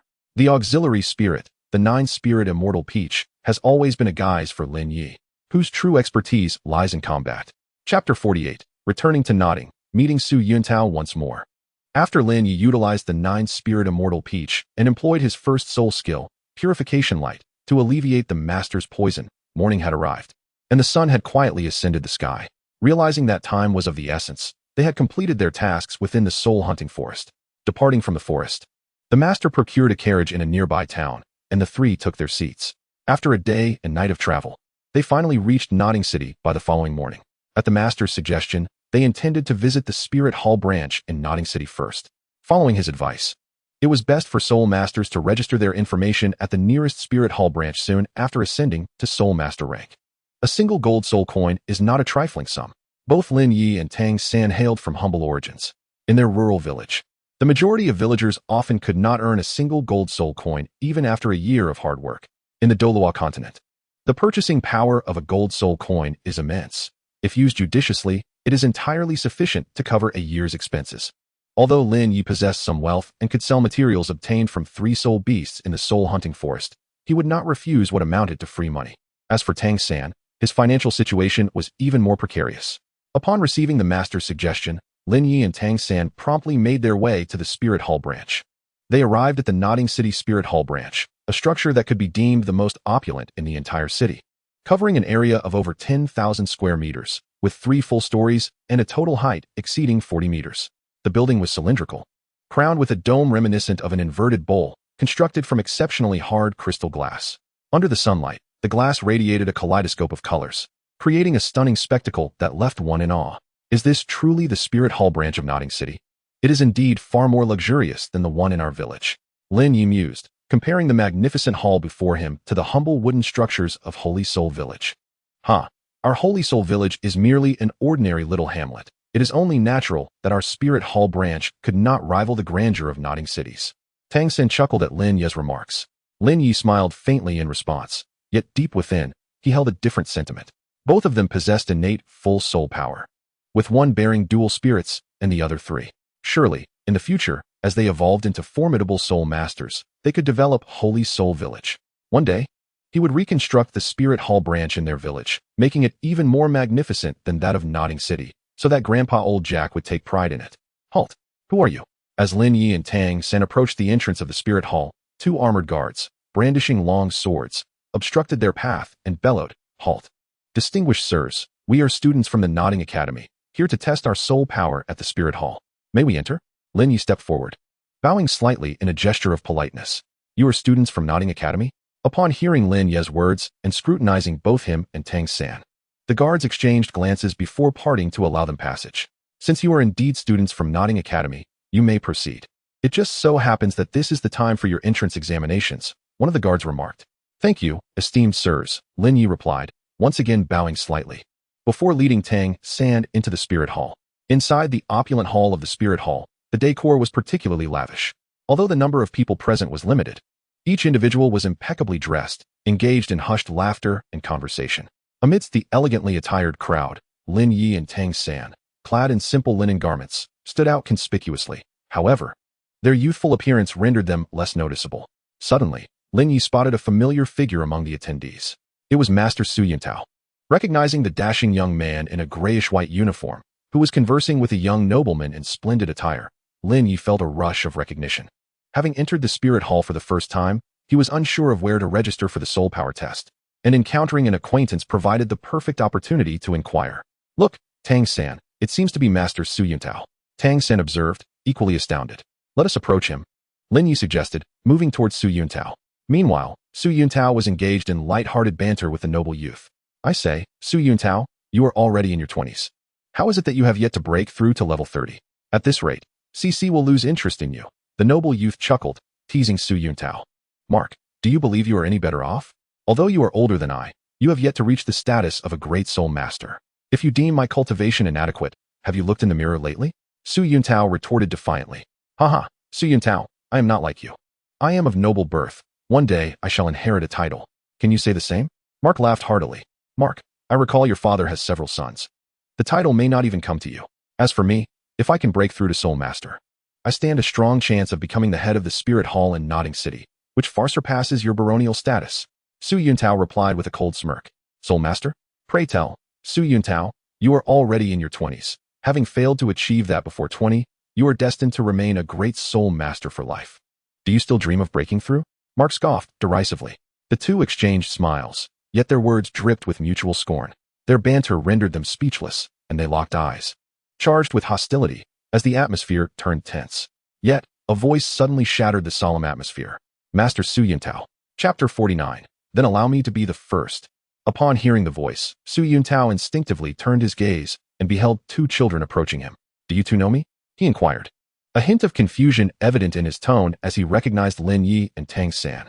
"Master Su Yuntao, have you forgotten? We are the children from Holy Soul Village. The ones whom you awakened our martial souls this year," Tang-san replied respectfully. "Ah, so it is you two. Your names are Lin Ye and Tang-san, correct?" Su Yuntao exclaimed, realization dawning upon him as he patted his head. Each year, he conducted martial soul awakenings for numerous villages. Yet the extraordinary circumstances surrounding Lin Ye and Tang-san left an indelible impression. Nearby, Mark, who had overheard the exchange between Tang-san and Su Yuntao, wore a look of astonishment. "Who claims that I failed to awaken a single soul master this year? These two children are indeed my successes, possessing innate full soul power." After a lengthy dispute with Mark, Su Yuntao, feeling provoked, retorted, "Nonsense. Innate full soul power. If you had truly awakened two with such potential, you would have long since ascended to the martial soul hall." Mark scoffed, his expression dripping with derision. If these two truly possess innate full soul power, what martial souls do they bear? Su Yuntao was momentarily at a loss for words. How could he explain the innate full soul power of blue silver grass and begonia? It was clearly unbelievable. Struggling to articulate your thoughts, are we? Su Yuntao, if you intend to deceive, at least do so with some finesse. I might believe you if you spoke of innate 3rd or 5th level soul power, but what kind of innate full soul power could possibly emerge from a mere village? You must be jesting. Seeing Su Yuntao rendered speechless, the noble youth Mark seized the opportunity to further mock him. "I shall be sure to inform Cece of your true nature." "You." Su Yuntao fumed, his anger flaring. He could tolerate many things, but dragging his beloved Cece into the matter was intolerable. "My martial soul is begonia, and Tang-san's is blue silver grass. Though our martial souls are deemed inferior, we undeniably possess innate full soul power," Lin Ye interjected suddenly. "Inferior martial souls? And both of you possess innate full soul power? Do you believe I am as ignorant as you?" Mark scoffed dismissively. "Inferior martial souls cannot possess innate full soul power. Who established such a decree? Inferior martial souls are labeled as such due to a lack of soul power, yet possessing innate full soul power, even within an inferior martial soul, does not preclude its potential. Chickens can evolve into phoenixes, and serpents can transform into dragons. Why should blue silver grass and begonia not be capable of similar transformations?" Lin Ye argued, his brow furrowed in contemplation. "Moreover, I forgot to mention that I have already become a soul master. I have come to the martial soul division to register. If you so disdain inferior martial souls, shall we engage in a soul battle? I am quite eager to witness the prowess of your martial soul." Observing Mark, Lin Ye's gaze turned icy. He harbored an intense disdain for these self-important nobles. "You." Mark found himself momentarily speechless in response to Lin Ye's words. The logic embedded in Lin Ye's statement was indeed irrefutable. The origin of a waste martial soul was attributed to a lack of soul power, rather than being inherently defective.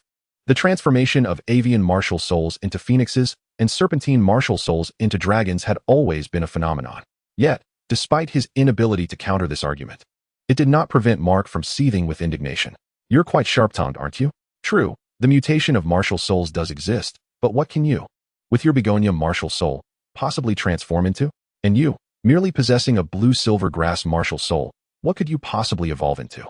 The avian and serpentine martial souls can metamorphose into phoenixes and dragons simply because they were never truly waste martial souls, while both of you are completely devoid of potential. Do you dare to dream of a reversal? Such mutations have never been witnessed before. That was the past. Now that I am here, I shall be the first. Lin Ye replied coolly. Though his tone was not heavy, the palpable confidence he exuded left Su Yuntao and Mark visibly shaken.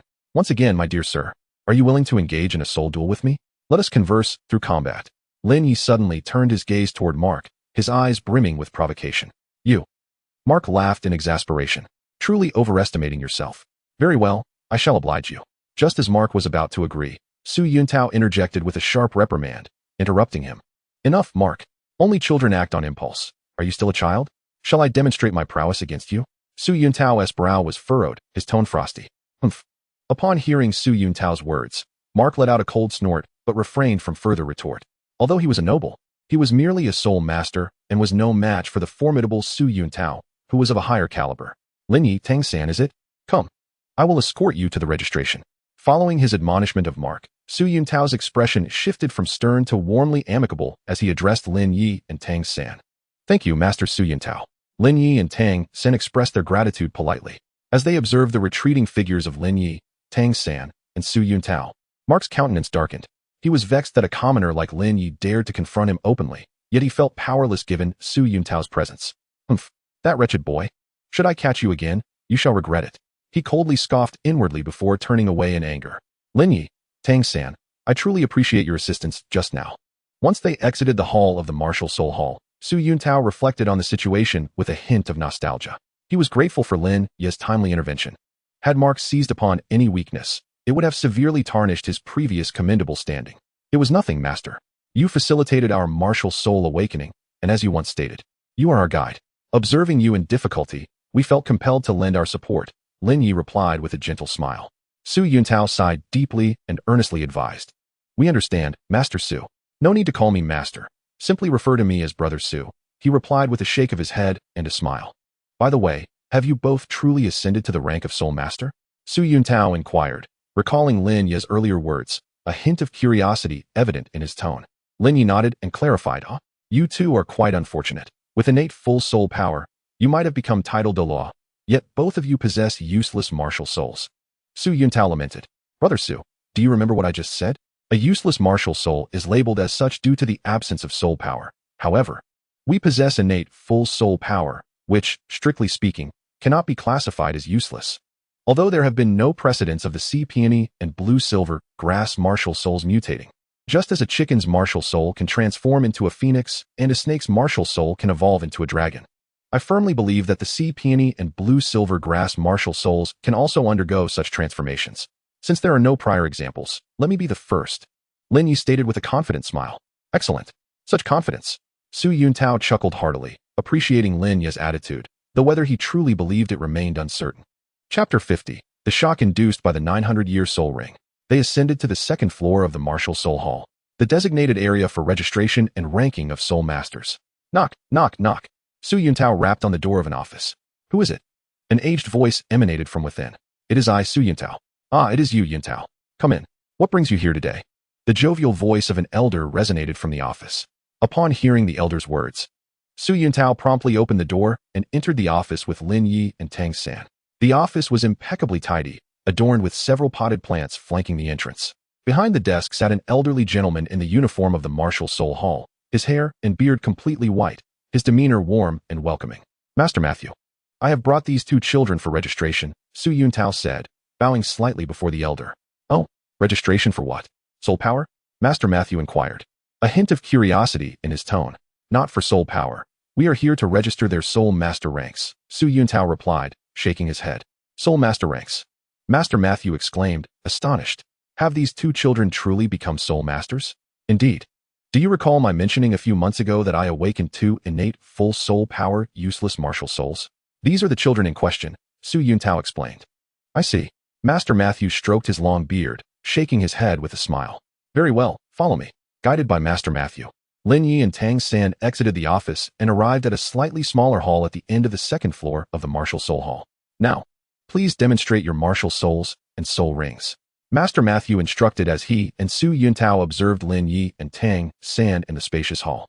As a holy light flickered, a pristine begonia flower materialized in Lin Ye's hand, while simultaneously, a deep yellow soul ring emerged from beneath his feet. On the other side, Tang San summoned his blue-silver grass martial soul, and a yellow mandala snake soul ring ascended from his feet. Oh, are they both weapon martial souls? To possess a 100-year soul ring is truly remarkable. Observing the soul rings of Lin Ye and Tang San, Mathuno couldn't help but stroke his long beard in astonishment. Beside Mathuno, Su Yuntao wore a look of surprise as well. While it was not unusual for Lin Ye and Tang San to obtain a soul ring, acquiring a 100-year soul ring was indeed extraordinary. A 100-year soul beast can only be matched by a great soul master, and even then, it is merely a match. To hunt such a beast, one would need to be a tremendously powerful great soul master or a soul venerable. However, there are hardly any soul venerables in Nodding City. You two must be students of Nodding Academy, right? Which teacher guided you in hunting soul beasts to acquire your soul rings? Mathuno inquired with curiosity, gazing at the rings adorning Lin Ye and Tang San. No, it was not a teacher from Nodding Academy who took us to hunt. It was my master. Though I do not know his name, others simply refer to him as the master, Tang San explained, shaking his head. The master? Is he the one who proposed the 10 core competencies of martial souls? Mathuno appeared astonished upon hearing Tang San's words, as if he recognized the master. Master Mathuno, do you know him? Tang San asked, intrigued. There is no need to call me master. I am not worthy of such a title. Just call me Grandpa Mathuno. My age is not much different from that of your grandfather's. Mathuno chuckled helplessly, waving his hand. However, I do know your teacher. He has some connections with our Spirit Hall, but most of the Spirit Hall members are not particularly friendly towards him. It would be wise not to casually disclose your relationship. The master has ties with the Spirit Hall, given the master's strength. Researching martial souls would undoubtedly be challenging without the assistance of a significant force. The Spirit Hall is the largest soul master faction on Douluo continent, steeped in history, and the master must have relied on their support for his research. However, for some reason, he seems to have had a falling out with them in the end. Alright, let's assess your soul power, shall we? While Lin Ye pondered these thoughts, Mathuno handed a crystal ball to Tang San. Tang San accepted the crystal ball, placing his hand upon it and channeling his soul power into it. Instantly, the crystal ball erupted in a dazzling light. How is this possible? It's actually 13th rank soul power? Mathuno's eyes widened in disbelief at the brilliance emanating from the crystal ball. Typically, after absorbing a soul ring, a soul master can only elevate their soul power by 1 rank. For instance, from rank 10 to 11 or from 20 to 21. How could one leap 3 ranks? What is the age of the soul beast you hunted for your first soul ring? Mathuno asked. It seems to be a mandala snake nearing 400 years of age. The 400-year mandala serpent? For 100 years, no wonder. As if struck by a sudden realization, Matthew let out a breath. Wait, the mandala serpent? Your martial soul is blue-silver grass, which should belong to the plant category. How could it possibly absorb a soul ring from an animal category? Matthew's expression reflected disbelief once more. According to my teacher's theory, plant-type martial souls can indeed absorb animal-type soul rings, Tang San elucidated. Master, I understand now. Matthew shook his head and retrieved a registration form, meticulously recording Tang San's information. Child, it's your turn. Taking the crystal ball, Lin Ye's mind raced with thoughts. The soul ring he absorbed was 900 years old, so his soul power must exceed that of Tang San. How should he explain this? Contemplating, Lin Ye placed his hand upon the crystal ball, which instantly erupted with dazzling brilliance. This is level 15 soul power. My heavens, this is simply astonishing. Noticing that Lin Ye's crystal ball emitted a light even more radiant than Tang San's, Matthew and Su Yuntao could not help but display their astonishment, gasping in disbelief. Child, what level of soul beast did you hunt for your first soul ring? Matthew inquired, still in a state of shock. I'm not certain, I didn't examine it closely. But it should be around 400 years, Lin Ye replied after a moment of silence, shaking his head. Impossible. Tang San's soul ring is 400 years old, and the soul power it unleashed allowed him to leap 3 levels. Your soul power jumped 5 levels, meaning your soul ring's age must be at least 700 years. Matthew immediately shook his head, sounding resolute. Summon your martial soul. Let me see your soul ring. Although assessing the age via the soul ring is somewhat inaccurate, It can provide a rough estimate, Matthew remarked as he gazed at Lin Ye. Upon hearing Matthew's words, Lin Ye felt caught in a dilemma. However, at this juncture, there was little choice.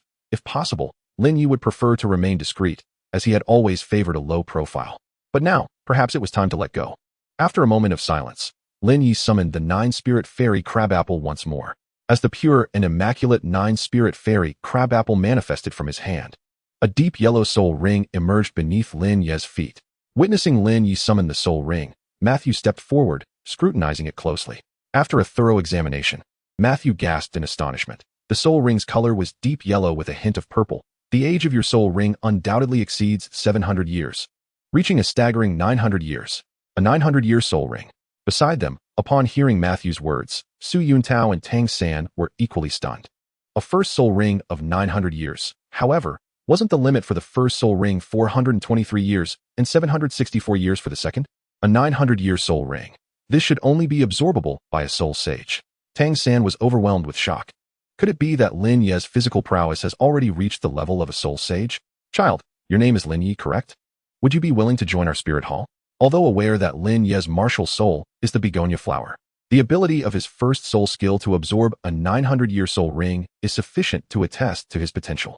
Matthew could not help but gaze at Lin Ye with fervent eyes and inquired, I am truly sorry, Grandfather Matthew, but I am not yet inclined to join the spirit hall. While the spirit hall is indeed commendable, I am still quite young and wish to explore diverse landscapes and the rich cultures across the continent, rather than confine myself to a single place. However, I will always remember the kindness the spirit hall has shown us commoners by awakening my martial soul. When the time comes for me to settle down, I will certainly consider joining the spirit hall. After a moment of silence, Lin Ye shook his head and politely declined. Sighing upon hearing Lin Ye's words, Matthew reflected, indeed, you are still quite young and should experience more of the world. Rest assured, the spirit hall is undoubtedly the most suitable force for you, and I hope that you will join us in the future. Thank you, Grandfather Matthew. However, as he watched Lin Ye and Tang San depart, Matthew pondered. While Tang San possesses commendable talent, it is not particularly remarkable. Yet, this Lin Ye, capable of absorbing a 900-year soul ring at such a young age, is a genius that must be reported to the main hall. Chapter 51. The Qianzhen by Chao Pavilion and the King Kong Bodhi Fruit. The materials derived from soul beasts, as stated in the texts, are considered quite precious herbs. If sold collectively, they could fetch several hundred to 1,000 gold soul coins. What is it, Lin Ye? Tang San inquired with curiosity, noticing Lin Ye's sudden halt. Are you heading to the commercial street? After a moment's reflection, Tang San added, Then I shall accompany you. I also need to step out of the academy to seek work at the blacksmith shop, which should be near the commercial street. Since you are going there too, I will join you.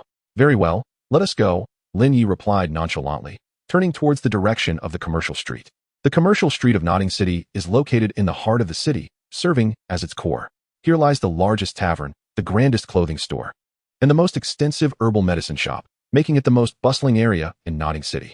Upon arriving near the commercial street, Lin Ye and Tang San parted ways in front of the blacksmith shop, with Tang San entering, while Lin Ye continued towards the herbal medicine store, eventually arriving at a sizable apothecary. The expansive hall was divided into 3 sections, showcasing various herbs.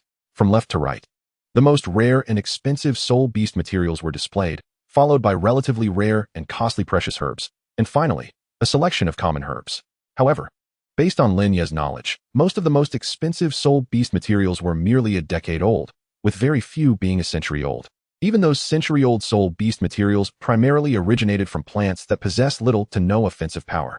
Another segment of the collection consisted of the souls of herbivorous creatures with relatively modest offensive capabilities, such as the budhorn deer's antler, the tail of the green-scaled lizard, and the molted shell of the jade cicada. To my astonishment, materials sourced from century-old soul beasts are exceedingly rare. Thus, it appears the materials in my possession should fetch a handsome price. After perusing the soul beast medicinal materials in the apothecary, Lin Ye mused to himself. Taking a few steps back, he gazed up at the shop's signboard, which boldly displayed in gilded characters the 5 words, Qianzhen by Chao Pavilion. The name itself is rather pleasant, though I am uncertain about the quality of the items within. I shall enter and take a look. Upon entering the apothecary, Lin Ye noted a considerable number of customers purchasing medicinal materials. At that moment, the shop attendants were busy introducing the various herbs to their clientele. As Lin Ye found himself at a loss regarding what to purchase, he began to meander through the aisles of the shop. Within the apothecary, the finest soul beast materials were predominantly exorbitantly priced. However, At present, these soul-related herbs held little value for Lin Ye. Hence, he did not linger in the soul beast material section, but rather commenced his exploration in the lower-tier herbal area, scanning the assortment of herbs available. Although Qianzhen by Chao Pavilion may be the largest apothecary in Noting City, the lower-tier herbal area predominantly featured commonplace herbs such as ginseng, Wu, deer antler, lingzhi, and snow lotus, alongside some less common varieties like cordyceps, red fruit, and orchid flowers. Nonetheless, for Lin Ye, acquiring these herbs seemed somewhat unnecessary. Currently, while cultivating the dragon elephant prajna skill, he could adequately sustain his progress through the consumption of ordinary meat without the need for herbal aids. If it were a century-old ginseng, that might be another matter. However, mere 10-year ginseng would be of little benefit compared to a more substantial meat intake. It is worth noting that even the lowest-tier 10-year ginseng starts at a price of 1 gold soul coin, which could easily buy several days' worth of quality meat. At this moment, Lin Ye sought herbs that could strengthen muscles and bones. Compared to muscle and skin, the tendons and bones throughout one's body are challenging areas for the cultivation of the dragon elephant prajna skill. If the skeletal structure were to be reinforced, it would significantly aid in his training. However, herbs that bolster muscles and bones are generally quite scarce. After an extensive search, Lin Ye was yet to find what he desired.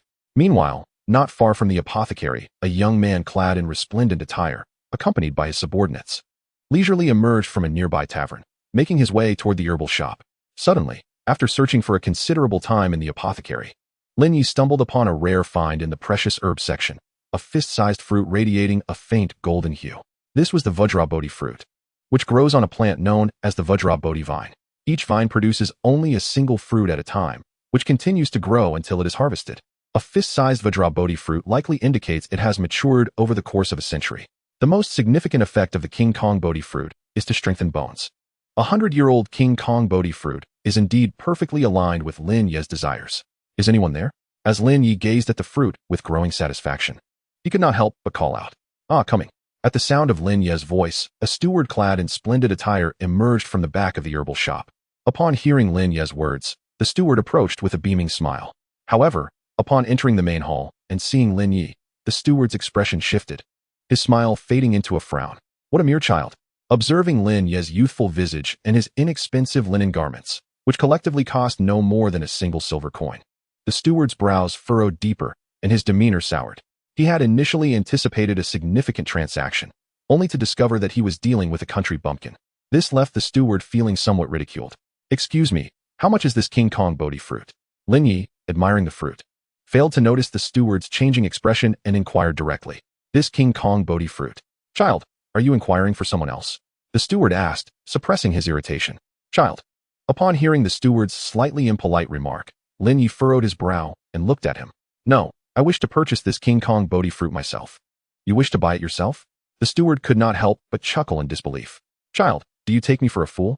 With your entire outfit not worth a single silver coin, you, a rustic bumpkin, dare to purchase this King Kong Bodhi fruit? Do you even know its worth? It is valued at 66 gold coins. Even if you were sold, you could not afford it." "I cannot afford it. On what basis do you assume I cannot? Merely because I am young?" Lin Ye felt a twinge of displeasure at the steward's discrimination. "Of course. Just look at your pitiful appearance. Do not even think about this 66 gold coin King Kong Bodhi fruit. You probably cannot even afford a 10-year-old ginseng worth 1 gold coin. Better yet, take your leave from our 1,000 treasures pavilion and go far away." The steward replied disdainfully. "What if I can afford it?" Lin Ye narrowed his eyes slightly and replied slowly. "If you can afford it, I will pay for you." Just as Lin Ye conversed with the steward, a mocking laugh suddenly emanated from behind him. Hearing the sound, Lin Ye frowned and turned to see who it was. To his surprise, a familiar figure accompanied by several others entered the herbal shop. It was none other than Mark, the noble youth he had encountered earlier at the martial spirit subpalace, who had clashed with Su Yuntao. "Kid, we meet again." Mark halted his steps upon seeing Lin Ye and suddenly broke into a grin. However, his smile bore no trace of goodwill, instead radiating malice. "What a twist of fate, encountering you here, young man. In the Spirit Soul Division, I find myself at a disadvantage with that fellow Su Yuntao present, but here, I wonder who could possibly shield you." As he gazed at Lin Ye, Mark harbored malicious thoughts. "Is it you?" Upon seeing Mark, Lin Ye couldn't help but furrow his brow. "Ah, isn't this young Master Mark? What brings you to our humble Qianzhen by Chao Pavilion?" In stark contrast to Lin Ye's reaction, the steward beamed with delight upon spotting Mark, his face adorned with insincere flattery as he approached him. "I merely came to take a look." Mark flashed a grin. "Oh, what an honor. The esteemed young Master Mark graces us with his presence, truly illuminating our modest establishment. Please, feel free to peruse these medicinal herbs, if you desire any. We shall offer you a generous discount of 20%. The steward maintained his ingratiating smile, rubbing his hands together in anticipation. No need for that. I wish to observe what this young man is preparing to purchase. Mark shook his head, his gaze directed at Lin Ye, dripping with derision. Oh, young Master Mark. Why concern yourself with this fellow? He is merely a penniless country bumpkin, and he dares to express interest in our precious King Kong Bodhi fruit. What a farce. Our King Kong Bodhi fruit is a century-old treasure, valued at 66 gold soul coins. Even if we sold this fellow, he could not afford a single morsel of the fruit. The steward cast a disdainful glance at Lin Ye before continuing to flatter Mark. Indeed, just look at his attire. It is evident he hails from the countryside, dressed in rags. If he could afford the King Kong Bodhi fruit, I would gladly cover the cost myself. Mark chuckled mockingly, a look of realization dawning upon him as he cast another contemptuous glance at Lin Ye. If I could purchase the King Kong Bodhi fruit, would you then cover my expenses? In response to Mark's remark, Lin Ye suddenly laughed, then inquired, of course. If a wretch like you could afford the King Kong Bodhi fruit, would I not be able to as well? What would it matter if I paid for you? Mark scoffed dismissively. Huh, empty words hold no weight. How do I know you are not lying? First, present enough gold soul coins to cover the price of the King Kong Bodhi fruit before you boast. Lin Ye remained unfazed, replying with a calm smile. I could certainly produce the coins, but can you afford to buy it? Mark remained unimpressed. Indeed, it is merely 66 gold soul coins, a trivial sum. Just pocket money for my master over a couple of months. Hardly significant. Yes, my master is a noble, unlike a pauper such as yourself. Behind Mark, several attendants shared disdainful looks, all directed at Lin Ye. Noble? What of it? If I were to produce sufficient gold soul coins to buy this King Kong Bodhi fruit, what would you do if you reneged on your word? Lin Ye maintained his composure, merely smiling with an air of provocation toward Mark. He was not truly angry. He simply sought to reel in a bigger catch. Humph. Producing the coins is not an issue for me, but what if you cannot afford the King Kong Bodhi fruit? Do you have any stakes to wager? Mark snorted derisively as he regarded Lin Ye. My stakes? What can I wager? Speak, Lin Ye said slowly. It's quite simple. If you lose, you must kneel before me and call me father. Mark revealed a malicious, chilling smile. Upon hearing Mark's words, Lin Ye's expression instantly darkened.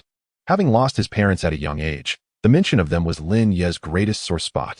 The audacity of Mark to use this as a bet ignited a fierce anger within him. Very well, I accept your wager. Now, present your money. Lin Ye responded with a cold smile. Humph, I haven't brought enough money today. However, this jade pendant I carry, exquisitely carved from the finest cloud-patterned white jade, is worth several thousand gold soul coins. Surely, this will suffice as collateral. Upon Lin Ye's acceptance, Mark drew a white jade pendant from his waist and slammed it onto the table. Unwilling to back down, he coldly mocked. Excellent. A trace of subtle sarcasm appeared at the corners of Lin Ye's mouth. My pendant is now on the table, enough to purchase this Vajra Bodhi fruit. What about you? Where's your money? Have you already decided to call me father? Mark's face twisted into a mocking grin, provoking an urge to strike him. Are you afraid I might flee? Lin Ye retorted, a faint smirk playing on his lips. Haha. Mark burst into sudden laughter at Lin Ye's words. All right, I look forward to seeing how you might turn the tables. He said mockingly. You little brat, if you have money, show it. If not, admit defeat gracefully. Don't keep Master Mark waiting. An overseer, eager to curry favor with Mark, scolded Lin Ye sharply. Though he demanded Lin Ye produce money, like Mark, he held no belief that Lin Ye could afford the Vajra Bodhi fruit. However, Lin Ye chose to ignore the overseer's bullying and addressed him calmly. The gambling game is straightforward and can commence at any moment. But first, I must pose a question. A question? Mark, the overseer, and Mark's entourage were taken aback. Indeed. Just one question. I notice your establishment has a rather scant selection of soul beast medicinal herbs, both in quantity and variety. I'm curious, if you had century-old soul beast materials, such as the horn, fangs, and venom sacs of the thorn dragon viper, the jade of the emerald aurora bird, and the fangs and venom sacs of the mandala snake, how much would they be worth? Lin Ye inquired slowly. Are the horn, fangs, and venom sacs of the thorn dragon viper, the jade of the emerald aurora bird, and the fangs and venom sacs of the mandala snake all of century-old quality? Indeed. They are all of century-old quality, Lin Ye affirmed with a nod. Chapter 53. Slapping faces, justice prevails. If they are indeed of century-old quality, even at just 100 years, the thorn dragon viper's horn, venom sacs, and fangs should be valued at over 100 gold soul coins. The jade of the emerald aurora bird should exceed 300 gold soul coins. and the fangs and venom sacs of the mandala snake should be worth over 50 gold soul coins. Why do you ask such a question? After responding, the manager couldn't help but glance at Lin Ye with a peculiar expression. I haven't finished my inquiry. Do you accept these items here? Lin Ye interrupted the manager's words, speaking in a calm tone. We do accept them, but only the venom sacs and jadeite. For fangs, you should visit a weapon shop or similar establishments. Hey, kid, are you implying that you possess such items? With your stature, you would likely be terrified at the sight of a decade-old thorny horn viper or a mandrake snake, let alone a century-old one. Mark scoffed from the side. He believed Lin Ye was merely posturing. Huh. Lin Ye smiled faintly at Mark's incredulity, choosing not to elaborate further. After all, one can never awaken a person pretending to sleep. The simplest way to silence Mark was to deliver a resounding reality check. After acquiring the prices for materials from the thorny horn viper, the jadeite aurora bird, and the mandrake snake from the manager at the Qianzhen Bai Chao Pavilion, Lin Ye maintained an indifferent demeanor. He pretended to reach into his chest, while discreetly feeling for the jade pendant at his waist.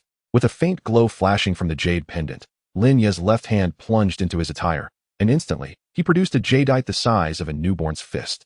This was the jadeite that grew from the forehead of the jadeite aurora bird, possessing formidable detoxifying properties. After retrieving the jadeite from the pendant, Lin Ye held it in his left hand and nonchalantly placed it on the counter with a resounding clap. What is this? Upon seeing the jadeite Lin Ye placed on the counter, both the manager and Mark momentarily froze. This is jadeite. Among the two, the manager, who worked with medicinal materials, was the first to recognize the jadeite in Lin Ye's hand, his face instantly transforming with astonishment. Typically, a century-old jadeite is merely the size of a longan. Yet the jadeite Lin Ye produced was as large as a newborn's fist. Such a substantial jadeite must have been harvested from a millennium-old jadeite aurora bird, right? The thought struck Mark as he recalled Lin Ye's earlier inquiries, and he felt a surge of shock. Could it be that this kid was truthful all along and truly possessed such items? What grade is this jadeite? An ominous feeling welled up within him, causing Mark's expression to shift as he hurriedly inquired. This is a piece nearing the millennium grade, the manager said, his eyes filled with fascination. Jadeite is among the elite tier of soul beast medicinal materials, and a piece close to a millennium in age would be a treasure worthy of being the centerpiece of their establishment. Sir, may I inquire if you are willing to sell this jadeite? The manager's heart raced with fervor as he gazed at the jadeite in Lin Ye's hand, envisioning a bright future where he might ascend to the position of manager of the Qianzhen Bai Chao Pavilion after acquiring it. And he couldn't help but flatter Lin Ye with his inquiry. Not for sale. However, Lin Ye resolutely rejected the steward's request. He harbored a deep-seated grudge. After enduring such humiliation from the steward, it was fortunate he had not resorted to violence. He was certainly not foolish enough to sell the jadeite to this steward. According to your previous remarks, this piece of jade, nearly a millennium old, must be worth at least 1,000 gold soul coins, a sum sufficient to acquire the century-old Bodhi seed. Therefore, I shall graciously accept this Bodhi seed. Alas, no. Upon witnessing Lin Ye's actions, the steward instantly panicked. How could this be? You should be aware of the wager. This Bodhi seed now belongs to me. As for the payment for the Bodhi seed, you ought to seek it from this gentleman. Lin Ye, clutching the Bodhi seed tightly in his left hand, pointed towards Mark with his right, speaking in a calm tone. If there are doubts regarding my jadeite, we can pay a visit to the Spirit Hall branch in Notting City. I am acquainted with Master Matthew, and we may seek his appraisal. Lin Ye's demeanor remained composed, yet he subtly indicated his connection to someone within the Spirit Hall. Wait. After speaking, Lin Ye prepared to depart, but Mark, his expression suddenly darkened, called out to him. What? Are you having second thoughts? But it would be futile if you retract. I believe I could discuss this matter with Master Su Yuntao. I am certain Master Su Yuntao would be inclined to inform the entire nobility of Notting City. As he regarded Mark, Lin Ye's lips curved into a mocking smile. You. Upon hearing Lin Ye's words, Mark's face turned ashen with rage. Yet, he could not afford to disregard Lin Ye's threat. Su Yuntao was his arch-rival. Should this matter reach Su Yuntao's ears, it would undoubtedly be embellished and whispered to Cece. This would certainly jeopardize his chances in the competition for Cece's affections. Thus, despite his simmering anger, Mark had no choice but to endure. However, the sum of 66 gold coins represented several months' worth of his expenditures. If he were to pay for the Bodhi seed, he would be unable to indulge for months to come. How infuriating! Watching Lin Ye's retreating figure, an enraged Mark slammed his fist onto the counter, then seized the cloud-patterned white jade pendant that had been placed there, preparing to follow. Master Mark, please don't. The steward, witnessing Mark's actions, felt tears welling up. He was acutely aware of Mark's typical behavior in Notting City. If this pledged cloud-patterned white jade pendant were taken, Mark would undoubtedly refuse to pay for the Bodhi seed. Release me. Do you not wish to align yourself with me?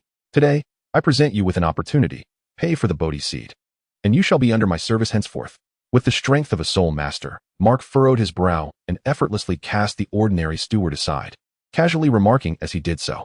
He then dashed out of the Thousand Treasures Pavilion, accompanied by a retinue of followers. This is disastrous.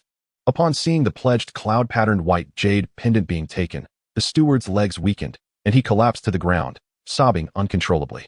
He was merely the steward of the Herb Pavilion. Although he possessed a certain degree of authority, he could not take charge of the precious diamond Bodhi fruit valued at 66 gold soul coins. Now, due to a momentary lapse, a century-old diamond Bodhi fruit had been taken away by someone. He did not know Lin Ye at all, but Mark was a noble.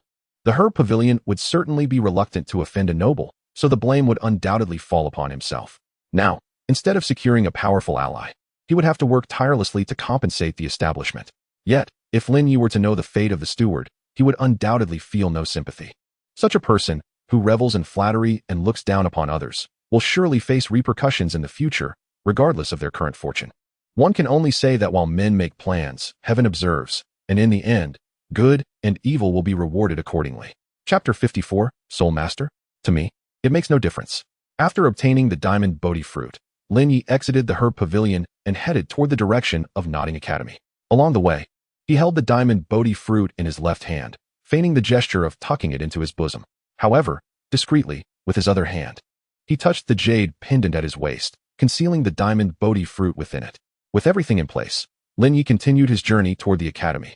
Yet, as he walked, he could not help but furrow his brow, for he had noticed someone following him. Who could it be? With a slight frown, Lin Ye maintained an air of normalcy. However, as he turned, he subtly glanced back, through the external soul bones Sharingan. Those who trailed behind him were utterly exposed to his sight. It was them. The ones pursuing him were none other than Mark and his entourage.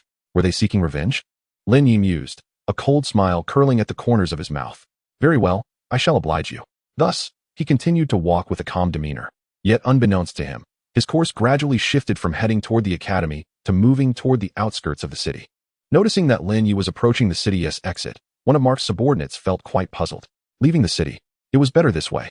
One should not draw attention within Nodding City, but outside, they could teach him a proper lesson.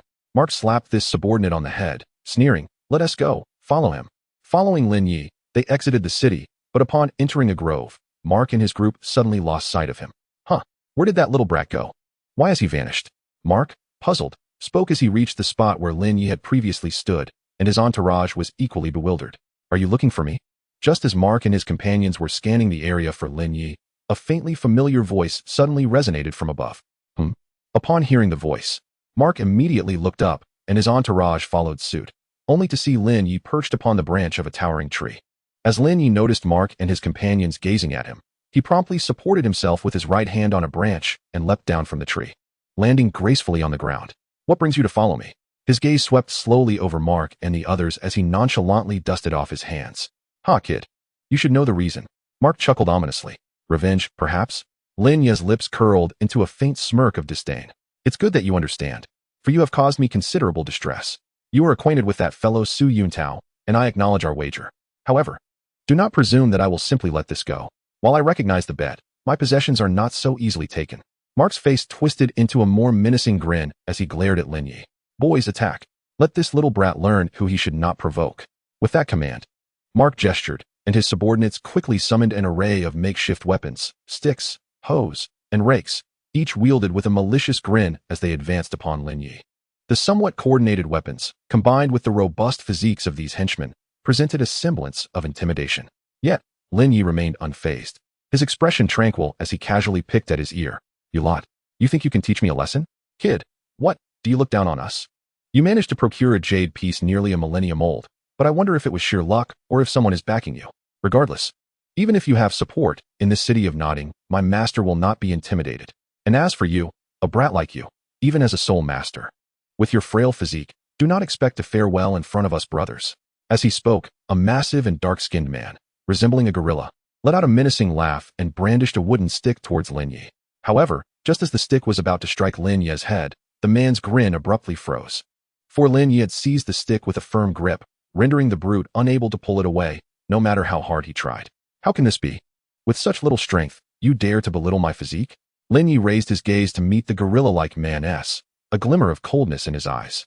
He then yanked the man forward, delivering a swift kick to his abdomen. Lin Ye showed no mercy. The kick sent the hulking figure flying, his eyes nearly popping from their sockets as he crashed against a tree before sliding down, unconscious. Having dispatched the gorilla, Lin Ye did not pause. His figure flickered and vanished from sight, reappearing before each of Mark's subordinates in a heartbeat. Bang, bang, bang. With a mere punch or kick, Lin Ye dispatched all the henchmen in mere moments. They screamed as they collided with the trees, tumbling down and falling unconscious on the ground. Did they truly believe they could seek vengeance against me with such feeble attempts? Having dealt with his entourage, Lin Ye turned his gaze towards the astonished Mark. His expression laced with derision. How infuriating! You insolent brat! Witnessing the scorn in Lin Ye's eyes ignited a fierce anger within Mark, who clenched his fists in fury. How dare a lowly peasant mock me, the young master, merely dispatching a few of my minions, whom I had summoned to spare myself the trouble. Does not mean you hold any advantage over me. As a sole master, I am the one with true power. You would do well to temper your arrogance, young man. Mark spat through gritted teeth, seething with rage. Oh, you are a sole master? Lin Ye feigned surprise at Mark's declaration. Yet what of it? In comparison to these individuals, I perceive little difference between us. With a smirk, Lin Ye added a touch of mockery. How dare you underestimate me? Mark's fury reached new heights upon hearing Lin Ye's words. Prepare to face my wrath. Black Armored Horse, Manifest. Chapter 55, The Retribution That Backfires.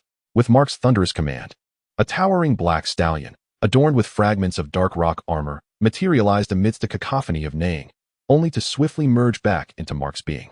As the black armored horse infused him with its essence, Mark's physique began to swell, his muscles bulging with newfound power. While his skin did not exhibit the same rock-like armor as the steed, it darkened considerably, gleaming with a metallic sheen. You are doomed. After completing the spirit manifestation, Mark coldly raised his obsidian fist, brandishing it menacingly in the air. His enlarged fist glimmered under the sunlight, producing a series of whooshing sounds as he swung it, exuding an aura of intimidation. Do you think defeating my subordinates equates to defeating me? Today, I shall demonstrate precisely why I reign supreme in Notting City. Mark's voice escalated into a near roar as he glared at Lin Ye. With that, Mark propelled himself forward, his foot crashing into the ground with a resounding thud. In an instant, he transformed into a shadowy blur, charging ahead. The black armored horse is an exceptionally unique soul beast. In addition to the speed and endurance typical of equine soul beasts, it possesses an unparalleled defensive capability. Naturally, this added resilience comes at the cost of some speed. Nevertheless, the black armored horse maintains a commendable velocity compared to non-agile spirit beasts. With a swift stride, Mark let out a furious roar, raising his fist, which was the size of a sandbag, and swung it down with tremendous force towards Lin Ye. In the state of soul manifestation, coupled with the augmentation of soul power, Mark's punch attained a force equivalent to 1,000 pounds. His dark fist sliced through the air as it struck towards Lin Ye, instantly tearing through the atmosphere with a resounding whistle.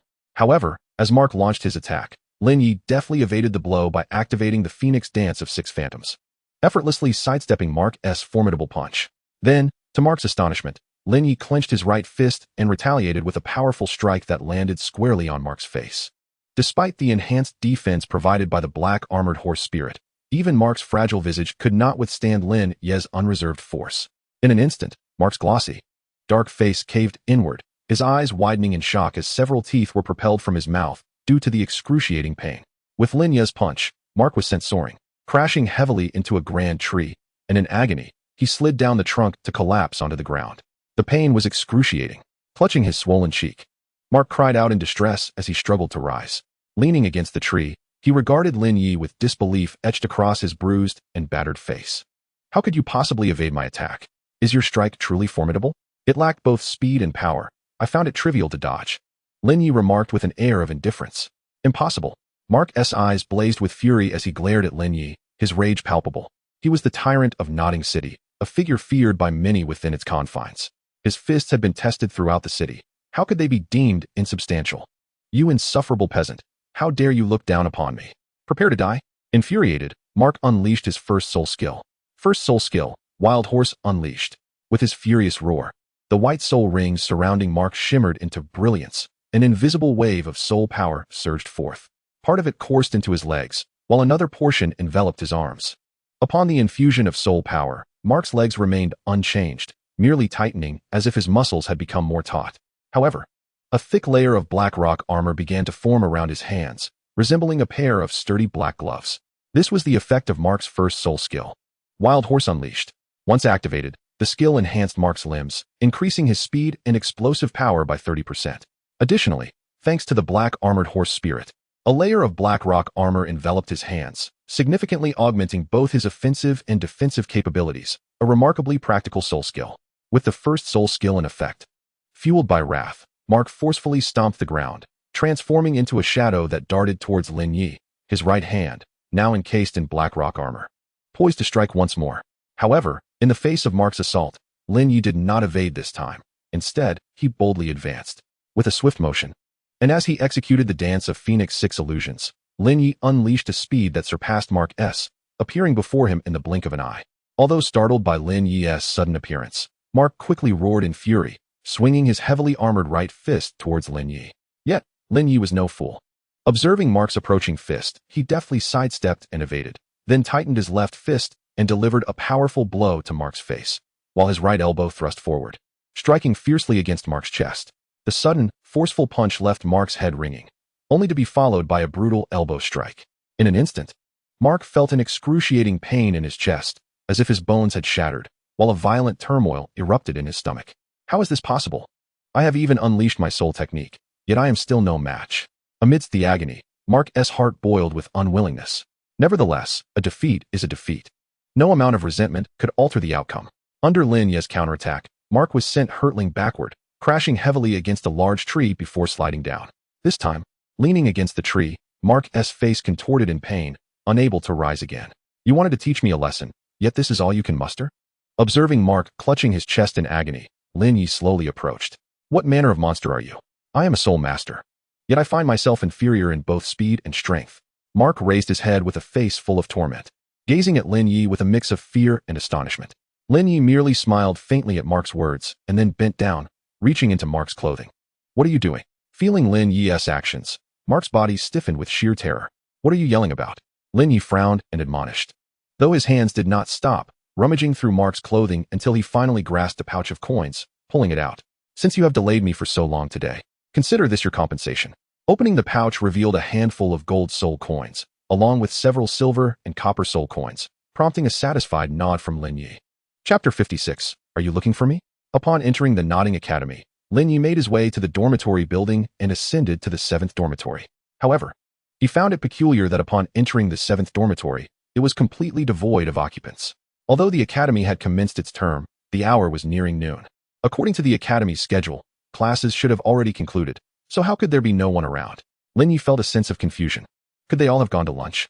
Considering this possibility, he decided to leave the 7th dormitory and head to the dining hall, as he felt a growing hunger.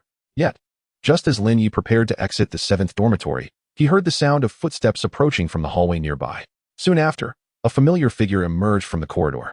Upon recognizing Tang San, Lin Ye couldn't help but feel a tinge of surprise. After listening to Tang San's explanation, Lin Ye understood and nodded in acknowledgement. Why is there no one in the dormitory? Are Wang Sheng and Xiao Wu not here? He inquired. I'm not sure, but they might have gone to the cafeteria. Let's head over and check, Lin Ye suggested, shaking his head. Given the late hour, it was indeed plausible that they had gone to the cafeteria. Tang San pondered for a moment and agreed, sensing the likelihood of this possibility. Let us go then. Exiting Building 7, Lin Ye and Tang San descended the stairs together, making their way to the cafeteria. However, upon entering, they found the place still relatively empty, as it was early and school had just let out. After scanning the hall for a while, Lin Ye still could not spot Xiao Wu and Wang Sheng. They're not here either? Where could they have gone? Tang San voiced his own confusion. Let us ask someone for information, Lin Ye suggested, noticing the lack of familiar faces in the cafeteria. He approached a few students who were having their meals. Excuse me, have you seen the work-study students? He inquired directly. Recognizing Lin Ye, who had previously defeated Liu Bing in the cafeteria, the students quickly stood up, eager to respond. Yes, we have seen them. Where are they? Lin Ye pressed, intrigued by their knowledge. Don't you know? One of the students asked, surprised that Lin Ye seemed unaware of the situation. I don't, Lin Ye replied. Furrowing his brow, the students exchanged glances before one of them explained, a few days ago, the work-study students from your dormitory had a conflict with a group of day students from our academy. They arranged a duel, supposedly at the back mountain. Since school just ended, everyone has gone there, and they are likely about to start fighting. At the back mountain? It's about to break out? Both Lin Ye and Tang San were taken aback by this revelation. "Thank you," Lin Ye said, expressing his gratitude before promptly departing the cafeteria with Tang San, hurriedly heading towards the back mountain of the academy. As they ran, Lin Ye's brow was tightly knit with concern. In their swift dash, Lin Ye and Tang San soon crossed the playground and arrived at the rear gate of Nodding Academy. Nestled on the outskirts of Nodding City, the back gate opened into a lush, forested area. Passing through the gate, they entered a verdant woodland, surrounded by towering trees and dense underbrush. However, as Lin Ye surveyed the surroundings, he still could not find any sign of Xiao Wu and Wang Sheng. Yet, enhanced by the Zhiyang True Qi, Lin Ye's sharpened senses allowed him to faintly hear sounds emanating from the distance within the tranquil forest. "Let us go." Following the direction from which the sound emanated, Lin Ye hastily led Tang San towards it. As expected, upon traversing a grove, a scene unfolded before Lin Ye's eyes. On a distant patch of grass, two factions stood at the ready, their tension palpable. Among one of the groups, at the forefront, was none other than Xiao Wu, flanked by Wang Sheng. In that moment, Xiao Wu, hands on her hips, wore an indignant expression as her small face puffed up in anger, confronting a rather handsome young man from the opposing side. "Huh, little girl, do you truly wish to duel with us? I advise you to concede gracefully and become my pet rabbit instead. I promise you a life of indulgence. However, should you insist on a duel, we shall show no mercy. It would be unfortunate if you were to get hurt." The handsome young man, evidently the leader of his group, nonchalantly swept back his hair, attempting to exude an air of casual bravado. "Are you afraid, Xiaoda?" Xiao Wu retorted, hands still on her waist, her head tilted back slightly, revealing a look of surprise mixed with disdain at his words. A smirk of derision appeared on her face as she clenched her small fists, baring her little tiger teeth, and defiantly waved her fist at Xiaoda. "How laughable. Am I afraid? That so-called leader of yours has merely defeated Liu Bing. I find that hard to believe. I've heard your leader is acquainted with the master, which suggests he must have received covert assistance. If your leader is truly so formidable, let him come forward." Xiaoda's face displayed a hint of disdain as he arrogantly declared. At this point, Wang Sheng stepped forward, his finger pointed accusatorily at Xiao Qinyu. His voice laced with indignation. "TCH, who do you think you're fooling? Do you believe I haven't done my homework? Your leader's martial spirit is a begonia flower, a mere useless spirit. Though he possesses innate full soul power, what good is a worthless martial spirit? Will he suffocate me with the scent of begonia?" Xiao Qinyu waved his hand dismissively, his expression one of utter contempt. Initially, when he heard someone had defeated Liu Bing, he held some skepticism. However, after discovering that Lin Ye possessed a worthless martial spirit, he could not fathom how someone like Lin Ye, who was not even a soul master, could possibly triumph over Liu Bing. Upon learning that shortly after Lin Ye's victory, the master had appeared and seemed to know Lin Ye, everything fell into place for Xiao Qinyu. The reason Liu Bing had lost to Lin Ye must have been due to the master's interference. Convinced of his understanding, Xiao Qinyu no longer felt any trepidation towards Lin Ye, and naturally, he felt no pressure in bullying the work-study students of the 7th dormitory, as he usually did. "If your leader is truly as powerful as you claim, let him come forward." Xiao Qinyu scoffed loudly, continually gesturing towards the forest, as though eagerly awaiting Lin Ye's arrival. "I'm here. Were you looking for me?" Just as Xiao Qinyu's loud proclamations echoed through the air, a calm voice suddenly emerged from the depths of the forest, leaving everyone momentarily stunned. Chapter 57. The Battle, the Shock of a Century-Old Soul Ring. A sudden sound emanated from a distance, causing both parties in confrontation to be momentarily taken aback. Instinctively, everyone turned their gaze toward the source of the noise. There, Lin Ye and Tang San emerged from the woods, stepping into the clearing. Lin Ye, the leader. Upon seeing him, all the children from Class 7 erupted with excitement. "Lin Ye, you have arrived," Xiao Wu exclaimed joyfully. Though she had no fear of Xiao Qinyu, Lin Ye's prowess surpassed her own, with his presence. Victory in the impending duel against the day's students seemed assured. "You are the leader of the working students?" Xiao Qinyu's eyes narrowed slightly upon seeing Lin Ye. Unlike the typical working students, Lin Ye exuded a distinct aura that caught his attention. It was his first encounter with a working student who rivaled him in charm. "Indeed, I am the leader of Class 7. Do you wish to duel with us?" Lin Ye stepped forward, positioning himself next to Xiao Wu as he addressed Xiao Qinyu with a composed demeanor. "Indeed, we wish to challenge you. If you lose, this girl named Xiao Wu will have to serve as my pet rabbit." Xiao Qinyu grinned broadly, pointing at Xiao Wu. "We are amenable to a duel. But what are your stakes?" Lin Ye inquired, his gaze fixed on Xiao Qinyu. If we lose, we shall become your subordinates." Xiao Qinyu replied with a chuckle, patting his chest. "We accept this wager, but I hope you won't renege on it later. Once the stakes are established, do not blame me for being unkind if you withdraw." Lin Ye nodded at Xiao Qinyu's terms, yet his eyes narrowed slightly. A glimmer of cold warning evident within them. Lose. Xiao Qinyu scoffed at Lin Ye's words, clearly dismissive.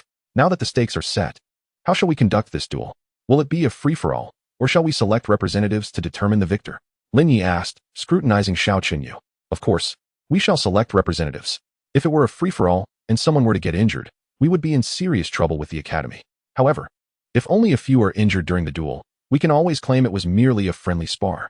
Xiao Qinyu explained with a sense of entitlement. Very well. How will we decide the number of rounds?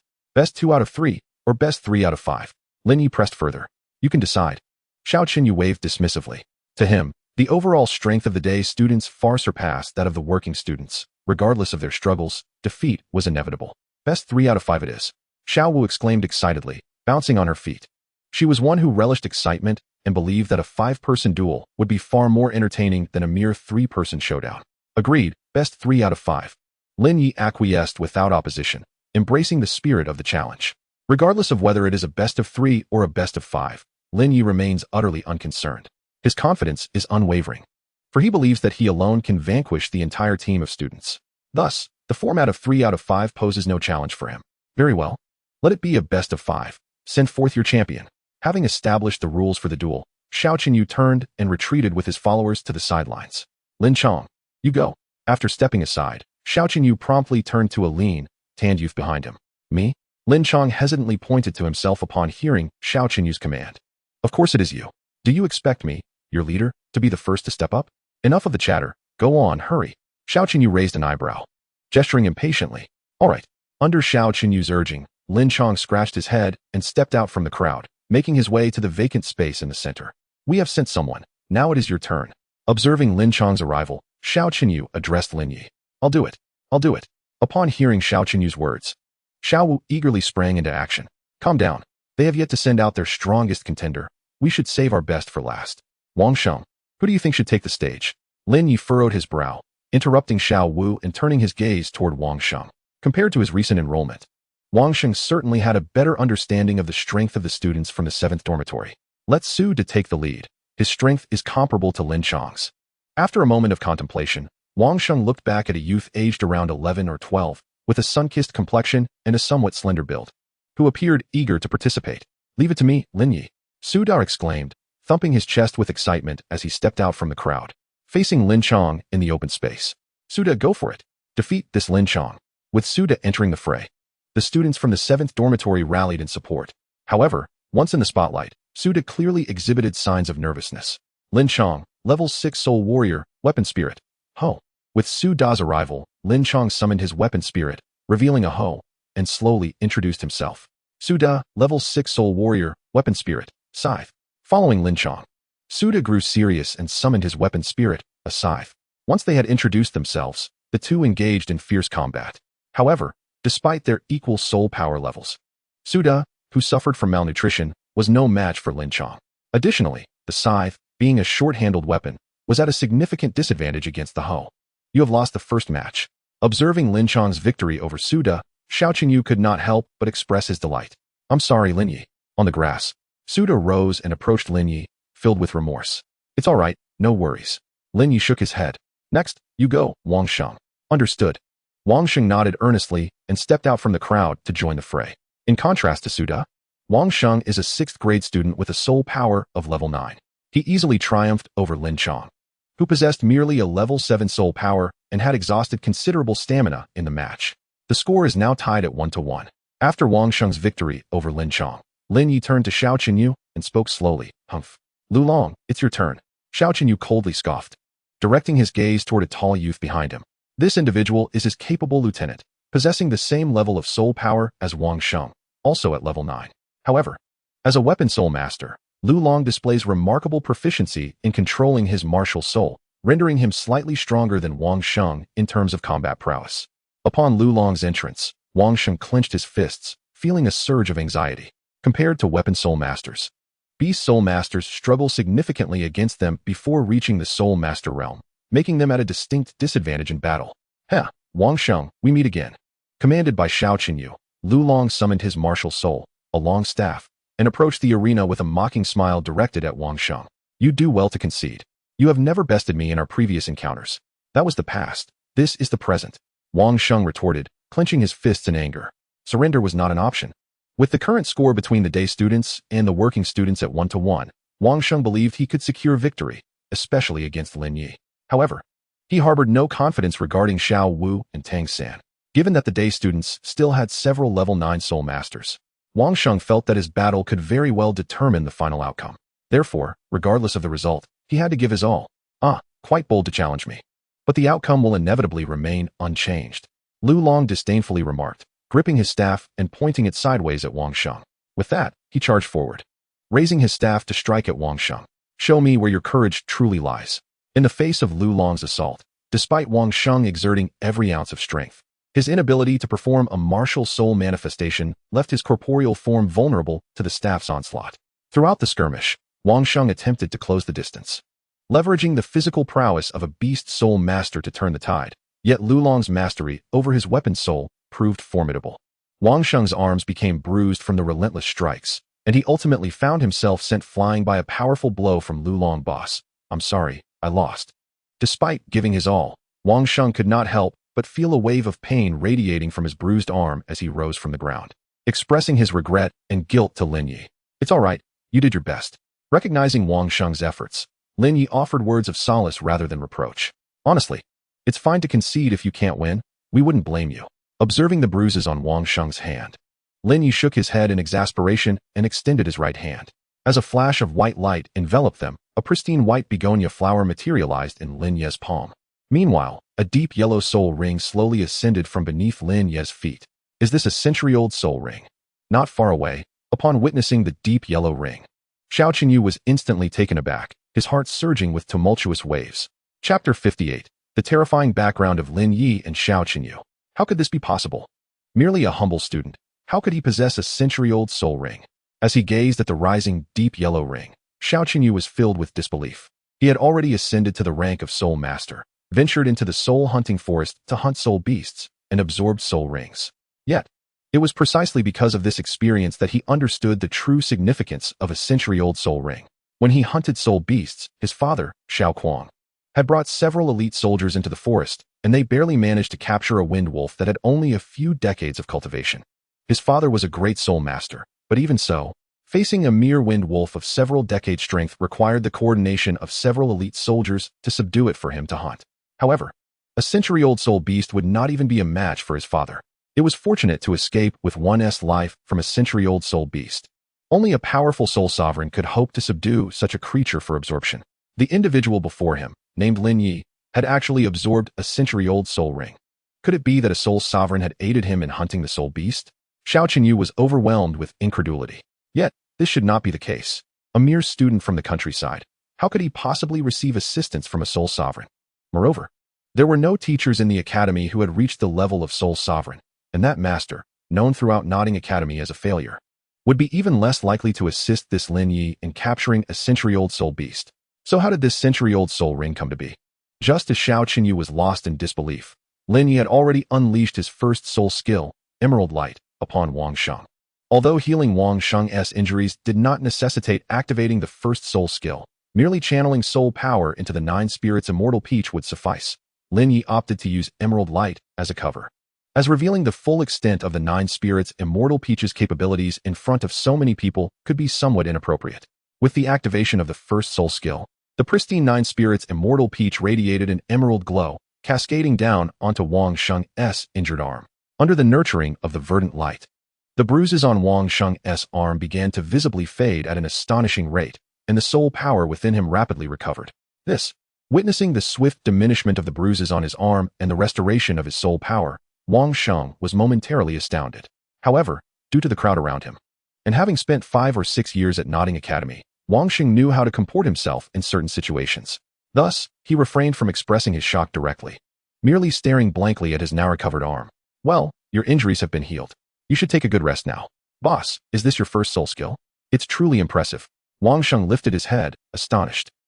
It's not bad. Lin Ye merely nodded in response to Wang Sheng's astonishment. Meanwhile, on the other side, upon witnessing the emerald glow emanating from Lin Ye's 9-spirit immortal begonia, which swiftly healed Wang Sheng's wounds, Xiao Qinyu could not help but be astounded once more. To heal Wang Sheng's injuries so rapidly is indeed a testament to a century-old soul skill. However, such a healing effect should classify it as an auxiliary soul skill, right? Yet, if it possesses the qualities of an auxiliary soul skill, it clearly cannot be a useless martial soul. Why then was it registered as a useless martial soul? The begonia flower? Xiao Qinyu distinctly recalled that Lin Ye's 9-spirit immortal begonia was entirely pure white, exuding an aura of sanctity. However, as far as Xiao Qinyu knew, ordinary begonia flowers were invariably pink. Could this be a mutation of the martial soul, or merely a flower martial soul that bears some resemblance to the begonia? Xiao Qinyu pondered internally. After a moment of contemplation, he ultimately leaned towards the latter conclusion.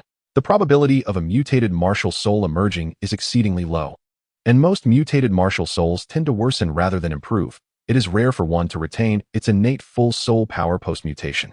This individual is certainly no ordinary student. Upon a careful examination of Lin Ye, compared to Wang Sheng and Tang San, Lin Ye's appearance and complexion surpassed those of even the most pampered aristocrats, making it implausible for him to have originated from the countryside. Wait, I understand. Suddenly, a spark of insight illuminated Xiao Qinyu's mind. Observing Lin Ye's attire, although it resembled that of a country dweller, his visage was far more refined than that of the nobility. At first glance, this may seem contradictory, yet it is reconcilable. After all, Lin Ye's origin is undoubtedly not humble. Clothing can be worn casually, but one's appearance is an unmaskable truth, requiring countless generations of lineage refinement. Lin Ye possesses a strikingly handsome appearance and fair skin that incites envy, alongside an innate full soul power and the ability to absorb century-level soul rings. This must stem from a prestigious soul master family. If not for the support of formidable allies, it would be impossible for Lin Ye to hunt century-old soul beasts. Yet, elite soul master families rarely permit their descendants to attend institutions like Notting Academy. Although Notting Academy holds some renown in Notting City, it is insignificant in the grand scheme of the Douluo continent. Nevertheless, Lin Ye was still sent here, indicating a deeper reason. Coupled with the fact that Lin Ye was dispatched to live in the countryside and meticulously disguised his identity to enroll in Notting Academy under the guise of a useless martial soul, it is evident that the family behind Lin Ye must be fearful of something, wishing to conceal his true identity. What could they be afraid of? This question is easily surmised: an enemy. At this moment, the outcome was undeniably imminent. With this thought, Xiao Qinyu could not help but feel a surge of excitement within. Through relentless reasoning, the mystery unveiled itself, and as everything was on the verge of surfacing, a flicker of fear crept into Xiao Qinyu's heart. Yet it was overshadowed by an exhilarating thrill that he found irresistible. Taking a deep breath, he began to synthesize the multitude of clues he had gathered and deduced. Gradually, the entire result unfurled before him like threads being delicately unraveled. Lin Ye undoubtedly hailed from a prestigious soul master family. Only such a lineage could account for his exceptional looks and his ability to hunt century-old soul beasts to absorb their soul rings. The decision to send Lin Ye to the countryside and disguise him as a useless martial soul upon his admission to Notting Academy was likely due to the existence of enemies, with Lin Ye being their target. Why? This reasoning was easily discernible to Xiao Qinyu, who often indulged in idle speculation. It was because Lin Ye's martial soul was extraordinarily powerful. The rival family had discovered the brilliance of their prodigy, prompting Lin Ye's family to send him to such a remote place as Notting City, ultimately enrolling him in a rural academy. Though Lin Ye's martial soul was undeniably a formidable auxiliary type, it had been registered as a useless martial soul. What did this signify? It indicated that the influence of Lin Ye's family was so substantial that they could even bribe the officials of the Notting City martial soul branch. At this thought, Xiao Qinyu trembled involuntarily. To have the ability to corrupt the martial soul hall demonstrated the might of such a formidable force. Chapter 59. This water, I have determined. No, I absolutely cannot offend him. With this realization, Xiao Qinyu's heart quaked, and a profound sense of dread surged from the depths of his being. The capability to manipulate the martial soul hall, coupled with possessing a powerhouse beyond the soul sovereign realm, indicated that such a powerful soul master family was not one that the Xiao family could afford to offend. His father had always cautioned him from a young age that in the Douluo continent, the most formidable beings were those powerful soul master families. If one were to provoke the royal family, as the rulers of the empire, they would ultimately maintain some semblance of face, allowing for a degree of leniency to avoid public scrutiny. However, if one were to incur the ire of those powerful soul master families, there would be no such mercy. The martial soul world operated on the principle of survival of the fittest, eradicating threats at their roots. If one were to offend these soul master families, it would undoubtedly lead to catastrophic consequences. No, A solution must be devised. As Lin Ye conversed with Wang Sheng, preparing to select the next contestant, Xiao Qinyu's heart raced with urgency. If possible, he would prefer to concede outright. Yet, a concern lingered in his mind. Would such a concession alert Lin Ye's family to his awareness of their secret? In Xiao Qinyu's assessment, Lin Ye's family had sent him to Nuoding Academy to conceal his true identity. What if they discovered that he had unearthed this secret? Would they resort to silencing him? This was the source of Xiao Qinyu's anxiety. How could he avoid offending Lin Ye while simultaneously keeping Lin Ye's family oblivious to his knowledge? After much contemplation, Xiao Qinyu devised a singular plan to deliberately concede in the duel, thus fulfilling his prior wager. By adopting this strategy, he would not only avoid offending Lin Ye, but also secure a powerful ally. How astute of me! Xiao Qinyu could not help but chuckle inwardly at his cleverness. However, with the current score standing at 2-1 in his favor, he realized the necessity of taking to the stage soon to ensure the success of his scheme. With this thought in mind, he lifted his gaze towards Lu Long, who stood in the center of the arena, and feigned an expression of calm as he called out. Lu Long, come down. Boss, what is going on? Lu Long replied, somewhat perplexed by Xiao Qinyu's request. I'm feeling a bit restless. Step down so I can take the stage, Xiao Qinyu said with an air of nonchalance. Oh, Lu Long complied as Xiao Qinyu advanced onto the field. However, Wang Sheng observed this development with curiosity. It was unusual for someone of Xiao Qinyu's reserved and proud nature to appear on stage early, irrespective of victory or defeat. Boss, what should we do now? Wang Sheng scratched his head, uncertain of who should take the stage, given that Xiao Qinyu, as the leader, had unexpectedly stepped forward. Lin Ye, I'll go, Xiao Wu exclaimed, her eyes sparkling with excitement as she bounced eagerly, eager to participate. No way. He is a soul master. It's only fitting that I take the stage. Lin Ye firmly rejected Xiao Wu's plea. After all, Xiao Qinyu was the soul master and leader of their side. It was only logical for him to take the lead. I'll handle this round. Wang Sheng, keep an eye on Xiao Wu, Lin Ye instructed, disregarding Xiao Wu's sulking demeanor. With a calm expression, he walked toward the arena under Xiao Qinyu's anxious gaze. Lin Ye, a level 15 support-type soul master, Wuhuan, begonia flower. He introduced himself with an air of tranquility as he faced Xiao Qinyu. Level 15 soul master? Xiao Qinyu was taken aback by Lin Ye's proclamation. Previously, he would have dismissed such a claim as false, but now, he found himself utterly astonished and devoid of doubt. Hadn't Lin Ye just returned from the soul-hunting forest? Shouldn't he only be a level 11 soul master? How could he possibly have reached level 15? Could it be that the trip to the soul-hunting forest was merely a ruse, and in truth, he had already hunted a soul beast and absorbed its spirit ring? Only in this manner could he have achieved the level of a 15 soul master so swiftly. This unsettling realization compelled Xiao Qinyu to regain his composure as he regarded Lin Ye. I am Xiao Qinyu, an 11-level battle soul master, Wuhan, wolf, he declared, adopting an offensive stance as he introduced himself. A wolf, you say? Lin Ye acknowledged with a slow nod. Then let us commence. Wuhuan, manifest. Upon hearing Lin Ye's signal to commence, Xiao Qinyu let out a thunderous roar, and an ethereal white wolf silhouette materialized from his body. Following a faint howl of the wolf, it swiftly merged into Xiao Qinyu's being. As the martial soul enveloped him, Xiao Qinyu's physique surged, his muscles swelling to the point where his attire from Nodding Academy strained against the transformation. Snow-white fur sprouted from the backs of his hands, and sharp claws emerged, extending from each fingertip. Concurrently, a circle of white soul rings ascended from beneath him, undulating gracefully around his form. Yet, after the martial soul manifestation, Xiao Qinyu was taken aback to find Lin Ye standing still, his expression unchanged, as if he had no intention of summoning his martial soul. While auxiliary martial souls may not provide significant advantages in direct combat, they could still offer certain benefits, much like the earlier healing of Wang Sheng, ensuring that one remains in peak condition, thereby enhancing combat effectiveness. Lin Ye, why aren't you summoning your martial soul? Xiao Qinyu inquired, puzzled. No need. The time has not yet come, Lin Ye replied, shaking his head calmly. His current martial soul, the nine-spirit immortal Tang, had only one soul ring, which served to purify negative states.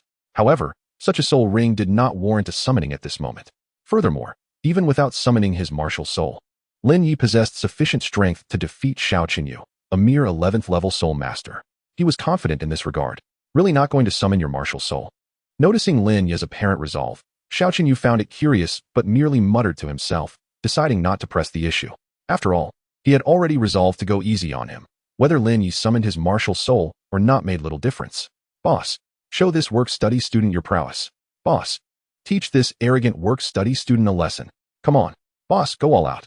Contrary to Xiao Qinyu's contemplations, The group of day students behind him clamored loudly, urging him to teach Lin Ye a lesson. These fools.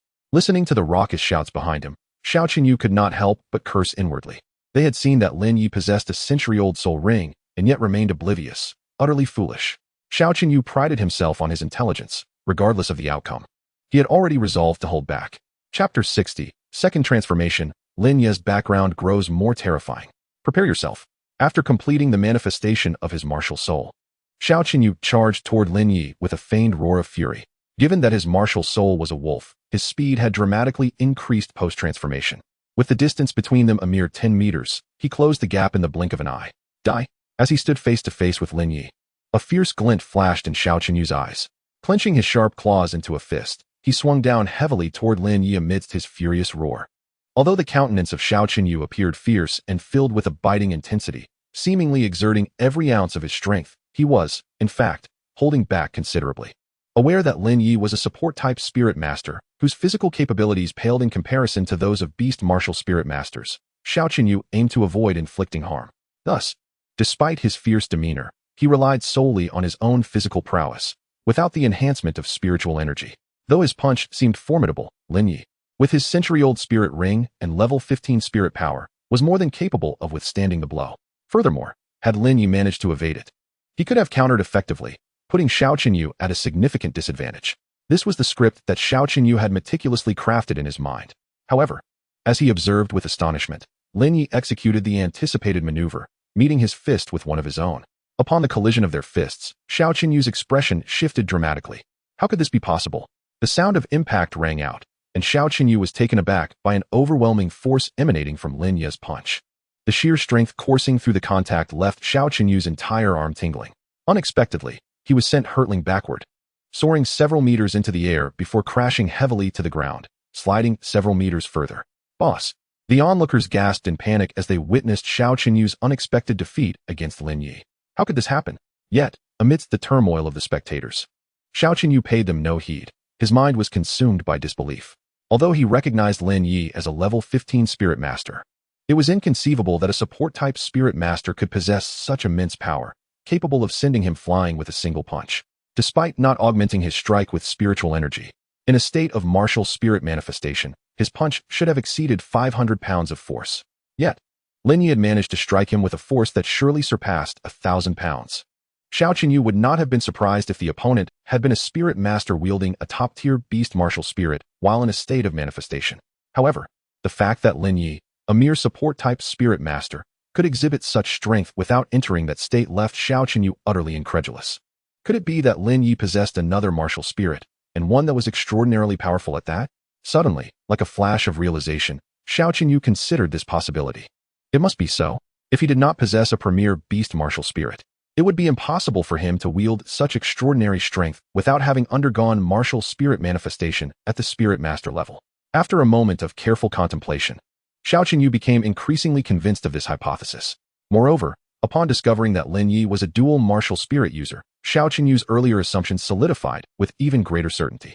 Previously, he speculated that Lin Ye possessed a top-tier auxiliary spirit soul, which made him a target for rival families. However, merely possessing a superior auxiliary spirit soul should not incite such fierce animosity from enemies. In comparison to spirit masters endowed with formidable combat-oriented spirit souls, auxiliary spirit masters wielding powerful supportive abilities, while undoubtedly possessing immense potential, would struggle to manifest their capabilities without suitable allies. Yet, if Lin Ye were indeed a dual spirit master harboring both a premier beast spirit and an auxiliary spirit, the dynamics would shift entirely. Compared to a solely innate full spirit power auxiliary spirit master, a dual spirit master with innate full spirit power, particularly one whose secondary spirit is a supreme beast spirit, would undoubtedly possess astonishing potential. It is precisely for this reason that Lin Ye became the focus of relentless pursuit by rival families, ultimately compelling his own family to secretly relocate him to a village near Nodding City, disguising his spirit and identity to facilitate his entrance into Nodding Academy. Upon reflecting on this, Xiao Qinyu couldn't help but admire himself even more. He truly was a genius, managing to deduce so much from such scant clues. Various thoughts flashed through his mind, yet as he lay on the ground, his expression grew increasingly pained. Rolling about on the floor, Xiao Qinyu displayed an agonized demeanor, summoning all his strength to struggle upright. Such formidable power, you have triumphed. Gazing at Lin Ye, a look of profound reluctance marred Xiao Qinyu's face. However, Lin Ye found himself perplexed by Xiao Qinyu's words. Although he had indeed sent Xiao Qinyu flying with a single punch, he had not exerted his full strength and did not believe he had inflicted such grave injury. Though puzzled, Lin Ye decided to avoid further conflict since his opponent had conceded. He nodded indifferently. Then this match is mine. The current score stands at 2-2. Who will be the next to take the field? We concede.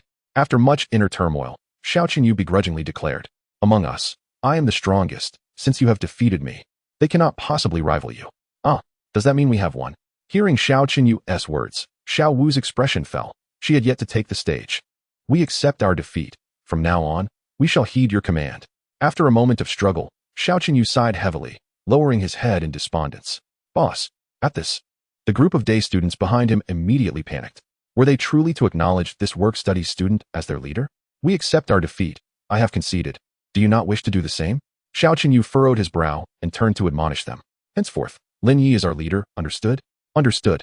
Despite feeling somewhat awkward, as they had previously bullied the work-study students, the day students felt compelled to submit under Xiao Qinyu's long-standing authority.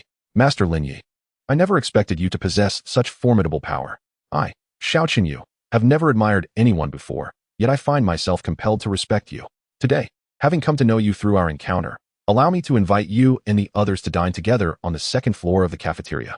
After reprimanding the day students, Xiao Qinyu turned to Lin Ye with a serious expression, clasping his fists in respect. Very well. Upon hearing Xiao Qinyu's words, Lin Ye regarded him thoughtfully and nodded slowly. Chapter 61. 3 months later, preparing to depart, time swiftly passed, and over the course of 3 months, Lin Ye's life remained remarkably tranquil. Each day was filled with rigorous training and study, a fulfilling routine. Perhaps due to Lin Ye's extraordinary talent, he had completed all the courses offered at the academy within this short span, despite still being a first-year student. This was partly attributed to the relative simplicity of the subjects, as Lin Ye's primary intention in attending Nodding Academy was to master these foundational courses. Now that he had finished them, he was ready to apply for graduation. On a bright and breezy day, filled with the sweet melodies of birds and the fragrance of blooming flowers, Lin Ye meticulously prepared his application in the morning. After classes concluded, he made his way to an office on the first floor of the academic building. Upon arriving at the door, he knocked gently. Come in. A voice called from within. Having received permission, Lin Ye pushed the door open and stepped inside. Director Su, seated behind a desk, looked up in surprise upon seeing Lin Ye.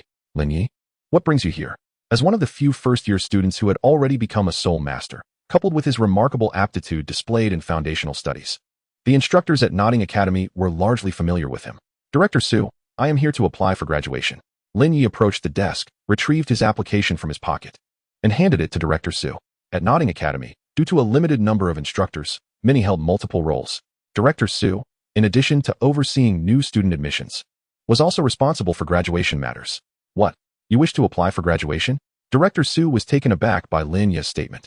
You are only 6 years old. Is it not a bit premature to seek graduation now? It is not too early, Director Su. I have completed all the foundational courses, and I have thoroughly learned all the knowledge related to soul masters that the Academy imparts. Remaining here would merely waste time. It would be more beneficial for me to graduate early and explore the world, Lin Ye explained, shaking his head. Well, Director Su hesitated slightly. Have your family agreed to your early graduation? Lin Ye clarified. My dear child, you are remarkably perceptive. We are all aware of this. The graduation requirement of our Nodding Junior Soul Master Academy is to become a soul master, a milestone you have already attained. Since you have also mastered the foundational courses, we have no grounds to impede your graduation. We hereby grant your request. Observing Lin Ye, Director Su sighed and accepted Lin Ye's application. Very well. Go bid farewell to your roommates, and you may depart whenever you wish. Thank you, Director Su. Lin Ye politely bowed to Director Su before turning to leave. This stirred a sense of reluctance among all the children of Dormitory 7. Under Lin Ye's leadership, their lives had improved significantly. Now that Lin Ye was leaving, they all felt a deep sense of loss. Lin Ye, when do you plan to leave? Tang Xin inquired. Today, I would like to treat all of you, along with Xiao Qinyu and the others, to a meal on the second floor, and then I shall depart tomorrow, Lin Ye replied thoughtfully. After hearing Lin Ye's arrangement, Tang Xin nodded silently. That evening, as previously mentioned, Lin Ye treated everyone from Dormitory 7, including Xiao Qinyu's group, to a grand farewell feast on the second floor of the cafeteria. The following morning, after waking and washing up, Lin Ye prepared to have a meal in the cafeteria before leaving. However, upon exiting the dormitory and descending the stairs, Lin Ye encountered the master. Lin Ye, Have you already applied for graduation? The master, seemingly having waited for a long time, inquired upon seeing Lin Ye. Yes, Lin Ye nodded. Without further ado, the master ascended the stairs, and after a moment's contemplation, Lin Ye followed suit. Climbing the stairs with the master, they arrived at the master's quarters. Inside, the master retrieved a somewhat worn, hefty black book from a shelf brimming with volumes and handed it to Lin Ye. I have heard that you wish to explore the world. This is a compilation of my notes from my travels across the continent, featuring numerous place descriptions and essential considerations for each location. I hope it proves useful to you. Lin Ye hesitated, gazing at the black book the master had presented. Accept it. You once saved my life. It is merely a set of notes, and you need not feel any burden. With that reassurance, Lin Ye felt relieved and accepted the notes. Thank you. No need for thanks. It is but a trivial gift. The master replied with a gentle smile and a shake of his head. By the way, now that you have applied for graduation, do you have any plans for the future? Which Intermediate Soul Master Academy do you intend to attend? Suddenly recalling something, the master asked. I have not considered this matter. Lin Ye shook his head. In that case, I have a suggestion. If you remain undecided about your path, you might consider visiting the city of Sodo in the Balik Kingdom, where there is a Soul Master Academy called Shrek Academy. I believe it would suit you well. If the opportunity arises, I shall certainly go, Lin Ye replied, contemplating for a moment, neither affirming nor denying. That is all I wish to convey. Then, Master, farewell. After bidding farewell to the master and securing the notes he had gifted, Lin Ye departed from Nodding City. Could it be that Xiaoya committed an offense at the academy and was expelled? Grandfather, I have already become a soul master and graduated from the academy. Before old Jack could inquire further, Lin Ye summoned his 9-spirit immortal peach martial soul, revealing his first soul ring. Upon witnessing Lin Ye's transformation into a soul master, old Jack, who had been filled with trepidation, was suddenly overwhelmed with joy. Xiaoya, you have become a soul master? Indeed, grandfather, Lin Ye nodded affirmatively. Splendid. Our holy soul village has finally produced another soul master. Truly, our ancestors are watching over us. Old Jack exclaimed with uncontainable delight. By the way, grandfather, Tang Sen has also become a soul master. Hearing this, old Jack's happiness intensified. This year, we have 2 soul masters. The possibility of producing a soul saint is now even greater. In the Douluo continent, becoming a soul master is akin to achieving fame in ancient times. A moment of great celebration worthy of the entire village. To honor this festivity, Lin Ye, who had initially planned to depart the following day, remained in the village for 3 to 4 days. It was not until the celebration banquet concluded that Lin Ye bid farewell to old Jack and left Holy Soul Village, embarking on his journey across the continent. Chapter 62. Visitors from the Spirit Hall arrive at the Eternal Night Forest. Shortly after Lin Ye set forth on his journey, a few days later, a luxurious convoy of carriages slowly entered Nodding City. At last, we have arrived in Nodding City. As the convoy rolled into the city, within the most opulent carriage at the front, a stunning blonde maiden languidly stretched and pulled back the curtains, peering out of the window, observing the surrounding houses. The blonde girl felt a wave of nostalgia. Having set out from Spirit City the previous night, she had traveled by carriage for nearly a month, finally reaching Nodding City, hoping to accomplish the task entrusted to her by her master. As she pondered, the carriage made its way directly to the Spirit Hall branch in Nodding City. Meanwhile, outside the Spirit Hall branch in Nodding City, the hall master, Matthew, along with Su Yuntao and several attendants, awaited the arrival of the emissary. Knowing that the envoy from the Spirit headquarters was due to arrive today, everyone felt an air of tension. Attention, everyone. The esteemed envoy is about to arrive. It is said that this envoy is a disciple of the Pope and our Spirit Hall's current saintess, destined for greatness, and quite possibly the next Pope of our Spirit Hall. Please ensure that we uphold proper etiquette. As they awaited her arrival, Matthew clapped his hands and reminded Su Yuntao, CC, and the other attendants. Understood. At last, the sound of hooves echoed from the distant street, and a procession of luxurious carriages approached, finally halting before the Spirit Hall branch. When the convoy came to a stop, the charioteer of the foremost luxurious carriage respectfully drew back the curtain. A mesmerizing blonde maiden adorned in a white gown embroidered with golden patterns, her short hair framing her face, stepped gracefully from the carriage. We pay our respects to the esteemed envoy. Upon seeing the golden-haired maiden, all the attendants of the Spirit Hall, led by Matthew, respectfully bowed and spoke in unison. There is no need for such formalities. Which of you is the master of the hall? The golden-haired girl smiled gently, waving her hand dismissively. It is I, the old man, known as Matthew, humbly serving as the master of the Spirit Hall in Nodding City. It is an honor to meet you, esteemed messenger. Stepping forward slightly, Matthew bowed respectfully. There is no need for such courtesy, Master Matthew. You may simply call me Hulayina, she replied with a slight smile. I have come here regarding the letter you sent to the main hall 3 months ago, which mentioned that a boy named Lin Ye, possessing a white begonia spirit and innate full soul power, had arrived here. Where might he be found? Esteemed messenger, have you come specifically for this child? Matthew inquired cautiously. However, this child has already enrolled in Notting Academy. It may not be prudent for our spirit hall to take him away, as it could create an unfavorable impression. Perhaps we should wait 5 years until he graduates? Matthew hesitated. There is no need for concern, Master Matthew. This young lad has some connections with my revered master, and I shall ensure he departs with me willingly, Hulayina said with a playful smile, shaking her head. Very well then. Upon hearing Hulayina mention Lin Ye's connection to the current pope, Matthew pondered briefly before nodding in agreement. What? He has already graduated? Under Matthew's guidance. Hulayina arrived at Notting Academy. However, after inquiring with the principal, she received an answer that left her feeling somewhat discontented.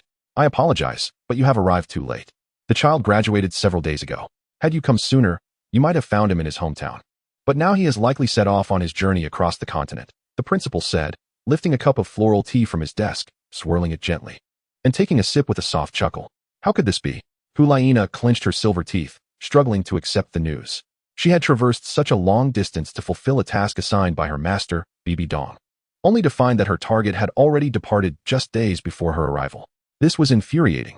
Mr. Principal, do you know where he might be traveling to? Hulayina asked, her frustration evident. Unfortunately, we do not know that, the principal sighed, shaking his head. This is exasperating. Leaving Notting Academy, Hulayina walked with heavy steps, her heart filled with discontent. If only this boy named Lin Ye had departed even a little earlier, she could have accepted the fact that she was just a step behind. But why did it have to be just a few days apart? Could he not have delayed his departure? It was maddening to think her efforts had been in vain. Feeling weary, Hulayina mused to herself. I hope my master can understand my predicament. I rushed to Notting City with all my might, yet I still arrived too late. There was truly nothing more I could do. And now, where could Lin Ye be? Far away from Notting City, located within the borders of the Tiando Empire, lies the periphery of the Thanos province. Here, a branch of the Star Do Forest, which traverses the entire Duluo continent, extends across several cities. Known as the Eternal Night Forest. The Eternal Night Forest is one of the few pristine forests on the Duluo continent, second only to the Star Do Forest. In contrast to the artificially cultivated soul hunting forest, the diversity of soul beasts within the Eternal Night Forest is far greater, and the cultivation levels of the soul beasts residing therein are often considerably higher. It is not uncommon to encounter 1,000-year soul beasts here, and one might even be fortunate enough to glimpse 10,000-year soul beasts in the depths. This is a rarity in the soul hunting forest. As soul masters attain the soul master rank, they are able to absorb 1,000-year soul rings. Yet 1,000-year soul beasts are exceedingly scarce in the soul hunting forest. Consequently, soul masters who reach this level often seek suitable soul beasts in the Star Do Forest or its branches, such as the Eternal Night Forest, to continue absorbing soul rings. After departing from Notting City, Lin Ye traversed mountains and rivers in a carriage. After spending more than half a month on this journey, he finally arrived at this place, Eternal Night City, the city closest to the Eternal Night Forest. Lin Ye's goal was to join a soul hunting team here for training. Chapter 63, Seeking a Soul Hunting Team.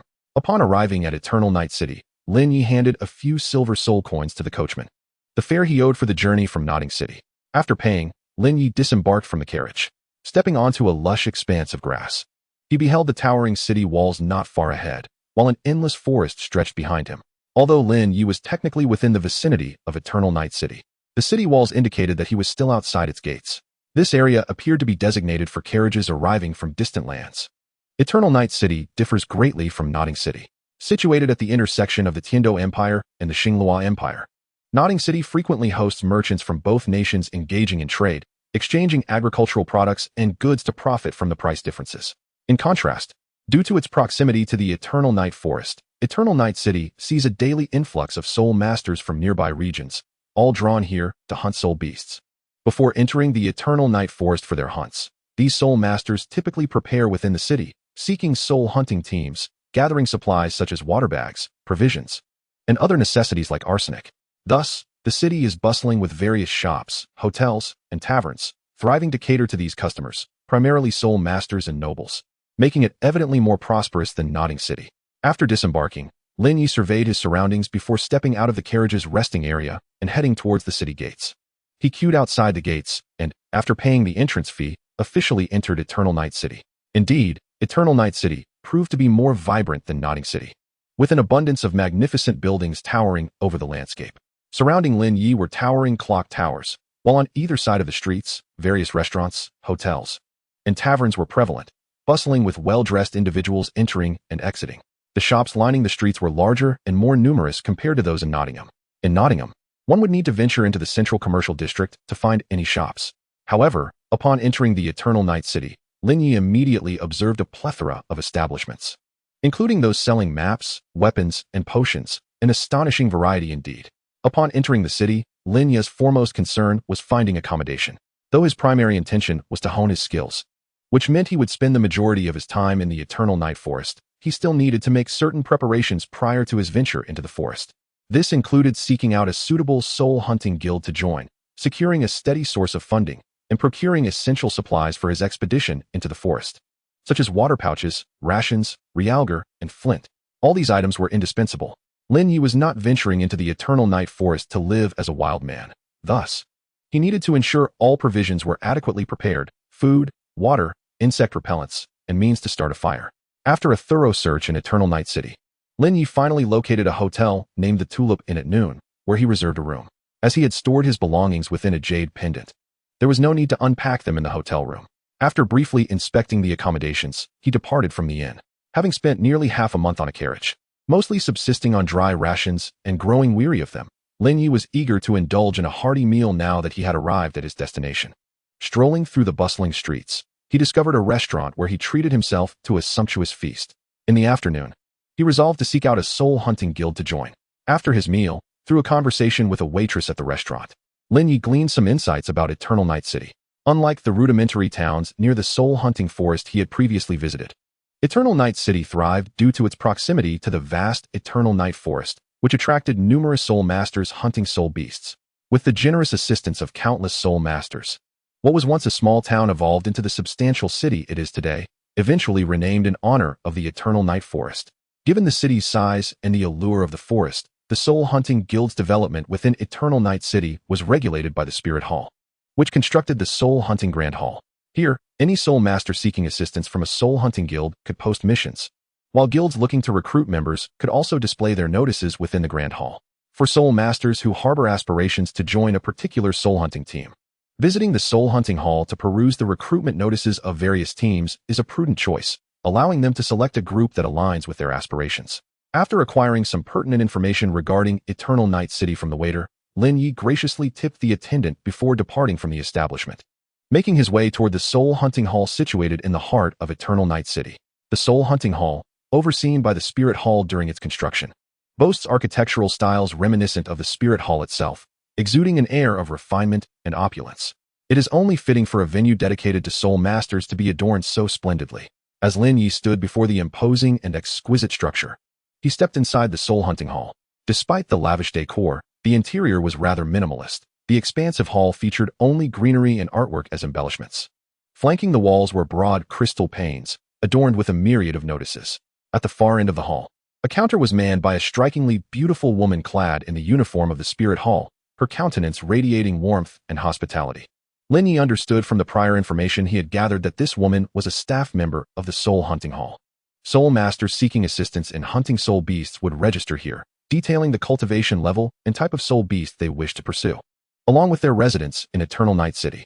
Upon identifying a suitable and available soul hunting team, the staff would facilitate a meeting between the two parties, establishing a task relationship. Upon successful completion of the task, the Soul Hunting Hall would levy a nominal service fee. However, Lin Ye's purpose for visiting was neither to issue a task nor to accept one.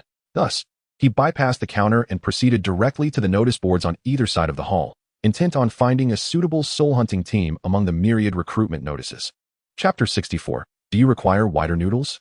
Within the spacious confines of the Soul Hunting Hall, Lin Ye approached one of the walls, where a crystal pane was embedded, plastered with various notices from different soul hunting teams. Having been enlightened by the master regarding the standards of these teams, Lin Ye's criteria for selection were unequivocal. He sought a competent soul hunting team.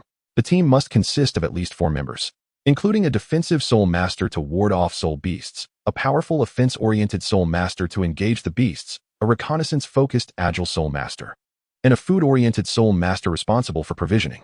Some may find it perplexing why Lin Ye sought a team with a minimum of 4 members rather than the standard 5. and why there was an absence of a restorative support soul master among the required team members.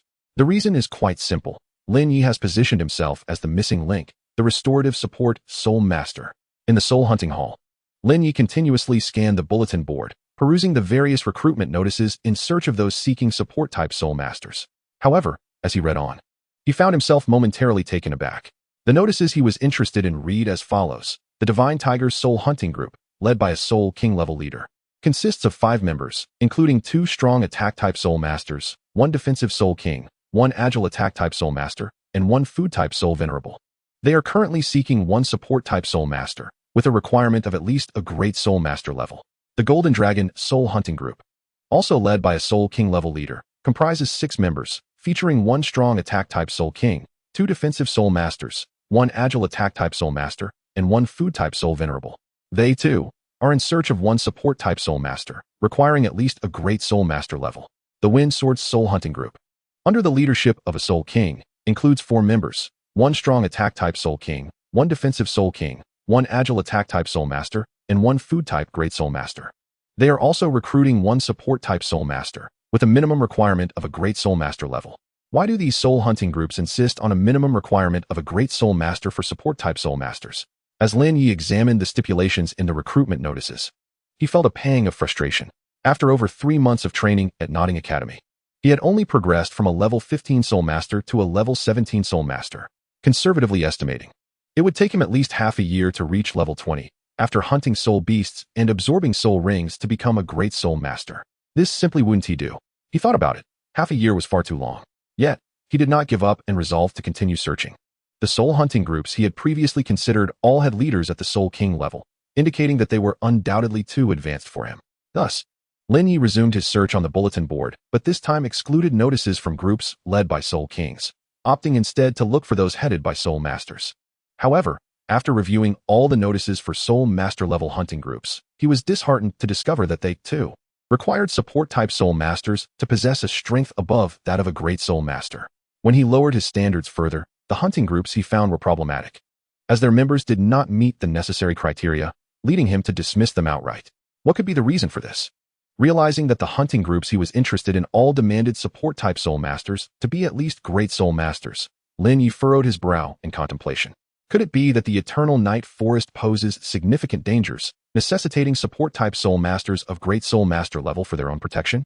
Or perhaps it is due to the fact that support-type Soul Masters at lower levels possess only 1 soul ring and limited skills, thus requiring those at the great Soul Master level? Lin Ye pondered the possibility of these conjectures. Even if they were not entirely accurate, they were undoubtedly related. However, after spending considerable time in the soul hunting hall, Lin Ye still had not found a hunting group he could join.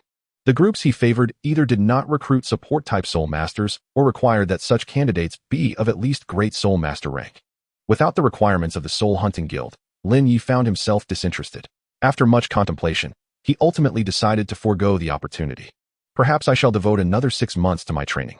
Once I attain the rank of Great Soul Master, I shall seek a way to join the Soul Hunting Guild.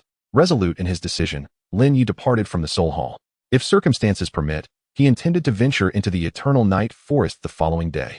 It had been quite some time since Lin Ye had genuinely practiced his martial arts at Notting Academy, and the Eternal Night Forest promised to provide him with worthy adversaries.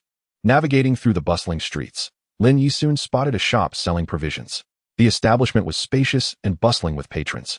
Judging by their attire and demeanor, they appeared to be Soul Masters, which was hardly surprising. Aside from those preparing to enter the Eternal Night Forest, few would seek out such sustenance. Upon entering the shop, Lin Ye was greeted by an enticing aroma, a rich blend of grain and milk. The shop was adorned with an array of delightful snacks.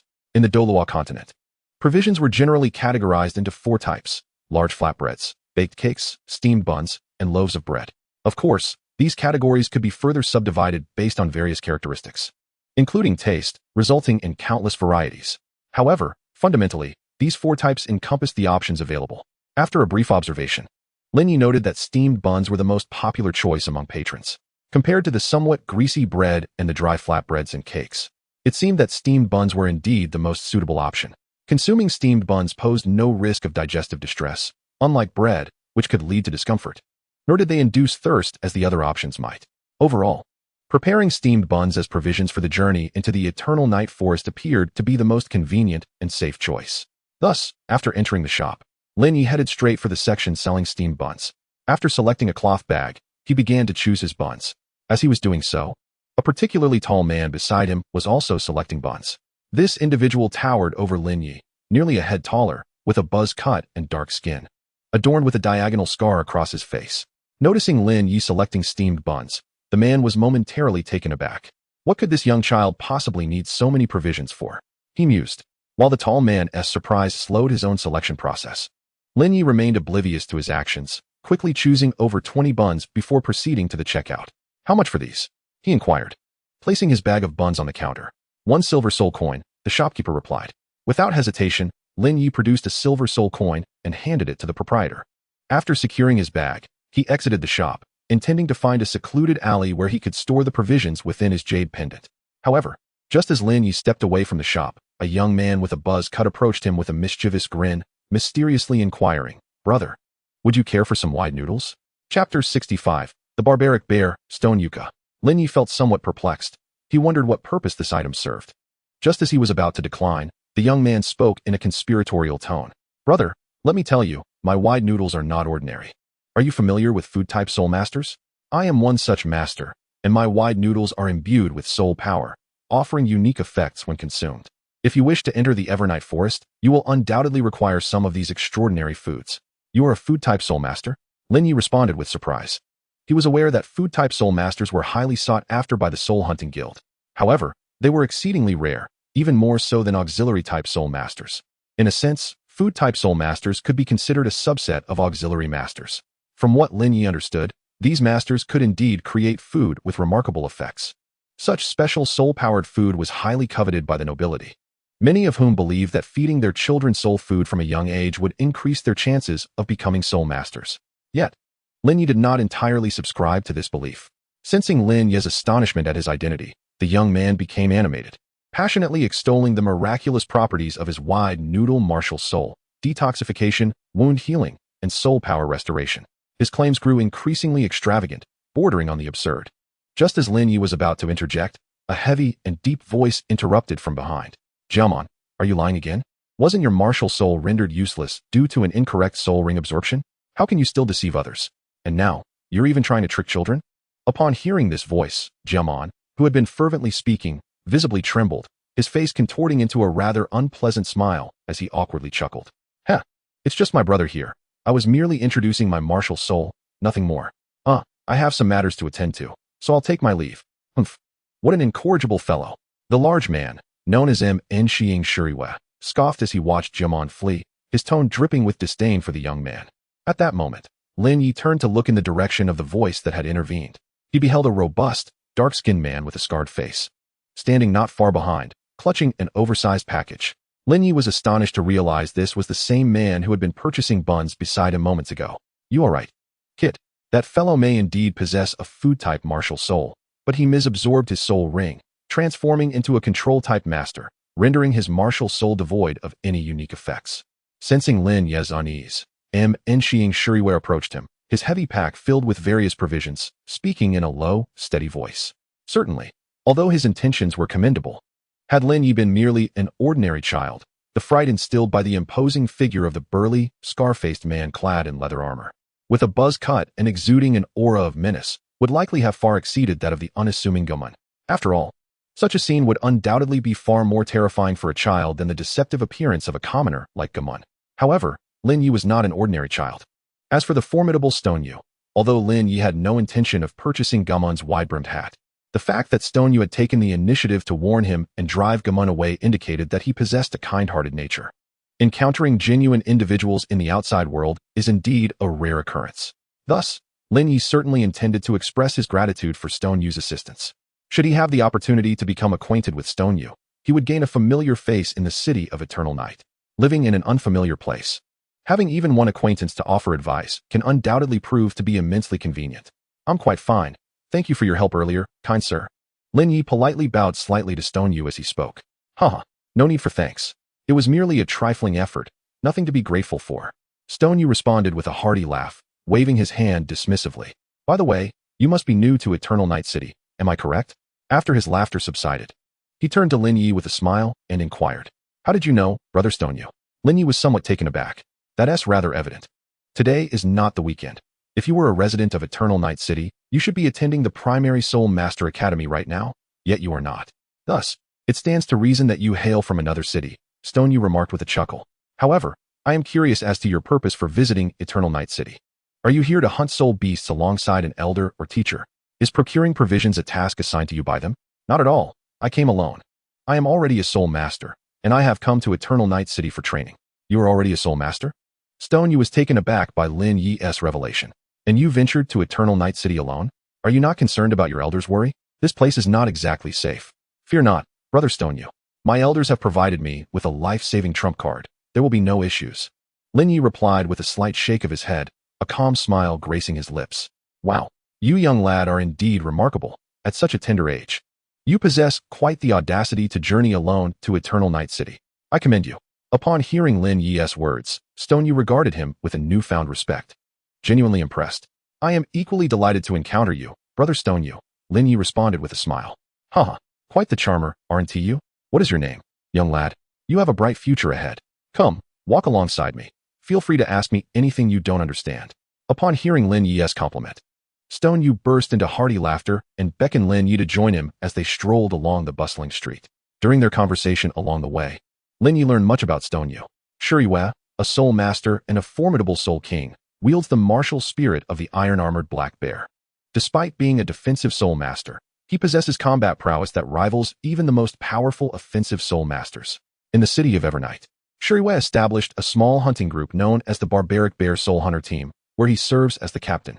It is from this title that he has earned the nickname Barbaric Bear, which explains why the broad-shouldered soul master, Gamun, referred to him as such.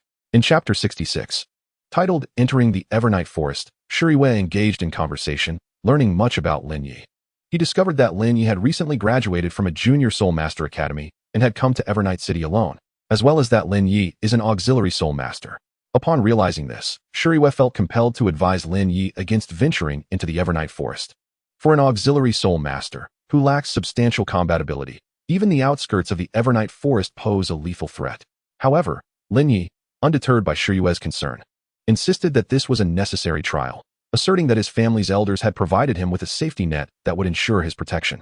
Respecting Lin Ye's determination, Yue refrained from further persuasion and shifted the conversation to matters concerning Evernight City, discussing the division of various powers, the local delicacies, and essential precautions for entering the Evernight Forest. Through their dialogue, Lin Ye gleaned considerable knowledge about the city. He learned, for instance, why many hunting groups require auxiliary soul masters to possess a cultivation level of at least a great soul master. Yue explained that auxiliary soul masters typically lack significant combat strength. Thus, when entering the Evernight Forest, they often depend on the protection of other team members against soul beasts. An auxiliary soul master with only basic cultivation possesses but one support skill, rendering their value disproportionate to the costs incurred by the hunting group. However, once an auxiliary soul master reaches the realm of great soul master, their enhanced support abilities and improved self-defense capabilities render them far more valuable. Consequently, as long as they refrain from venturing deep into the Evernight Forest, the hunting group need not be overly concerned about the safety of these auxiliary soul masters. This principle also applies to the Barbaric Bear Soul Hunter team. At this juncture, Yue paused, releasing a deep sigh. We've arrived. Brother Lin Ye, I must take my leave for a moment to visit the apothecary and procure some healing and detoxifying medicines, essential preparations for entering the Evernight Forest. Alas, it has been a pleasure meeting you. But our Barbaric Bear Soul Hunter team has recently accepted a mission and will be heading into the Evernight Forest to hunt soul beasts tomorrow. Otherwise, today I must ensure that our formidable bear soul hunting team becomes acquainted with young Lin Ye. A prodigy like you, who broke through to become a soul master at the tender age of 6, is truly a rarity we have never witnessed before. When you eventually ascend to the rank of Great Soul Master, you must seize the opportunity to join our bear soul hunting team. With a smile, Yue jested as he gazed at Lin Ye. Indeed, I shall, Lin Ye replied, chuckling. After patting Lin Ye on the shoulder, Yue burst into laughter and strode into the apothecary. Once Yue had entered the shop, Lin Ye turned and departed, preparing to procure some essential items such as a water skin, realgar, and flint in anticipation of their expedition into the Eternal Night Forest the following day. The next morning, Lin Ye awoke at the Tulip Hotel. After freshening up, he meticulously checked the items he intended to bring. Once he confirmed everything was in order, he set forth from the Tulip Hotel, determined to make his way to the Eternal Night Forest. Eternal Night City is the closest urban settlement to the Eternal Night Forest. However, reaching the forest from the city still requires traversing several dozen miles, and even by horse-drawn carriage, it would take the better part of a day. Yet, after departing from Eternal Night City, Lin Ye activated his Phoenix Dance 6 Phantoms, achieving a speed that surpassed galloping steeds, allowing him to reach the Eternal Night Forest in just over an hour. The Eternal Night Forest is among the most primordial forests of the Douluo continent, second only to the Stardo Forest. Within the entirety of the continent, only a few pristine forests can rival the Eternal Night Forest, including the Meteor Forest in the northwest of the Balak Kingdom, the Night Forest within the borders of the Sylphia Kingdom, and the Sunset Forest near the Heaven Do Imperial City. Utilizing the Phoenix Dance 6 Phantoms, Lin Ye gracefully soared above the treetops. As he approached the threshold of the Eternal Night Forest, he cast his gaze towards the distant expanse of the forest, where an endless sea of verdant foliage awaited him. In this verdant expanse, nearly every tree stood as a towering centenarian, reaching skyward. The proximity of these majestic trees caused their branches and leaves to intertwine, creating a thick canopy that made it difficult for sunlight to penetrate, casting the forest floor into a state of perpetual gloom. Hence, the name of the Eternal Night Forest was derived. Upon reaching the forest, Lin Ye descended from the treetop.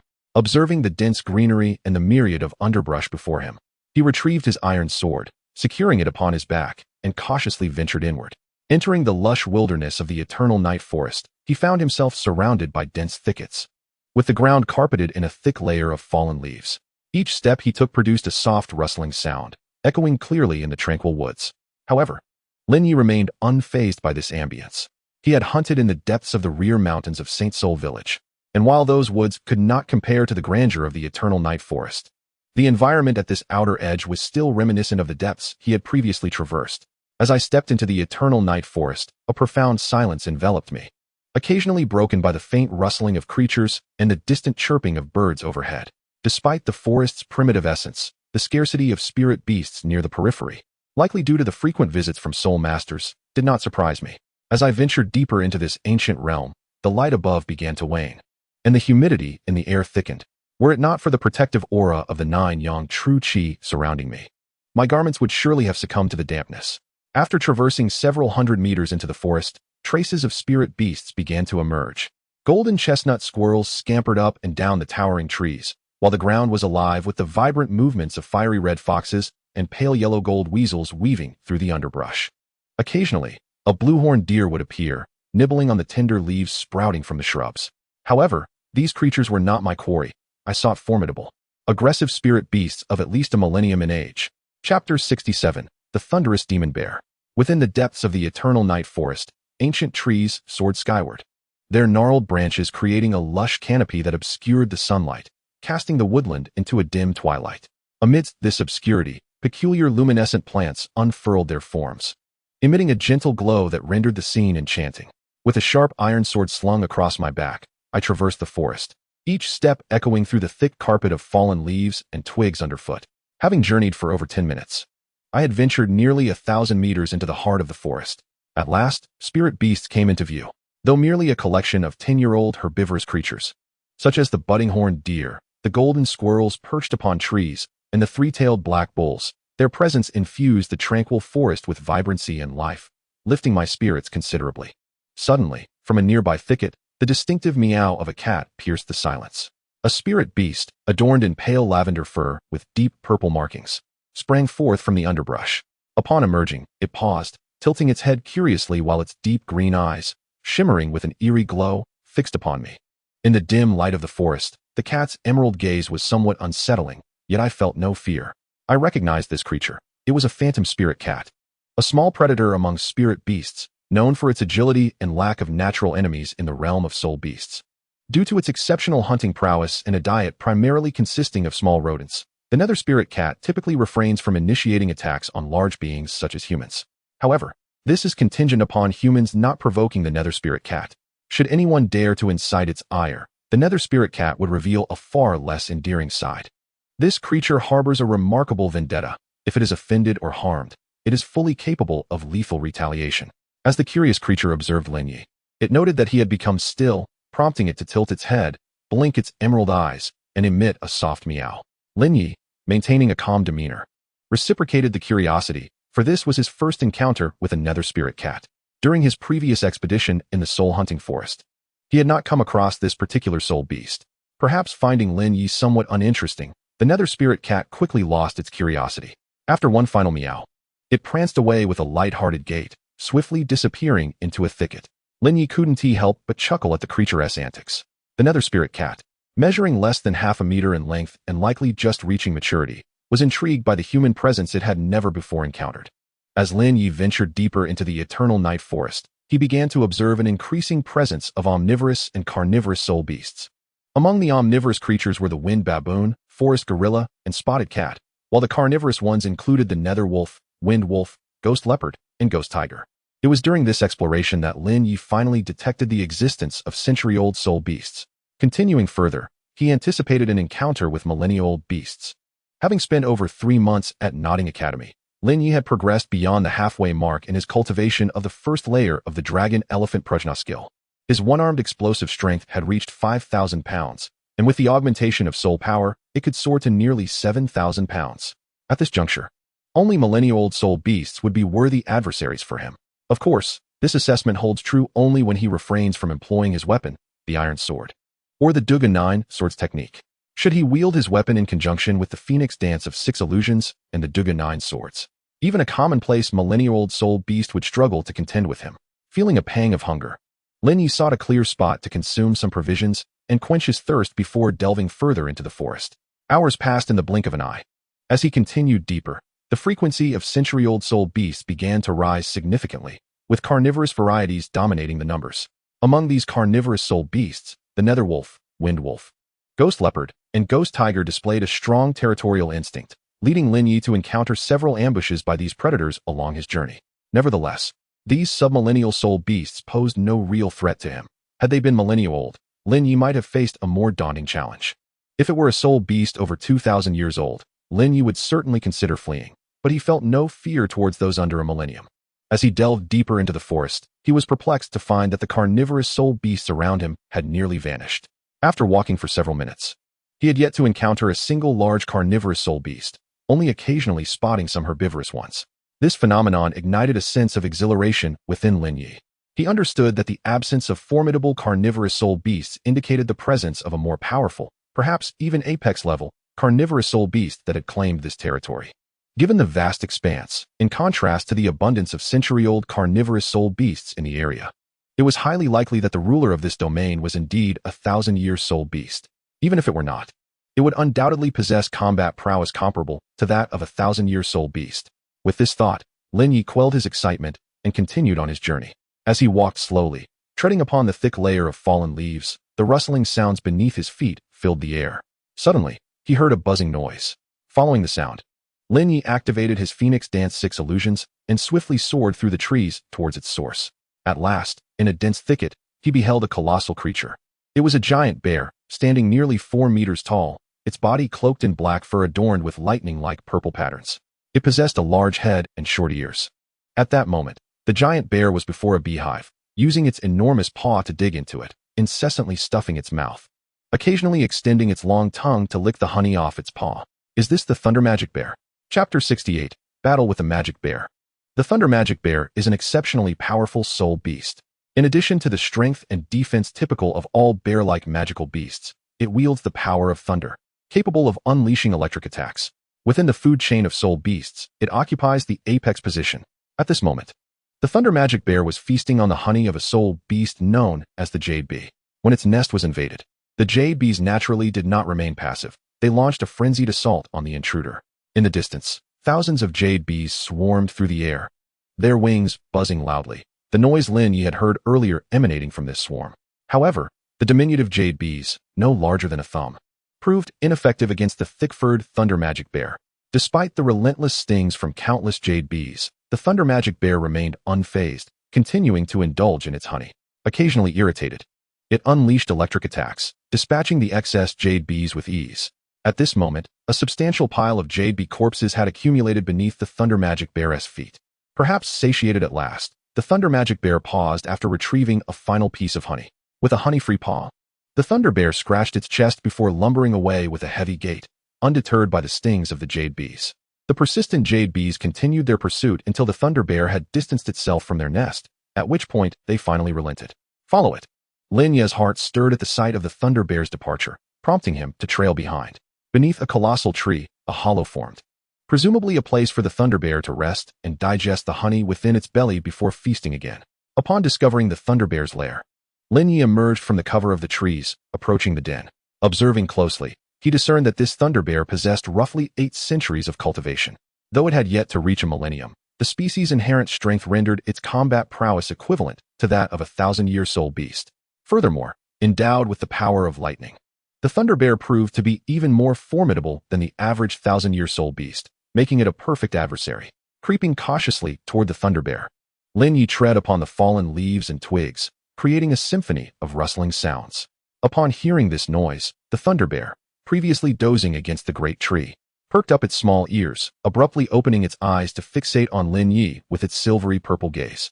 A low, menacing growl emanated from the Thunder Bear's throat as it recognized Lin Ye, rising from the ground with a heavy thud. Its towering form gradually stood upright, revealing a fearsome maw filled with jagged fangs as it let out a fearsome growl.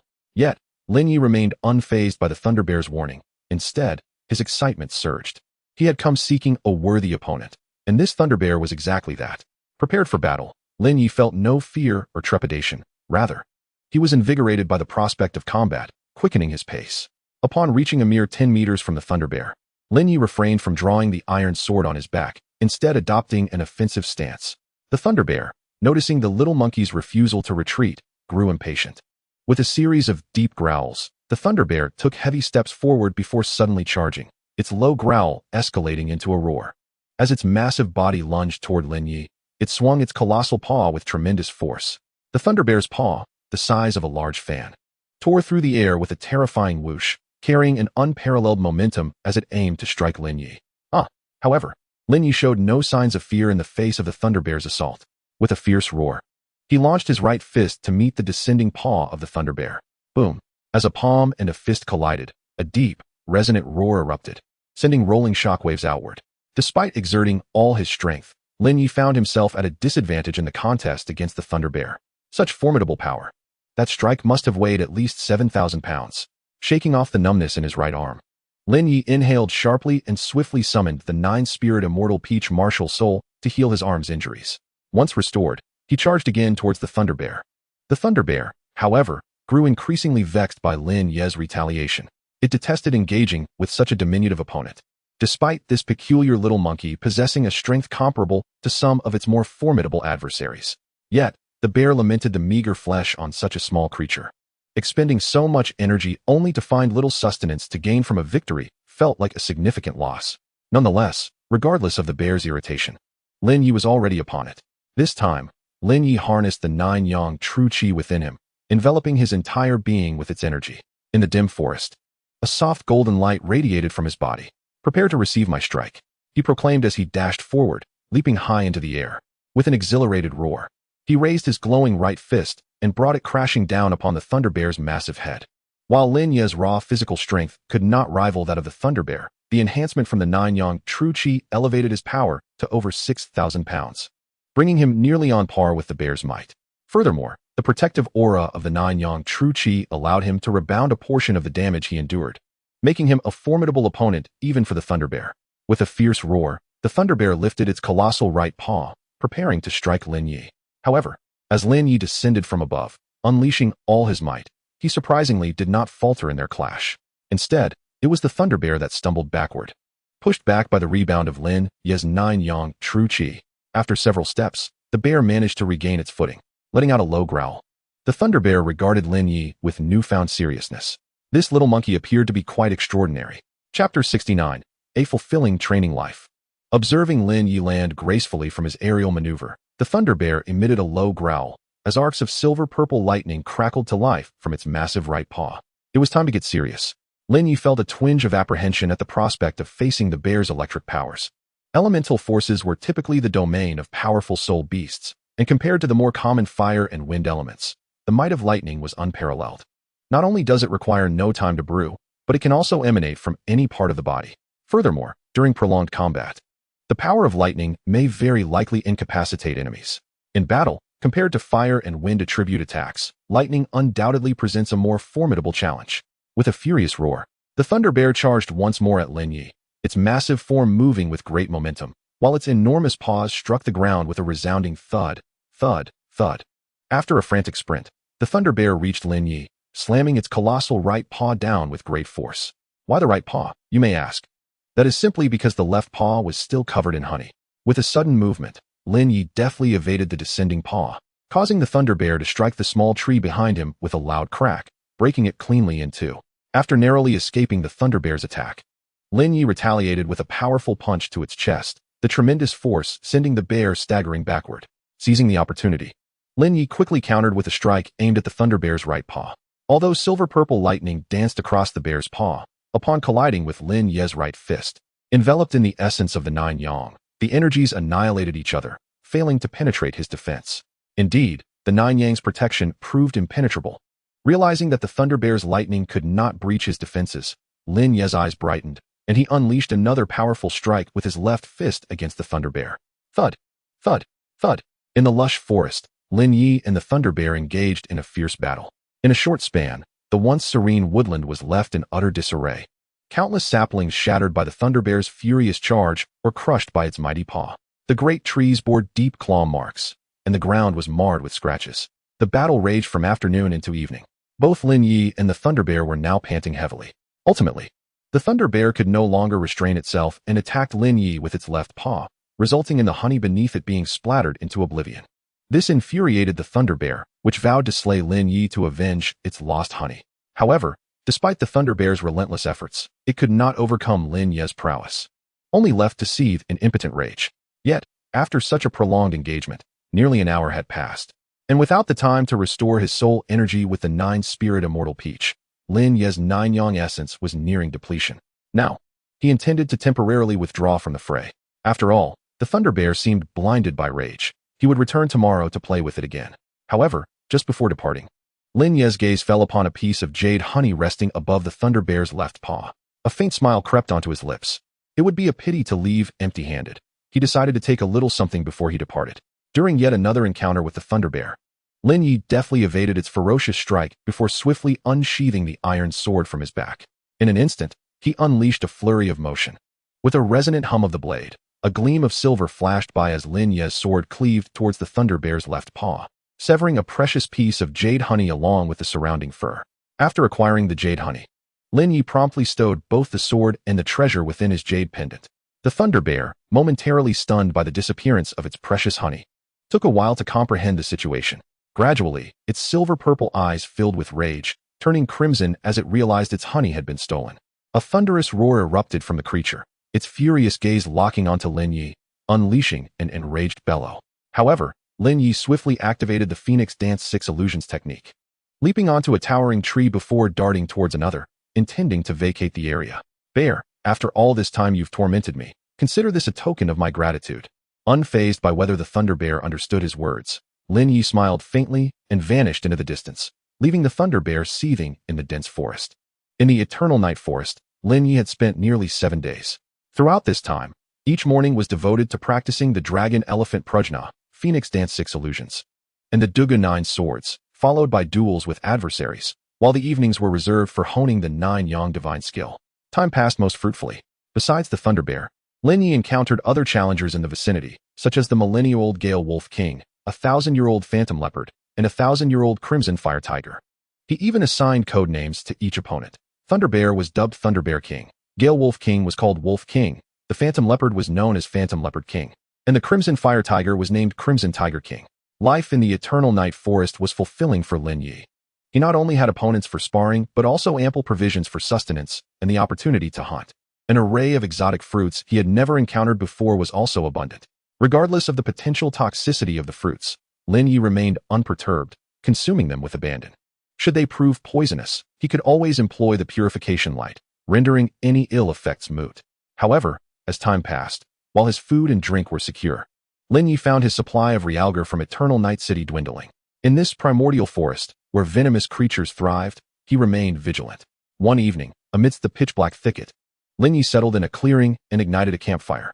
Over the flames, he roasted a rabbit, its fur glistening with oil, a recent catch from the wild.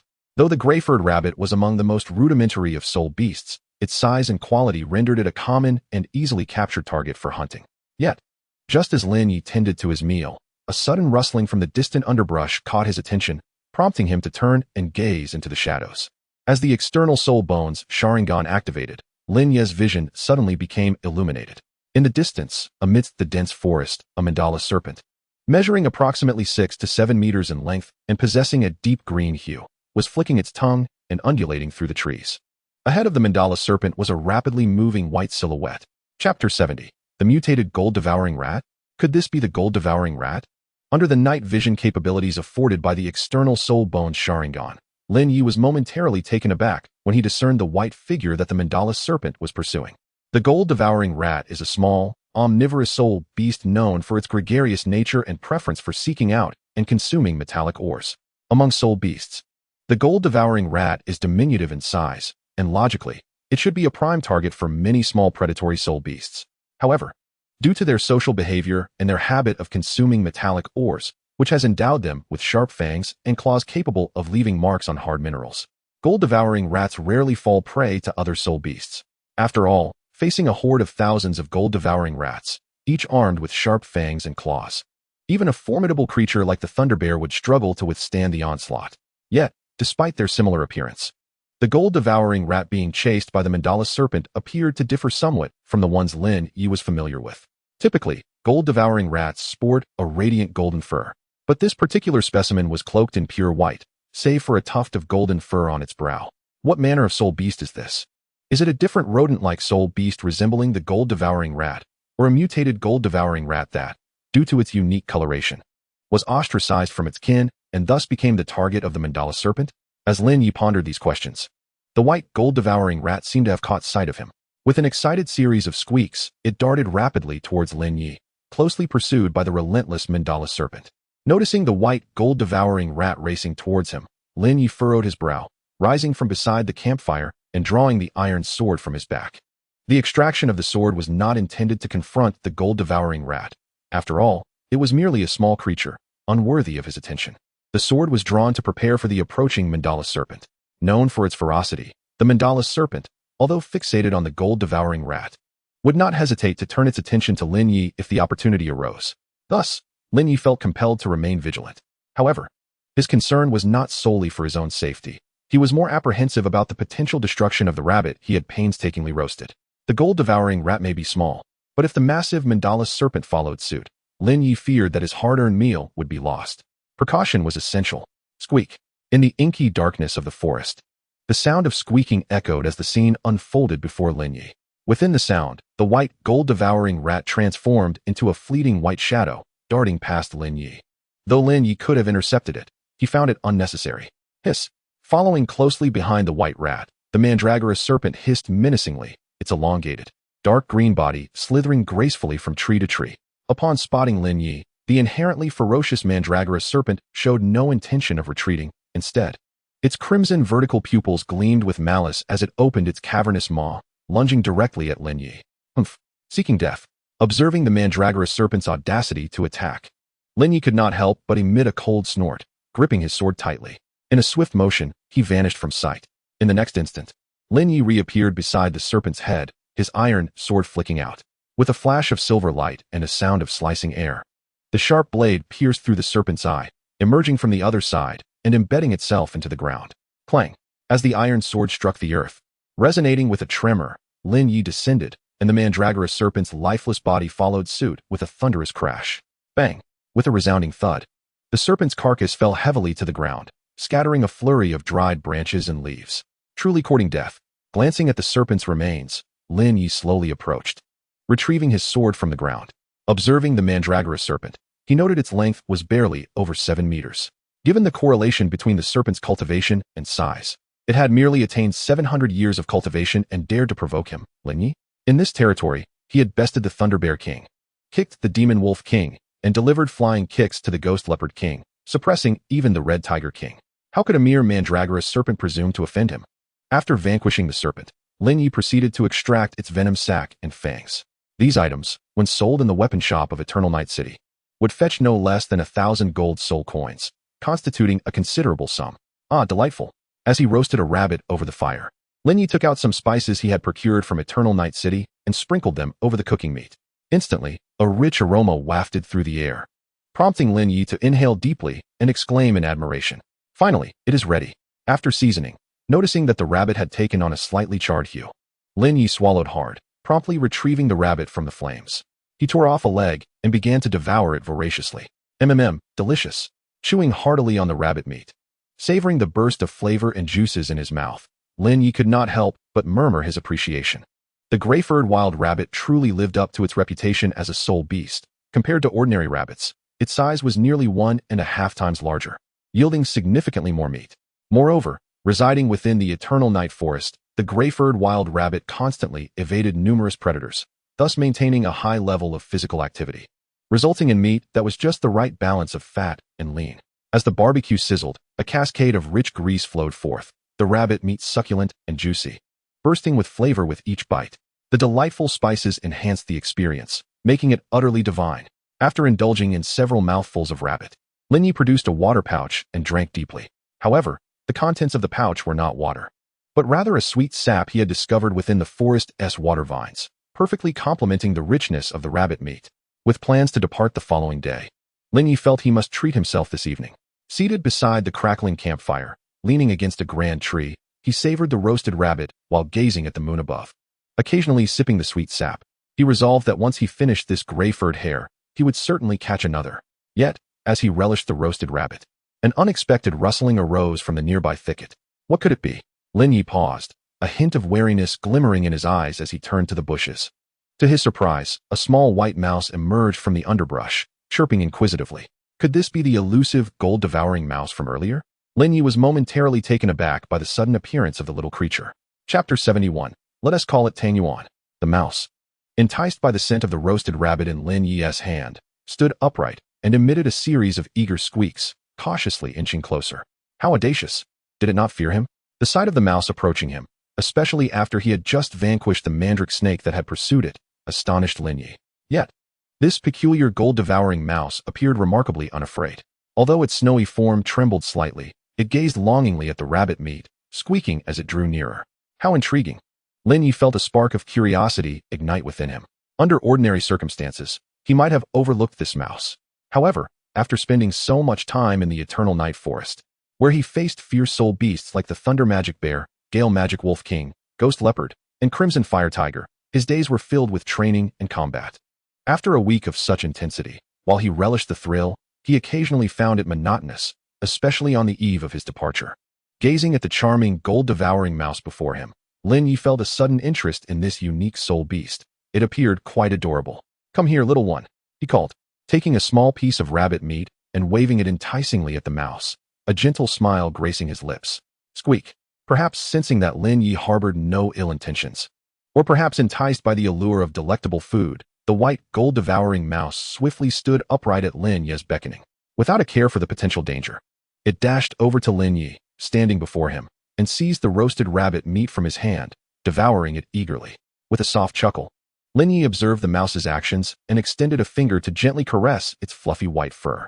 Curiously, despite its diminutive size, no larger than a fist, this creature's coat was remarkably plush and inviting to the touch. As Lin Ye stroked it, the mouse emitted a series of contented little hums while savoring the roasted rabbit meat. Once the mouse finished its meal, Lin Ye tore off another morsel of rabbit meat and offered it to the creature. Seizing this opportunity, he began to scrutinize the white, gold-devouring mouse more closely. His first impression was its pure, snowy white coat, with a pair of delicate pink ears nestled within. As its mouth opened and closed, sharp teeth became visible, complemented by tiny claws that, though short, gleamed with a cold shimmer. Most striking was the tuft of golden fur adorning its forehead, lending it a distinctive charm. As Lin Ye observed, the mouse had devoured all the rabbit meat and looked up at him with a pitiful expression, emitting a soft squeak. Here you go, he said, unable to suppress a gentle smile at the mouse's forlorn demeanor. He tore off another piece of rabbit meat and handed it to the creature, which happily accepted and resumed its meal. However, due to its small stature, the mouse could only consume a fraction of the rabbit's leg before reaching its limit. Having feasted, the once petite white gold-devouring mouse now appeared even rounder, sprawled on the ground with its belly up, resembling a plump snowball, and emitting satisfied squeaks. What a gluttonous little creature! As Lin Ye gazed at the satiated mouse, now round and content, A faint smile graced his lips as he cradled it in his hands. As a spirit beast, you come to me for food, yet you seem unafraid that I might consume you, he mused. Resting the mouse in his left hand while gently stroking its fur with his right, relishing the softness beneath his fingertips. Hearing his words, the white, gold-devouring mouse, whether understanding or not, suddenly leaped onto Lin Ye's shoulder, rubbing its plump little face against his cheek and emitting a charming squeak. What is this? Do you believe I would harm you? Lin Ye couldn't help but smile slightly, extending his right hand to once again take the white golden mouse into his grasp. Since you trust me so much, you shall accompany me from now on. I shall bestow upon you a name. Observing the snow-white fur, the plump body, and the tuft of golden hair on its forehead, Lin Ye pondered. You are as round and white as a glutinous rice ball. Henceforth, you shall be known as Tang Yuan. Squeak. As if comprehending Lin Ye's words, the white golden mouse, no, Tang Yuan, suddenly stood upright, joyfully chirping in response. The night swiftly passed. The following morning, as the sun ascended, golden rays pierced through the white clouds, cascading down through layers of leaves to illuminate Lin Ye's face. Feeling the warmth upon his skin, Lin Ye slowly opened his eyes. He surveyed the flourishing foliage around him and gently propped himself up, stretching his limbs, which had grown sore from leaning against the tree trunk all night. Daylight had arrived. Noticing the sun already risen in the sky, Lin Ye sprang from the tree, executing a graceful somersault before landing firmly on the ground. After cleansing his teeth with a twig and a pinch of salt, he washed his face, feeling rejuvenated and ready to gather his belongings and depart. However, just as he was about to leave, Lin Ye sensed something amiss. What could he be missing? Furrowing his brow, he murmured to himself, "Ah, Tang Yuan." Suddenly, a flash of realization struck him, and he recalled that he had forgotten his newly acquired pet. It seemed he had dug a small hole in the tree before sleeping and placed Tang Yuan inside. With that thought, Lin Ye swiftly made his way to the tree where he had excavated the hole. Yet, peering into the hollow, he found no round white figure inside. Where could it have gone? A wave of alarm washed over him. Could it have escaped? Although reason suggested that the white golden mouse might have indeed seized the opportunity to flee after being fed, his emotions resisted such a conclusion. Tang Yuan, Tang Yuan, Tang Yuan. Reluctant to accept the situation, Lin Ye began searching among the towering trees and thickets, calling out the name of the white golden mouse as he scoured the surroundings. Given the intelligence Tang Yuan had displayed the previous night, Lin Ye was certain that the mouse understood the significance of its name. Regrettably, despite searching tirelessly within a 100-meter radius for nearly an hour, he still could not find any trace of the familiar white golden mouse. Had it truly left? Gazing around at the dense forest, Lin Ye felt a pang of melancholy.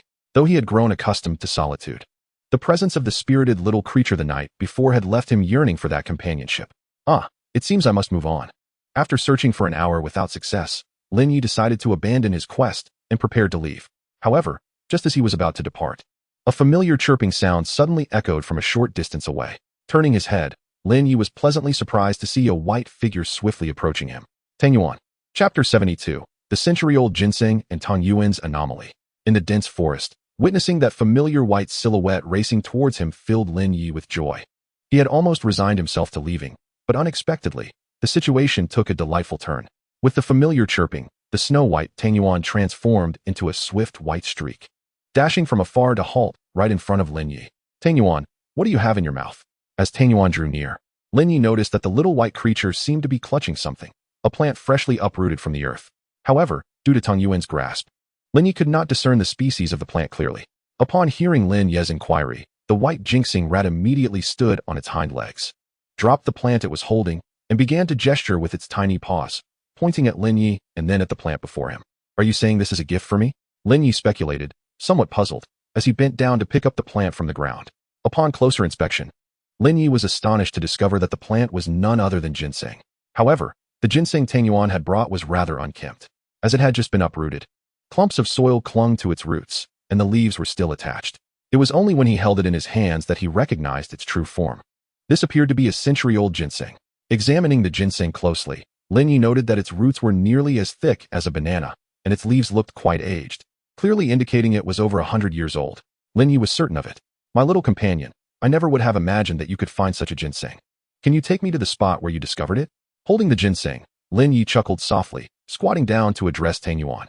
For the past 7 days, Lin Ye had been engaged in battles against the Thunder Bear, Gale Wolf, and Crimson Fire Tiger within the Eternal Night Forest. Through these continuous skirmishes, the catalyst of combat had accelerated his progress in cultivating the Dragon Elephant Prajna skill. Now he had reached 60% proficiency in the first layer of this skill, and he anticipated breaking through within half a year. At that juncture, to continue his rapid advancement, the need for ordinary meat would significantly diminish.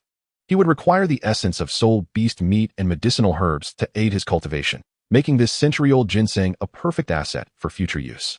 However, Lin Ye remained curious about how Tang Yuan had stumbled upon this remarkable ginseng. It is well known that such precious medicinal herbs are typically guarded by formidable spirit beasts. Given the diminutive stature of Tang Yuan, it would be quite challenging for him to snatch this century-old ginseng from the jaws of another spirit beast. Could it be that this little fellow stumbled upon a fortunate opportunity? Hearing Lin Ye's inquiry, Tang Yuan tilted his small head in confusion and spun around in place, seemingly pondering the meaning of Lin Ye's words. Lin Ye, with a wry smile, shook his head and first gestured toward the ginseng in his hand, then pointed at Tang Yuan, and finally indicated toward the distant forest. At this moment, as if finally grasping Lin Ye's intent, Tang Yuan chirped a few times and scampered to Lin Ye's side, tugging at the hem of his trousers before darting swiftly toward the forest. Shall I follow you?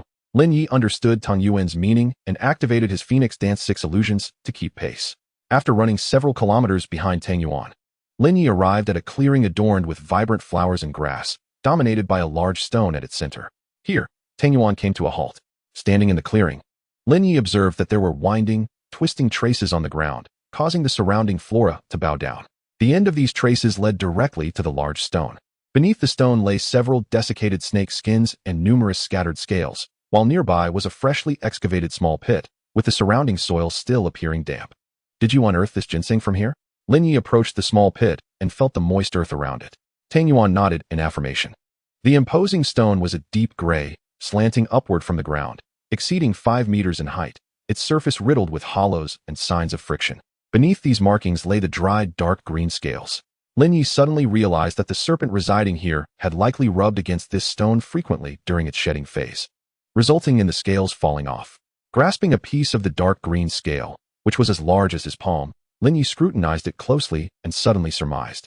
Could this scale possibly belong to the mandrake serpent from yesterday? Without considering whether Tang Yuan would comprehend, Lin Ye turned his gaze toward the small white mouse lying on the ground with a peculiar expression. Chirp! Tang Yuan stood up, somewhat perplexed, seemingly unable to grasp Lin Ye's meaning. I thought as much. With your small physique, how could you possibly snatch food from the mouths of other spirit beasts? It appears you indeed found a hidden opportunity. Amused, Lin Ye gently stroked the snow-white fur of the white gold-eating mouse, then carefully lifted it and placed it upon his shoulder. All right, my curiosity has been satisfied. Now let us depart. Hold on tight. With the century-old ginseng safely tucked away in his jade pendant, Lin Ye activated his Phoenix Dance 6 illusions, leaping gracefully into a large tree and soaring forward with swift determination. Chirp! Perched upon Lin Ye's shoulder, Tang Yuan appeared to tremble slightly, its sharp little claws clutching tightly onto the fabric of Lin Ye's attire. Lin Ye could feel the weight of its apprehension. Do not be afraid. I am quite stable, he reassured, as he engaged his agile technique, the Phoenix Dance of 6 illusions, while casting a light-hearted glance at the quivering white ball of fluff on his shoulder. Yet, after traversing several thousand meters with remarkable speed, Tang Yuan suddenly emitted a series of urgent squeaks, simultaneously grasping Lin Ye's clothing with one paw while pointing insistently in a certain direction with the other. What is it? Lin Ye inquired, bemused. Squeak, came the reply as Tang Yuan continued its insistence, fervently indicating a particular path, seemingly urging Lin Ye to follow. Is there something over there? Although intrigued by Tang Yuan's behavior, Lin Ye resolved to investigate. With a sudden shift in direction, he soared towards the path indicated by the white, golden-mouthed rodent perched on his shoulder. Chapter 73. A treasure-seeking mouse returns to the city of eternal night following the direction indicated by Tang Yuan. Lin Ye executed the Phoenix Dance of 6 illusions, leaping through the forest with remarkable agility. After covering nearly 1,000 meters, he finally halted atop a grand tree. From this elevated vantage point, Lin Ye's gaze fell upon a sight in the dense foliage ahead, a colossal serpent, nearly 6 meters long, entirely cloaked in darkness and adorned with blade-like scales, lay coiled in a clearing. This massive serpent, with its eyes closed in slumber, flicked its forked tongue while its tail, ending in a sharp, glimmering scorpion-like stinger, swayed menacingly. This was undoubtedly a scorpion-tailed poisonous python, a creature with nearly 600 years of cultivation, an existence even more toxic and ferocious than the mandrake snake. Why was it deemed more lethal than the mandrake snake? The answer lay in its razor-sharp scales, the barbed spines along its back, and the lethal stinger resembling that of a scorpion. While venomous snakes are already formidable with their fangs and venom, this beast bore the additional threat of a scorpion's tail. The combination of a snake's poison and a scorpion's sting rendered it a paragon of toxicity. However, it seemed that nature's balance was at play. Not far from this venomous scorpion-tailed python, a pure white orchid blossomed, its petals as pristine as jade. Lin Ye recognized this flower. It was a medicinal herb known as the jade serpent orchid, renowned for its ability to counteract snake venom, promote smooth circulation, and enhance one's cultivation speed. Yet, Lin Ye held little interest in this orchid, although it could be sold for a handsome sum.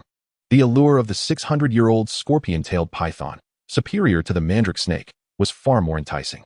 Despite its relatively modest age, its combat prowess rivaled that of 1,000-year-old beasts. Coupled with its barbed spines, venomous fangs, and lethal tail, each scale of its body was notably resilient, likely impervious even to a sword's edge. Regarding the hedgehog bristling with spines, Lin Ye truly hesitated to take action, fearing potential injury. Although he was not deterred by venom, the sharp barbs of the scorpion-tailed poison python, coupled with its lethal tail hook, posed a considerable threat. Do you wish for me to procure this jade snake orchid? While it is a decent medicinal herb, the scorpion-tailed poison python is a formidable adversary, and I am reluctant to confront it. Let us depart. After observing from atop a great tree for a spell, Lin Ye turned to the white, gold-devouring mouse, named Tang Yuan, perched on his shoulder. Squeak. Upon hearing Lin Ye's intention to abandon the endeavor and his subsequent turn to leave, Tang Yuan emitted a series of urgent squeaks, gesturing towards another direction. Do you know of another location with medicinal herbs? Lin Ye inquired, puzzled yet intrigued. He followed Tang Yuan's indication, activating the Phoenix Dance 6 illusions technique to hasten his movement. After traversing several kilometers, Lin Ye stumbled upon a grove of sword bamboo, where he discovered a purple jade bamboo, a rare herb that flourishes solely in proximity to bamboo-type soul beasts. Despite the aggressive nature of the sword bamboo, it refrained from attacking humans, allowing Lin Ye to harvest the purple jade bamboo with ease. As he prepared to leave, Tang Yuan called out once more. Guided by Tang Yuan, Lin Ye soared through the eternal night forest, unexpectedly uncovering a plethora of medicinal herbs, including the purple cloud mushroom guarded by a troop of wind baboons, the seven-colored mushroom protected by the ant emperor, and the jade fruit overseen by the silver-backed demon ape. Initially, Lin Ye assumed that Tang Yuan must frequently roam the eternal night forest to possess such knowledge of the herb's locations. However, as he continued to discover one rare herb after another, some cleverly concealed yet still revealed by Tang Yuan, he began to reassess his earlier belief. The fact that so many herbs, some so well hidden, were uncovered could not merely be attributed to luck. Tang Yuan possessed some innate ability to locate these treasures. With this realization, Lin Ye regarded the white, gold-devouring mouse on his shoulder with newfound admiration and excitement. Originally intending to keep a pet that merely consumed his scraps, he was now astonished to find this little creature endowed with such valuable skills. After collecting 5 or 6 types of herbs, Lin Ye decided it was time to depart. The eternal night forest was abundant in various medicinal herbs, some elusive and others guarded by soul beasts, so he felt no trepidation. With a treasure-finding mouse by his side, how could he fear the scarcity of herbs? Upon returning to Eternal Night City after spending 7 days in the wilderness, Lin Ye, despite maintaining his hygiene daily, found himself somewhat disheveled after his time outdoors. His clothes were soiled, and his hair was tousled. Upon arriving at the Tulip Hotel, he indulged in a long-awaited bath before heading to the dining hall for a hearty meal. Although Lin Ye's prowess ensured he never lacked for sustenance in the wild, the flavors of the dishes prepared in the restaurant were undeniably superior. At the dining hall, Lin Ye ordered an array of delicacies. Aside from indulging himself, Lin Ye thoughtfully allocated a small portion of the Tang Yuan to his pet, recognizing the diligent little creature deserved some care, especially since the amount was negligible. In addition to ordering food, Lin Ye also selected a few beverages. Although he had never tasted alcohol before, he was intrigued by it. Influenced by Tang Hao's fondness for drinks in Saint Soul Village and the previous encounter with Brother Shiryu, who had offered to share a drink with him. Consequently, Lin Ye's curiosity about alcohol was piqued. However, having heard that it is advisable to avoid strong spirits on one's first experience, as they can easily lead to intoxication, he opted for a bottle of fruit wine to start. Pouring himself a modest glass, Lin Ye took a gentle sip. While the taste was somewhat sharp, it was quite pleasant. Meanwhile, noticing Lin Ye's subtle expression while he savored the fruit wine, Tang Yuan approached curiously, chirping inquisitively. Would you like to try? Lin Ye asked with a soft smile, pouring some fruit wine into another glass and presenting it to Tang Yuan. With a heart full of curiosity, Tang Yuan stood up, leaned down, and began to sip from the glass. Suddenly, his eyes brightened as if he had discovered something extraordinary. prompting him to drink with increasing fervor. Before long, his little belly swelled. However, once finished, this small white ball became somewhat dazed, staggering across the table before collapsing onto it, chirping erratically. Are you drunk? Lin Ye chuckled at the sight of the tipsy Tang Yuan, lifting the round, fluffy creature and nestling him inside his shirt as he prepared to leave. He headed to the weapon shop with the intention of selling the venomous fangs and poison sacs obtained from the mandrake snake in the eternal night forest. Lin Ye found it somewhat peculiar that the weapon shop would accept the sharp teeth and claws of soul beasts, but perhaps these items served as materials for weapon crafting. Upon arriving at the weapon shop and selling the mandrake snake's fangs and poison sacs, Lin Ye was about to turn to leave when a large hand suddenly patted his shoulder, accompanied by a familiar hearty laugh. What a coincidence! Lin Ye, my young brother. We meet again. Turning to see a familiar, robust figure behind him, Lin Ye was pleasantly surprised to find Shiryu standing there. Brother Shiryu? He exclaimed, astonished at the unexpected encounter. What a delightful surprise. Shiryu heartily laughed. Indeed, it is quite fortuitous. What brings you here? Lin Ye chuckled lightly. What brings you here? Brother Shiryu? With a hint of exasperation, Shiryu shook his head, patting the package on his back. No matter the issues, as long as people are safe. That is what matters. Lin Ye offered a comforting reply. Rest assured, all is well. Upon hearing Lin Ye's words, Shiryu patted his chest and let out a hearty laugh. Excellent. After a moment of contemplation, Lin Ye nodded in agreement. In the afternoon, at the Eternal Night City, within the bustling Blood Rose Tavern, Shiryu greeted Lin Ye as he entered, making his way towards a table where Shiryu was seated. Haha, brother Lin Ye, you have arrived, Shiryu exclaimed, rising to welcome Lin Ye with jovial enthusiasm. Come, brother Lin Ye. Allow me to introduce you to the members of our Barbarian Bear Soul Hunting Group. With a hearty laugh, Shiryu led Lin Ye to a table where 2 men and 2 women sat, all gazing at Lin Ye with curiosity. First, let me introduce the composition of our Barbarian Bear Soul Hunting Group. Counting myself, we have 5 members, each specializing in different Soul Master domains: defensive, strong attack, agile attack, control, and food. I need not elaborate on my own role. I am the defensive Soul King, Barbarian Bear Shiryu, whom you already know. Today, I primarily wish to introduce you to the other members of our group.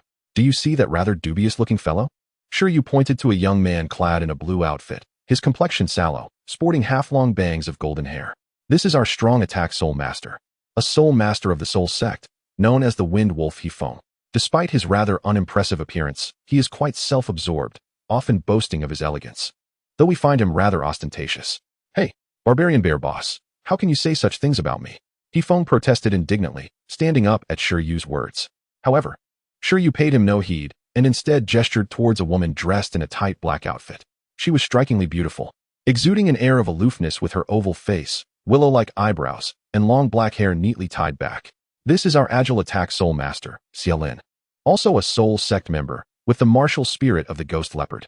Though she may appear cold and distant, well, she truly is quite aloof. But that may not be the case with you. As he spoke, Shiryu could not help but wink at Lin Ye. Why might it not be the case with me? Lin Ye wondered, a hint of perplexity crossing his mind. Just then, Lin, the female Soul Master, stood up and walked a few steps towards Lin Ye, extending her right hand with a faint smile gracing her otherwise cool demeanor. Are you the Lin Ye that the boss spoke of? Greetings, I am Lin. Hello? Haha, brother Lin Ye. Do not be misled by Lin's seemingly frosty exterior. Her aloofness is reserved for those of less fortunate appearance, like Hifeng. However, when it comes to someone as charming and handsome as you, she becomes most cordial. Shiryu laughed heartily from the side.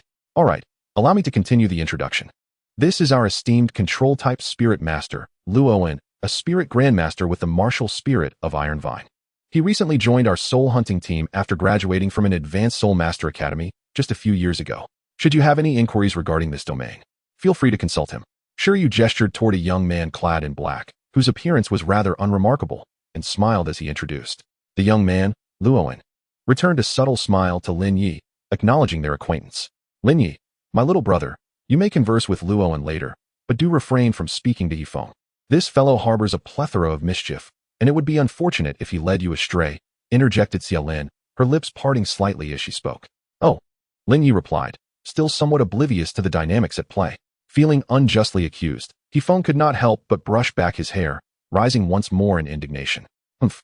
Even if you possess no ill intentions, does your usual behavior not pose a risk of corrupting impressionable minds?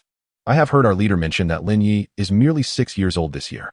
Upon hearing Hifeng's words, Lin, arms crossed, her bosom subtly accentuating her figure, cast a sidelong glance at him, scoffing lightly. Well, Hifeng suddenly felt a twinge of guilt. Enough of the bickering. I still have more to introduce to Lin Ye.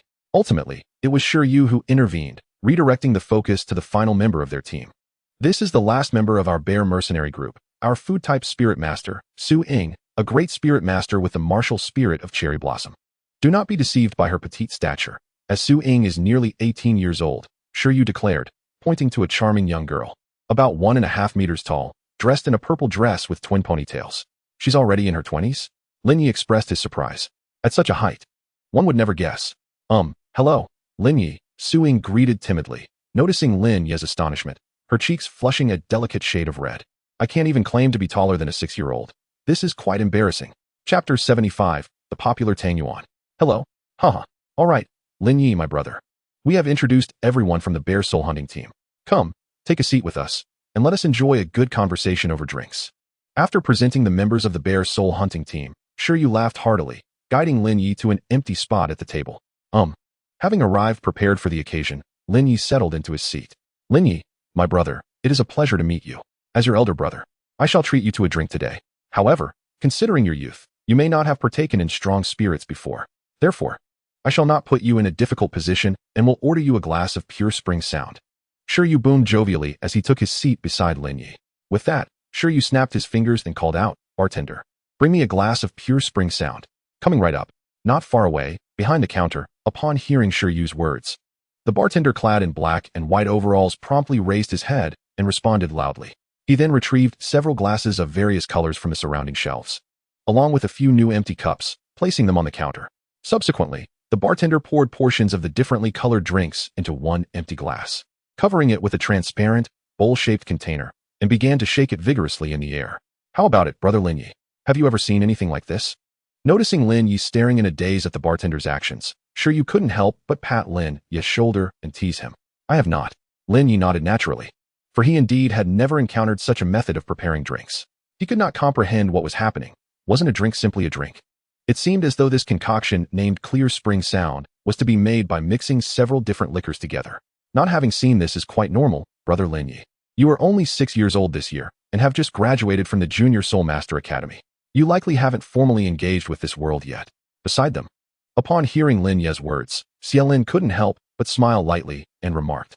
At this point, Xiaolin turned to Lin Ye and inquired with keen interest, "So, what is your innate soul power?" "Well, my innate soul power is indeed above level 9. Lin Ye nodded naturally, not denying it. Given that he had already revealed his age and cultivation level, it was easy to deduce his innate soul power from those details. Lin Ye felt no surprise. Brother Lin Ye, your innate soul power is actually level 9. How enviable. My innate soul power is only level 6. It took me over 2 years to reach the Soul Master realm." Hearing that Lin Ye's innate soul power exceeded level 9. Although no one believed he possessed a full innate soul power, the mere fact that his innate power was at level 9 evoked great envy. Hifeng, in particular, felt a pang of jealousy, pouring himself a drink and downing it while expressing his admiration. As for the matter of innate soul power, I believe it is a matter of perspective. While the height of innate soul power relates to one's cultivation speed, with higher innate power leading to faster cultivation. A soul master's combat prowess also depends on the type and strength of their martial soul. Though my innate soul power is above level 9, my martial soul is merely of the support type. Brother Lin Ye, your martial soul is of the support type? Hifeng exclaimed in surprise upon hearing Lin Ye's words. The others, aside from Yu, also exhibited astonishment, for Yu had only mentioned Lin Ye's agreeable character and strong potential when discussing him, without divulging further details. It's nothing to worry about. Support-type soul masters can also become powerful. The leader of the 7 Treasures Glazed Tile School, Master Ning, is a support-type soul master. Yet he is renowned as one of the strongest figures on this continent, and his disciple, the sword-bone Duluo, is even more illustrious. After the initial surprise, Hifeng feigned a casual smile and reassured Lin Ye. Although in the realm of soul masters, those endowed with innate soul power are often the subject of envy. It is noteworthy that even among those with comparable innate abilities, a remarkably powerful support-type soul master may not necessarily be more admired than a battle soul master whose innate power is 2 levels lower.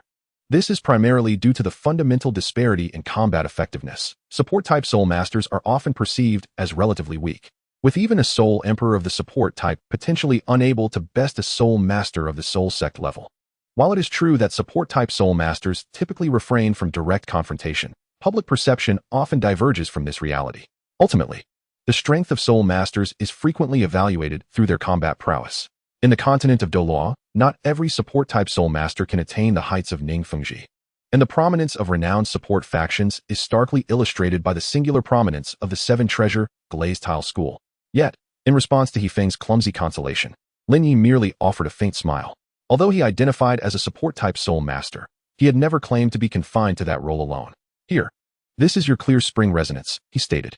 As the conversation flowed, a bartender approached, delivering the meticulously crafted beverage and placing it respectfully upon the table. Haha. Brother Lin Ye, come, give this drink a try? Exclaimed Shiryu, gesturing toward the crystalline beverage that resembled pure water. Thank you, Brother Shiryu, Lin Ye replied, taking the cup with curiosity, eyeing the liquid that bore a striking similarity to clear water. He pondered how such a drink could be concocted from various colored liquors.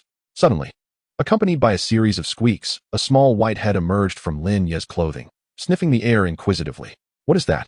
Suing asked, intrigued by the little creature's appearance. This is a mutated white gold-eating rat I rescued from the eternal night forest. I have since adopted it and named it Tangyuan.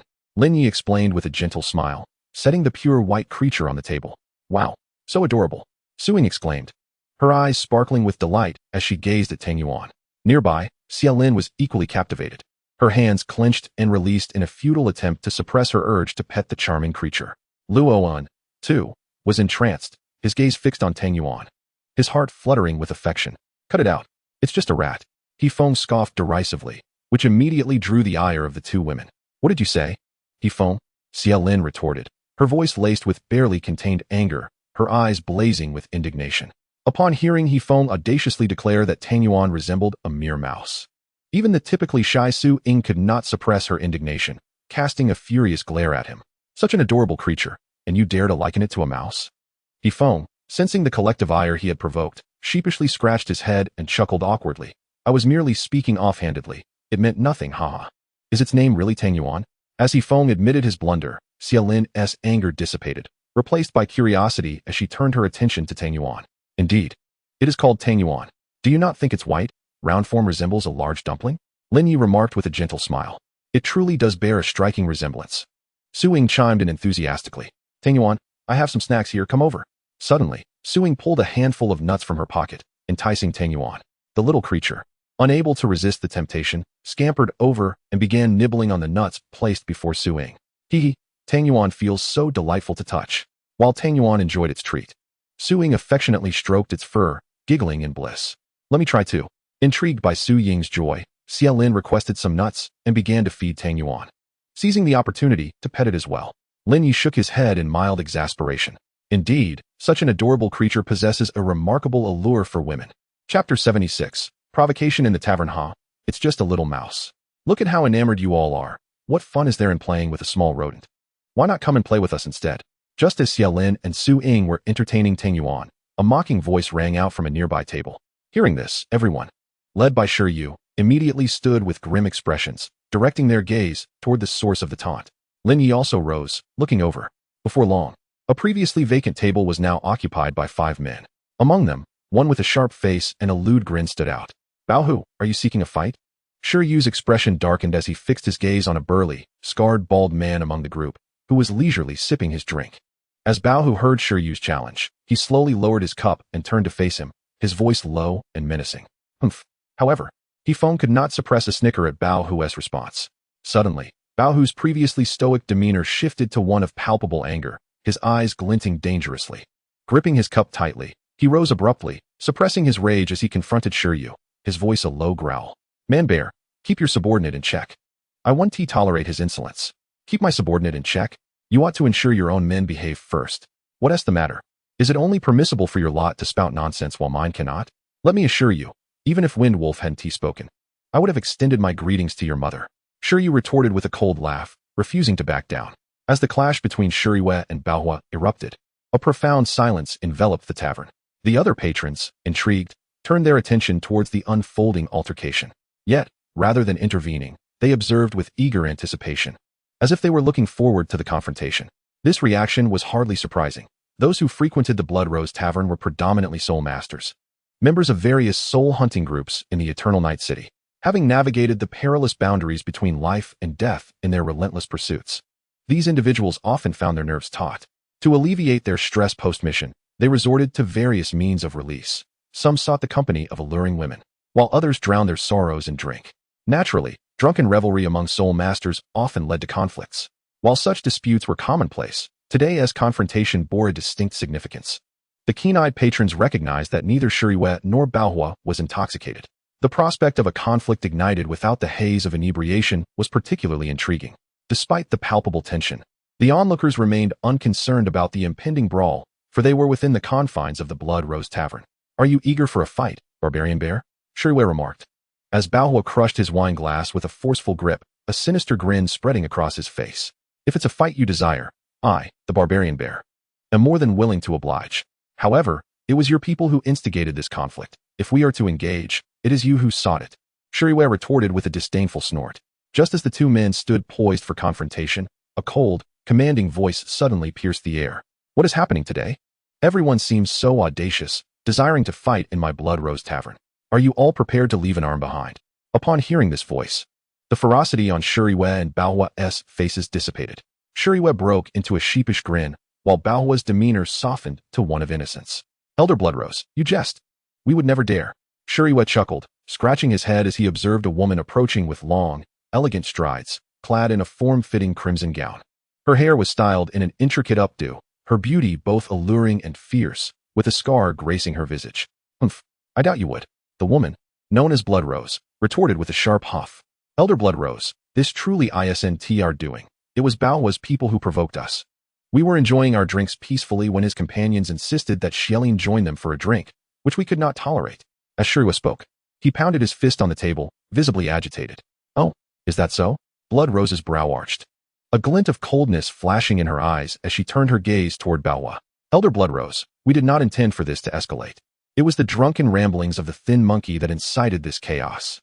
Upon noticing the cold glare from the Bloodrose, the ferocious tiger wore an expression of indignation, gesturing towards his companion, the gaunt monkey.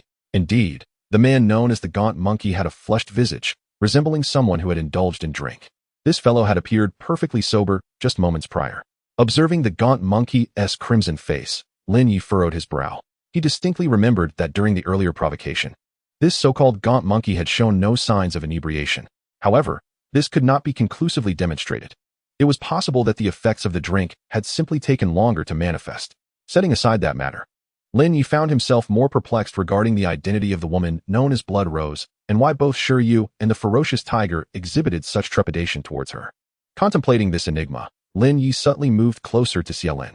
"Sister Xielin, who exactly is this Bloodrose? Why are Brother Shuriyu and the ferocious tiger so apprehensive of her?" he inquired softly. "Bloodrose is a former leader of a soul hunting group in our Eternal Night City. However, a few years ago, the group disbanded, and she remained in Eternal Night City to establish this tavern. While there is little to say about her personally, her prowess is among the top in all of Eternal Night City. She is a soul saint." A soul saint? Now Lin Ye comprehended the situation. No wonder both Shuriyu and the ferocious tiger showed such fear towards Bloodrose. A soul saint was a formidable figure, even at the pinnacle of the entire Tiando Empire. Who would not be intimidated? The resolution of your conflict can be straightforward or complicated. It is evident that neither of you believes you are at fault. Thus, you have two options. Either each of you takes a step back for reconciliation, or, as per tradition, I shall devise a solution that maintains amicability while allowing you to resolve today's dispute. Choose one. After contemplating the indecision of both parties, Bloodrose looked at Shuriyu and the ferocious tiger and spoke slowly. "I choose the second option. I choose the second option."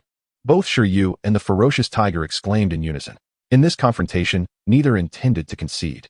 Whoever backed down would find it impossible to hold their head high in this tavern in the future. Very well. Then let us revert to the old method of resolving this through an arm wrestling match. Upon hearing their decision, Bloodrose nodded in affirmation. Agreed. Both Shuriyu and the ferocious tiger concurred eagerly. Though the arm wrestling solution is indeed viable, it seems rather mundane. Shall we establish a wager? After the decision to resolve the conflict through arm wrestling, the ferocious tiger's fleshy countenance twitched, revealing a rather unsightly grin. A wager? At the mention of this, the atmosphere in the tavern shifted, with every patron, including Lin Ye, narrowing their eyes in intrigue. A wager? This is where the real entertainment begins. Chapter 77, Wager and Conspiracy. A wager? Blood Rose's brows furrowed slightly, a hint of coldness curling upon her crimson lips. Humph. I shall refrain from involving myself in this matter. It is your affair to discuss amongst yourselves. As long as you do not create a disturbance within my tavern, I have no objections. Should your tempers flare and a brawl ensue, take it outside. Upon hearing the mention of a wager, Blood Rose, seasoned by years in the soul-hunting realm, quickly surmised that today's altercation was likely a trap set by Bold Tiger. However, as the leader of a soul-hunting team that had operated in Evernight City for over a decade, Blood Rose was no stranger to such affairs and chose to remain indifferent. After all, they were merely patrons, and her involvement was unwarranted. Upon realizing that Blood Rose had expressed no dissent, Bold Tiger felt a sense of relief. He had, to some extent, leveraged her authority, fearing her sudden wrath might not only thwart the conflict, but also deliver him a severe reprimand.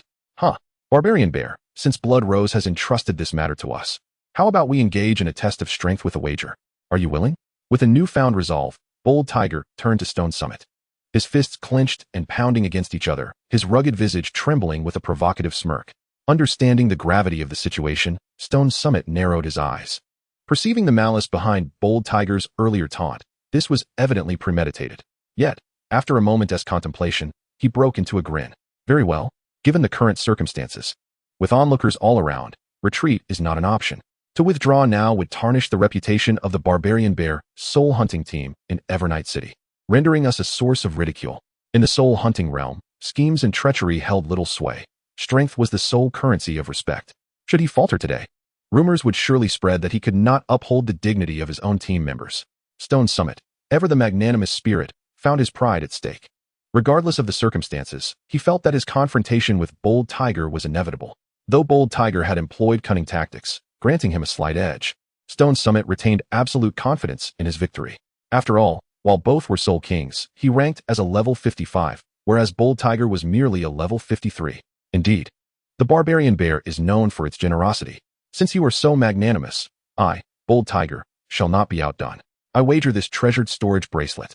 Upon hearing Stone Summit's agreement, Bold Tiger erupted into hearty laughter, swiftly removing the bracelet from his wrist and slamming it onto the table. Bold Tiger was indeed generous. It was a substantial 8-cubic storage bracelet, worth at least several thousand gold soul coins, as one onlooker expressed in astonishment.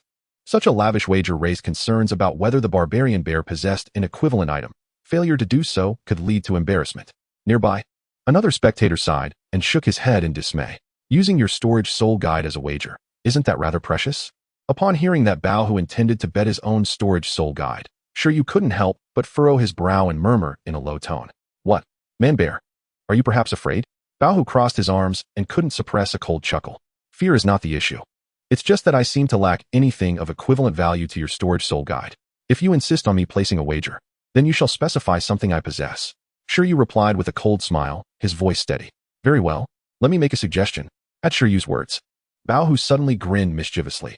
I've heard that you recently acquired a 7-colored illusion ginseng. Why not use that as your wager? How do you know I possess the 7-colored illusion ginseng? Shiryu's brow furrowed at Bao Hu's statement. The 7-colored illusion ginseng was a precious herb he had obtained months ago, originally intended for use upon his ascension to the Soul King level. He was taken aback that someone was aware of it. Man bear, how I came to know is of no concern to you. I'll ask you plainly, wager or not. Bao Hu shook his head, fixing his gaze on Shiryu, his voice deliberate and mocking. I wager.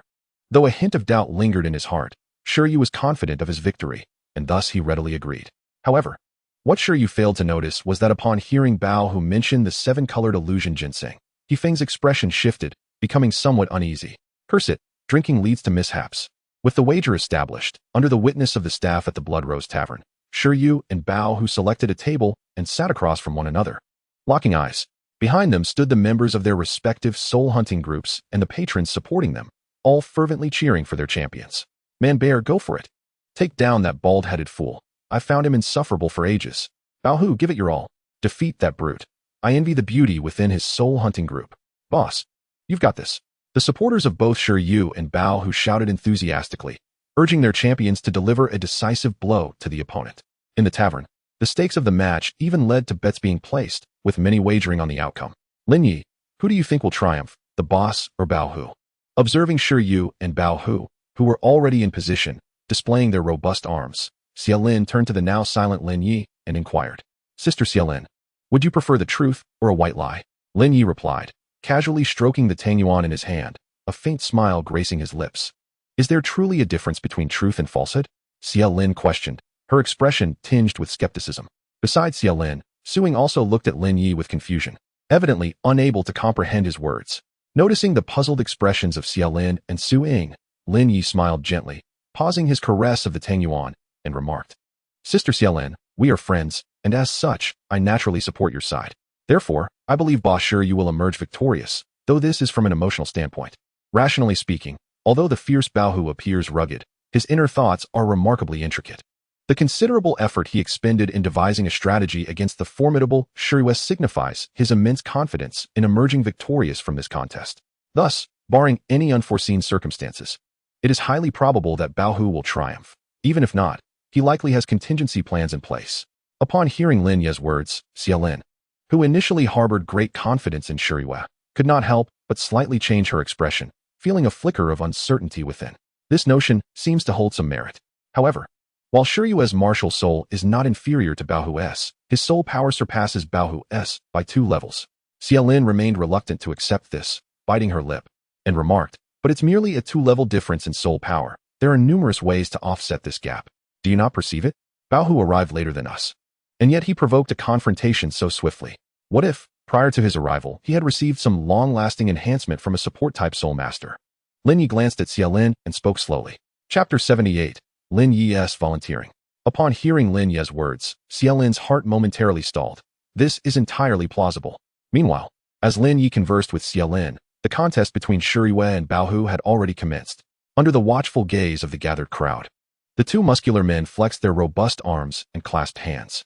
Both exerted their utmost strength, their faces reddening as they endeavored to press the opposing arm down. However, the contest seemed evenly matched, resulting in a stalemate. How could this be possible? Yet, feeling the force emanating from Baohu's arm, Shuriwe found it hard to believe. He was astonished that Baohu's strength could rival his own. In terms of martial souls, their configurations appeared quite similar. Yet Shuriwe's soul power was 2 levels higher than Baohu's. Logically, Baohu should not have been his match, so how could they be locked in such a deadlock? Observing the astonishment on Shuriwe's face, Baohu inwardly sneered. To obtain Shuriwe's 7-colored illusory ginseng, he had invested a significant sum, hiring a support-type soul master from the Spirit Hall to bestow upon him an enhancement state. Go, go. The supporters on both sides continued to cheer fervently. Yet, Shuriwe and Baohu exerted all their strength, their faces flushed, veins bulging from their straining arms, and despite their exhaustion, neither could gain the upper hand. The contest concluded in a draw.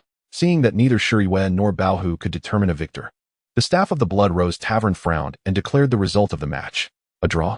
Upon realizing the outcome, apart from a few fortunate patrons who had bet on a draw at the outset and were now laughing heartily, most of the drinkers were left disheartened.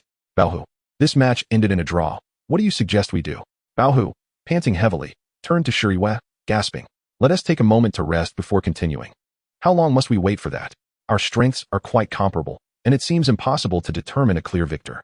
Why not let the members of the team step up and compete instead? What do you think? As Baohu gasped for breath, he suddenly turned to Shiryu and inquired. That sounds splendid. It appears that the 2 leaders cannot settle the score. So as a member of the Soul Hunter team, let us take the stage. With Baohu's words, the members of the Baohu Soul Hunter team erupted into hearty laughter, eagerly preparing for the challenge. Upon hearing Baohu's suggestion, many patrons in the tavern began to murmur in agreement. They shared Baohu's sentiment. After all, if the contest ended in a draw, everyone would lose out. But continuing would surely yield a decisive outcome. How unfair. However, Shiryu frowned and outright rejected Baohu's proposal. While the team members possessed similar strengths, those from the Baohu Soul Hunter team wielded spirit souls derived from rhinoceros and bison-type soul beasts, predominantly inclined towards brute force. In contrast, he alone had a spirit soul with a similar inclination. The rest were not, which was evidently unjust. Manxiong, are you afraid? Upon hearing Shiryu's refusal, Baohu couldn't help but cast a derisive glance at him. Manxiong, what is there to fear? Let us take him on. Behind them, some supporters of Manxiong, incited by Baohu's mockery, began to cheer, urging Shiryu to accept the challenge regardless of the circumstances. But Shiryu was evidently unyielding to such tactics. It seems the Manxiong Soul Hunter team is nothing more than a bunch of cowards. I truly overestimated you. Since you refuse, let today's contest end in a draw. Noticing that Shiryu remained obstinate, Baohu felt a twinge of urgency. His enhancement-type soul skill had a time limit, yet he could not reveal his anxiety. Instead, he continued to feign disdain towards the other members of the Man Xiong Soul Hunter team, hoping to provoke Shi Yu while simultaneously boosting his own morale. When he spotted Xiaolin, Bao Hu couldn't help but shake his head in feigned disappointment, exclaiming, "Alas, such a beautiful maiden. Yet she is unfortunate to be with a cowardly leader. You shall not obtain my storage soul guide." As he spoke, Bao Hu sighed dramatically, shaking his head as he grasped his storage bracelet, preparing to turn away. Although the scheme progressed smoothly, their efforts to find a support-type soul master proved futile, resulting only in a stalemate, and Shi Yu was not easily swayed by their backup plan. Bao Hu could only maintain his fade, garner some momentum, and then seize the opportunity to depart. If he lingered any longer, he risked inadvertently engaging Shi Yu in another contest and losing everything. However, just as Bao Hu turned to leave, Lin Ye stealthily approached Shi Yu's side and whispered, "Brother Shi Yu, do you wish to acquire that storage bracelet? Of course, we desire it. An 8 cubic meter storage soul guide is a rare treasure indeed." Shi Yu sighed, then agreed to his challenge. "I shall take on the task." Lin Ye replied with a faint smile. "You will take on the challenge." Upon hearing Lin Ye's words, Shi Yu's eyes widened in disbelief. "What do you think? Can you believe me? If you trust my words, I shall procure this storage soul guide for you. If you do not believe me, then I am at an impasse." Lin Ye merely smiled gently, not attempting to persuade further. His assistance was motivated by a favorable impression of the Barbarian Bear soul hunting team, rather than a desperate plea to aid others. He had not yet reached such a lowly state. Upon hearing Lin Ye's words, Shi Yu felt a conflict within himself. Rationally speaking, Lin Ye was merely a 6-year-old soul master, specifically of the support type, and thus could not possibly best a burly man of the soul sect, boasting a beast spirit in an arm wrestling contest. However, emotionally, Shi Yu considered that since Lin Ye was aware of his identity and still dared to speak so boldly, he must possess some level of confidence, which instilled a measure of belief in him. "All right, brother Lin Ye, it's up to you." Ultimately, emotion triumphed over reason. Shi Yu gritted his teeth and spoke. He was inherently a sentimental and emotional person. Otherwise, he could not have fostered such a positive atmosphere within the team, earning the respect and affection of all its members. Thus, he chose to place his trust in Lin Ye. "Bao Hu, wait. Oh, have you come to a conclusion?" Just as he was about to depart, Bao Hu was momentarily stirred by Shi Yu's voice from behind. He turned, a bemused smile gracing his features. Meanwhile, the onlookers, who had assumed the spectacle was over and were preparing to disperse, gathered once more, intrigued by the unfolding drama. "Bao Hu, fine. As you suggested, we shall send another person forward for a contest." Observing Bao Hu, Shi Yu's expression was grave as he spoke in a low tone. "Haha, excellent. Let us have another match." Bao Hu burst into laughter upon hearing Shi Yu's words. Although he was unsure what had compelled Shi Yu to agree, the mere fact that he had done so delighted him. In the distance, the tavern staff approached once more. "Hey Shi, you step up." Bao Hu grinned as he gestured toward a tall, dark-skinned man beside him. "Yes, boss. Barbarian Bear, where are your members? Who will you send forth? Is it Wind Wolf or Ghost Leopard?" As he dispatched his subordinate, Bao Hu's confidence grew, envisioning a future victory, and he cast a mocking glance at Shi Yu. However, just as everyone turned their attention to Shi Yu, speculating on which team member he would dispatch, Shi Yu unexpectedly directed his gaze toward a youthful boy nearby, saying, "Lin Ye, you go." Upon hearing Shi Yu's command, Lin Ye composedly walked forward and seated himself opposite He Shi. "Are you joking? A child? Are you mad to send a child into the arena? I must be hallucinating. Barbarian Bear, you would send a mere child?" Bao Hu was taken aback to discover that Shi Yu had chosen Lin Ye. "What's wrong with that?" Shi Yu countered. "But he is not one of your team members." Bao Hu remained incredulous. "How can you be so certain that this is not one of my team members?" "This is indeed my teammate. Merely a reserve due to his insufficient cultivation." Shi Yu retorted. "Are you intimidated by such a mere child?" Upon hearing Shi Yu's words, Bao Hu was momentarily taken aback. "Very well. Just be sure you do not regret this." He cast a deep glance at Shi Yu before solemnly declaring, "Prepare to begin." After the argument between Shi Yu and Bao Hu, the tavern staff, who had been witnessing the exchange, called out loudly. At the sound, both He Shi and Lin Ye rolled up their sleeves, revealing their arms. However, He Shi's arms were thick and dark, nearly the size of Lin Ye's thigh. In contrast, Lin Ye's arms were fair and well-defined, yet appeared slender against He Shi's, lacking the same sense of strength. Alas, I cannot fathom why the Bear clan would send such a diminutive child into the ring. It is tantamount to sending him to his doom. Indeed, even with the blue lightning Tyrannosaurus as his martial spirit, he stands no chance against He Shi. I share your sentiments. He Shi's arms are nearly as thick as this child's thighs. How could he possibly prevail? The surrounding spectators sighed in resignation.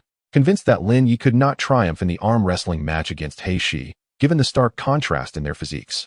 Boss, why didn't you let Lin Ye compete? Xia Lin whispered angrily to Shi Yu, her frustration evident for the first time. Exactly. Boss, what is going on today? Although Lin Ye possesses extraordinary talent, he has yet to fully develop. Yifeng also expressed his disappointment. Sigh.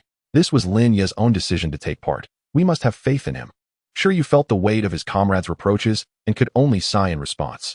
Meanwhile, at the competition table, He Shi sneered. Well, little one, is that brute from the Bear clan your adversary? How foolish of him to pit you against me. Do you not fear that I might twist your little arm into a pretzel? With a grin that revealed his sharp, white teeth, He Shi extended his arm forward. Do you not think you are overly confident?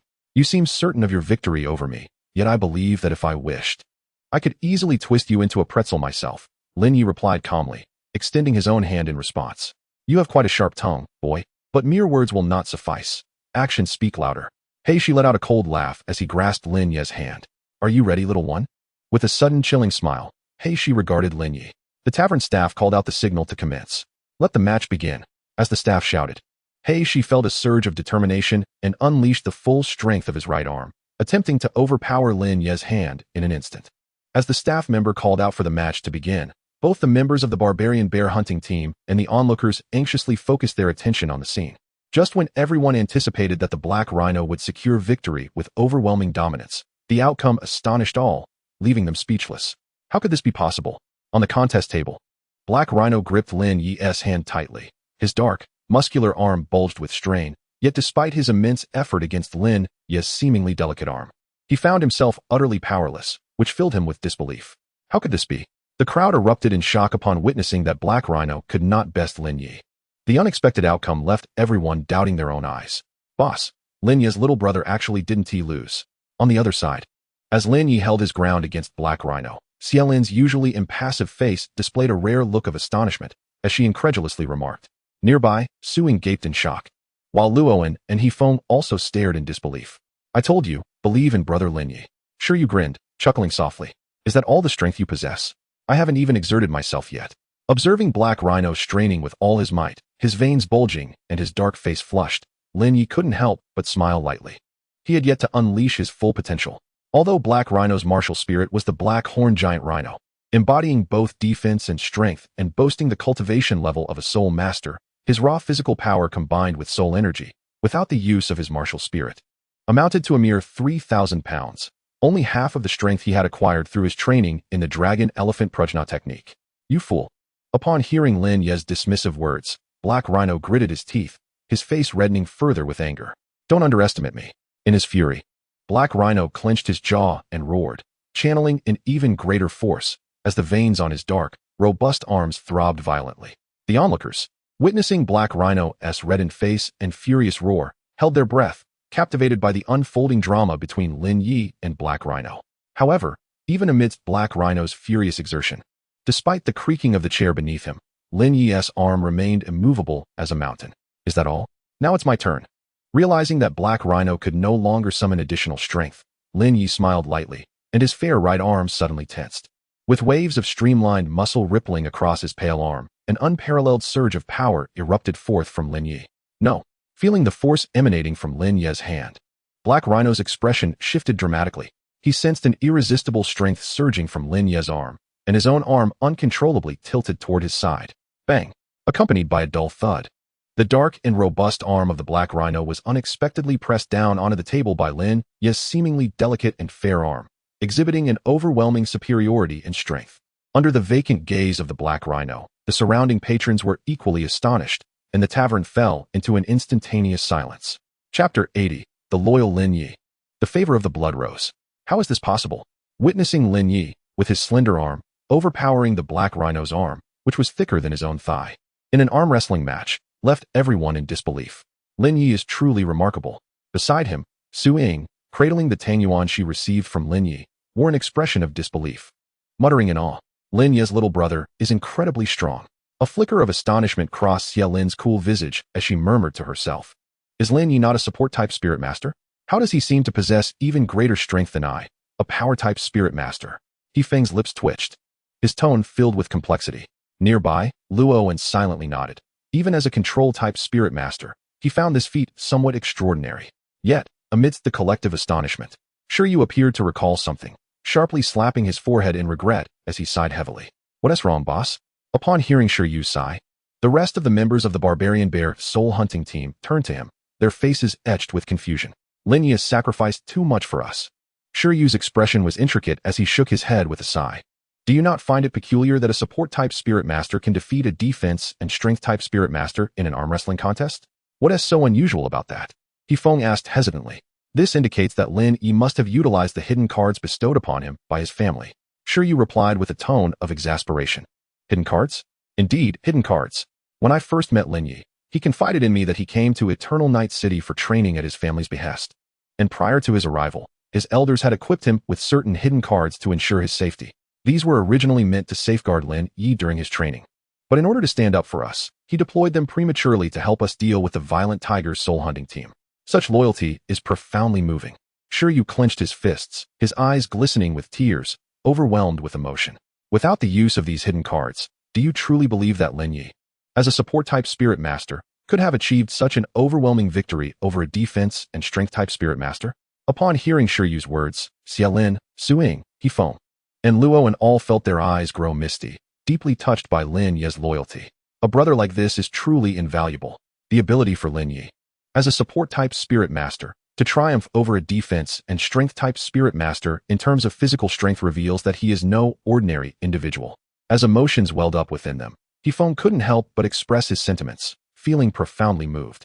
Beside him, Shiryu, Xiaolin, Suing, and Luo nodded in agreement with He-Feng's words. This is impossible. While the members of the Barbarian Bear soul hunting team were overwhelmed with emotion and joy, the members of the Violent Tiger soul hunting team were less pleased. Upon witnessing Lin Ye's triumph over the Black Rhinoceros, the Violent Tiger could not contain his excitement and shouted, "How could the Black Rhinoceros lose to this little brat? Violent Tiger, are you questioning the impartiality of our staff at the Blood Rose Tavern?" A staff member who had been observing interjected, frowning at Violent Tiger's remarks. No, it's just. Don't you find this utterly astonishing? There is definitely something amiss. Violent Tiger exclaimed, pounding his fist on the table. Something amiss? What could possibly be wrong? This child did not utilize any martial soul enhancement nor received assistance from other supportive soul skills. How can there be an issue? If anything, I would argue that it is you, Violent Tiger, who has a problem. The staff member's frown deepened.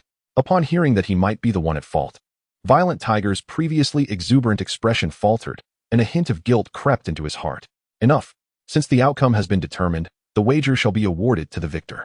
With that, disregarding Violent Tiger, the staff member approached him, grasped his arm, and relieved him of the storage bracelet he held, before striding towards Shiryu and the others. However, upon seeing his storage soul guide taken away, Violent Tiger, though unwilling to resist, felt a surge of discontent. Not so fast. Just then, a sharp, familiar female voice echoed from a distance. The Blood Rose, who had previously left, had returned. She had witnessed the match between Lin Ye and the Black Rhinoceros, and was equally astonished by Lin Ye's victory. Thus, upon seeing Violent Tiger's attempt to dispute the result, Blood Rose stood up decisively. Previously, she had chosen to remain indifferent to the quarrel between the Barbarian Bear and Violent Tiger soul hunting teams, as she deemed both unworthy of her attention. However, regarding Lin Ye, Blood Rose felt compelled to extend her goodwill. Lady Blood Rose. Upon her arrival, Violent Tiger hastily bowed and called out, "I observed the previous match, and there was nothing amiss. Therefore, the result stands as the victory of the Barbarian Bear soul hunting team. In accordance with the wager, your storage soul guide now belongs to them. Should you have any objections, you may address them with me." Blood Rose's gaze was icy as she spoke, her tone unwavering. Yes. Upon hearing her words, Violent Tiger understood her stance and could only manage a smile that was more sorrowful than a frown. "Young one, you performed admirably. I have high hopes for you. Should you encounter any troubles in the future, feel free to seek me out." After casting a cold glance at Violent Tiger, Blood Rose turned her attention back to Lin Ye, her previously frosty demeanor transforming into a radiant smile reminiscent of blooming roses. She crouched down, gently caressing Lin Ye's cheek with her delicate hand, and said with a charming smile, "I understand now. Thank you, Sister Blood Rose." Upon discovering that the previously cold Blood Rose had suddenly become so warm towards him, Lin Ye felt a peculiar sensation within. However, he knew that one should seize opportunities when they arise. Thus, he cleverly remarked, "Hee, what a well-behaved child." Upon hearing Lin Ye address her as sister, it was unclear whether Blood Rose was genuinely delighted or merely feigning joy. She immediately covered her mouth and giggled. rising to affectionately pat Lin Ye on the head before gracefully gliding towards the tavern's backyard. "Brother Lin Ye, let us depart." Noticing the peculiar glances from the surrounding patrons directed at Lin Ye, Yu slowly approached him and whispered. Lin Ye, aware that he may have stirred quite a commotion, nodded in agreement and followed Yu and the others out of the Blood Rose Tavern. Chapter 81. 6 months later, turmoil inside the tavern. As they watched Lin Ye's departing figure, the lean monkey cautiously sidled up to the leader, Bao Hu, and whispered, "Boss, that kid has disrupted our plans. When shall we teach him a lesson?" "Teach him a lesson? Are you foolish?" Hearing the monkey's words, Bao Hu displayed an expression akin to that of someone witnessing absurdity, swiftly delivering a sharp slap to the monkey's head. "Ouch!" As the lean monkey yelped in pain, Bao Hu seized him and gestured toward the other members of their group, prompting everyone to exit the Blood Rose Tavern together. "Boss, why did you hit me?" complained the lean monkey as they walked along the street. "I struck that fool." Bao Hu glared at him fiercely. "Do you realize what it signifies that the kid out-wrestled He Shi? What does it signify?" The lean monkey wore a blank expression. Surrounding them, aside from the defeated and dull-eyed He Shi, the other members leaned in, their faces filled with curiosity. "Oh, you lot are truly insufferably dim-witted," Bao Hu lamented, rubbing his forehead in exasperation. "Though you all possess robust physiques, why is it that I alone have a brain while you lot lack any semblance of intelligence? Think carefully. He Shi is a soul master of defense and strength, a child who appears to be no older than 10. With a cultivation level at most that of a soul master, managed to overpower He Shi in strength. While our Bao Hu soul hunting team is considered a leading figure in Eternal Night City, in the grand scheme of the Duoluo continent, we are utterly inconsequential to the genuine soul master families. Not to mention, Lady Blood Rose has explicitly expressed her favor towards this child. She might as well have said she would protect him in the future. Given these circumstances, are you not apprehensive that should we foolishly provoke him, we might find ourselves swiftly dealt with by Lady Blood Rose, hung as an example from the city tower the very next day? With a sigh of resignation, Bao Hu continued, "So, are you suggesting I simply hand over the storage soul guide to the Barbarian Bear and the others?" The members of the Bao Hu soul hunting team still appeared somewhat dissatisfied. "What else can be done? Lady Blood Rose has spoken today. We have no choice but to accept our fate." Bao Hu sighed and shook his head. "However, the days ahead are long. The lad named Lin Ye is not someone we can provoke, yet I refuse to believe that the Barbarian Bear soul hunting team can remain by his side indefinitely. There will surely be opportunities in the future." A flicker of cold amusement and ferocity played across the face of the Violent Tiger. Following a confrontation with the Violent Tiger soul hunting team at the Blood Rose Tavern, Lin Ye's days in Eternal Night City have been remarkably smooth.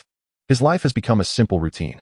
Thanks to Tang Yuan and his treasure hunting abilities, Lin Ye has been well supplied with medicinal herbs from the Eternal Night Forest, coupled with numerous formidable soul beasts as adversaries. In just 6 months, Lin Ye successfully broke through the first layer of the Dragon Elephant Prajna skill. Moreover, he has cultivated the Nine Suns divine skill to the pinnacle of the 2nd level, which, when converted to soul power levels, corresponds to approximately level 20.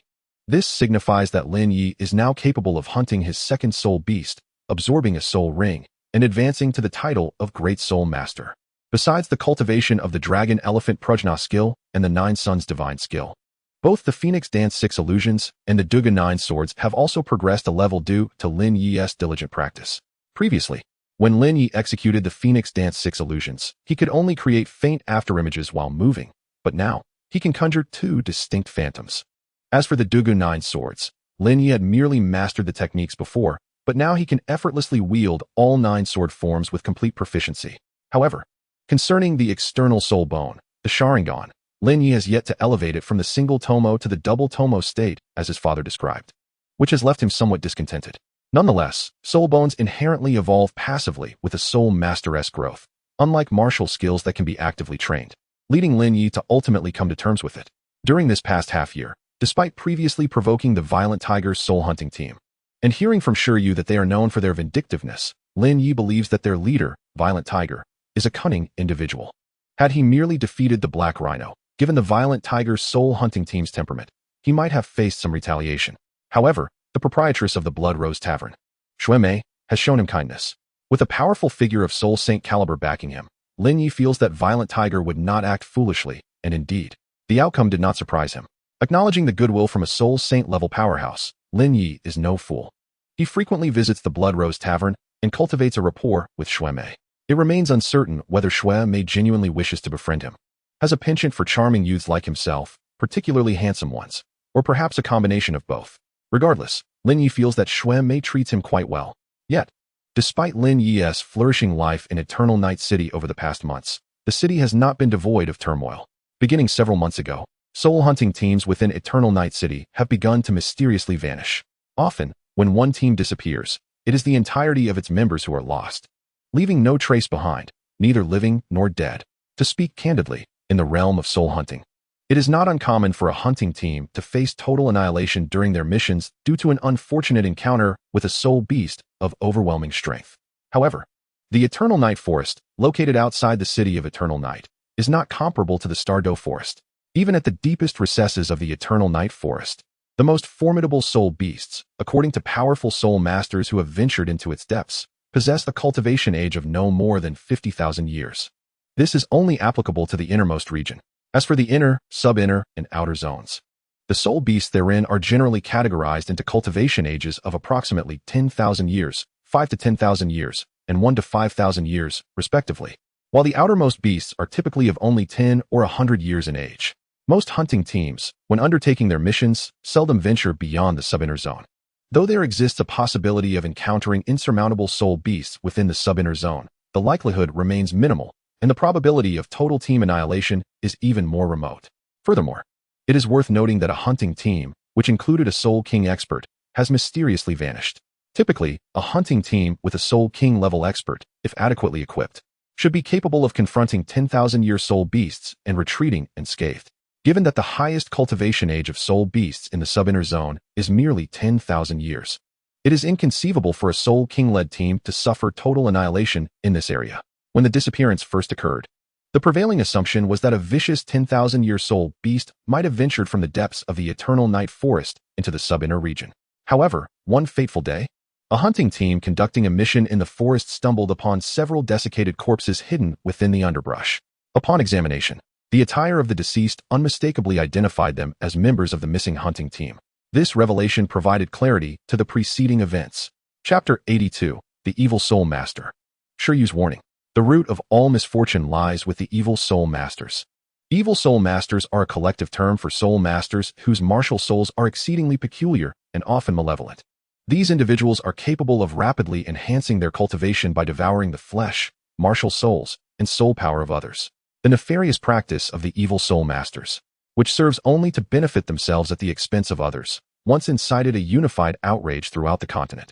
Ultimately, the group of evil soul masters was nearly eradicated, disappearing from the annals of history. However, this does not imply that they have vanished altogether.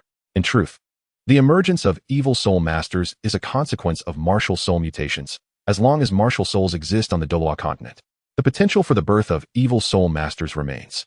Nonetheless, due to the oversight of the Spirit Hall, any detected evil soul master is swiftly pursued and eliminated by enforcers dispatched by the Hall. Thus, evil soul masters have long lived like rats, perpetually hiding and fleeing in terror. Yet, this does not render them any less fearsome. In reality, evil soul masters are regarded with extreme trepidation within the soul master community, akin to a cataclysmic force.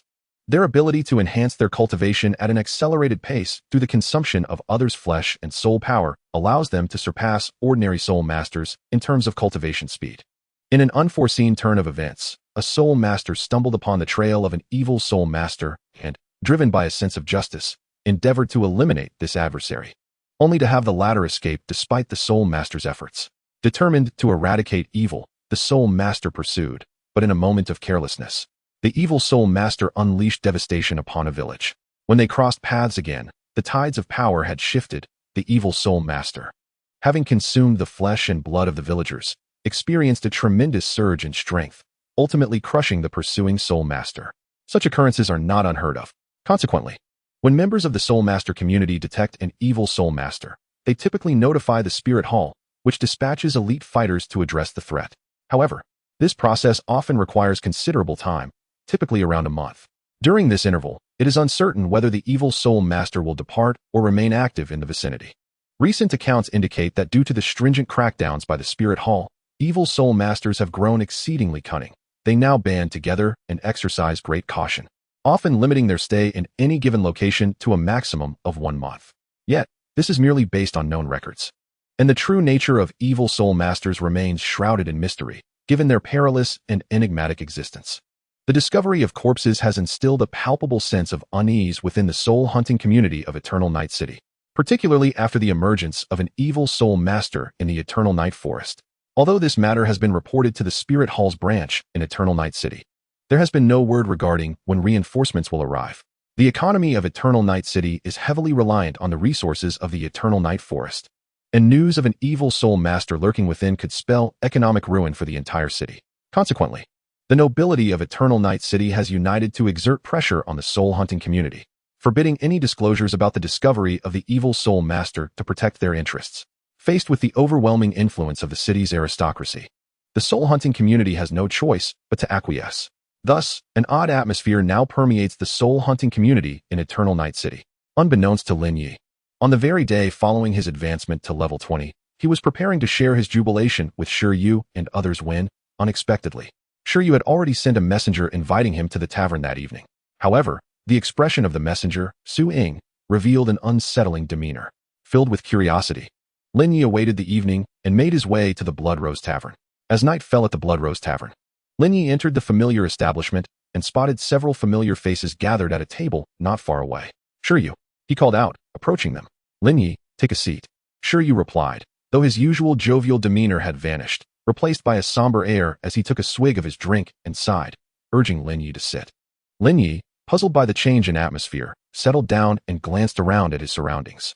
Regardless of whether it is Xie Lin or He Feng, the expressions of everyone present bore a heavy weight, as if each was lost in their own contemplations. Brother Shiryu, what troubles you all? Lin Ye inquired, sensing an unusual tension within the entire Barbarian Bear soul-hunting team. Ah, Lin Ye, are you still unaware? Shiryu sighed upon hearing Lin Ye's question. Unaware of what? Lin Ye furrowed his brow, puzzled. Ah, that is true. You are not one of us in the soul-hunting realm, so you might not be privy to the recent events, Shiryu replied, shaking his head while sipping his drink. Though we are advised against speaking freely, given our relationship, I feel it necessary to share certain matters with you. Setting down his cup, Shiryu took a deep breath and gazed earnestly at Lin Ye. Lin Ye, do you know that there have been numerous disappearances of soul-hunting teams in Eternal Night City recently? I am aware of that. What of it? Lin Ye still found it odd. Accidents among hunting teams in the Eternal Night Forest were hardly surprising. In truth, hunting teams had always gone missing in the Eternal Night Forest, but never with such alarming frequency as of late. Even a team of comparable strength to ours, the Barbarian Bear team, has vanished. Previously, we believed these disappearances were due to a particularly malevolent ancient soul beast crossing boundaries. However, that assumption has proven incorrect. Shiryu said with a self-deprecating smile. What, then, is the cause? Lin Ye's heart brimmed with curiosity as he pressed for answers. It is the work of the evil soul masters. Shiryu's expression turned grave as he articulated each word with care. Evil soul masters. Lin Ye's heart jolted at Shiryu's revelation. The accounts of evil soul masters, recorded in the books left by his father and the notes of his master, depicted them as exceedingly malevolent entities, posing extreme danger. Brother Shiryu, are you suggesting that the disappearances of the soul-hunting teams in Eternal Night City are the doing of the evil soul masters? Lin Ye's understanding dawned. Indeed. Shiryu nodded solemnly. Are we to acknowledge the presence of evil soul masters in the Eternal Night Forest? Lin Ye could not help but urge caution. We wish to avoid this as well. Shiryu's face, however, was marked by a bitter smile. If only it were that simple, but we find ourselves unable to do so. Chapter 83, Journey to the Eternal Night Forest in Search of Soul Beasts, Various Appeals. Why is that? Lin Ye frowned, unable to restrain his inquiry. Do not get me started. I cannot fathom what has compelled the Spirit Hall to insist that we, the top hunting teams, venture into the Eternal Night Forest to trace the evil soul masters. Should we refuse, our qualifications as hunting teams would be revoked. How can they do this? Lin Ye could not help but exclaim.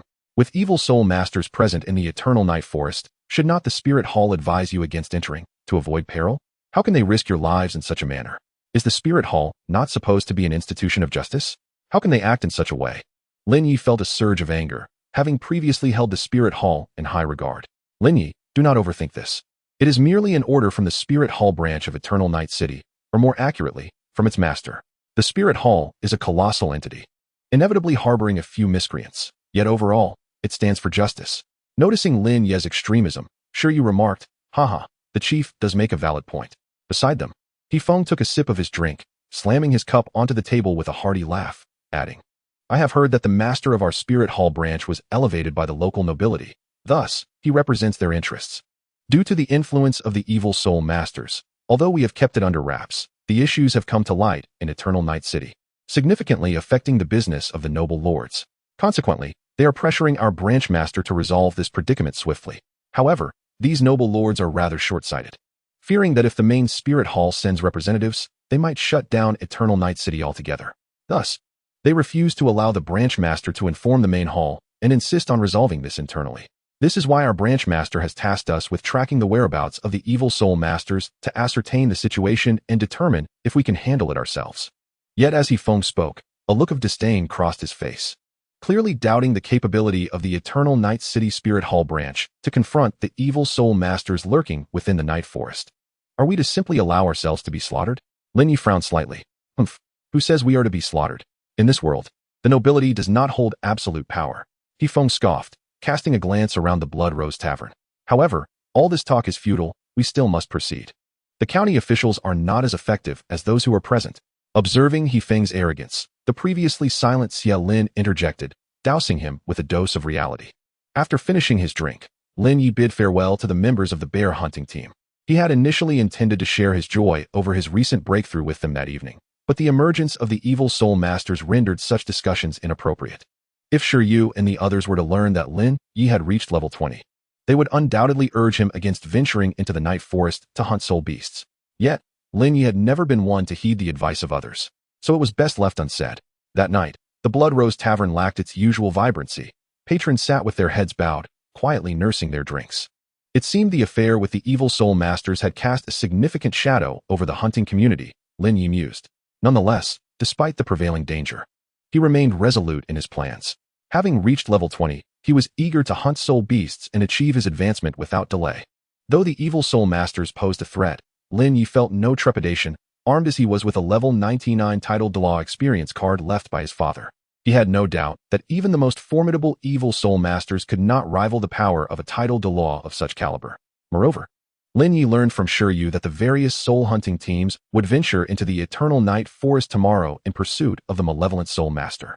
Lin Ye needed to hunt the second soul ring's spirit beast while simultaneously safeguarding the barbarian bear soul hunting team. The following day, in order to avoid an encounter with the multitude of soul hunting teams chasing the malevolent soul master, Lin Ye rose early. After completing his morning routine, he placed the lively Tang Yuan, who was scuttling around on his bed, upon his shoulder, and then enjoyed a hearty breakfast before preparing to depart. Utilizing the technique of Phoenix Dance of Six Phantoms, and due to its refinement, Lin Ye reached the Eternal Night Forest from Eternal Night City in just over an hour. Upon arriving at the forest, he skillfully continued to employ the Phoenix Dance of Six Phantoms, soaring deeper into the woods with Tang Yuan in tow. Having spent nearly half a year here, Lin Ye had become intimately familiar with the Eternal Night Forest. He possessed a clear understanding of its divisions, the outermost regions, the periphery, the secondary inner circle, and the deepest parts, along with the age and level of spirit beasts inhabiting each area. With the Dragon Elephant Prajna skill having surpassed its first level, Lin Ye believed he might now be capable of absorbing a 10,000-year soul ring. Thus, his target was the secondary inner circle, where many soul hunting teams primarily patrolled. Lin Ye had already devised a plan for the second soul ring of the 9 spirits, Immortal Tang. He desired a soul ring that would comprehensively enhance his physical attributes. Lin Ye had always felt that the soul skills imparted by soul rings were particularly unique. All skills that enhance physical attributes improve the inherent qualities of the individual or the augmented capabilities post-spiritual embodiment, excluding the influence of soul power. Therefore, the stronger a soul master's innate physical attributes or martial soul, specifically referring to beast martial souls, the greater the enhancement following the application of amplifying soul skills. Generally speaking, the physical advantages conferred by beast martial souls are mirrored in the soul master's own physical prowess. For instance, a soul master with feline or leopard martial souls typically possesses inferior size and strength compared to those wielding bovine martial souls, regardless of subsequent training efforts. Conversely, those with bovine martial souls often lag behind in speed and bodily coordination compared to those with feline or leopard martial souls. Thus, a martial soul essentially dictates a soul master's physical capabilities, coupled with the martial soul's innate soul power. This leads to the conclusion that the strength or weakness of a martial soul significantly influences a soul master's future potential. However, this heavy reliance on martial souls often results in a crude application of soul power by soul masters. At the very least, Lin Ye had yet to encounter anyone employing martial skills akin to his own, a soul master's physical attributes. When relying solely on the subtle enhancements provided by their martial soul and the fortifications from soul rings, do not yield significant improvements, certainly not to the extent of the dragon elephant prajna skill. For example, Lin Ye was unable to contend with a soul master of the soul sovereign level, such as the previous black rhinoceros. However, due to his cultivation of the dragon elephant prajna technique, Lin Ye easily outmatched the black rhinoceros in a contest of pure physical prowess. Consequently, the most suitable auxiliary soul skill for Lin Ye was undoubtedly one that enhanced physical attributes, since Lin Ye had no apparent weaknesses in his physique. The first soul ring he sought was one that could comprehensively elevate his physical qualities. Lin Ye had already pre-selected the soul beasts capable of producing such soul skills after their defeat. Now, he merely needed to locate a soul beast whose age and species were appropriate. Chapter 84. The 7,000-Year Bloodthirsty Wolf King, Hunt. Upon reaching the inner perimeter of the Eternal Night Forest, Lin Ye employed the Phoenix Dance 6 Illusions technique to search for suitable soul beasts. The soul beasts Lin Ye required were those that, after being hunted and absorbed, could generate soul skills that would enhance physical attributes comprehensively. Thus, the target must possess the ability to temporarily augment physical qualities, a characteristic shared by many soul beasts, such as the bloodthirsty wolf, the berserk ape, and the crimson-eyed demon ox. As Lin Ye continued his search within the inner perimeter of the Eternal Night Forest, he found numerous potential soul beasts. However, he encountered many whose species were unsuitable or whose cultivation period was insufficient. This led to a growing sense of frustration. Suddenly, Tang Yuan, perched on Lin Ye's shoulder, began to chirp excitedly, standing up and pointing with its paws in a particular direction, urging Lin Ye to look. What is it? Is there some medicinal herb over there? But I am not in search of herbs right now. Lin Ye furrowed his brow and gently patted Tang Yuan on the shoulder. Nevertheless, Tang Yuan continued to chirp insistently, prompting Lin Ye to investigate. All right, let me take a look. Ultimately, Lin Ye followed Tang Yuan's direction, utilizing the eagle-eye capability of his external soul bone, the Sharingan. He soon discerned that beneath the thicket lay a group of blood-red wolf-like soul beasts, stealthily poised to hunt a herd of water-drinking Yajiao deer. Is that the bloodthirsty wolf? Upon witnessing the assembly of crimson wolves, Lin Ye was taken aback, followed by a surge of excitement. Within the thicket lay several bloodthirsty wolves, each exceeding 3 meters in length. Given that a bloodthirsty wolf grows 1 meter for every 1,000 years of cultivation, these specimens undoubtedly possessed a cultivation age of 3,000 years. As bloodthirsty wolves are social creatures, if even the ordinary members of the pack boasted such age, then the wolf king among them must exceed 5,000 years in cultivation, as it would be impossible to command the pack otherwise. Let me observe closely. Activating the eagle-eye capability of his external soul bone to its fullest extent, Lin Ye scrutinized the thicket with great care. Suddenly, the partially concealed head of a wolf emerged from the underbrush, capturing Lin Ye's attention. This was an exceptionally large wolf head, dwarfing the previous 3,000-year bloodthirsty wolves by 2 or 3 times in size. At the center of the bloodthirsty wolf's forehead, a cluster of golden, crown-like fur was flourishing. This was, astonishingly, a rare mutation of the bloodthirsty wolf, the bloodthirsty wolf king. Lin Ye felt a surge of surprise. In the Douluo continent, spirit masters' martial souls can undergo mutations, and so too can spirit beasts. However, such mutations in spirit beasts typically manifest as bloodline evolution, resulting in a physique that surpasses that of ordinary members of their kind and revealing distinct characteristics.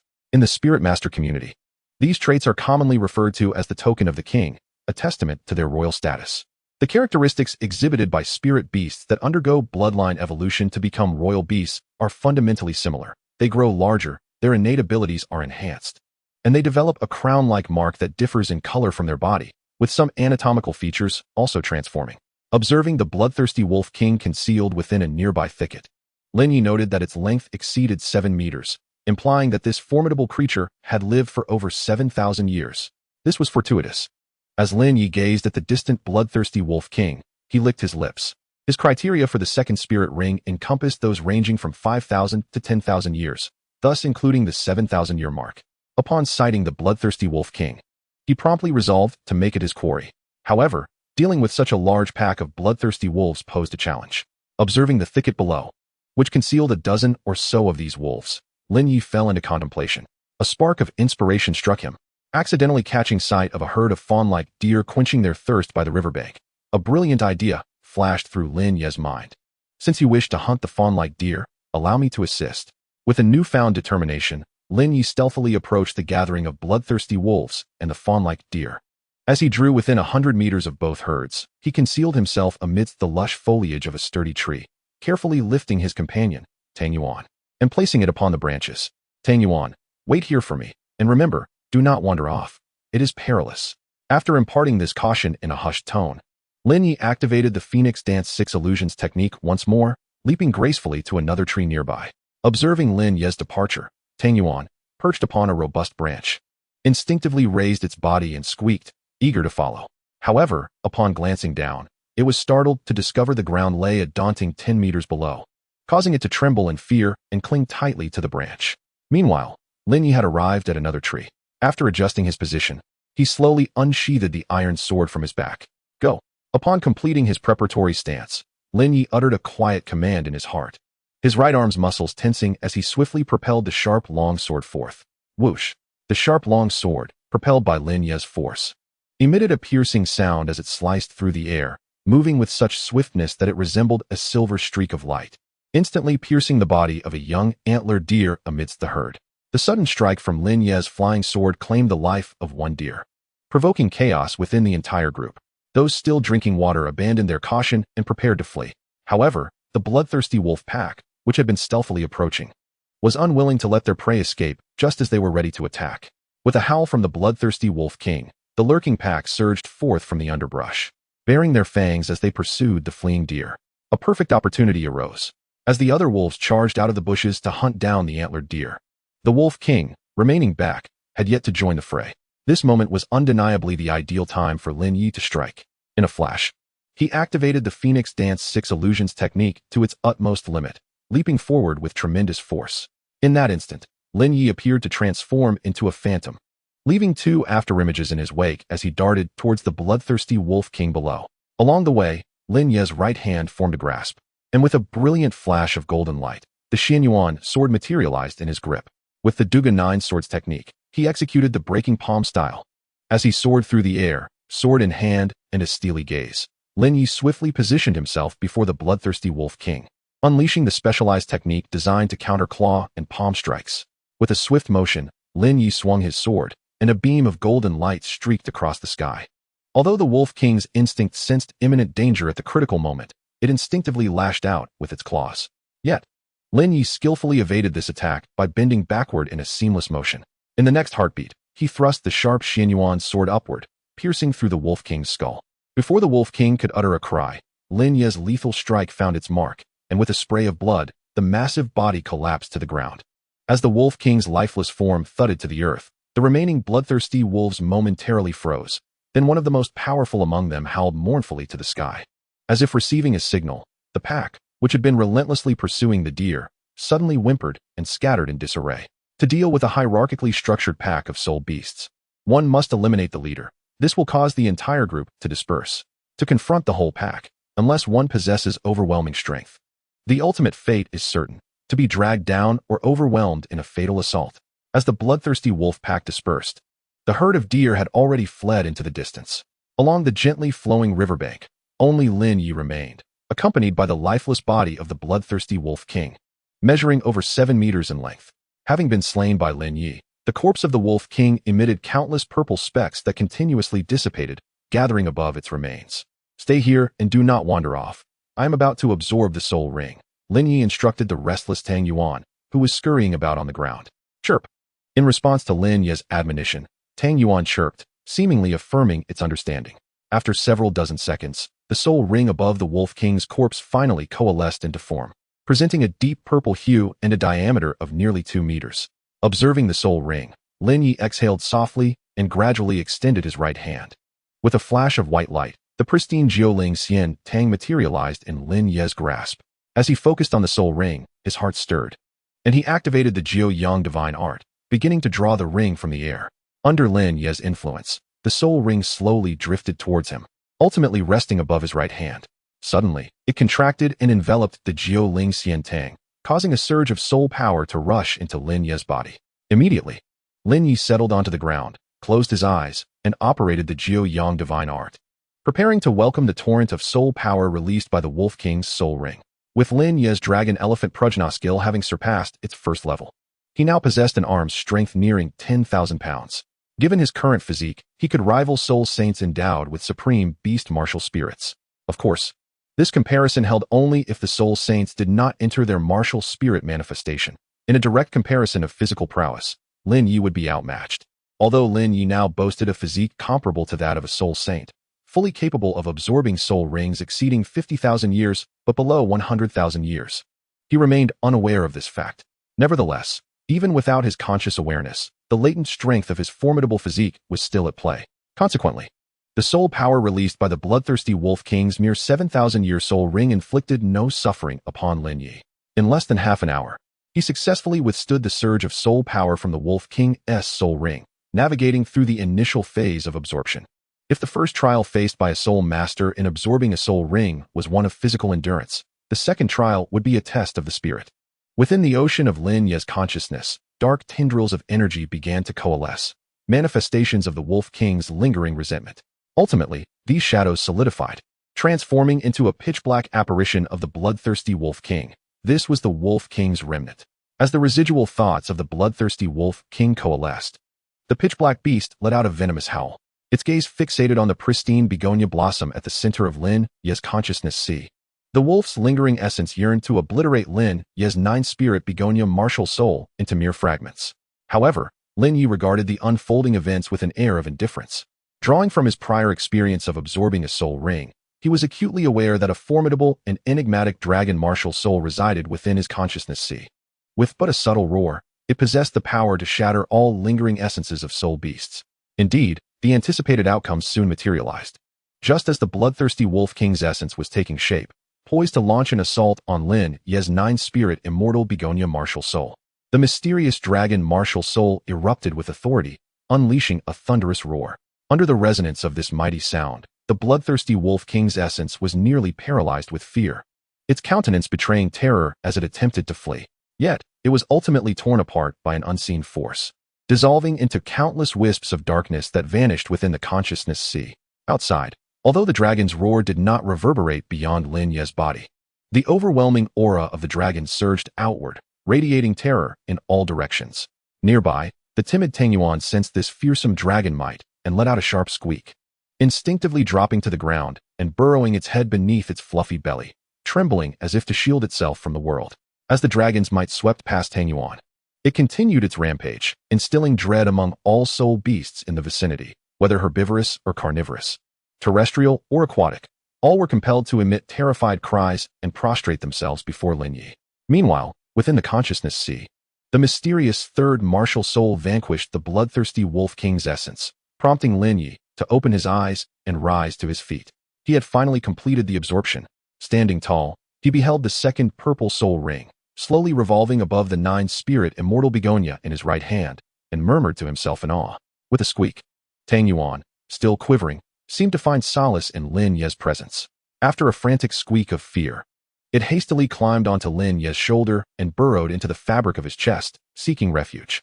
"You little creature," Lin Ye chuckled softly. Assuming Tang Yuan's fright stemmed from his prolonged stillness, he gently stroked the small head peeking out from his clothing. Having reassured his little companion, Lin Ye once again turned his attention to the second soul ring of the nine-spirit immortal begonia. With eyes gently closed, he focused for a moment. And as the soul skill information emerged, astonishment surged within him, compelling him to open his eyes anew. His second soul skill could indeed bestow a twofold enhancement of strength, speed, and attack power to a single target. If there are multiple targets, the enhancement is only one-fold. However, even so, it is sufficiently terrifying. The increase in all-around physical attributes, aside from defense, for a single target is a feat achievable only by a Millennium Soul Ring. Lin Ye's second soul ring is merely a 7,000-year-old soul ring, and he initially believed it would only provide a one-fold enhancement. Yet, perhaps due to its origin from a mutated king-level soul beast, the second soul ring astonishingly exhibited the formidable effects characteristic of a Millennium Soul Ring, which greatly pleased Lin Ye. Upon testing his second soul skill, Lin Ye discovered that its mechanism involved the nine-spirit immortal Tang emitting a crimson radiance, which coalesced into a crown above the target's head before entering their body, instantly bestowing enhancement effects upon them. Consequently, Lin Ye was inspired to name this second soul skill Blood Spirit Crown. Chapter 86. Breaking the third layer of restriction, the symbiotic soul bone battle garment. After absorbing the second soul ring and naming the second soul skill, Lin Ye retrieved a jade pendant left by his parents from his waist, preparing to break the third layer of restriction. Gripping the pendant, Lin Ye took a deep breath and began to channel his internal Juyang True Qi into it. As the Juyang True Qi surged toward his right hand, it emanated a faint golden light. Ultimately, all of the Qi flowed into the jade pendant. Upon the Qi's entry, Lin Ye immediately sensed the third layer of restriction within the pendant. Focusing intently, he began to gather his internal Juyang True Qi to launch an assault on the third layer of restriction contained within the pendant. Bang, bang, bang. As Lin Ye concentrated his Juyang True Qi to strike at the third layer of restriction, it finally began to tremble. With a resounding boom, the third layer of restriction was shattered. Lin Ye's consciousness was instantly transported to a realm of darkness. Having experienced the previous two instances, he quickly recognized that this was the storage space connected to the third layer of restriction, where a letter and a reward from his father should be held. Indeed, after scanning the dark space, Lin Ye spotted two wooden boxes suspended in midair. With a thought, his consciousness swiftly exited the dark realm, and the two wooden boxes appeared in his hands. Holding the two boxes, Lin Ye took a deep breath and swiftly opened them. The first box contained a mass resembling either sludge or ink-like black liquid, while the other box naturally held the letter left by his father. Regarding the contents of the first box, Lin Ye was completely in the dark. However, based on his experience with breaking the second layer of restriction, he knew that his father must have included an explanation pertaining to the item within the first box in the letter. While contemplating, Lin Ye took out the letter from the second wooden box, temporarily stored both boxes in his spatial storage, and began to read the letter. The familiar handwriting caught his eye. "Dear son, we meet again. If you are able to possess this letter left for you by your father, it must mean you have ascended to the Great Soul Master realm. I wonder how old you are now. If you are around 7 years old, then I must commend you, for you are nearly catching up to your father, now that you have transcended to the Great Soul Master level. If you have heeded my advice, you should have already departed from the Junior Soul Master Academy and ventured into the world. You must have discovered that life outside is far more complex than the simplicity of the academy, yet this is an experience you must inevitably face. Experiencing it sooner rather than later is not necessarily a bad thing. Out there, although the world is intricate, your father has equipped you with 3 formidable weapons. If anyone dares to bully you, do not hesitate. Retaliate with one of these powerful tools. Strike back fiercely, and when the time comes, flee swiftly and conceal yourself. Do not perceive retreat and hiding as cowardice. This is a strategic withdrawal, understood? With your innate talent, as long as you survive, you are destined to stand at the pinnacle of this continent in the future. Before you become a formidable force, exercise caution. This is what I call stable development. Be a bit more prudent for now, and once you grow stronger, you can eliminate those who dare to bully you. This is the correct way to navigate life. Do not concern yourself with face. That is not sustenance. That concludes your father's life wisdom. Now, let us delve into the explanation regarding the gift contained in the other wooden box. Although the gift may appear somewhat unremarkable, do not underestimate it. It is an external soul bone, known as the symbiotic soul bone battle suit. I believe this external soul bone will be immensely beneficial for you, as it possesses 3 formidable abilities. The first ability is replication. It allows you to replicate the abilities of other creatures. For instance, if you use the symbiotic battle suit to replicate a bird, you will simulate its wings and gain the ability to fly. If you replicate a Titan ant king, the suit will mimic its physical structure, enhancing your strength. If you replicate a fish, you will acquire the ability to breathe underwater. However, remember that initially, the symbiotic battle suit can only replicate one creature at a time, so choose wisely. The second ability of the symbiotic battle suit is Devour Simulation, which is quite straightforward. You can consume various materials and then simulate them. For example, if you devour something hard like metal, the suit will allow you to simulate it, effectively donning a layer of black armor. The most crucial aspect is that it can also devour and simulate soul bones. Yes, indeed, soul bones. Lastly, this ability seamlessly integrates with the third capability of the symbiotic battle suit, which you would never have anticipated. It can split. Indeed, it possesses the ability to divide, producing progeny. Although these offspring lack the 3 capabilities inherent to your symbiotic battle armor's original form, you can bestow upon them the abilities already possessed by the progenitor. In other words, if you utilize the symbiotic battle armor to consume a soul bone, you can, through the division of these progeny, impart the soul bone to others in an unconventional manner. That is all I wish to convey, my dear son. Until we meet again. Upon reading the letter left by his father, Lin Ye was profoundly shaken. The substance, which resembled viscous black ink, turned out to be an external soul bone, endowed with such extraordinary abilities. Lin Ye could scarcely believe it. However, after a moment of astonishment, he regained his composure. He retrieved the 2 wooden boxes he had previously placed within the jade pendant. Observing the external soul bone, which appeared akin to mud and viscous black ink, Lin Ye furrowed his brow slightly, but extended his right hand into the box. It felt somewhat cool. As his hand submerged into the black, sticky ink, he sensed a chill upon his right hand. Yet, it was merely that. No adverse sensations, nor any unpleasant odors were detected. After determining that there were no further issues, merely an unappealing appearance, Lin Ye swiftly accepted the external soul bone symbiotic battle armor.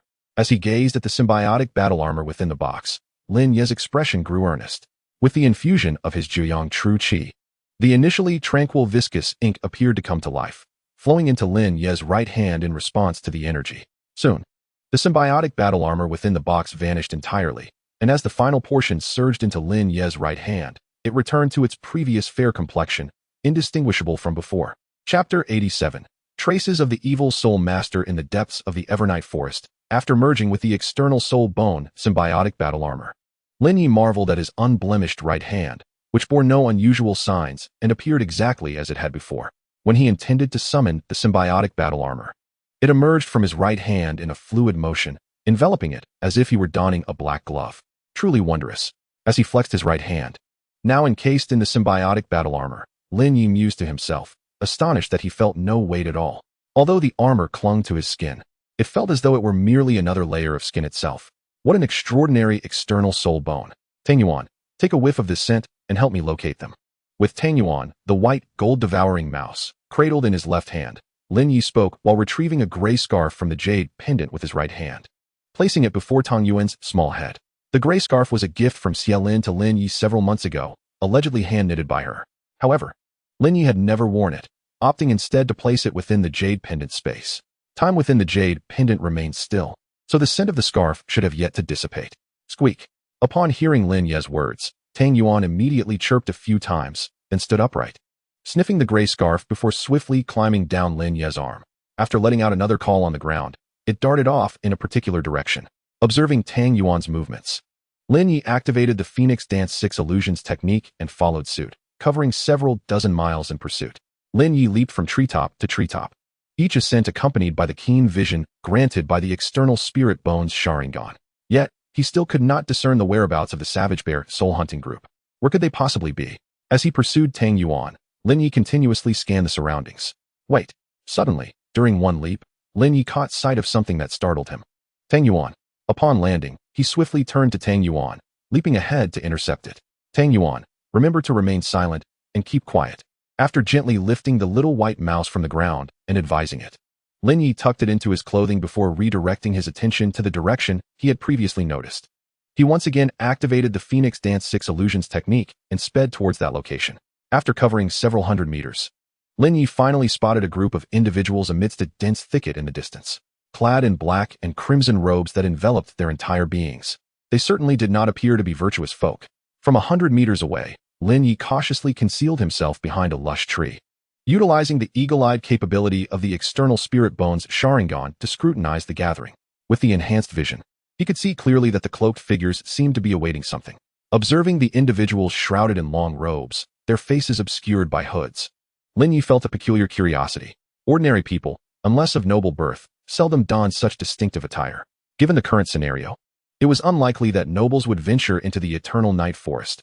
Only the elite soul hunting groups from the pinnacle of Eternal Night City entered such realms.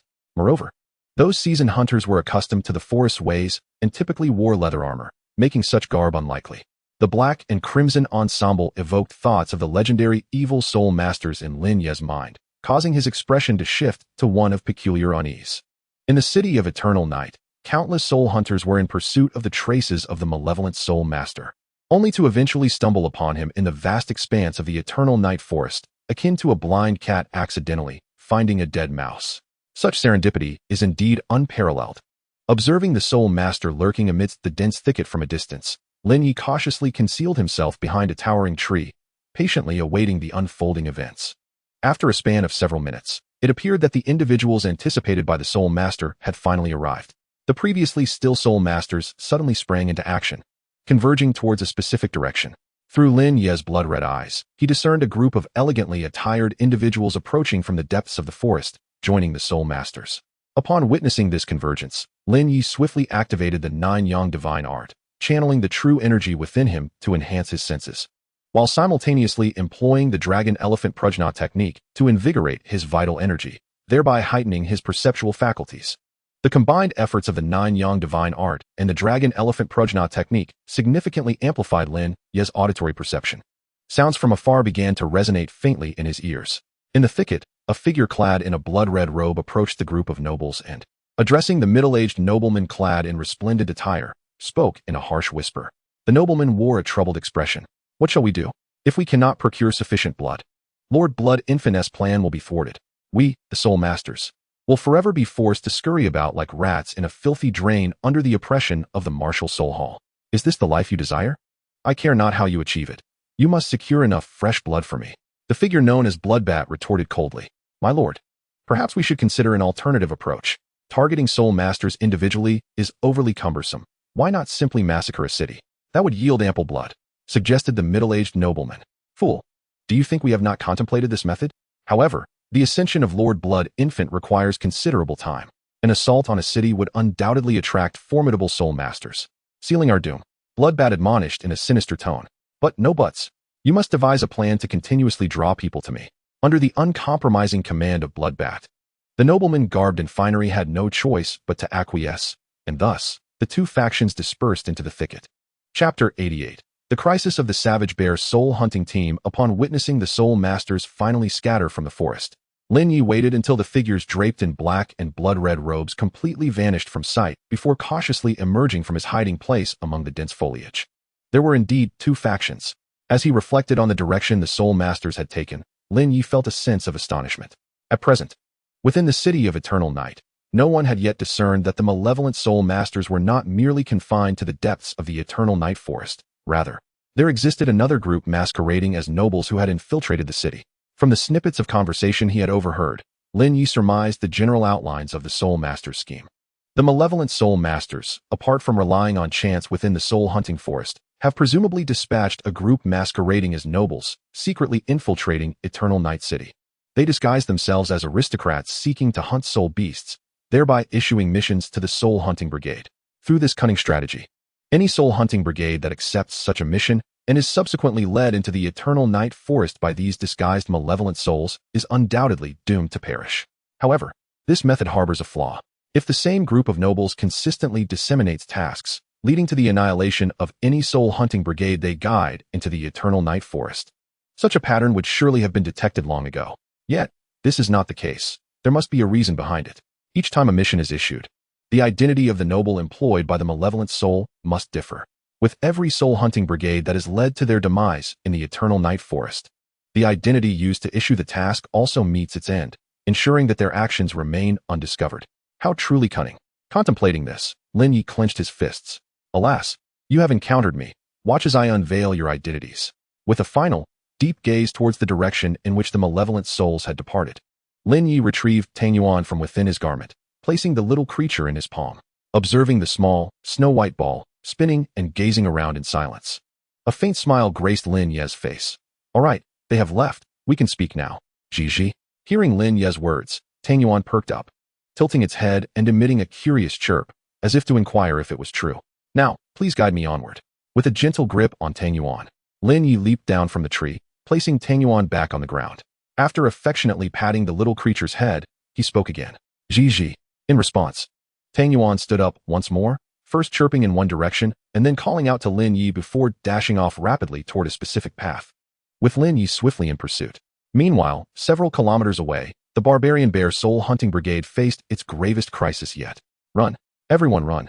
In the dense forest, as the sounds of crashing trees and furious roars resonated behind them, Shiryu sprinted frantically, urging his teammates to hasten their escape. Behind them, a towering black demon ape, over 5 meters tall, leaped from tree to tree, its crimson eyes fixed angrily on Shiryu and his companions as it roared ferociously. "Curse it! Who is the wretched scoundrel causing us this misfortune?" As he ran, Shiryu gritted his teeth in frustration. After arriving at the Eternal Night Forest alongside other top soul hunting brigades under the supervision of personnel dispatched by the Martial Soul Hall, the Barbarian Bear Soul Hunting Brigade, like all the others, entered the Eternal Night Forest and commenced their search according to the assigned zones. From their initial entry into the outermost perimeter, the Barbarian Bear Brigade advanced steadily, maintaining formation and cautiously entering the inner areas to begin their patrol. The inspection process was initially proceeding smoothly, devoid of any unforeseen incidents or traces of the malevolent Soul Master. However, out of nowhere, a shadow suddenly shot forth. Confronted by this unexpected threat, the control-type Soul Master, Luoan, instinctively summoned his Iron Vine Martial Soul, ensnaring and strangling the approaching shadow. Under the constriction of the iron vines, the shadow burst apart, splattering crimson liquid that rained down upon all present. It was only then that they discerned the shadow was, in fact, a wooden barrel. Inside the barrel was blood, along with the grotesquely mangled body of a small, dark corpse. Before anyone could fully comprehend the situation, a 5,000-year-old diamond magic ape leaped from the towering trees. Upon sighting the tiny corpse within the barrel, the diamond magic ape's eyes reddened with fury. After a series of frenzied chest beating, it let out a thunderous roar of rage and launched a relentless pursuit of Yue and the others. Though merely a 5,000-year-old soul beast, the diamond magic ape was among the elite of soul beasts, possessing immense strength and unparalleled resilience, second only to the Titan great ape amongst simian soul beasts. Thus, despite its relatively young age, the diamond magic ape's combat prowess rivaled that of 10,000-year soul beasts. If it were any other 10,000-year soul beast, such as the ghost leopard or the swift-wind demon wolf, Yue and his companions would remain unperturbed. With their impeccable soul-hunting formation, bolstered by defensive and control-type soul masters, the Barbarian Bear soul-hunting team was least intimidated by speed-oriented soul beasts. However, the diamond magic ape, like Yue, embodied both power and defense, posing a significant threat to the Barbarian Bear soul-hunting team. Consequently, they could do little more than flee from the relentless assault of the diamond magic ape. "I can't keep running," Yue gasped. "You all must escape. I don't want to hold you back." After more than half an hour of flight, Yue, Xilin, and Hefeng were faring reasonably well. Yet, for Luoan and Su Ying, who were weapon soul masters and not combat-oriented, the exertion was increasingly taxing. Especially for Su Ying, a food-type soul master. First soul skill, red cherry for stamina recovery. Second soul skill, purple cherry for soul power recovery. While panting and running, Su Ying summoned her martial soul, utilizing her first and second soul skills amidst her flight. Drawing upon the last of her soul power, she conjured numerous red and purple cherries, stuffing them into a bag and tossing it towards Yue. "Yue, this is all I have left. Please run. And I hope you can evade this calamity. Do not worry about me. Avenge me once you escape." After throwing the bag, Su Ying, having depleted her soul power, succumbed to her final moment of endurance, her pale face breaking into a smile before she collapsed onto the ground. Su Ying, turning back, upon witnessing Su Ying's fall, Xilin, who had been running ahead, instinctively shouted in panic and dashed towards Su Ying's direction. In the distance, Hefeng gritted his teeth, turned around, and dashed towards Su Ying. Though somewhat eccentric, he would never allow his comrades to perish before his very eyes. Just as Hefeng and Xilin simultaneously pivoted to rush back in a bid to rescue Su Ying, the diamond ape advanced with alarming speed towards her. Witnessing Su Ying collapse on the ground, the enraged diamond ape bellowed fiercely and leapt towards her with great force. "No!" Xilin, still a dozen meters away from Su Ying, instinctively screamed upon observing the ape's menacing approach. Third soul skill, iron wire vine net. At that critical moment, with a commanding shout, Luoan abruptly halted and slammed his hand against the ground. As the third soul ring enveloped him in a radiant glow, countless black-green iron vines surged from the earth, swiftly weaving together in midair to form a vast net that ensnared the diamond ape. "Excellent, Luoan, well done," Hefeng exclaimed with exhilaration upon seeing the diamond ape trapped within Luoan's iron wire vine net. Roar. However, before their astonished eyes, the diamond ape let out a thunderous roar, its muscles bulging with raw power, and with a single, forceful motion, it shattered the iron wire vine net as if it were mere thread. Su Ying, witnessing the diamond ape's sudden escape from its bindings and spotting Su Ying less than 10 meters away, Xilin could not help but cry out again. Roar. Free from the net, the diamond ape sprang into the air, raising its massive fist to strike at Su Ying. Get away from her. Just at that critical juncture, accompanied by a furious roar, a shadow soared into the air, colliding forcefully with the diamond ape and sending it sprawling to the side.